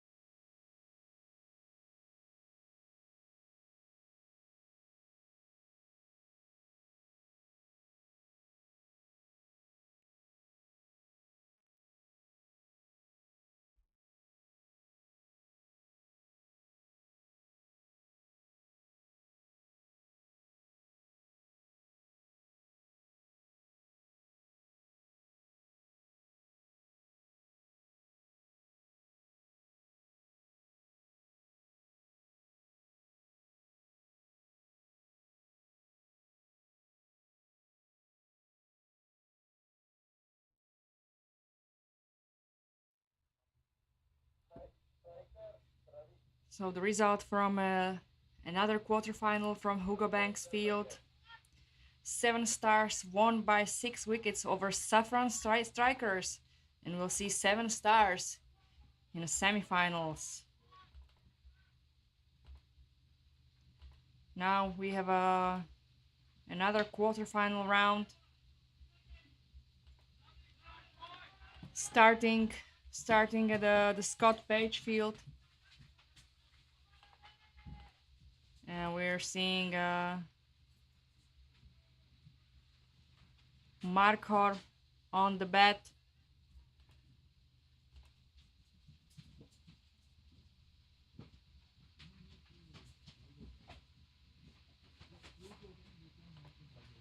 Against RCD Dresden.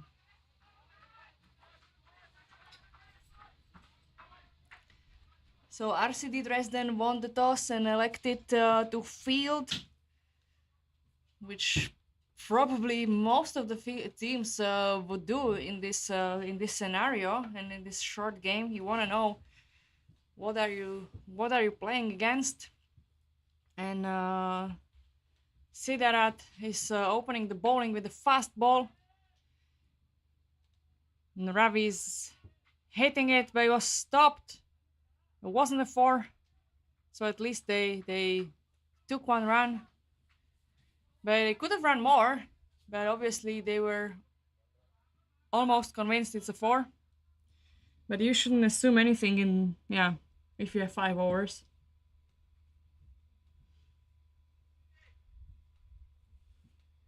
That was a wide ball.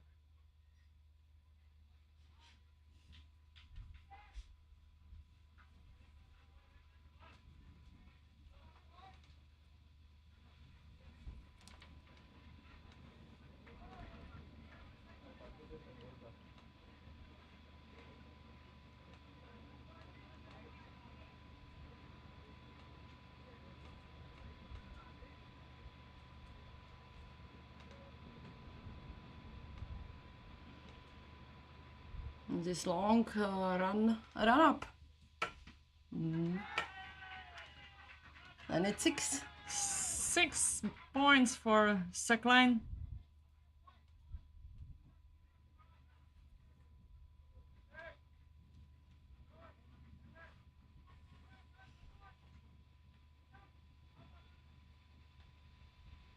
Yeah, in this smaller field, the run up looks especially long.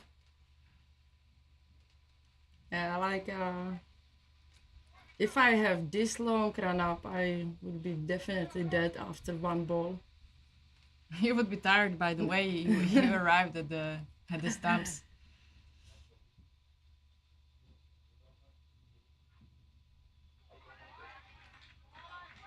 But seems it's paying off for Sidarat.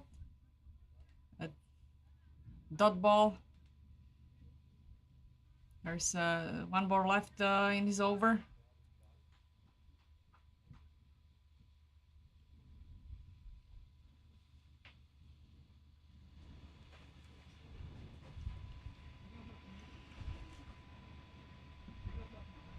I think it was right, yes.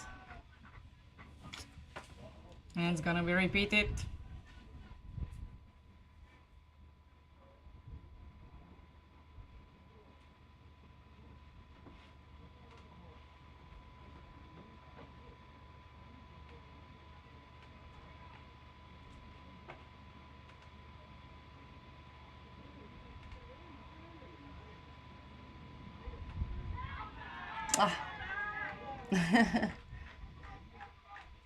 And that's caught behind.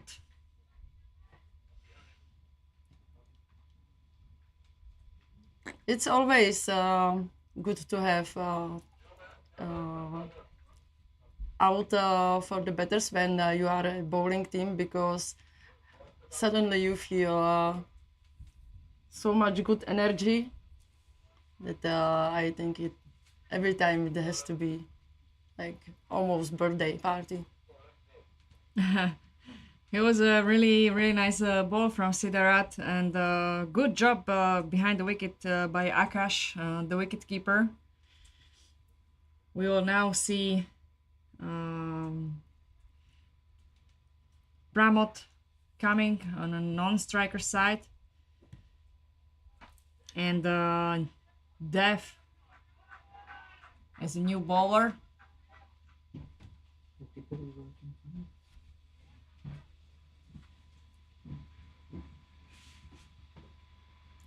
Ball is lost on another field, but it's coming, it's coming.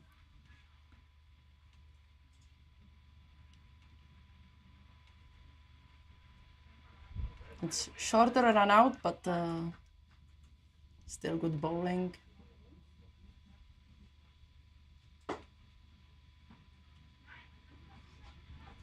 Nice hit by Ravi. It was handled by fielders well, so just one run.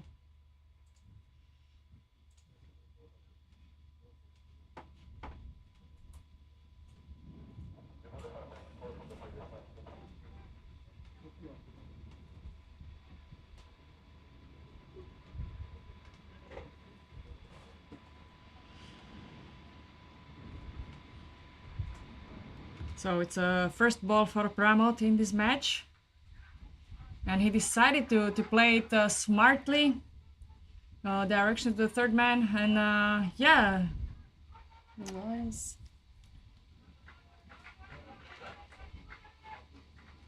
Yeah, Akash was having issues stopping that, running that far in the back and stopping the ball, which gave enough time for the batters to gain 3 runs.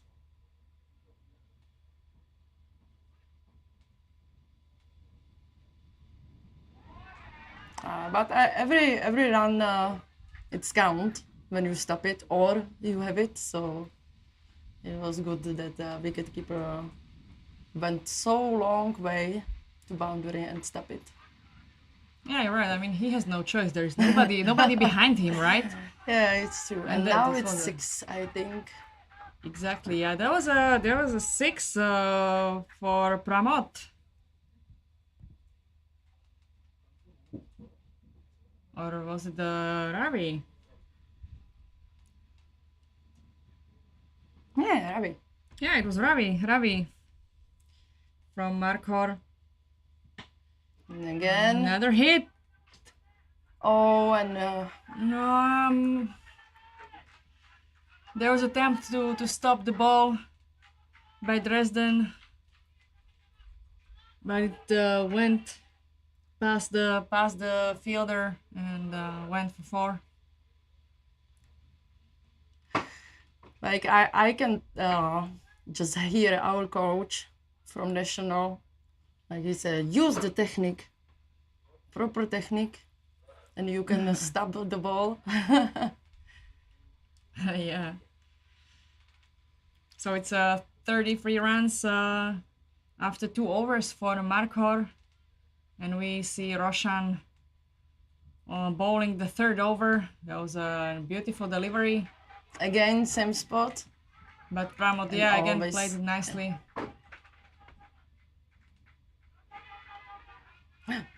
Yeah, in this format, the ball is live all the time. Out. Run out. Yeah, they avoided run out on one side, and then attempting to score extra run, they got the run out on the other side, on the bowler's end. It was a nice action. Good attempt. Good cricket. Good cricket.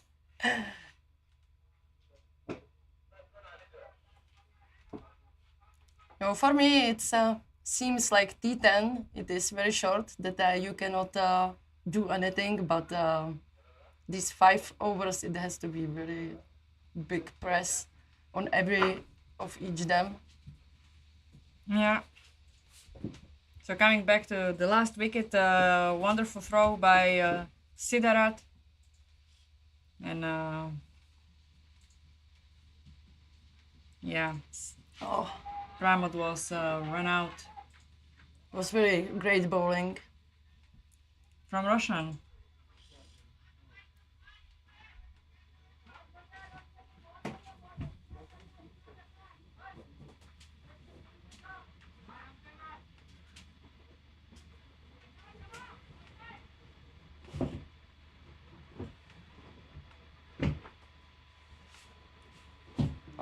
And again. Wow, wow, those are really good balls. Yeah.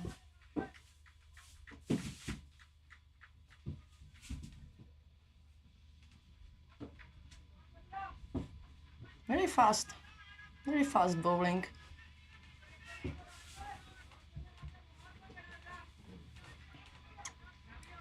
We could see the batters. Maybe they give each other some advices. Ah, and it was good advices, I guess. Oh. And it's 4. Yeah. The ball bounced on the ground right before the fielder and bounced back so high, went over the head of the fielder. It was not possible for him to stop it at that moment. A little chit chat on the carpet, and suddenly it's 4, almost 6. Yeah, good game from Markor. Good game from Ravi. And And again, nice shot. And 6. And it's a 6. I think it was really good advice. I don't know what he. Yeah, I always told say him. that the men should talk to each other and communicate better.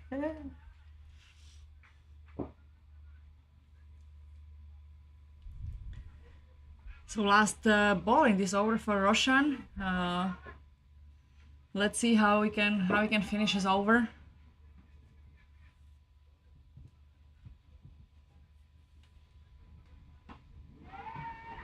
Oh, Ravi hit it hard.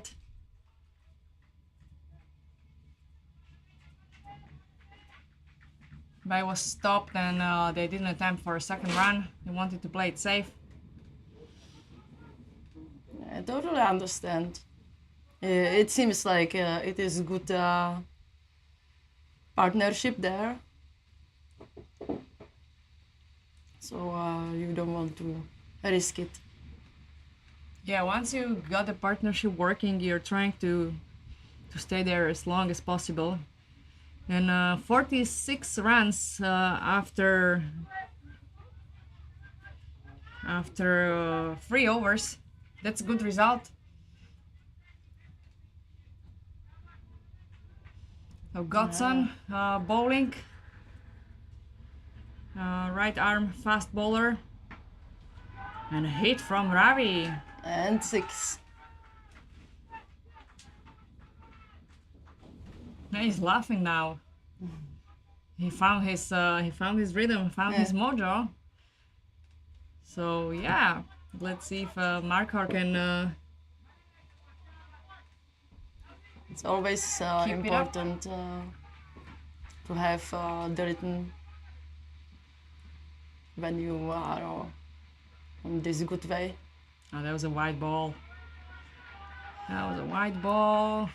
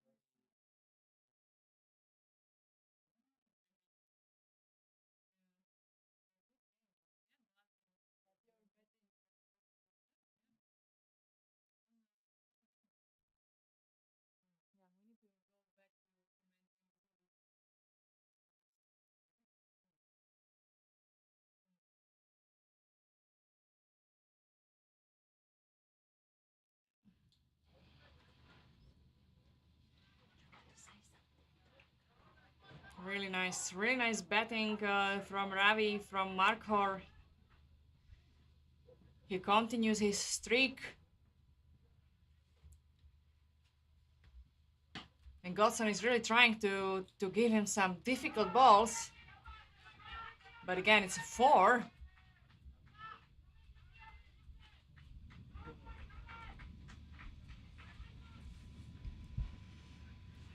Wow, that's some nice score over there for Markor. That will be difficult to chase for Dresden.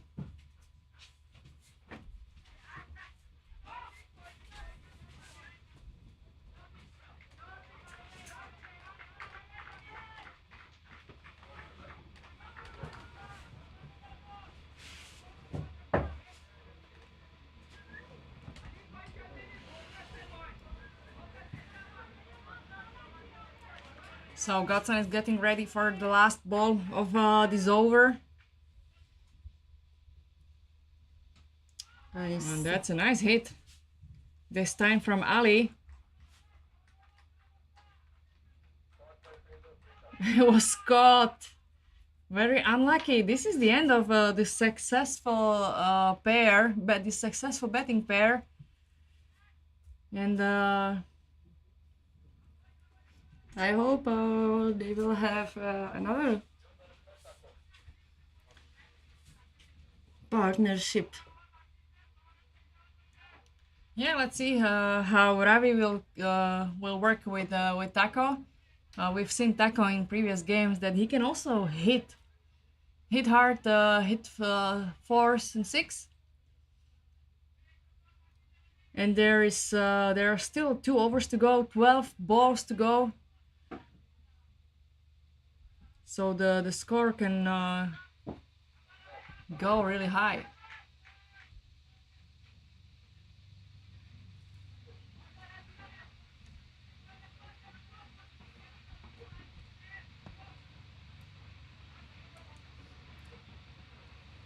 So Ali was caught out.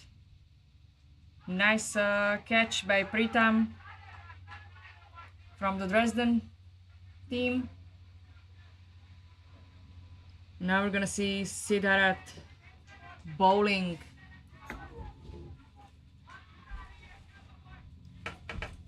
Ravi is ready on strike with already a really nice score rate.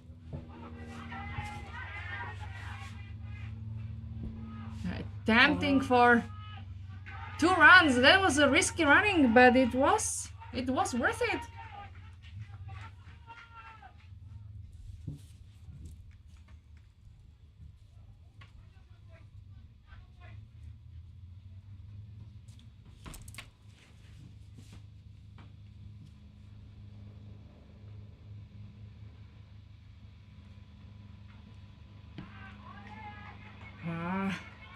That was a big swing. That was a big swing.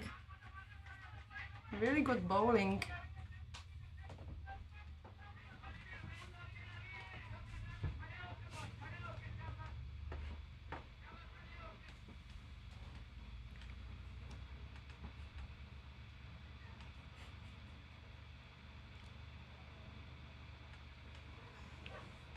And again. What a nice bowling. Yeah, nice bowling from Siddharth. Yeah, it is last over. It's so much It's press. last over. Oh yeah. And Taco didn't even get a chance to bet. Ravi's keeping it all for himself.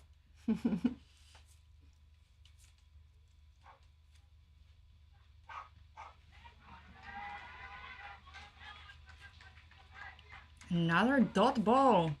What an end to the first inning.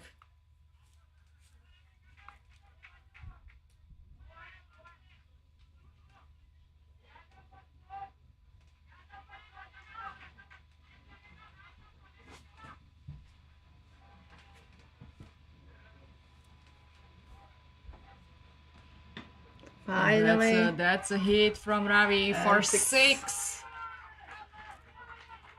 A big support coming from the team, coming from Markor.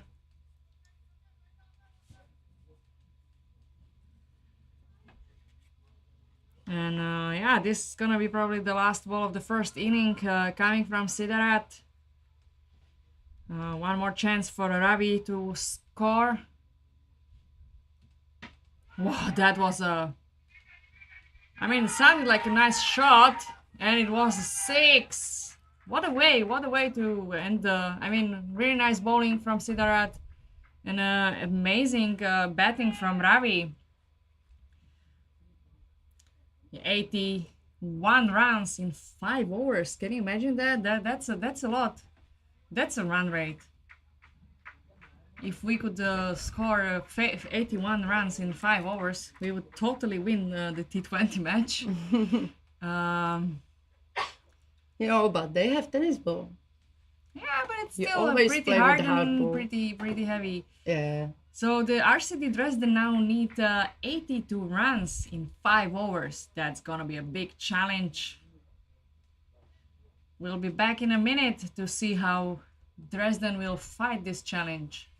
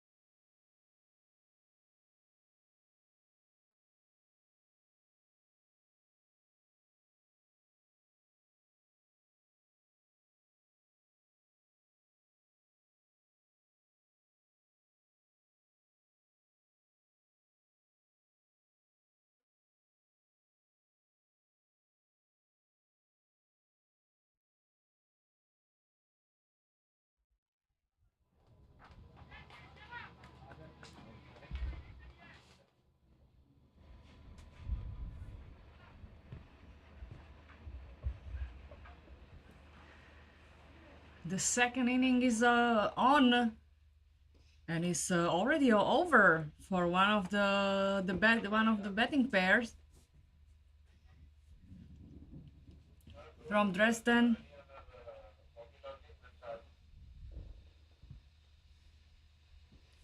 First ball and cutout.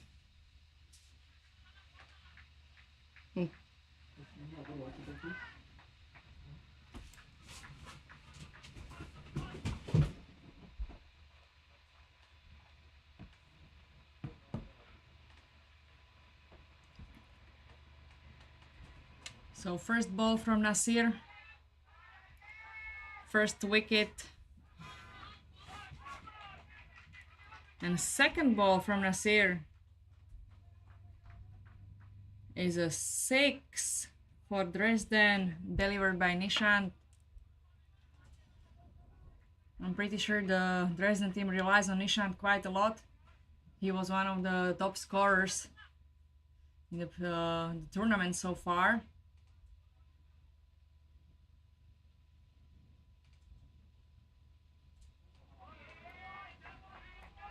He was surprised that he didn't hit. Yeah, he was surprised that he didn't hit it.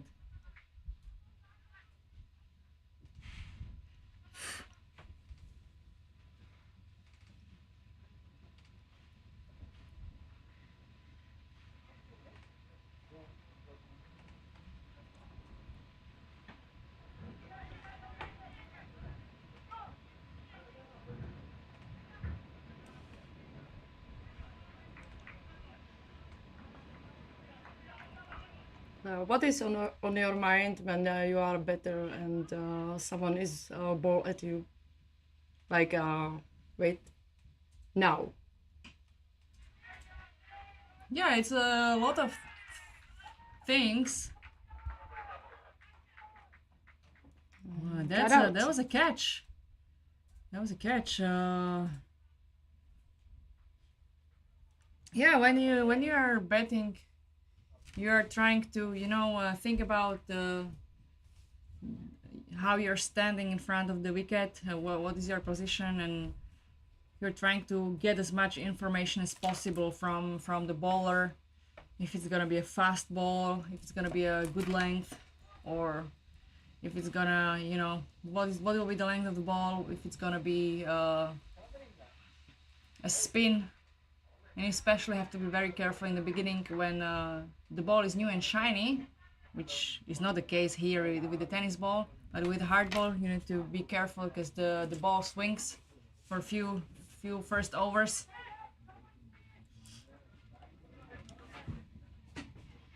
Because you really don't want to get out.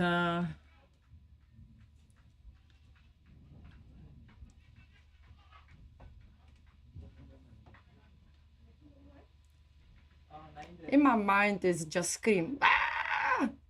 And I'm waiting for the ball and I am better.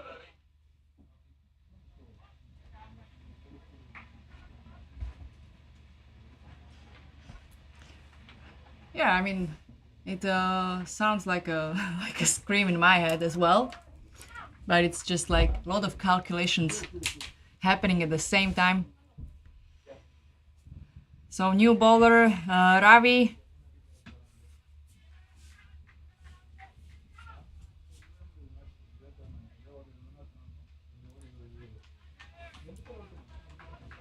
From Markhor. Markhor is defending a really comfortable score.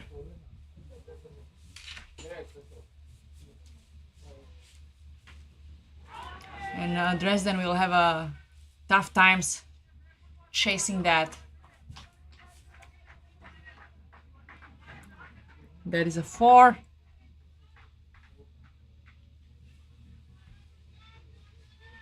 I think this is the nightmare for a wicketkeeper that you want to catch and suddenly it goes to the boundary. But Yeah, I always feel extra bad when that happens. Not that it would happen too often.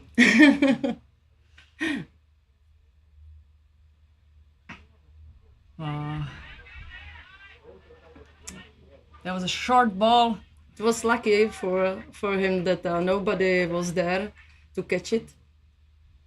Yeah, everybody's standing in the boundary. Nobody's that close. So he was lucky. Oh, another hit from Nishant. Yeah, but the fielder is there. He patiently wait for the ball and Allowed him to score just 1 run. And now Roshan is on strike.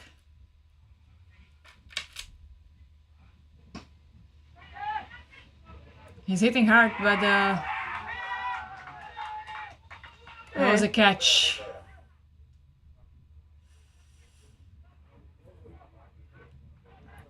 Another catch, a second over and second catch. Coming from the Marquardt fielders.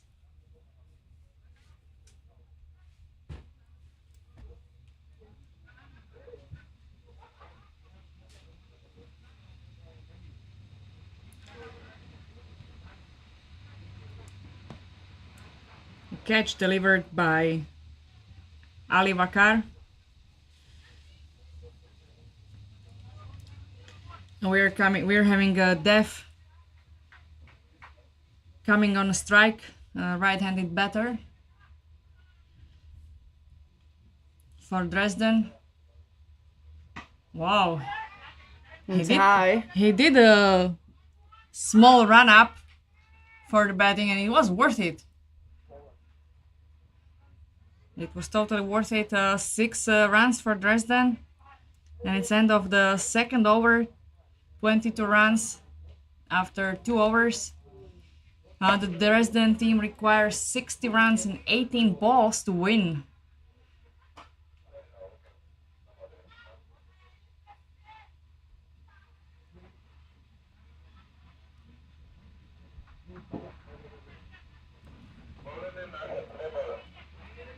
APM is better.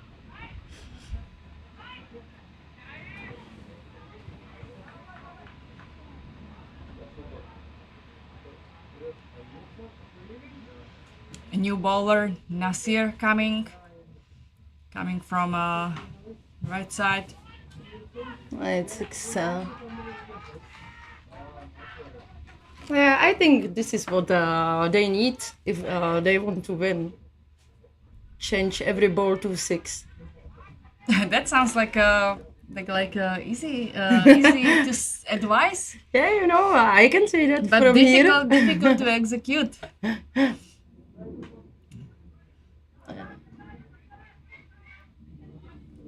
Oh, Yeah, good communication. Oh, they're looking for another run, but good communication.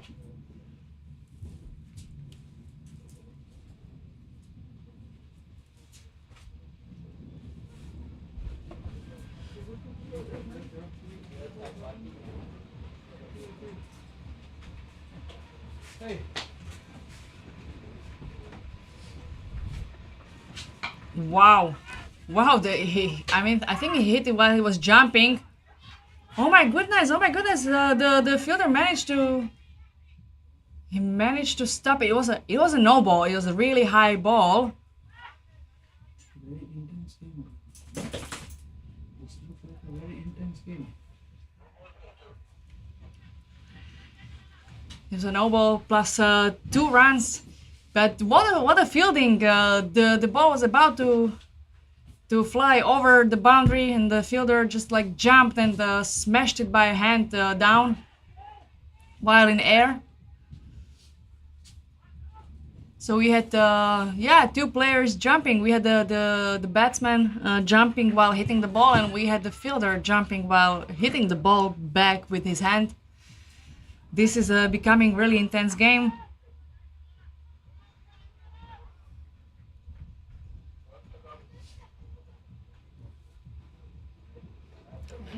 So suddenly it's just 48 runs. In 15 balls, do you think they can make it? You asking me that, and while they hit 6 again, so Hard to say. Like,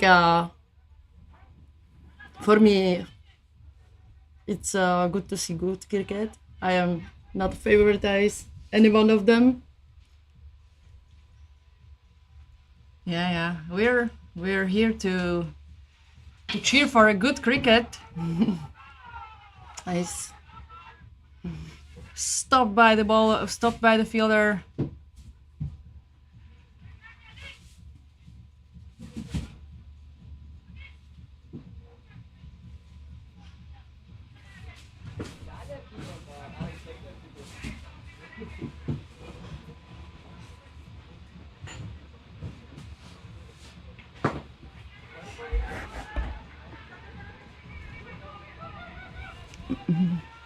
Oh, some risky running there.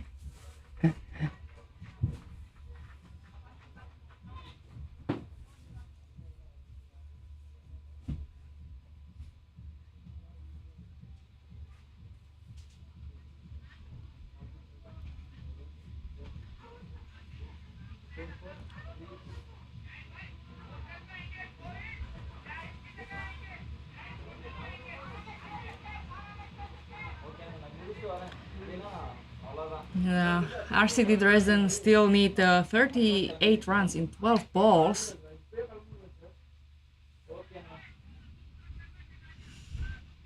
I mean, it's just a few six, right? Few sixes. Yeah, with a smaller field and tennis ball. Oh, and it is catch. It is a catch. Oh no, that's a catch for Nishan, who was there from the very beginning. He was opening the batting, and he was the high scorer of the game.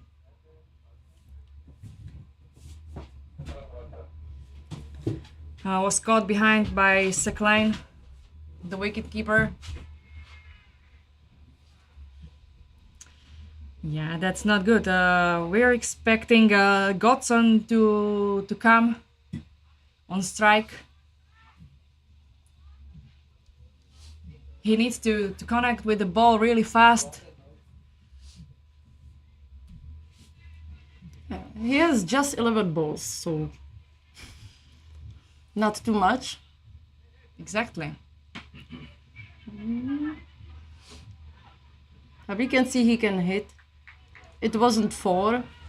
It was just 1 run. But for the first ball, we can see they are changing bats. Did they, right? They exchanged the bets, so Yeah. I hope it was a good decision.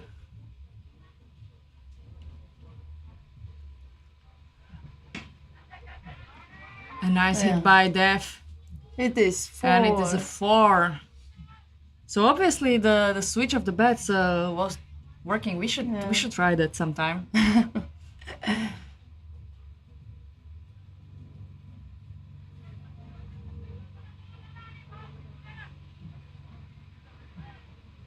We basically need what, like 5 6s and 1 4 out of 9 balls. I mean, not we, but the Dresden team needs. Oh, that is a 4. That is going. There's nobody there. Really good job.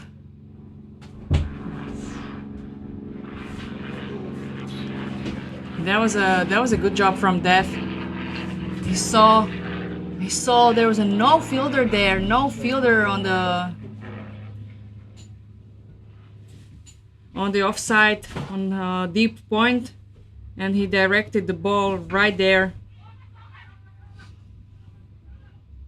Again, stop by the fielder. Oh, attempt for a run out, but I think he made it. Yeah, it think seems he like made that. It's a risky game, but you have to play risky. And they have just 7 balls and still 27 runs.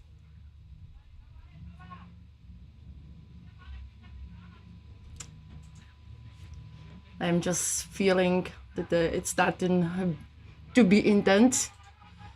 And it will be 4, I guess. Yep. That's a 4. Very good placement. And yeah, it's gonna be the last over of the match, and the Dresden team needs 23 runs in 6 balls. Not unrealistic, but they need to keep hitting boundaries.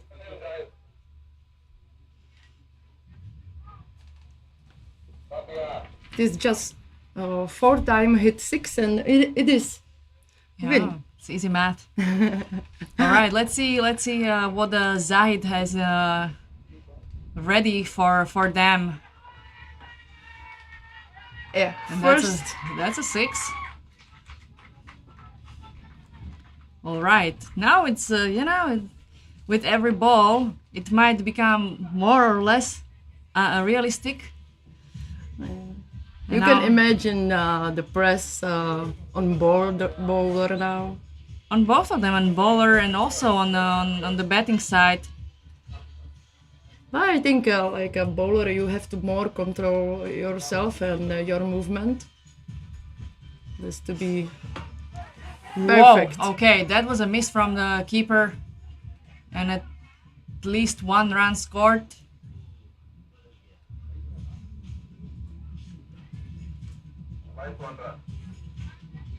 Changing the bets. So that was a white plus 1 run.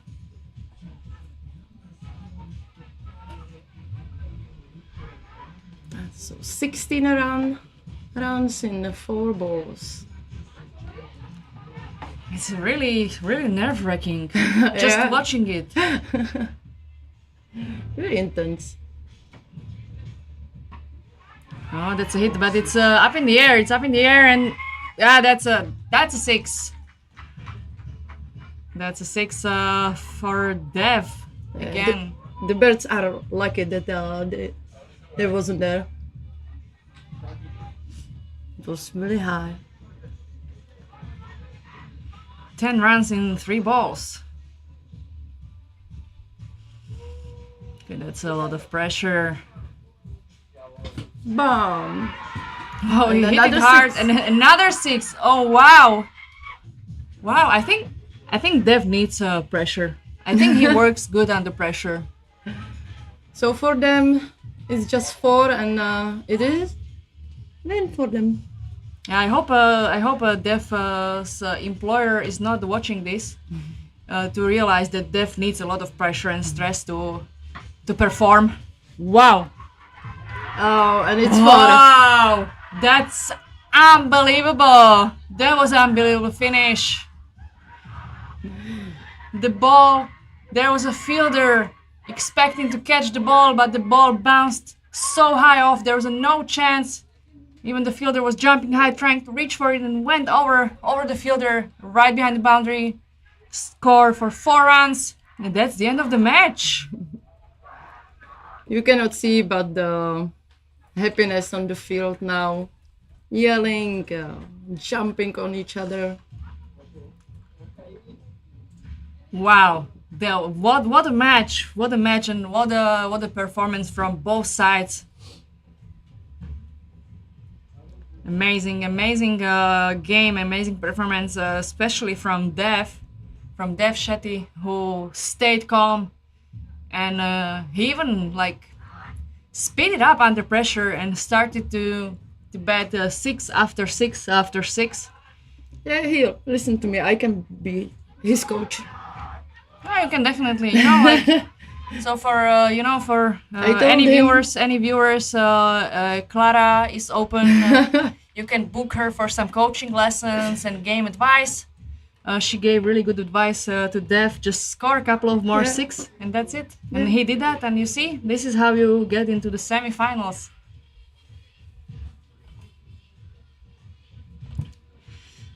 So we'll be back for the semifinals. I think the teams need to be finalized, and we'll be back We'll be back soon for more thrilling games.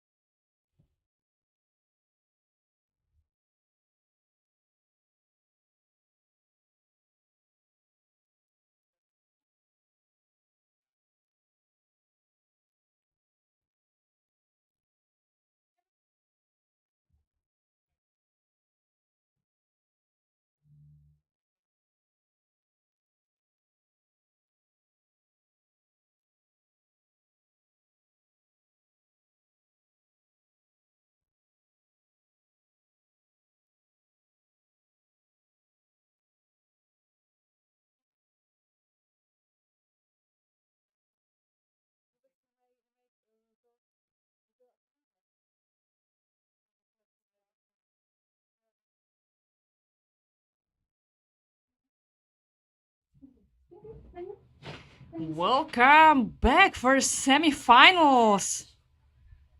This is gonna be nerve-wracking match. Big game semifinal. It's gonna be Prague Tigers against Volha Boys. The Volha Boys won the toss and elected to field.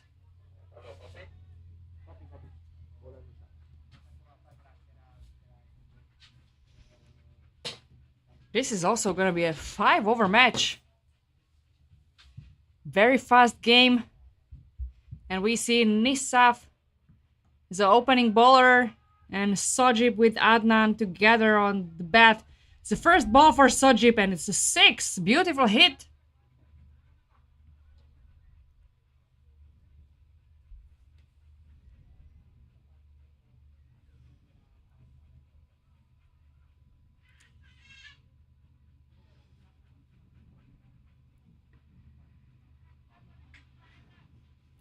There is another semi-final going at the same time on the Hugo Banks field.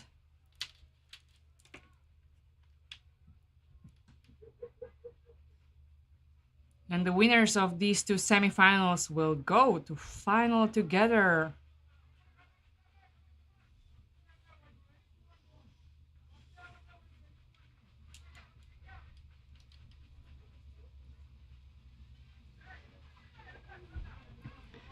Wow, 10 runs off 2 balls for Prague Tigers. We are seeing some top-notch cricket now. And no ball.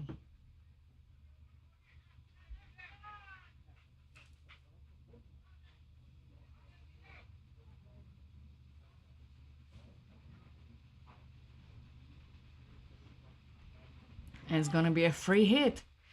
So yeah, wondering what the Sojib can make out of the free hit.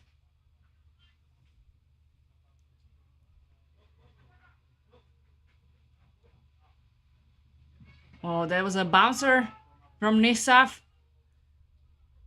And Sojib got full use of it.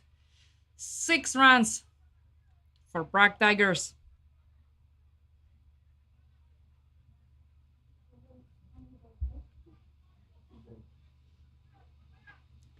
Wow, this is a great over for Prague Tigers.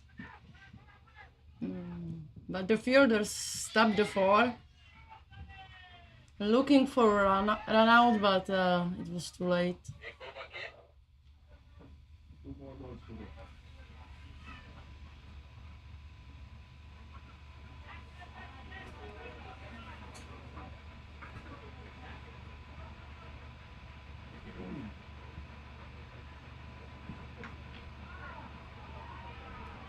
We can see that there is a fielder behind the wicketkeeper. Yeah, we haven't seen that really often during this tournament. And the last ball from Nisaf is amazing hit by Adnat for 6 runs. Wow, that was an expensive over. Yeah.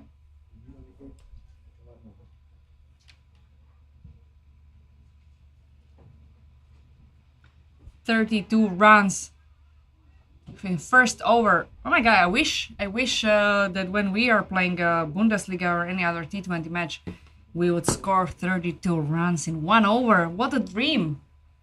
Yeah, but still, it's tennis ball and a small ground for man, so don't be ashamed of it. That No, this is not happening. No, I'm not ashamed. I'm just like, You- always aiming high. You are dreaming, right? Daydreaming and aiming high. Wow, what a swing and hit from Sojib. It was almost catch from the fielder. I thought the fielder caught it, but no. Unfortunately. So this second over is delivered by Arun Johnny.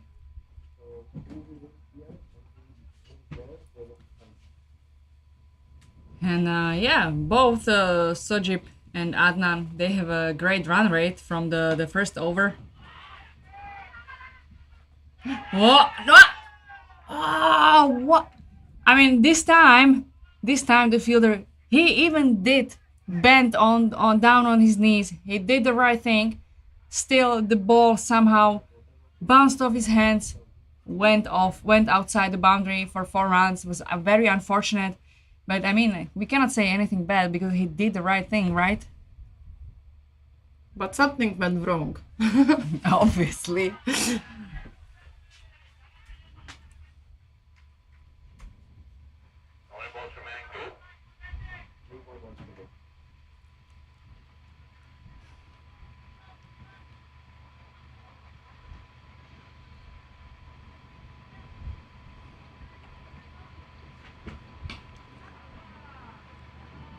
Oh, nobody even tries to run for the ball around the boundary. So it is for. I think they can already estimate their running abilities, and you want to save your energy for the running where you can make it. But you can see the fielder behind the wicketkeeper is moving. He's coming to a deep square leg. So I think. Oh, nice placement behind the wicketkeeper. Exactly at the spot where the fielder was before and left. Seems like a punishment. Yeah, sometimes it's better wait 2 balls when before you move with the fielders. Yeah, it might be a coincidence, but also it might be a punishment for moving the fielder. Yeah.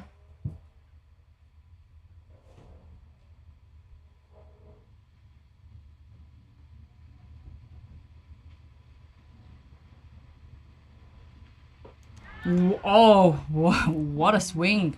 And what a luck, I guess. Also, a lot of luck. Oh. And that's the end of the second over with 52 runs. Wow.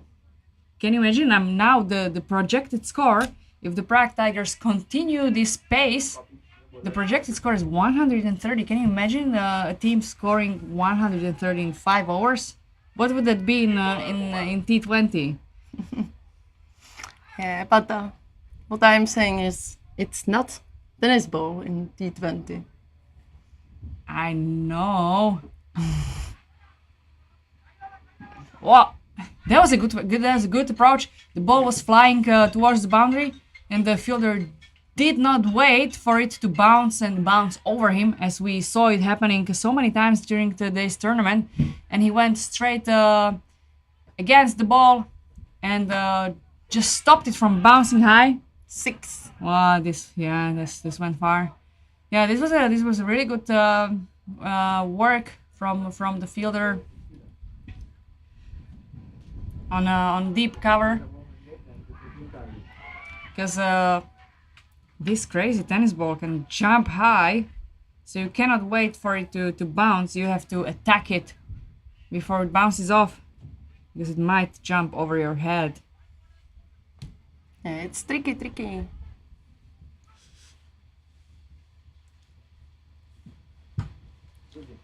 Wow. It was almost catch. I think the sun is really down now, so the fielders has to have it in their eyes. Yeah, that's true.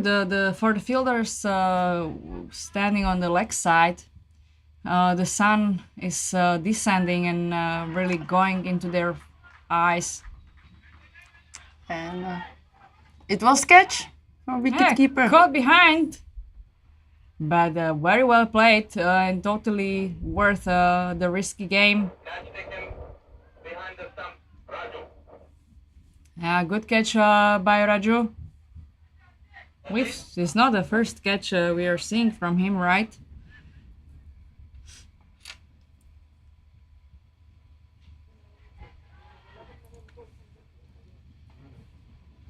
And Adnan is out.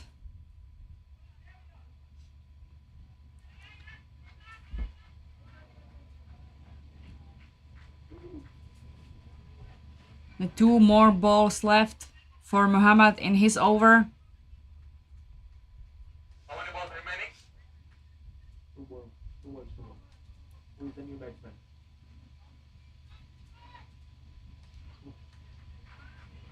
And we have a new batsman on strike. New batsman, please. I think New batsman, please. Mohamed is really a new player here because when I check the statistics, it's just 5 match. It's today. Who was on strike, right? Probably, maybe he's not just registered on the Crick Heroes app. Hello. Sajid Bhuyan was on strike, right? Rajiv is on non-strike. Okay. Copy.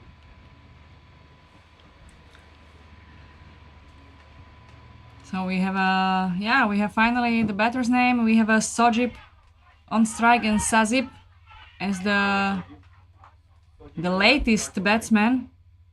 Yes, dot ball. 61 for 1, 2 wickets.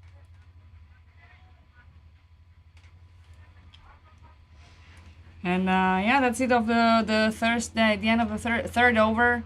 61 runs after 3 overs. That's amazing score for Prague Tigers. Let's see, what Volha Boys will do with that. Sajid on strike, right? Rajiv on strike. Copy.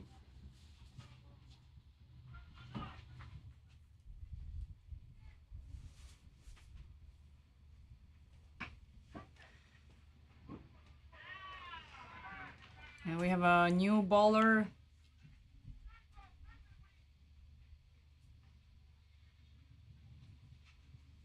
Raju.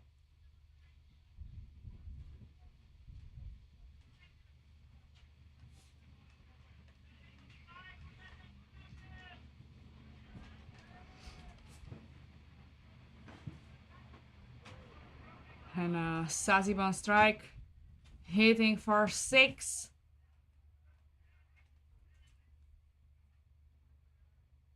It seems like Prague Tigers are in their best form. Yes, copy.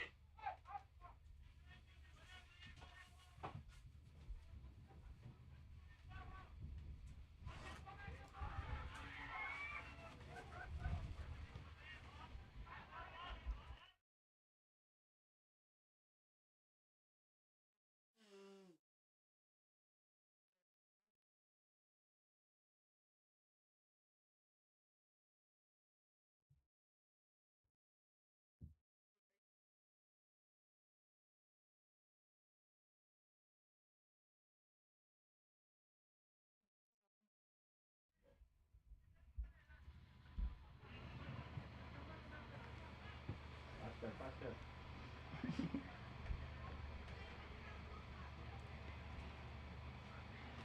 We're waiting for the ball. Replay, replay.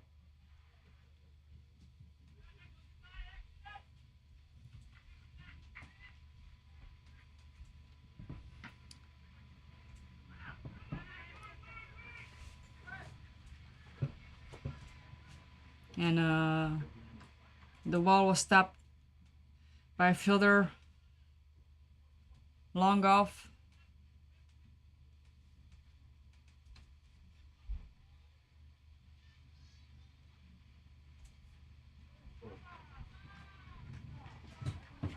And it's a 4.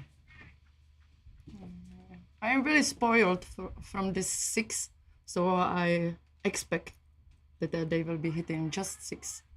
When it's not 6, I am like, oh, disappointing.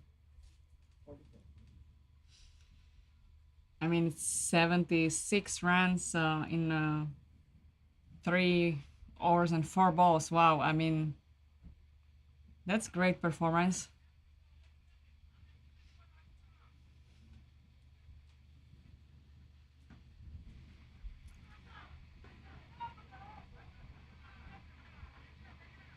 Yes. This is what I want to see. That was a 4. You said you wanted to see only Uh, 6s, but this was a 4.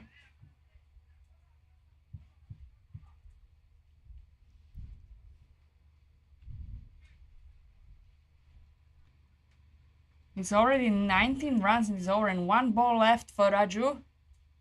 Boom. And a But it hit to the long off. Nice Wow. catch. What a stop. What a stop by a fielder. It was really nice to hand. It's obvious that the Volha Boys already learned and got adjusted to this tennis ball and how it behaves here.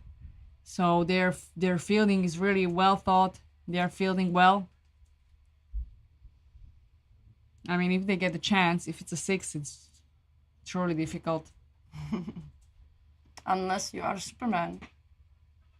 Yeah, unless you can fly.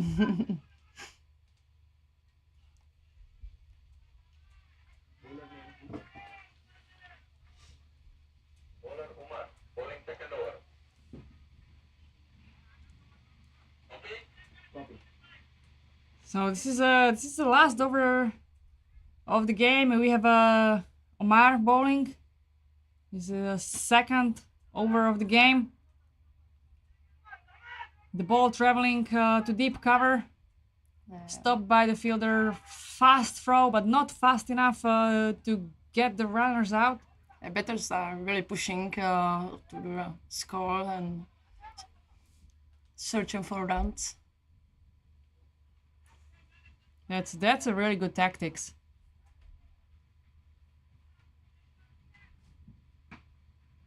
Whoa, that flies high.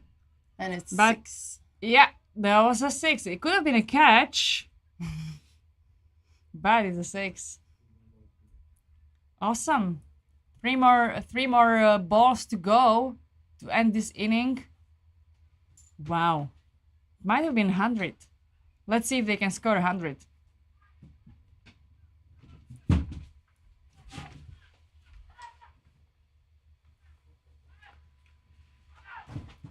Misfielded. It was just a 1 run. And 2 balls left.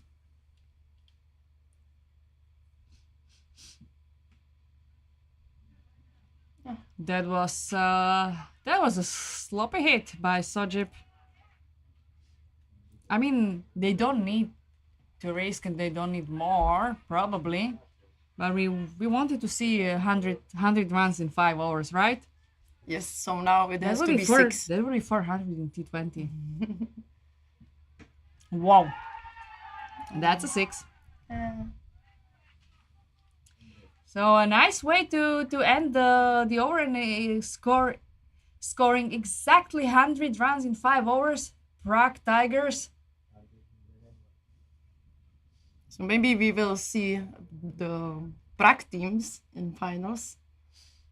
I don't know the score at another ground. Yeah, I don't know either. But yeah, if Volha Boys in the second inning, if they wanna score the 101 runs needed to win, they need to score a lot of 60s. So that would be something for you to watch.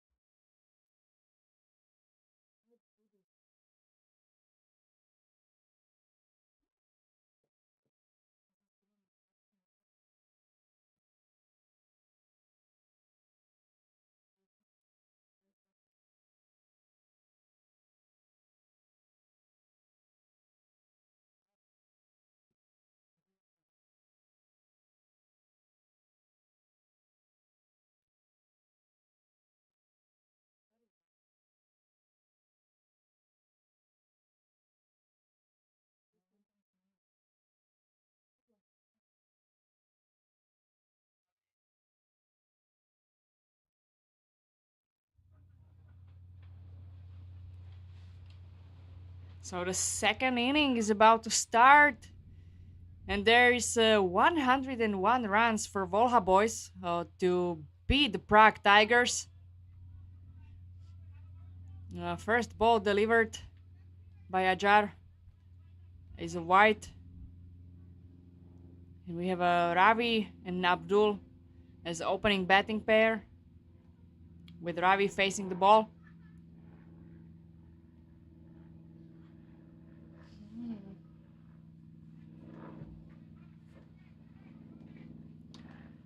That was a dot ball.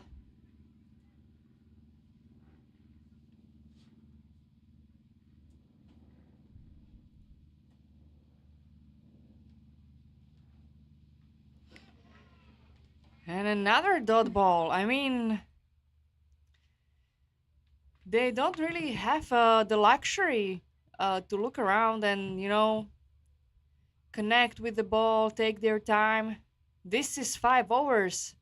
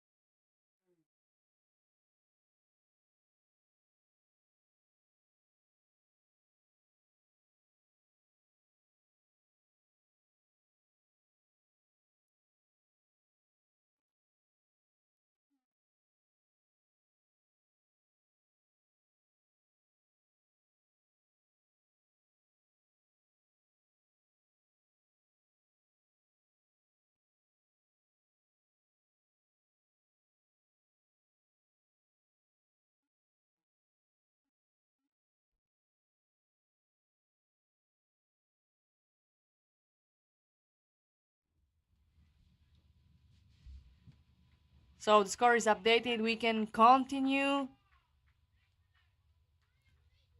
And another dot ball from the hands of Fajar. Last ball in this over. This is not looking good for Volha Boys.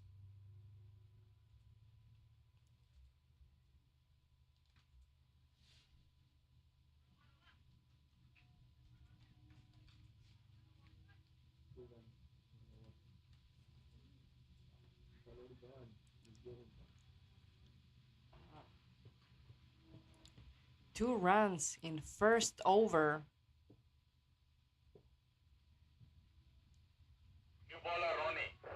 So their ideal run rate to win this match requires almost 25 runs per over, and now they scored 2.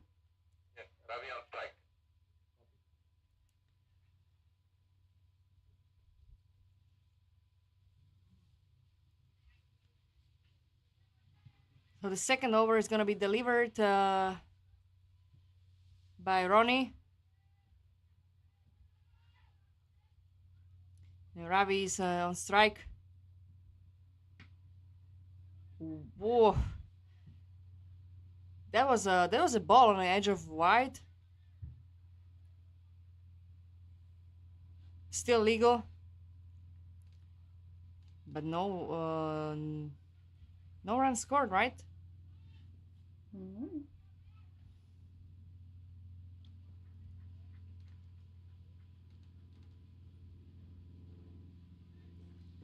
Ah, He's taking the time to connect with the ball. I know. You can say that in, test cricket. Or even in T20, you can say that you're taking your time to connect with the ball. But not here. Not in the 5 over semi-final.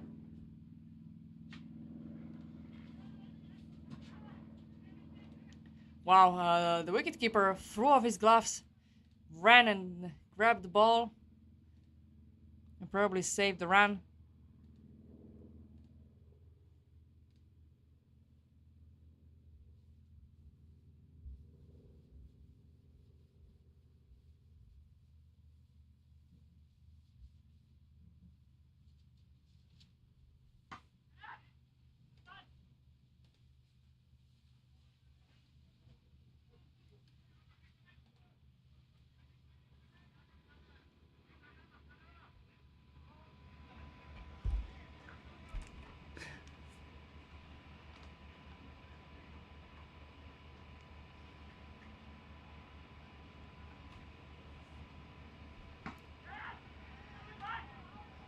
Almost catch. But at least he stopped the ball. And we're finally seeing some hits by And Volha it's Boys. Run out. But that was a run out.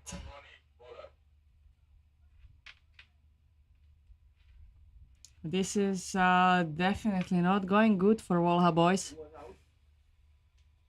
But it's definitely good for Prague Tigers. Yeah. This is the great thing about cricket, that it's always good for somebody. You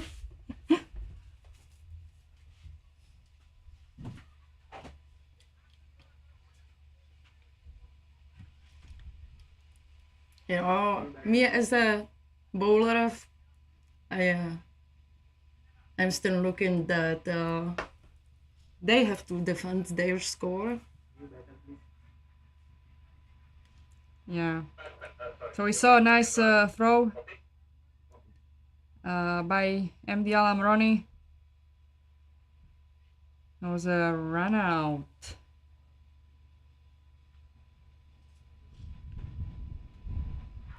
That was a swing, but unfortunately without the hitting.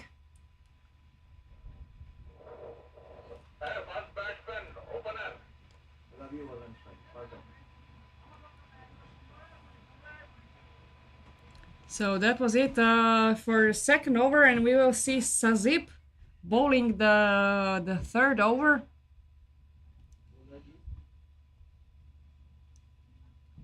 With Ravi and Raju on the bat. Ravi will face the ball. And Raju's still waiting for his turn. Oh. On strike Raju, right? Yes, on strike Raju. Okay, so we have a Raju on strike.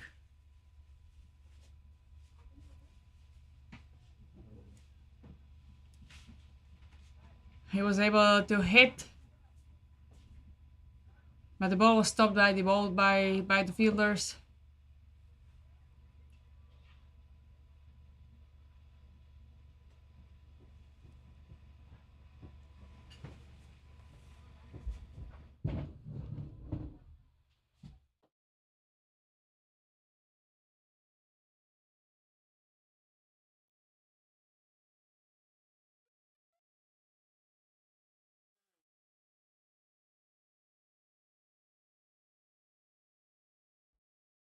And finally, we've seen some six coming from Volha Boys. They will need loads of them if they want to score 85 runs in 15 balls, what they would need to win the game.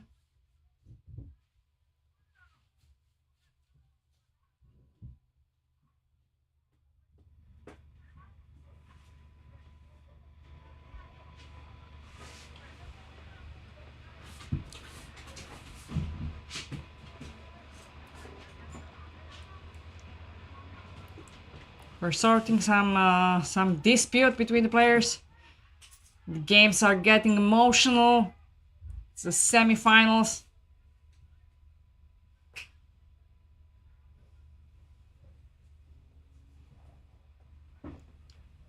Everybody is tired. Everybody is stressed.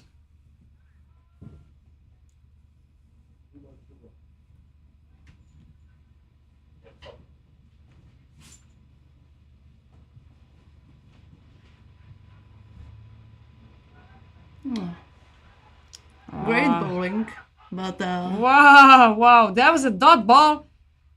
And yeah, from the keeper's mistake, the Volha Boys were able to take 1 run.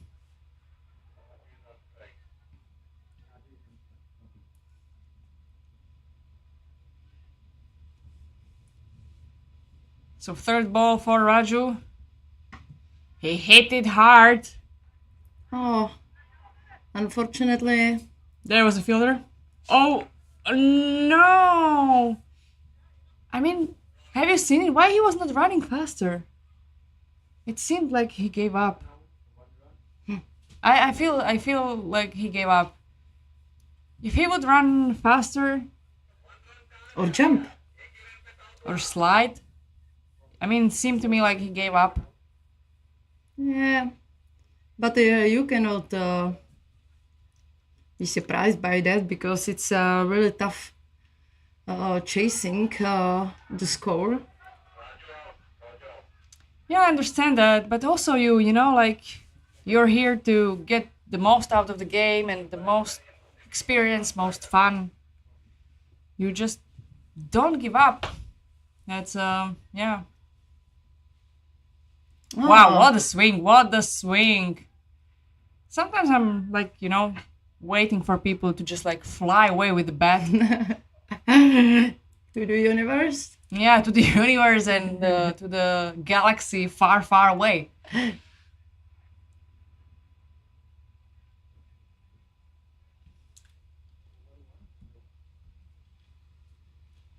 Mhm. 17 rounds after 3 overs for Volha Boys. The Prague Tigers are really restricting them. Yeah, they have really stable bowlers. Like imagine the situation that you have to protect the score. It can be really a press on them, but them seems like showing the best of and enjoying the best time.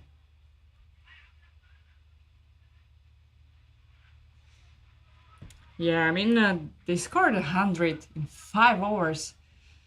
I don't think they feel stressed defending the score. Yeah, but you will never know if Of you course, can win. Of course, you can never see into the heads of other people and what they are thinking about.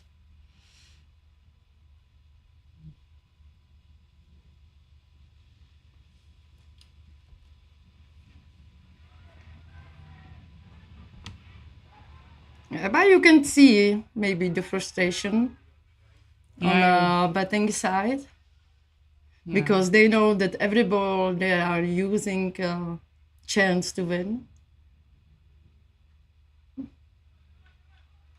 Yeah, you can see the frustration.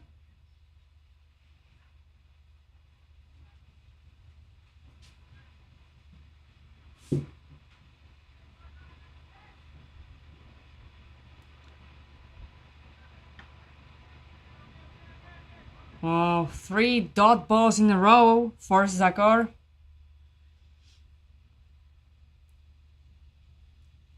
And CB is having issues to time and connect. But they will get use of the chance to score at least 1 run, a switch, and give Ravi a chance to hit. Oh, the batters catch the ball. Did you see obstruction?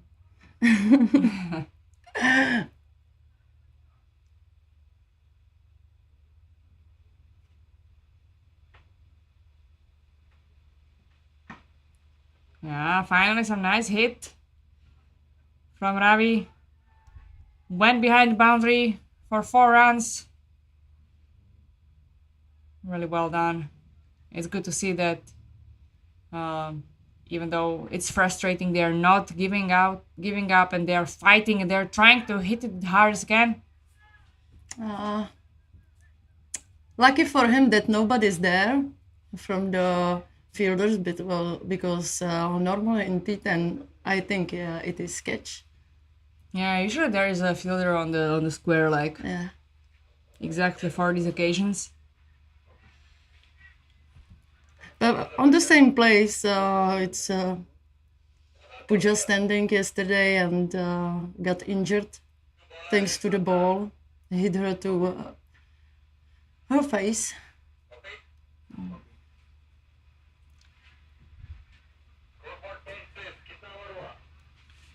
Now the last over will go to Adnan to ball. There are 78 runs to be scored in 6 balls,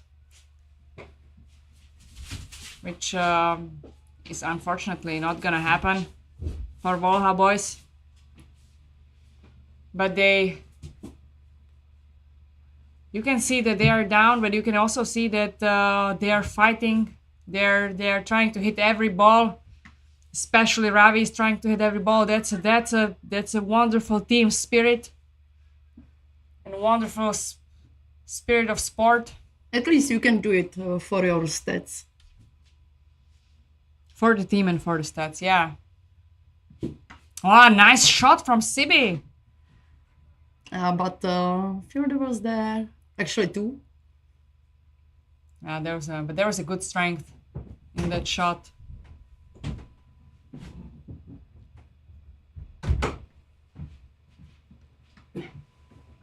Wow, what a swing and hit by Ravi. Stopped by the fielder, unlucky.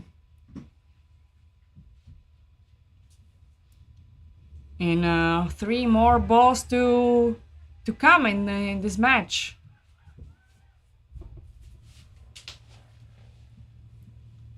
Okay, that was a wide.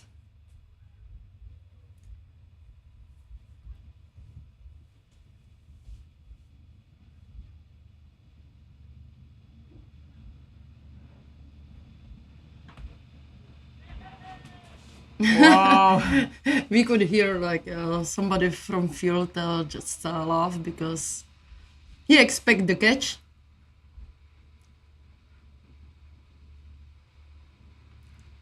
Yeah, the ball went off the bat, up in the air.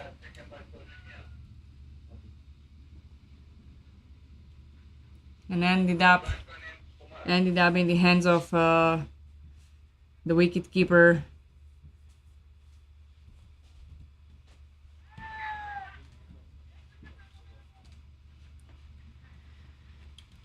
Sojib was there firmly.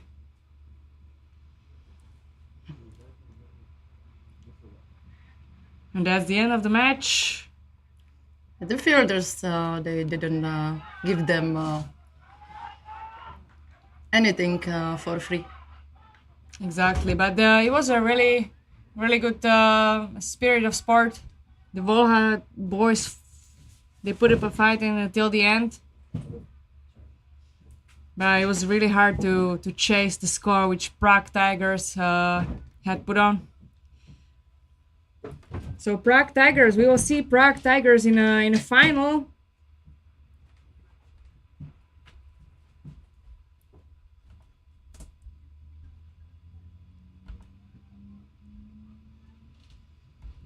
And I think we're gonna see Prague Tigers in a final with RCD Dresden, who won the second semifinal at the Hugo Banks Field by 5 wickets against 7 stars.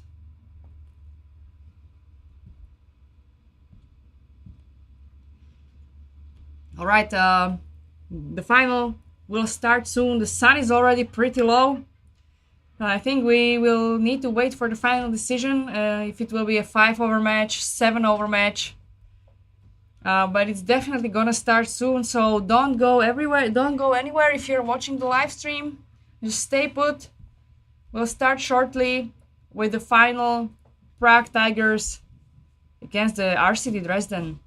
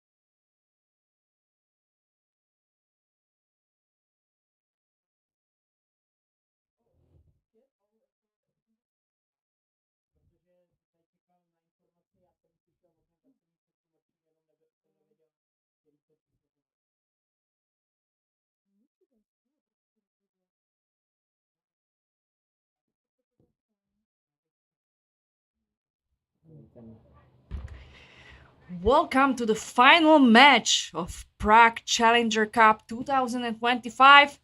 We have two teams who made it to the finals. Very unusual to have two teams in the final.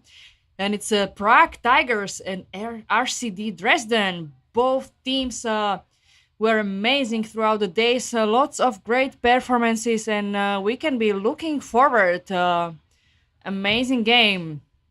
The sun is pretty low, so we're gonna try to start the match as soon as possible to catch most of the final lights. And the game is gonna last for only 5 hours because there is not much of sunlight left. It's gonna be fast and lethal.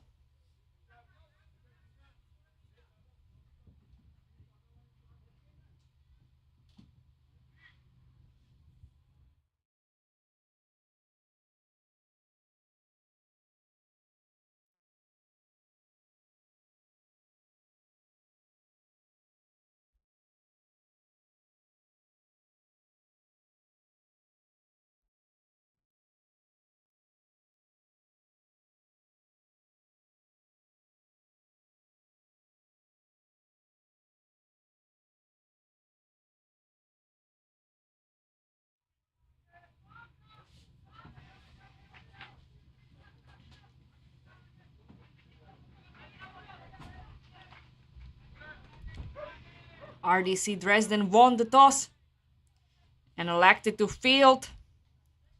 Gave the opening bowling to Sidarat, while Prague Tigers gave the trust to Sazip and Sojip to open the batting. And Sazip is facing the ball.